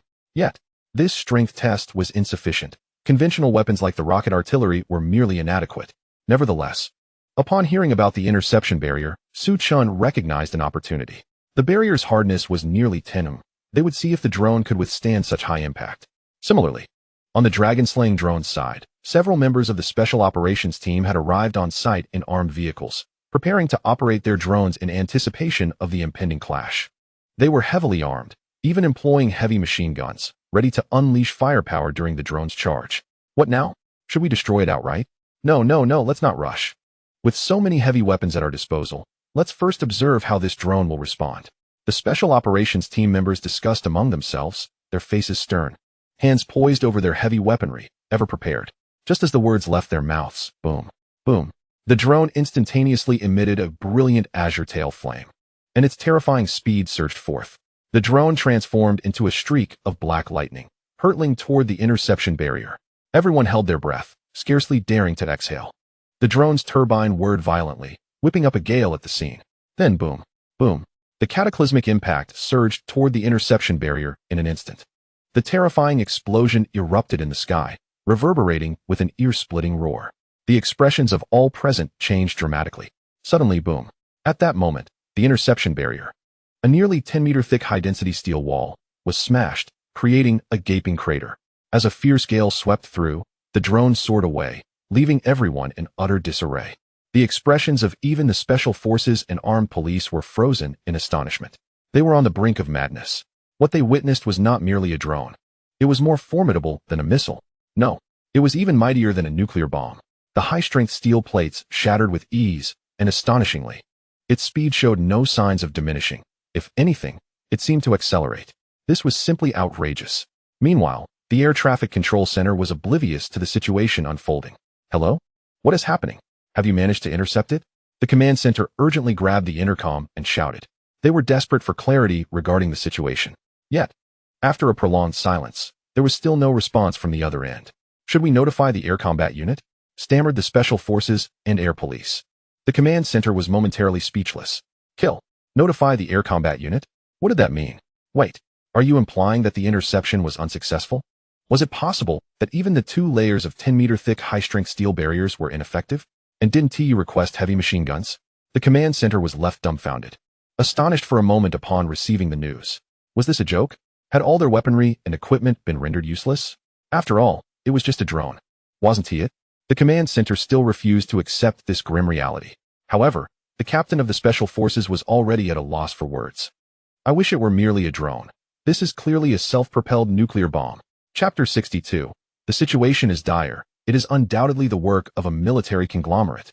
The program hosted by Tan Xiao was not a regular show, but rather a makeshift legal awareness segment conceived during the autumn harvest. The online viewership had not been substantial in recent days, fluctuating between dozens and a few hundred, peaking at 2,000 or 3,000. Yet now, the live stream's viewership had skyrocketed to 100,000. The entire chat room erupted in chaos. What the hell? Am I dreaming? This has to be a live broadcast, right? This is no drone. It's clearly a fighter jet. Folks, this is madness. Can anyone confirm this isn't just a special effect? Who has a drone that starts off at supersonic speeds? Ridiculous. Stop speculating. I'm near Sioux Village, and I just saw that massive black rodent flying in the sky. Oh my god, I saw a laser. It's terrifying. What is this? A drone equipped with a laser? Conversing in the chat, the viewers were going wild. Is this something we can watch without paying? Tan Xiao cast a glance at the rapidly refreshing comments in the chat room and took a deep breath. He realized that this situation had escalated beyond his imagination, beyond his control. He had merely intended to intercept the drone and offer a brief commentary on its operational guidelines. At most, he would follow up with the necessary documentation and certificates. Yet now, the drone had unleashed laser weaponry and opened fire. At that very moment, not only Tan Xiao's live stream, but the entire internet was ablaze with discussion. Trending topics exploded. You modified a drone, and it turned out to be a fighter jet? What are the consequences of flying a drone illegally? Is it a crime to arm a drone? Countless related topics skyrocketed to the top of trending searches. Many bewildered netizens, after viewing the trending topics, were left astounded. Soon after, discussions erupted among the online community. What the hell? You're telling me that it's a drone? Whoa. I can't help but think that young man with the computer looks familiar. Wait, isn't he the one who built mechas? If that's the case, it makes sense. Only he could be so audacious. I just spotted that drone. It seems to bear the logo of the Lu Group. Many netizens transitioned from shock to a detailed investigation. Gradually, they began to connect the dots to the previously vanished live stream featuring the agricultural trenching mecha. They even noticed the unassuming Su-chan in the chat room. Moreover, detail-oriented viewers with a magnifying glass on the live stream discovered the Lu Group's logo on the drone. Subsequently, discussions about the Lu Group's illegal drone modifications and the agricultural trenching mecha enthusiast's new venture surged to the forefront of trending topics. Instantly, the Lu Group was bombarded with inquiries. Lu Group, why haven't you disclosed your new type of drone? Can I order a man version? The online community was abuzz, questioning the audacity of the modifications. No doubt, the engineering prowess displayed was even superior to the official capabilities of the Lu Group. The drone's appearance was undeniably impressive, and its engine was likely no ordinary feat. What kind of genius could transform a mere drone engine into such an extraordinary power source? If this was indeed a modified drone from the Lu Group, extending to a 5-meter wingspan, it would be truly remarkable. More and more netizens began to speculate about the Lu Group, given that one of their primary businesses was drones. Simultaneously, the Lu Group was not idle. Upon the occurrence of the incident, an emergency meeting was convened. All senior executives, heads of the publicity department, technology department, and public relations were present. They meticulously examined the edited footage. Could it really be our drone? The technical team was scrutinizing each frame, comparing and searching for evidence. Just then, half of Lu Wen's face appeared on the screen. What? Isn't that the young lady? Instantly, everyone at the Lu group was left astounded, staring at the suddenly enlarged face in the live stream. They recognized her immediately. She was the daughter of the Lu group's chairman. Her appearance in the live stream made the identity of the unknown drone all too clear. However, the materials used for the drone's body did not resemble anything from their inventory, making it difficult to identify, regardless of how it looked. The design had likely undergone significant modification. No, it merely incorporated some aspects of their original design. The engine was certainly not theirs. I can confidently assert that no drone in the world possesses such a powerful, explosive engine. Judging by its launch state, it seemed to be modeled after fighter jets. In any case, none of our drones could match its capabilities. Listening to the engineers and technicians analyze the situation, all the senior executives at the Lu group finally exhaled. This drone had indeed been remarkably modified. Even a well-established enterprise like the Lu group, with years of experience in the drone field, found it astonishing. If this drone were to be stationary, the Lu group would consider it a living advertisement. It is essential to recognize that this drone has been modified by the Lu group. However, it is now in violation of the law. Should the public associate this drone with the Lu group, it would tarnish the company's reputation. At this moment, Miss Lu Wen and the matter concerning the Lu group logo on the drone must be addressed. The heads of the public relations and marketing departments expressed their unease. All eyes turned towards the seated figure of Mr. Lu, who was meditating with his eyes closed. Upon slowly opening his eyes, Mr. Lu furrowed his brow. To be candid, while he appeared calm on the surface, he was inwardly quite unsettled. Was his daughter truly this reckless? A mere modification could lead to such dangerous consequences? Nevertheless, he believed his daughter was simply passing through the situation.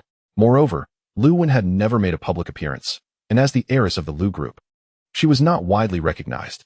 Furthermore, it was unlikely that those viewing the live stream would easily identify her unless they were familiar with her. Consequently, in the interest of the Lu group, Mr. Lu made a decisive choice. Shortly thereafter, the Lu group issued a stern announcement.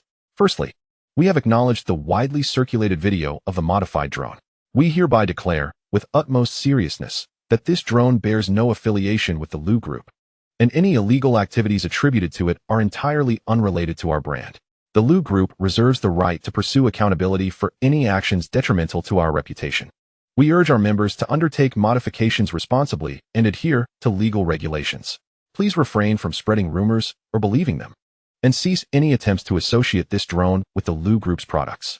Lastly, modifications should not be taken lightly. Engaging with drones should be approached with seriousness.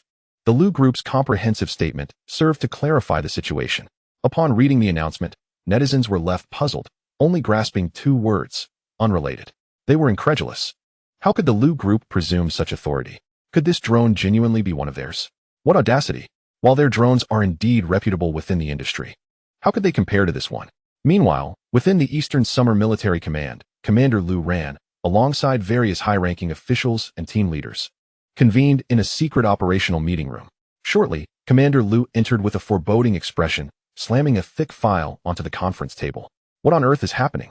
We have yet to resolve the issue concerning artificial rain, and now we are faced with a drone incident? Lu's voice thundered, revealing his genuine frustration. Everyone shrank back, fully aware of Lu's temper. Who would not be infuriated by such a situation?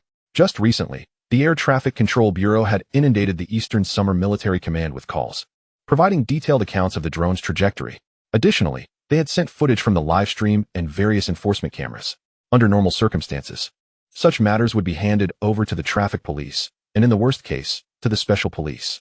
However, once the drone had fled the scene, the nature of the incident escalated significantly. When the drone deployed its laser weapon, the situation spiraled out of control. Lu understood that this drone was no mere instance of a legal modification. It was a weapon, an indisputable instrument of mass destruction. Have you all reviewed the materials? What is the situation? Lu's voice, strained with suppressed anger, demanded clarity. The team leaders exchanged glances, hesitant to speak. They were just as bewildered as the average internet user, unable to fathom how a standard drone could transform into a weapon of such magnitude. In the midst of the assembly, Li Jian rose. As an expert in drone engineering, he had recently arrived at the Agricultural Machinery Development Facility for research, only to be confronted with this alarming situation. He had thoughts on the matter, given his expertise. Commander Lu, he began gravely, from the videos we have reviewed, this drone has transcended the realm of civilian use and may very well possess military-grade armor. Its surface materials can withstand various forms of bombardment and resist high-strength steel plates exceeding a Mohs hardness of 10. This suggests that its surface hardness has reached a legendary, yet unrecorded, value. The reason it is deemed unknown is that it has surpassed the highest recorded Mohs hardness without documentation. Furthermore, the propulsion system is likely beyond the scope of any known technology. This drone, devoid of fuel or conventional electric power, achieves remarkable speeds. As for its weaponry, we are all aware that while laser technology has not yet been perfected, this drone certainly qualifies as military-grade. Li Jian articulated his observations with a serious demeanor. Academician Li, please spare us the suspense. Given the urgency of the situation, I ask you to deliver your conclusions directly, Lu urged, massaging his temples to suppress his impending fury. This was not a technical symposium, but a military briefing. Lu required timely feedback and decisive judgments, not an exploration of technological innovations present on the drone. In my estimation, the creation of this drone is far beyond the capabilities of any single enthusiast in drone modification. Even the collective efforts of every drone manufacturer in the country would be inadequate. It is evident that a formidable force is behind this drone's development, indicating that its emergence is both organized and premeditated. From a technological perspective, I can assert with absolute certainty that this drone does not belong to this century. It must be a product from the future. With these words, Li Jian effectively defined the situation. Indeed, this drone was not a mere modification by an enthusiast, but rather a creation likely stemming from a powerful military organization. Military organization? Lu furrowed his brow, glancing towards the head of the Eastern Summer Military Command's detection base. The base, equipped with radar systems monitoring all activities within their jurisdiction, was tasked with tracking the drone's whereabouts. What happened to the drone after it ascended? Lu inquired, his expression darkening further. Commander, after breaching the interception, the radar signal from the drone has vanished entirely, came the report. We have already dispatched reconnaissance aircraft and mobilized high-speed cameras and radars at various levels for real-time early warning and preparedness, the person in charge said with a hint of helplessness. However, he had not finished his statement. As it stands, the stealth capabilities of this drone are even more formidable than we had anticipated. Our top-tier detection radars from Air Warriors cannot lock onto it. The representative from Air Warriors spoke slowly, his face displaying a sense of resignation. Upon hearing this, a heavy silence fell over the room. Everyone felt a crushing blow to their spirits. It is important to note that the radars on the Air Warriors side are among the most advanced in the world. With such exceptional radar detection technology, even enemy stealth aircraft should be detectable within range. Logically, at such a distance, the drone should have already revealed itself. Yet, in reality, this drone seems to have vanished without a trace. This indicates that its stealth capabilities are extraordinary, possibly surpassing even the stealth features of the fifth-generation fighter jets currently under development. Although the air traffic control authorities have transferred the task to the military command, hoping they would handle this troublesome situation, even Commander Lu is feeling overwhelmed. Good heavens, this situation has completely spiraled out of his control. He never expected that after the drone took to the skies and breached the obstacles, it would simply disappear. Yes, vanish into thin air. Not even a fighter jet could pull off such a feat. It is absurd. What on earth were those people thinking? Why employ stealth on a perfectly functional drone? Lu slapped his forehead, now feeling utterly exasperated. A perfectly good drone, why the need for stealth? Alas, we must locate this drone. If we cannot find it, it would undoubtedly be a severe blow to our credibility. This is a provocation. I hereby command all aircraft teams directly under the Eastern Siam Military Command to mobilize completely, expanding the search area to an unlimited extent. If we still cannot locate it, we will have to notify other brother military commands to join the search. Moreover, once the target is identified, there is no need for further consultation, just shoot it down. Lu scanned the room, then spoke slowly. This is the only course of action available to him at present. For now, he has no other viable solutions. The various levels of command and staff are diligently recording Lu's orders. Additionally, they are prepared to spring into action immediately after the meeting, ensuring the entire Eastern Siam Military Command is fully mobilized. However, before he could finish, a soldier burst into the operations command room. Instantly, everyone turned their attention to the soldier. Even Lu felt a surge of irritation. Is this how I taught you to behave? Lu's voice turned icy. Report. The soldier gasped. The drone is heading towards the Eastern Siam Military Command, just under 500 meters to the southeast, moving at full speed. The soldier, disregarding all else, delivered the urgent report, clearly distressed. The situation is critical. Moreover, It is approaching the commander's office rapidly. The urgency cannot be overstated. The soldier barely managed to complete his report before the room erupted with chaos. Everyone in the conference room turned their gazes toward the soldier in unison. What is going on? Not only has this drone failed to evade capture, but it is also charging directly towards the Eastern Xia Military Command, and with such audacity. It is heading straight for the commander's office? Do they not realize this is one of the most heavily armed areas in the entire Dragon Kingdom? Meanwhile, we have engaged the target. We are 300 meters away and ready to attack. This time, the drone observed within the Eastern Xia Military Command was detected not by radar, but by the naked eye. Indeed, all personnel within the Eastern Xia Military Command had resorted to visual observation when their advanced radars proved ineffective. Unfortunately, even the most sophisticated radar equipment in the command was rendered useless against this drone. As soon as the drone entered the line of sight of the personnel, it signified a grave situation. This was tantamount to the enemy brazenly brandishing their weapons at the Eastern Xia Military Command. At that moment, all soldiers within the command sprang into action. Simultaneously, numerous fighter jets and combat aircraft were prepared for swift engagement. Additionally, all levels of missile systems were primed and ready to fire at a moment's notice. Furthermore, armored personnel carriers and tanks began to pursue the target. Is the status of the target being monitored? Does it still pose a significant armed threat? The command center swiftly responded. However, the operations command room had yet to react, leaving those in the command center hesitant to act. No one dared to initiate fire. Meanwhile, all the fighter jets had taken to the skies, following closely behind the drone. The pilots fixed their gaze intently on this peculiar object. If one were to describe it as a drone, it bore an uncanny resemblance to a scaled-down fighter jet. It looked strikingly similar. The pilots were filled with confusion. What on earth is this? Is it a drone? If it were called a fighter jet, they would believe it. Yet, it has elements typical of a drone, such as propellers, albeit seemingly only for balancing airflow. This design, I must say, is quite eye-catching. However, to label it a drone is misleading. It possesses thrusters and turbines, which are not characteristics one would expect from a drone. Report. We can clearly observe the target. But as of now, we have yet to ascertain its specific intentions.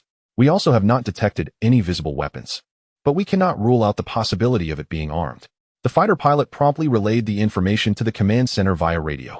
However, before he could finish, the operations command room issued the latest directive. At all costs, the drone must be shot down. It must not be allowed to land. Do you understand? The command center immediately transmitted the order. This directive had been personally sanctioned by Liu not long ago and sent to the control tower and the command center. Instantly, the expressions of all pilots lightened considerably. They felt a wave of relief wash over them. Now, they need not concern themselves with nuances. All they needed to do was to shoot it down at any cost, aiming and firing without hesitation. Additionally, this order was not limited to fighter pilots. Even tank operators received the same instructions. Subsequently, they launched their assault. The fighter jets almost simultaneously redirected their gun barrels towards the drone before them. The tanks quickly elevated their cannons, also targeting the same drone. Both sides launched the first round of attacks at nearly the same moment.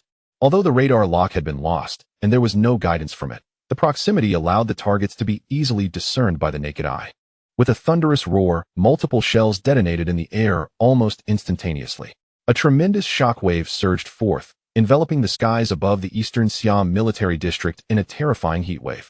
Thick black smoke billowed in, and the residual waves from the explosions continued to spread in all directions. The explosions persisted. Fire. Launch. The fighter jets and tanks initiated another round of bombardment. The cacophony of explosions echoed relentlessly. However, despite the fervent blasts, a grim report soon emerged from the command base. Emergency. Launch failed. Report. Launch has failed. In an instant, all levels of command within the base were taken aback, their faces filled with confusion. What is happening? What does a failed launch mean? It's barely a few hundred meters away. Surely, even a shell wouldn't miss by such a margin. Moreover, these are guided missiles. It's even more implausible. Locking onto a target at this range is practically foolproof. Even if one round were to miss, the second would surely hit. And the residual impact should suffice to cause devastation. What is going on? Can there truly be deviations at such close distances? The officers at the command base were growing increasingly agitated, yet one of them managed to inquire. Report. There has been no deviation. All shots have hit. However, it appears we are unable to breach its defenses, unable to take it down. The pilot, witnessing a shadow slowly emerge from the smoke, felt his eyes nearly bulge out. If he hadn't rubbed his eyes vigorously, he would hardly have believed what he was seeing. This drone was remarkably resilient. In an instant, both the commanders and the pilots on site were left dumbfounded. Even the tank drivers and soldiers were bewildered. They had been soldiers for many years, having dealt with such equipment their entire lives, yet they had never encountered anything like this. Furthermore, fighter jets were never outfitted with armor. It was absurd. Utilizing such robust materials in fighter jets would render them heavy, compromising their agility. The materials employed in all fighter jets and combat aircraft are typically thin. After all, it is impossible for fighter jets to be armored like tanks. And now, this drone resembled a mobile miniature tank, leaving them utterly powerless. Most critically, even the anti-tank shells were ineffective. Report: the anti-tank missiles are also useless. This drone, it seems to possess a layer of armor. We are utterly unable to affect it. The pilot's expressions shifted dramatically. Moreover, our fighter jets had already deployed the most powerful missiles available, yet they were of no use. The materials used in the drone's construction rivaled that of tank armor, and its current state appeared remarkably stable, seemingly unaffected. The pilots continuously reported the situation back. In an instant, the entire command base fell into silence. This was an impasse. Who would have anticipated such thick armor on a drone? At this moment, within the drone, a mechanical voice quietly began to resonate. Beep. Detecting external missiles posing a significant threat. Should immediate countermeasures be initiated? Beep. Detecting external missiles posing a significant threat. Should immediate countermeasures be initiated? The mechanical voice continued to sound. Concurrently, the drone illuminated a red alert. Following this, a thunderous boom erupted as the drone endured another round of strikes, prompting the mechanical voice to issue more frequent alerts. Detecting external threats persist. Conducting danger level assessment. Current danger level, 0. Performing damage assessment on the dragon-slaying drone. Current damage status, 0. Detecting external threats persist. Switching modes. Mode switch successful. Current mode, infinite counterattack mode. At that moment, the drone, accompanied by a series of mechanical sounds, began to open hatch after hatch, revealing laser cannons, machine guns, and other weaponry. Mode switch successful. Current mode, infinite counterattack mode. Weapon switch successful, electromagnetic pulse ray. Weapon switch successful, overpressure and high-temperature energy spray gun. Weapon switch successful. With each mechanical announcement, all weapons installed on the dragon-slaying drone lit up. Current weapon, electromagnetic pulse ray. Adjusting electromagnetic frequency, charging imminent. Adjusting available frequency, preparing for activation. The electromagnetic pulse ray continued to charge, casting a dazzling star-blue glow that enveloped the entire eastern Siam military district. Subsequently, scorching steam erupted continuously from the hatches. Current weapon, overpressure and high-temperature energy spray gun. Conducting weapon scan, registering weapon information. Weapon information registration successful. Commencing debugging. With a series of sharp explosions, the superheated spray gun, akin to a blazing sun, was gradually positioned. Current weapon, overpressure and high-temperature energy spray gun. Adjusting pressure, entering preset pressure test. Restarting spray gun temperature, initial temperature commencing. With each mechanical announcement, the heavy nuclear combustion projectiles began to load. Millions of degrees of heat would incinerate everything in proximity instantaneously. Following this, the dragon-slaying drone began to slowly change its orientation. In the skies above, the fighter jets and combat aircraft trembled slightly, as if the pilot's emotions were being affected. This is the control tower. What is the status of the adversary? An urgent notification echoed through the communication devices within the fighter jets. Report. The target is hovering in midair, flight status unclear. Urgent. Report. The adversary's body is shaking. No, the entire frame is violently shaking. Report. The adversary is turning. It is turning. The command base was inundated with increasingly frantic, frequent, and panicked reports. The rapidly changing situation left all commanders in the base somewhat flustered. Report. The target appears to possess weapons. Many weapons we have never seen before. Urgent.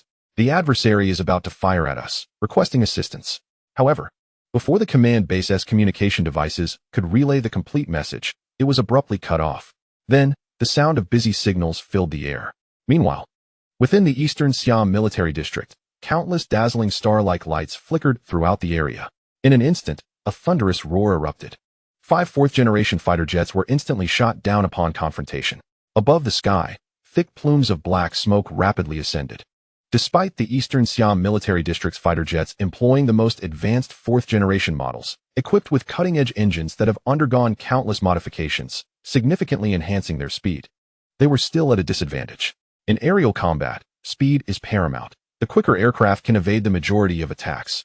However, the adversary they faced was not merely conventional weaponry, but laser weaponry. The speed of light is unfathomable, and even though these fourth-generation jets can exceed 5 Mach, they are mere novices when confronted with lasers, which can be quantified at over 150,000 Mach. This velocity is tantamount to a dimensional strike against aircraft. Given the inherent fragility of planes, the outcome was evident. In a single onslaught of laser fire, 5 fighter jets were rendered inoperative. This was merely the beginning. Another wave of laser fire ensued, leading to the immediate downfall of several more aircraft. Although the pilots managed to eject and escape perilously, their aircraft were lost. The precision of the lasers was equally formidable, even with the pilots' early preparations and some jets attempting frantic evasive maneuvers. All were struck in the wings and engines, leaving no room for escape. Meanwhile, on the ground, General Liu, gripping a military telescope, surveyed the azure sky, his brow furrowed in concern. Liu Ren hurriedly approached, reporting the real-time status of the aerial combat. The Air Warriors squadron had dispatched over 20 aircraft to engage in interception. However, they suffered considerable losses, with more than half of their fleet sustaining damage and several crashing, resulting in explosions. The enemy had established absolute aerial superiority. As Liu Ran concluded his report, his voice dwindled to a whisper, fearful of provoking General Liu's ire with an inadvertent misstep. At that moment, General Liu's fury was palpable, even without Liu Ran's words. What on earth was happening? He had already discerned the dire situation through his telescope. Those were fourth-generation jets, hard-won assets. Liu Ran's expression mirrored profound dismay and shock. This was a fleet of 20, the most advanced of its kind, a strategic resource he had painstakingly negotiated to acquire. They had hardly seen battle, and now, they were lost in a mere skirmish? Was there any justice in this? Relay my orders. All anti-aircraft artillery and missiles in the general district must be manually targeted for a coordinated strike. Immediately requisition ground-to-air and air defense missiles, and spare no effort in bringing them down. General Liu commanded coldly, his countenance darkened with determination. Fine. If the air-to-air engagement yielded no advantage, I shall not risk further losses of my prize jets. Jets, fighters, and bombers have limitations in missile calibers. However, the capabilities of air defense, ground warfare, and terrestrial weaponry are on an entirely different level. The caliber of these anti-aircraft guns and the power of ground-to-air missiles can effortlessly confront not just drones, but even the formidable armor of heavy artillery and tanks. After a volley of fire, if drones can still evade, what hope do we have? Liu Ran, though shocked, complied without hesitation. In an instant, the Eastern Siam military district sprang into action. The battle alarm blared incessantly. Anti-aircraft guns were swiftly deployed, and transport vehicles laden with various missiles and conventional arms were mobilized. Ground-to-air intercept missiles and air defense interceptors were readied for launch. With a thunderous command, a barrage of missiles, explosives, and gunfire erupted like a torrential tide. In an instant, a cacophony of artillery roared. The earth trembled violently, and the sound echoed for tens of kilometers. Glass shattered from the shockwaves of the explosions. The overwhelming detonation engulfed the entire Eastern Siam military district. Above, the sky was shrouded in thick, inky clouds of smoke, rendering visibility nearly impossible. Amidst the acrid haze, the air was thick with foreboding darkness. The explosions continued to resonate, their searing waves distorting the very fabric of the atmosphere. General Liu gently pressed his noise-canceling headphones to his ears. Even military-grade headphones could scarcely withstand such devastating power. He furrowed his brow, gazing intently at the ominous clouds of smoke in the distance. With such concentrated firepower unleashed, even a flying fortress could hardly escape unscathed, he mused. In his mind, the intensity of the bombardment would surely obliterate any target. Report. Have we achieved any results? He inquired of his aides, who were peering through their military telescopes. Under such fire, the target should have disintegrated by now. Commander, there are no results yet. The smoke is too dense to discern the target, came the response, accompanied by murmurs of agreement from his officers. Before they could finish, General Liu waved his hand, issuing another command. Enough. Give me another round. Even if the target is obscured, we must saturate the surrounding skies. Deploy 50 tons of ordnance, tanks, rocket artillery. Everything must be brought to bear. My sole objective is total annihilation, not uncertainty. Do you understand? General Liu declared, his voice resolute. As the leader of the military district, he understood that even the mere threat of conflict must be extinguished in its infancy, permanently. In his lexicon, gone signified irrevocable loss. There was no room for ambiguity or chance. And so it was now. Since results were lacking, he would create one through sheer force. Since it is possible, let us create the impossible. Yes, yes. Although the commanders felt a surge of shock in their hearts, they did not hesitate to obey the orders given. Soon, another command was issued, and countless missiles, machine guns, and anti-aircraft artillery were once again aimed at the designated target. The sound of gunfire erupted, rat-tat-tat, rat-tat-tat. A relentless barrage from light and heavy machine guns rained down upon the sky indiscriminately. Bullets fell like raindrops in a frenzy. Following that, the thunderous roar of cannons. Heavy artillery and surface-to-air missiles filled the air, saturating the heavens with a thick blanket of darkness. This darkness was not merely smoke from explosions, but rather a dense net formed by an overwhelming array of weaponry unleashed upon the sky without restraint. This immense net was determined to obliterate the elusive drone lurking above. Boom, boom. The terrifying explosions began to resonate continuously. The persistent bursts of light from the explosions created fireballs with a diameter extending several kilometers, and the shockwaves rippled outward for hundreds of kilometers.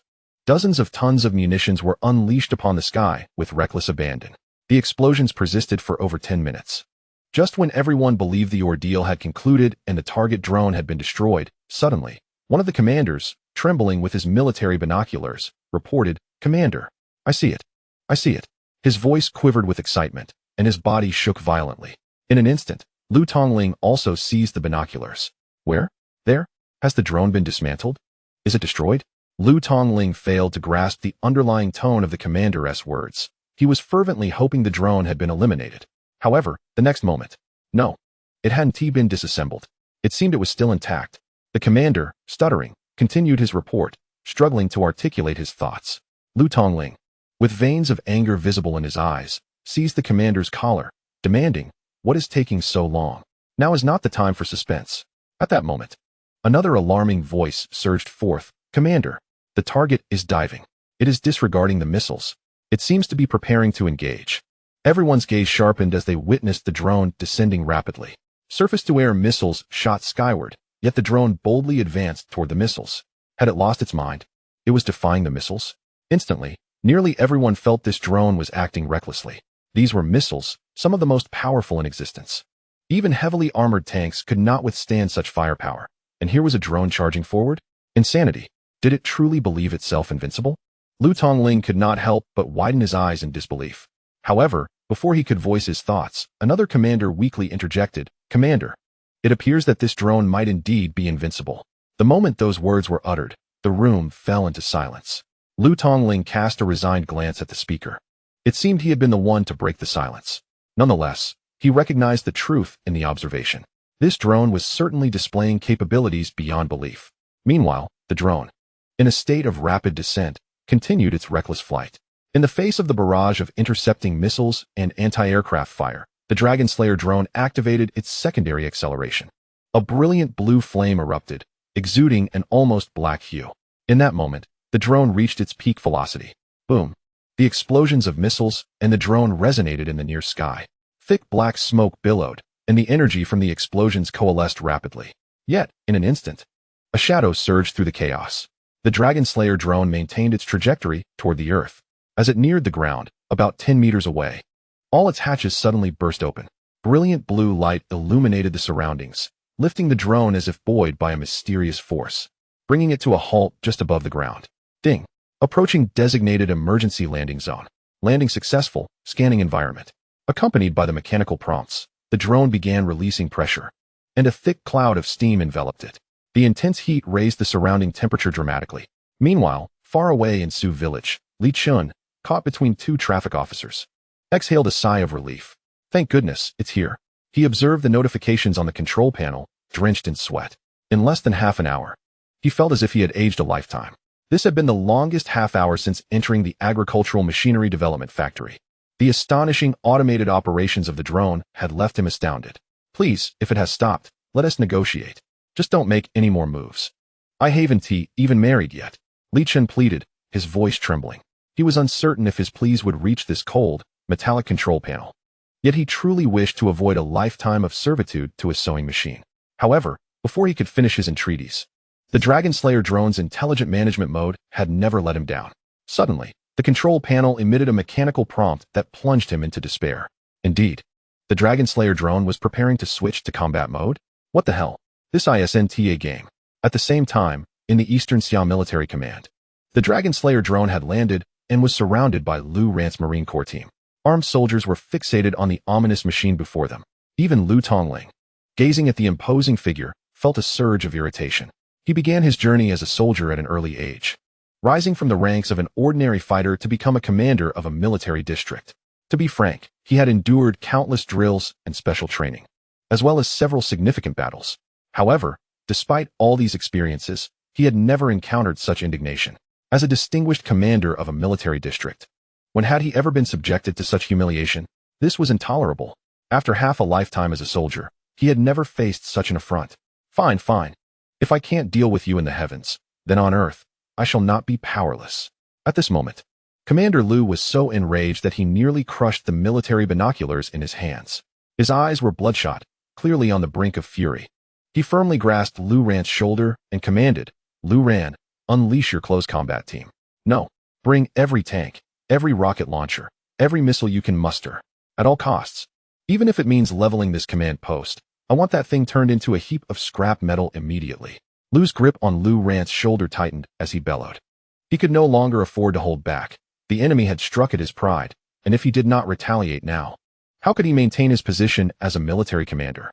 He might as well submit his resignation and return to farming.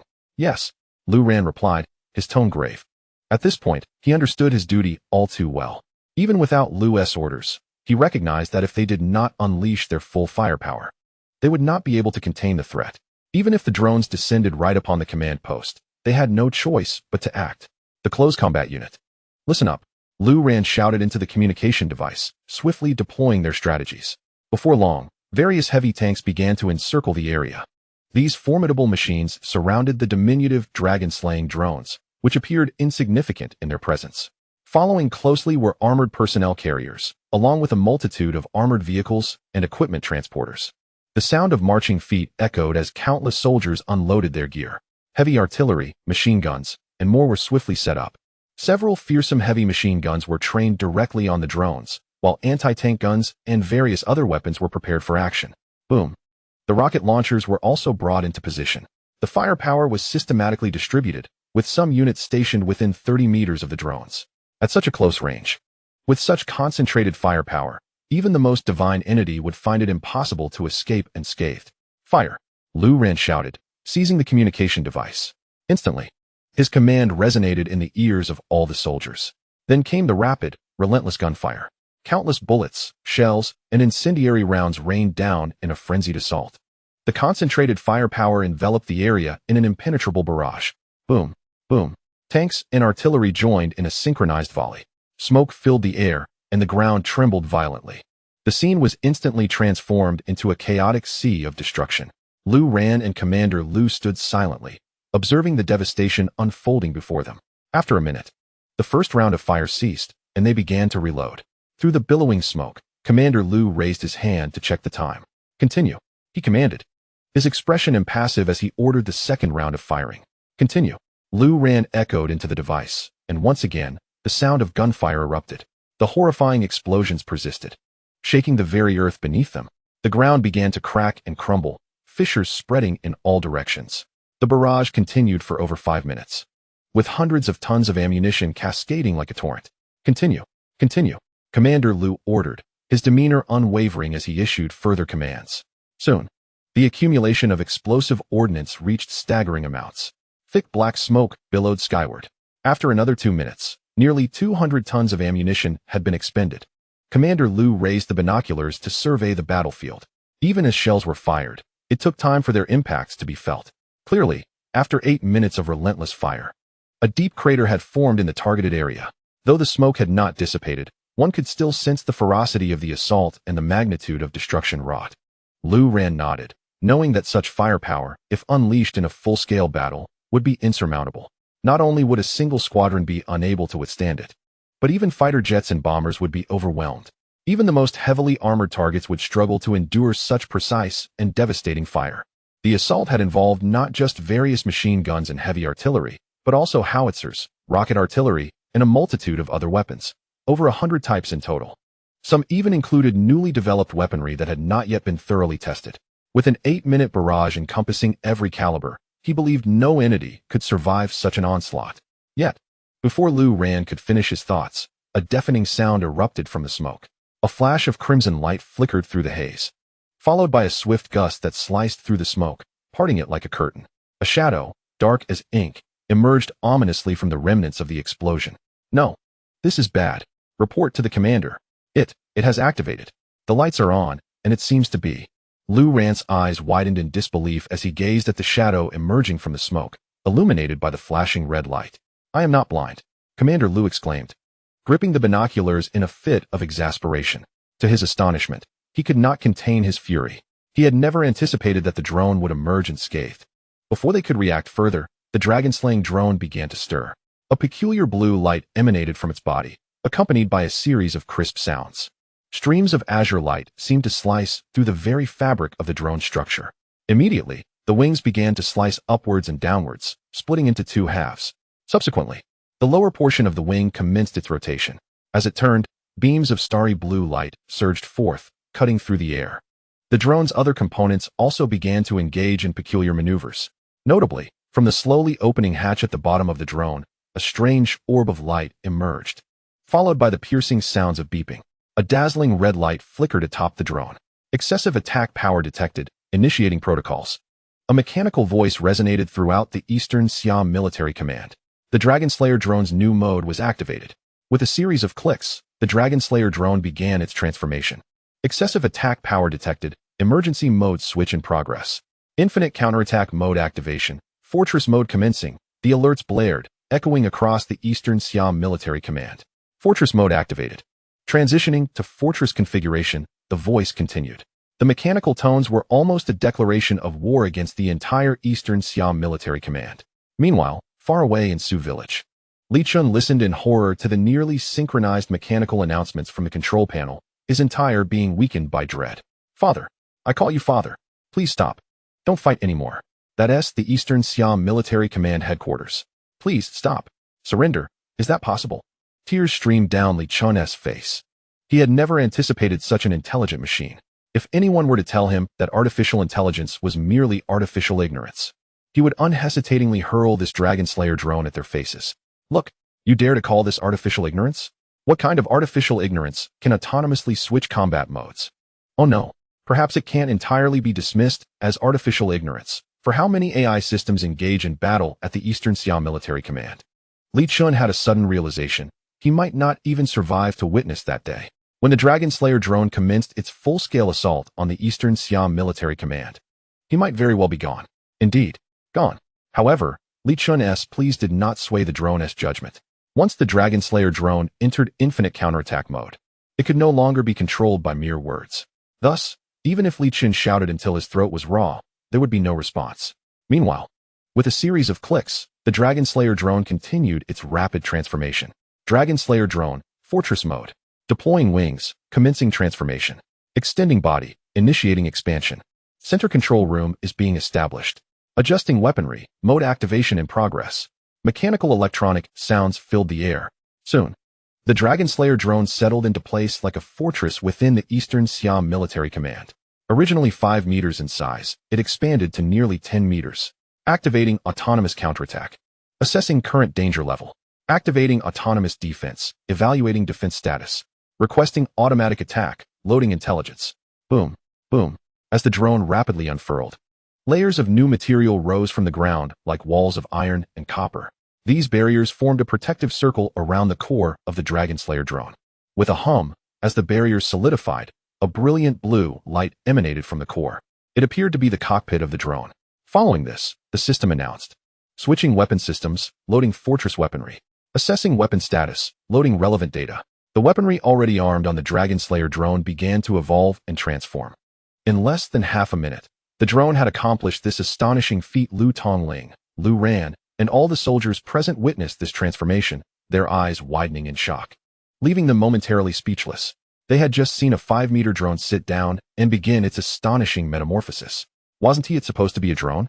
Shouldn't it resemble an aircraft? Why did it now appear as a war fortress? It was utterly absurd.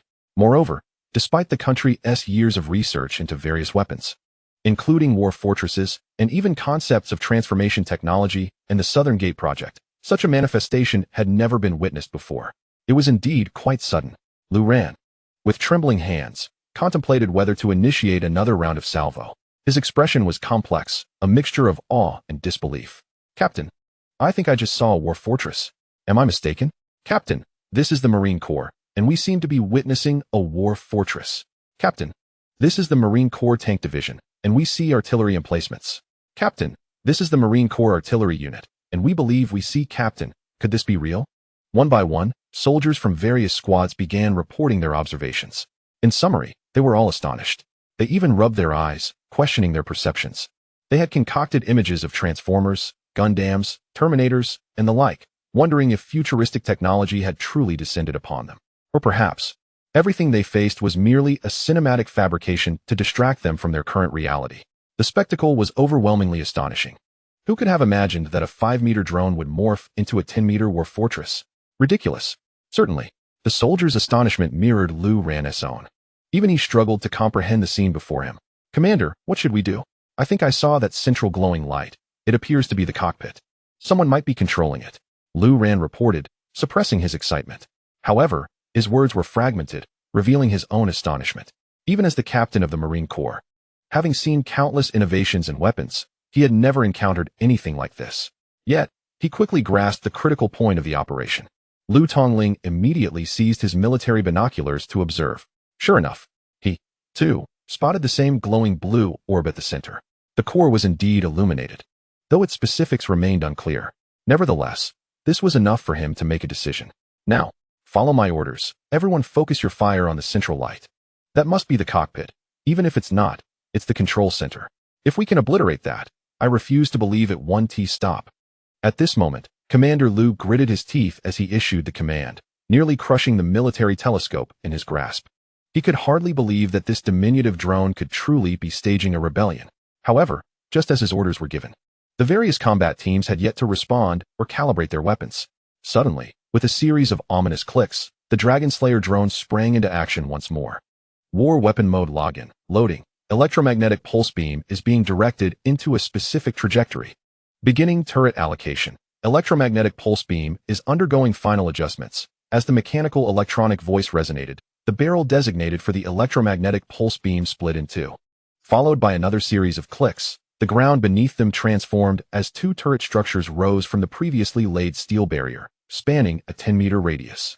War Weapon Electromagnetic Split Cannon. Adjusting electromagnetic power, soon to unlock power limits. Adjusting electromagnetic trajectory, imminent unlocking. The electromagnetic pulse beam first manifested as an electromagnetic split cannon.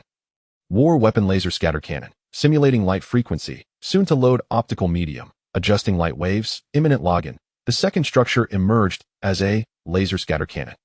Upon their assembly, the intimidating, menacing black barrels seemed poised to devour all in their path. Simultaneously, the remaining weaponry underwent varying degrees of transformation. Countless turrets and arms occupied the entirety of the Dragon Slayer drone's steel fortress.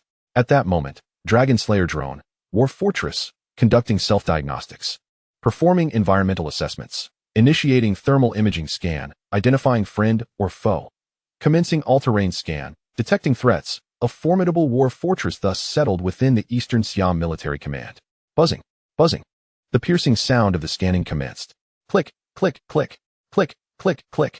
War Weapon Electromagnetic Split Cannon. Smart Mode activated for reconnaissance. Commencing automatic target acquisition. War Weapon Heavy-Duty Super Spray Gun. Smart Mode activated for reconnaissance. Commencing automatic positioning, turrets, firearms. And various weapons began to search for their targets, establishing their positions. Streams of red lights swept across the entire Eastern Siam Military Command in an instant. What was happening? Were they truly preparing to retaliate?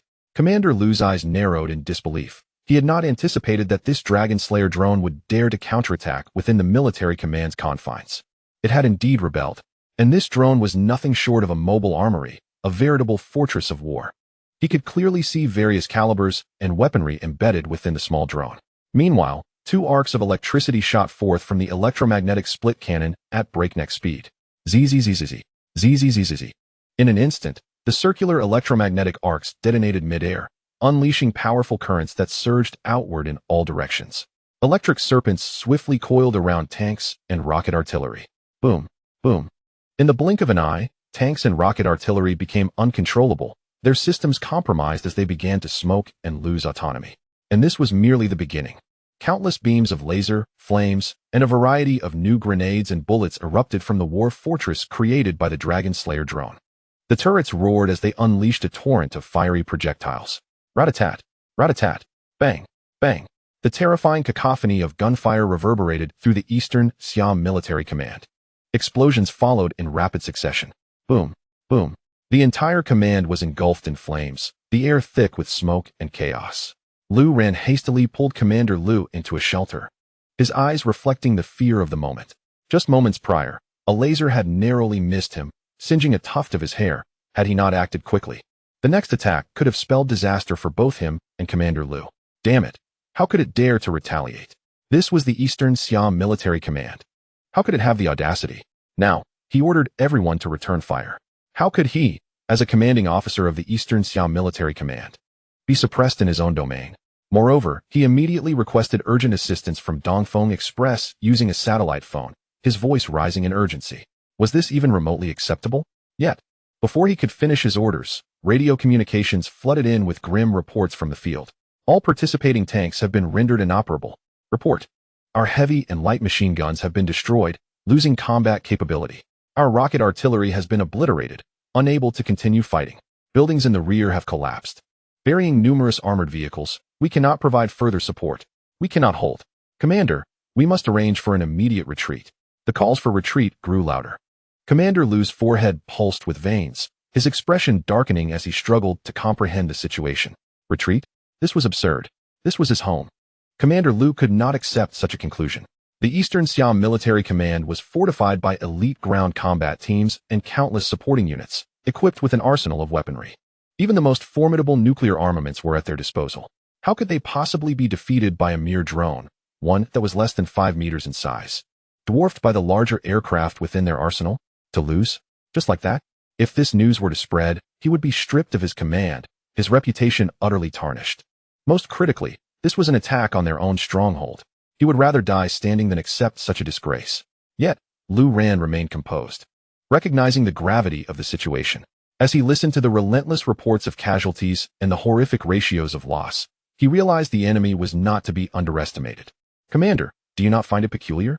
This strange drone entered our military command and immediately directed us to fire upon ourselves. I fear that the intention is not to wage war against us, but rather to obliterate our primary facilities, thereby severing the lifeblood of our entire Eastern Siam military district in one fell swoop. This indicates that they come prepared, aiming to manipulate us. Their strategists possess a remarkably clear understanding of the situation. While we remain uncertain of their specific capabilities and strength, it is evident that continuing this attrition will lead to severe losses. Thus, a strategic retreat is imperative.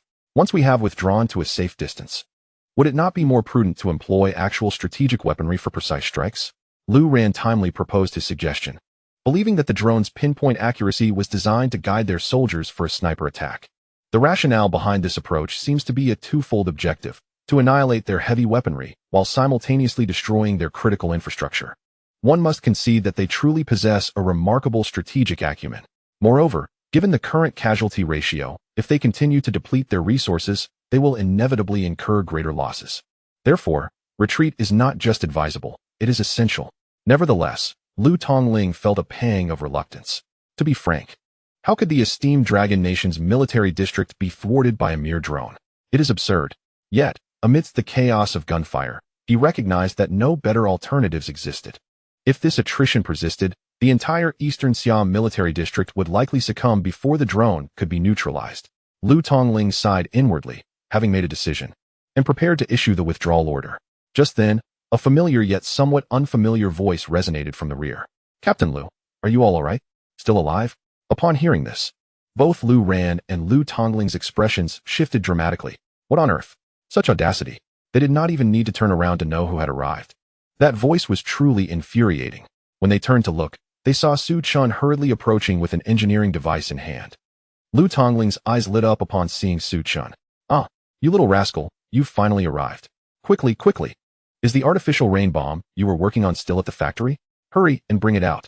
Lu Tongling, disregarding all else, seized Su Chun and shook him vigorously. Although this boy often appeared unreliable, he was indeed a lifeline in critical moments. The power of that artificial rain bomb, akin to a nuclear explosion, could undoubtedly shatter that drone. Yes, Su Chun, bring out that device. We are at our wits' end with that thing. Lu ran, filled with hope, also grasped Su Chun, fully aware of his capabilities. Even if the entire Eastern Siam military district could not contend with that drone, Su Chun's weaponry, no, agricultural machinery, would surely provide a solution. After all, that agricultural trenching machine had flattened a tank training ground with a single blow, and the artificial rain bomb had nearly sparked a world war. These achievements were indeed formidable in the realm of explosive devices, rivaling the drone itself. Thus, summoning these tools for counteraction would undoubtedly prove effective.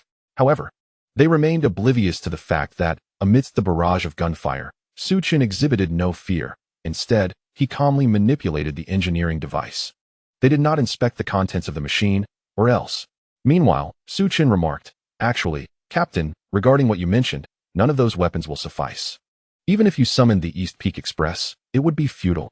The coating on that drone is made from a new material with a Mohs hardness exceeding 10. You must understand that the highest value for Mohs hardness globally is only 10. Thus, the coating has surpassed that threshold. Consequently, no weapon can currently damage it. Oh, even lasers must avoid direct confrontation," Su Chun said with a smile as he tapped on the engineering device. How could he not be aware of his own technology? After all, he had developed that dragon-slaying drone, and he certainly understood its strengths and weaknesses. It is not that he underestimated the nuclear explosion's power within the artificial rain bomb, but it would be of no use.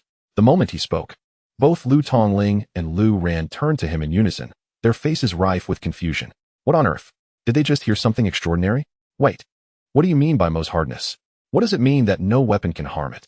Lu Tongling and Lu Ran's bewilderment deepened. What was going on? It seemed that Su Chun possessed an unusual level of familiarity with the drone. What was this talk of Mohs hardness and the impossibility of damaging it? They couldn't help but wonder if he had discerned something. Well, just know that conventional weapons cannot subdue it. But fear not, I have alternative methods. However, I kindly request that you instruct the soldiers to refrain from firing momentarily. I worry about friendly fire. After swiftly conveying his thoughts, Su Chun proceeded directly towards the drone with the engineering device in hand, unconcerned about potential dangers. Hey, you little rascal, what are you doing? Get back here. It's too dangerous. What if a bullet accidentally hits you? Come back. Lu Ran and Lu Tongling's eyes widened in horror as they watched Su Chun advance. By the time they attempted to halt him, it was too late. Was he courting death? Even though Su Chun had been specially recruited into the Eastern Siam military district, he was still an ordinary person with no battlefield experience. In this storm of bullets, it was akin to hell on earth. Even elite soldiers would risk their lives, and one could only imagine the peril for someone like Su Chun. However, Su Chun had already ventured far. Of course, they were unaware that the dragon-slaying drone posed no threat to him. Su Chun's true concern was for the soldiers and the risk of friendly fire. After all, the drone, being of his own design, would not harm anyone. But firearms are indiscriminate. He could not guarantee safety from other planes and artillery. Meanwhile, not far away, Li Chun, still restrained by 2 traffic police officers, watched in astonishment as Su Chun boldly approached the drone. What the heck? Su Chun is incredibly brave. Both Lu Wan and Li Chun were taken aback by the sight of the battered command center of the Eastern Siam military district, their bodies drenched in cold sweat. Good heavens. We're doomed. It's all over now. We should have never tested it. What a grave mistake. Am I going to end up in dire straits?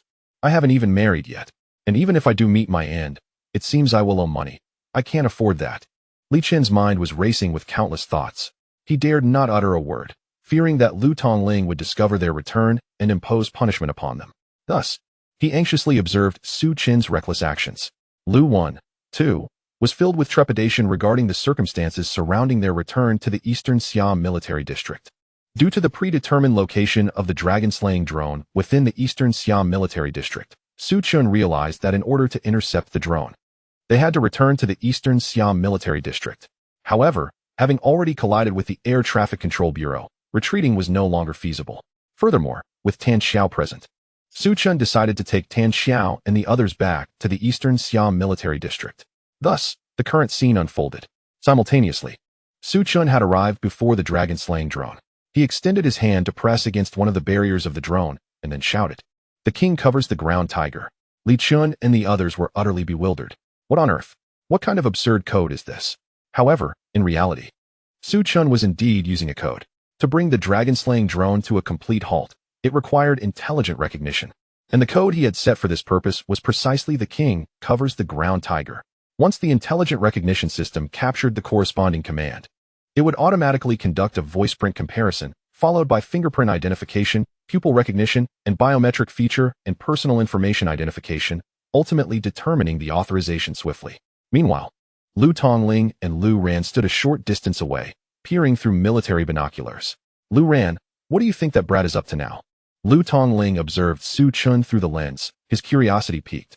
He felt something was off about Su Chun today, yet he couldn't pinpoint what it was.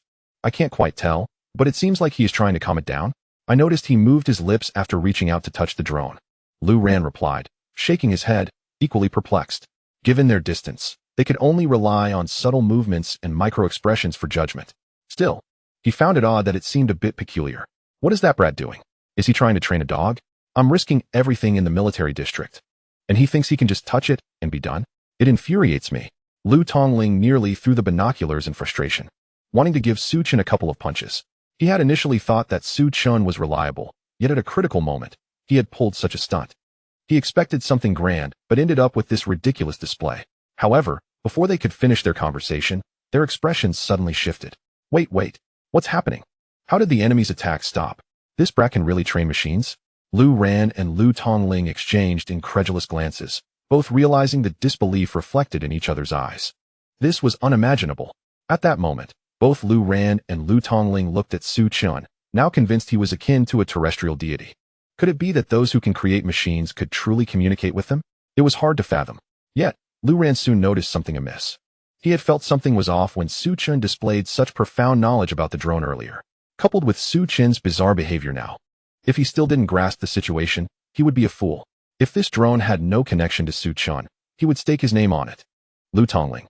Thank you. You truly are my exceptional subordinate. Just then, Lu Ran turned to Su Chun and then back to Lu Tongling, posing a soul-searching question. Tongling, do you think it's possible that this drone was created by Su Chun himself? Lu Ran's remark sent Lu Tongling's mind into a frenzy. He stood there, momentarily stunned. After an indeterminate pause, he took a sharp breath. The more he contemplated Lu Ran's words, the more valid they seemed. Indeed, who else but that brat could have possibly constructed such a drone? Lu Tongling found it entirely reasonable. Upon reflecting on the machines Su Chun had crafted, no ordinary person could have built them. Now, with the drone's extraordinary characteristics in mind, his conviction only deepened. This drone was truly one of a kind. After a moment of contemplation, Lu Tongling's demeanor shifted entirely. Lu Ran, too, was increasingly convinced, his aura transforming accordingly.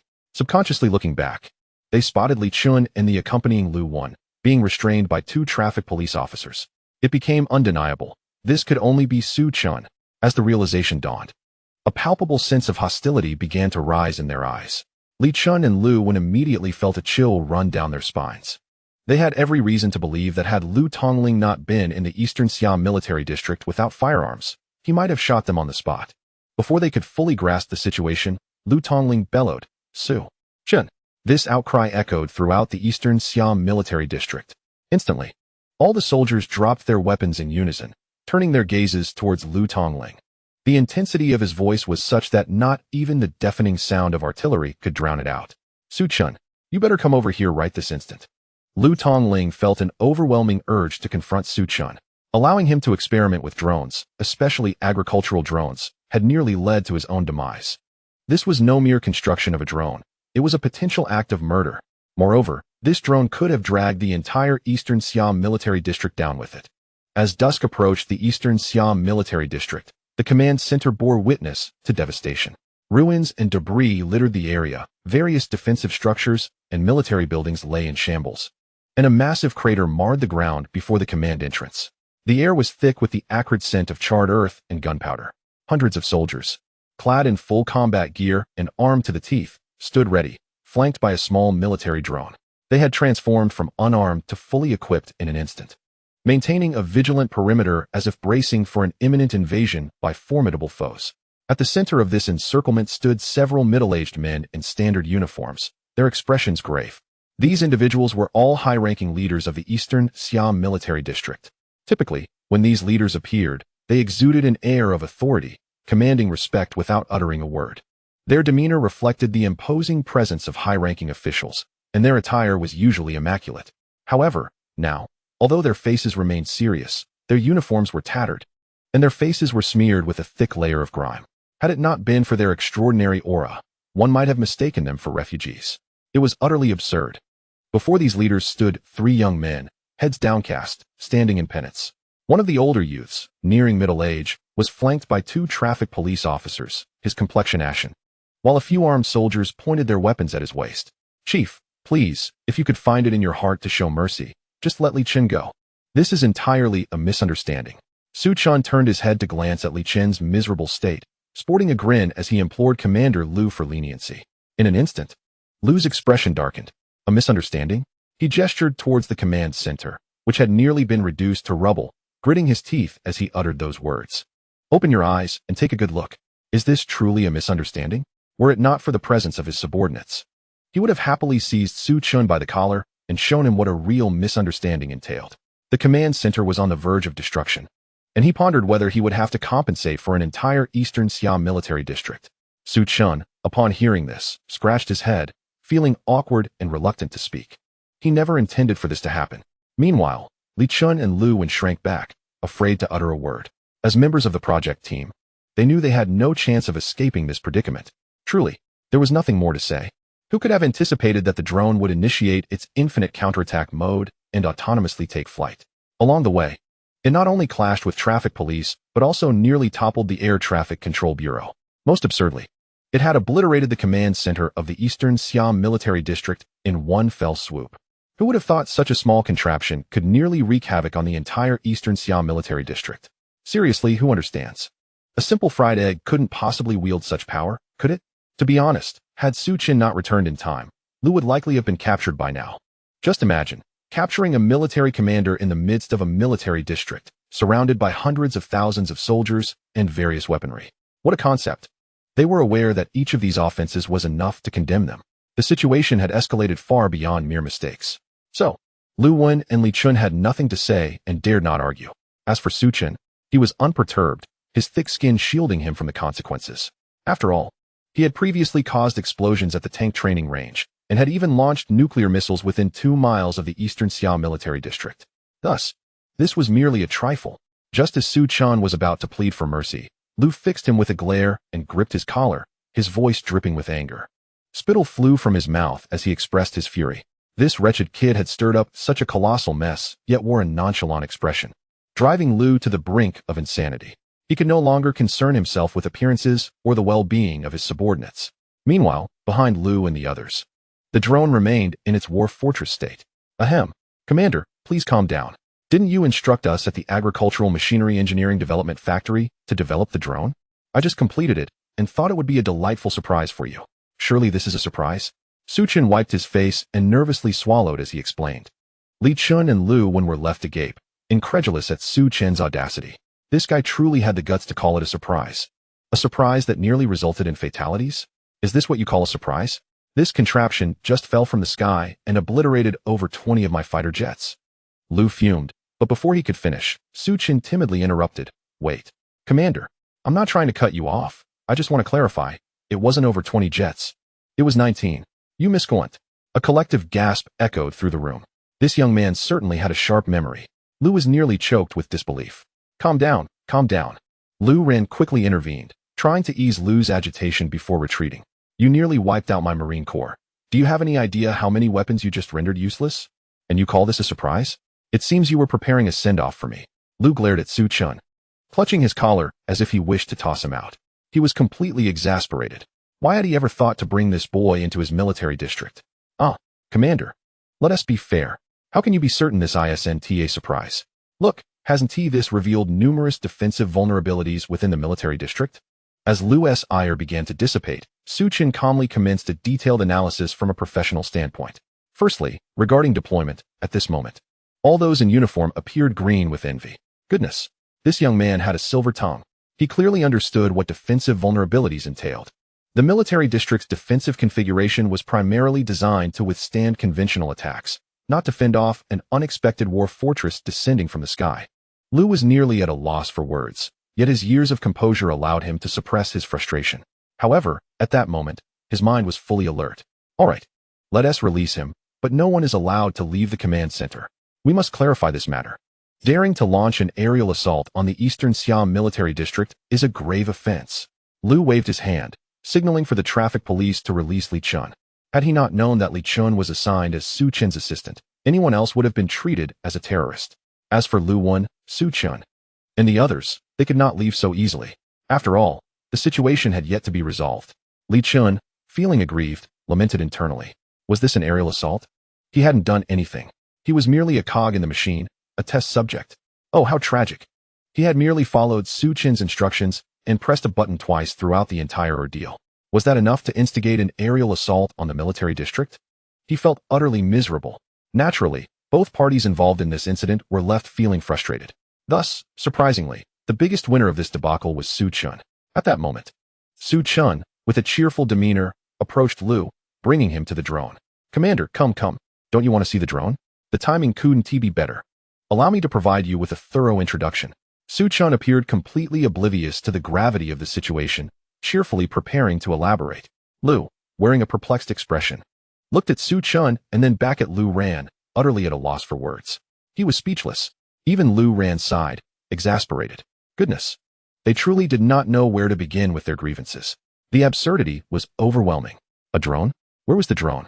At that moment, Lu Tongling helplessly leaned against the so-called war fortress, questioning in silence. Is this what you call a drone? The fortress, spanning a mere 10 meters, was absurdly tall, a mere small defensive structure. It was utterly ridiculous. The others turned their gazes toward this so-called war fortress as well. Upon fully discerning its entirety, they were taken aback. Good heavens!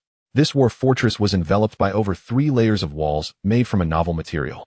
Moreover, each layer boasted a thickness exceeding 1 meter. What does that imply?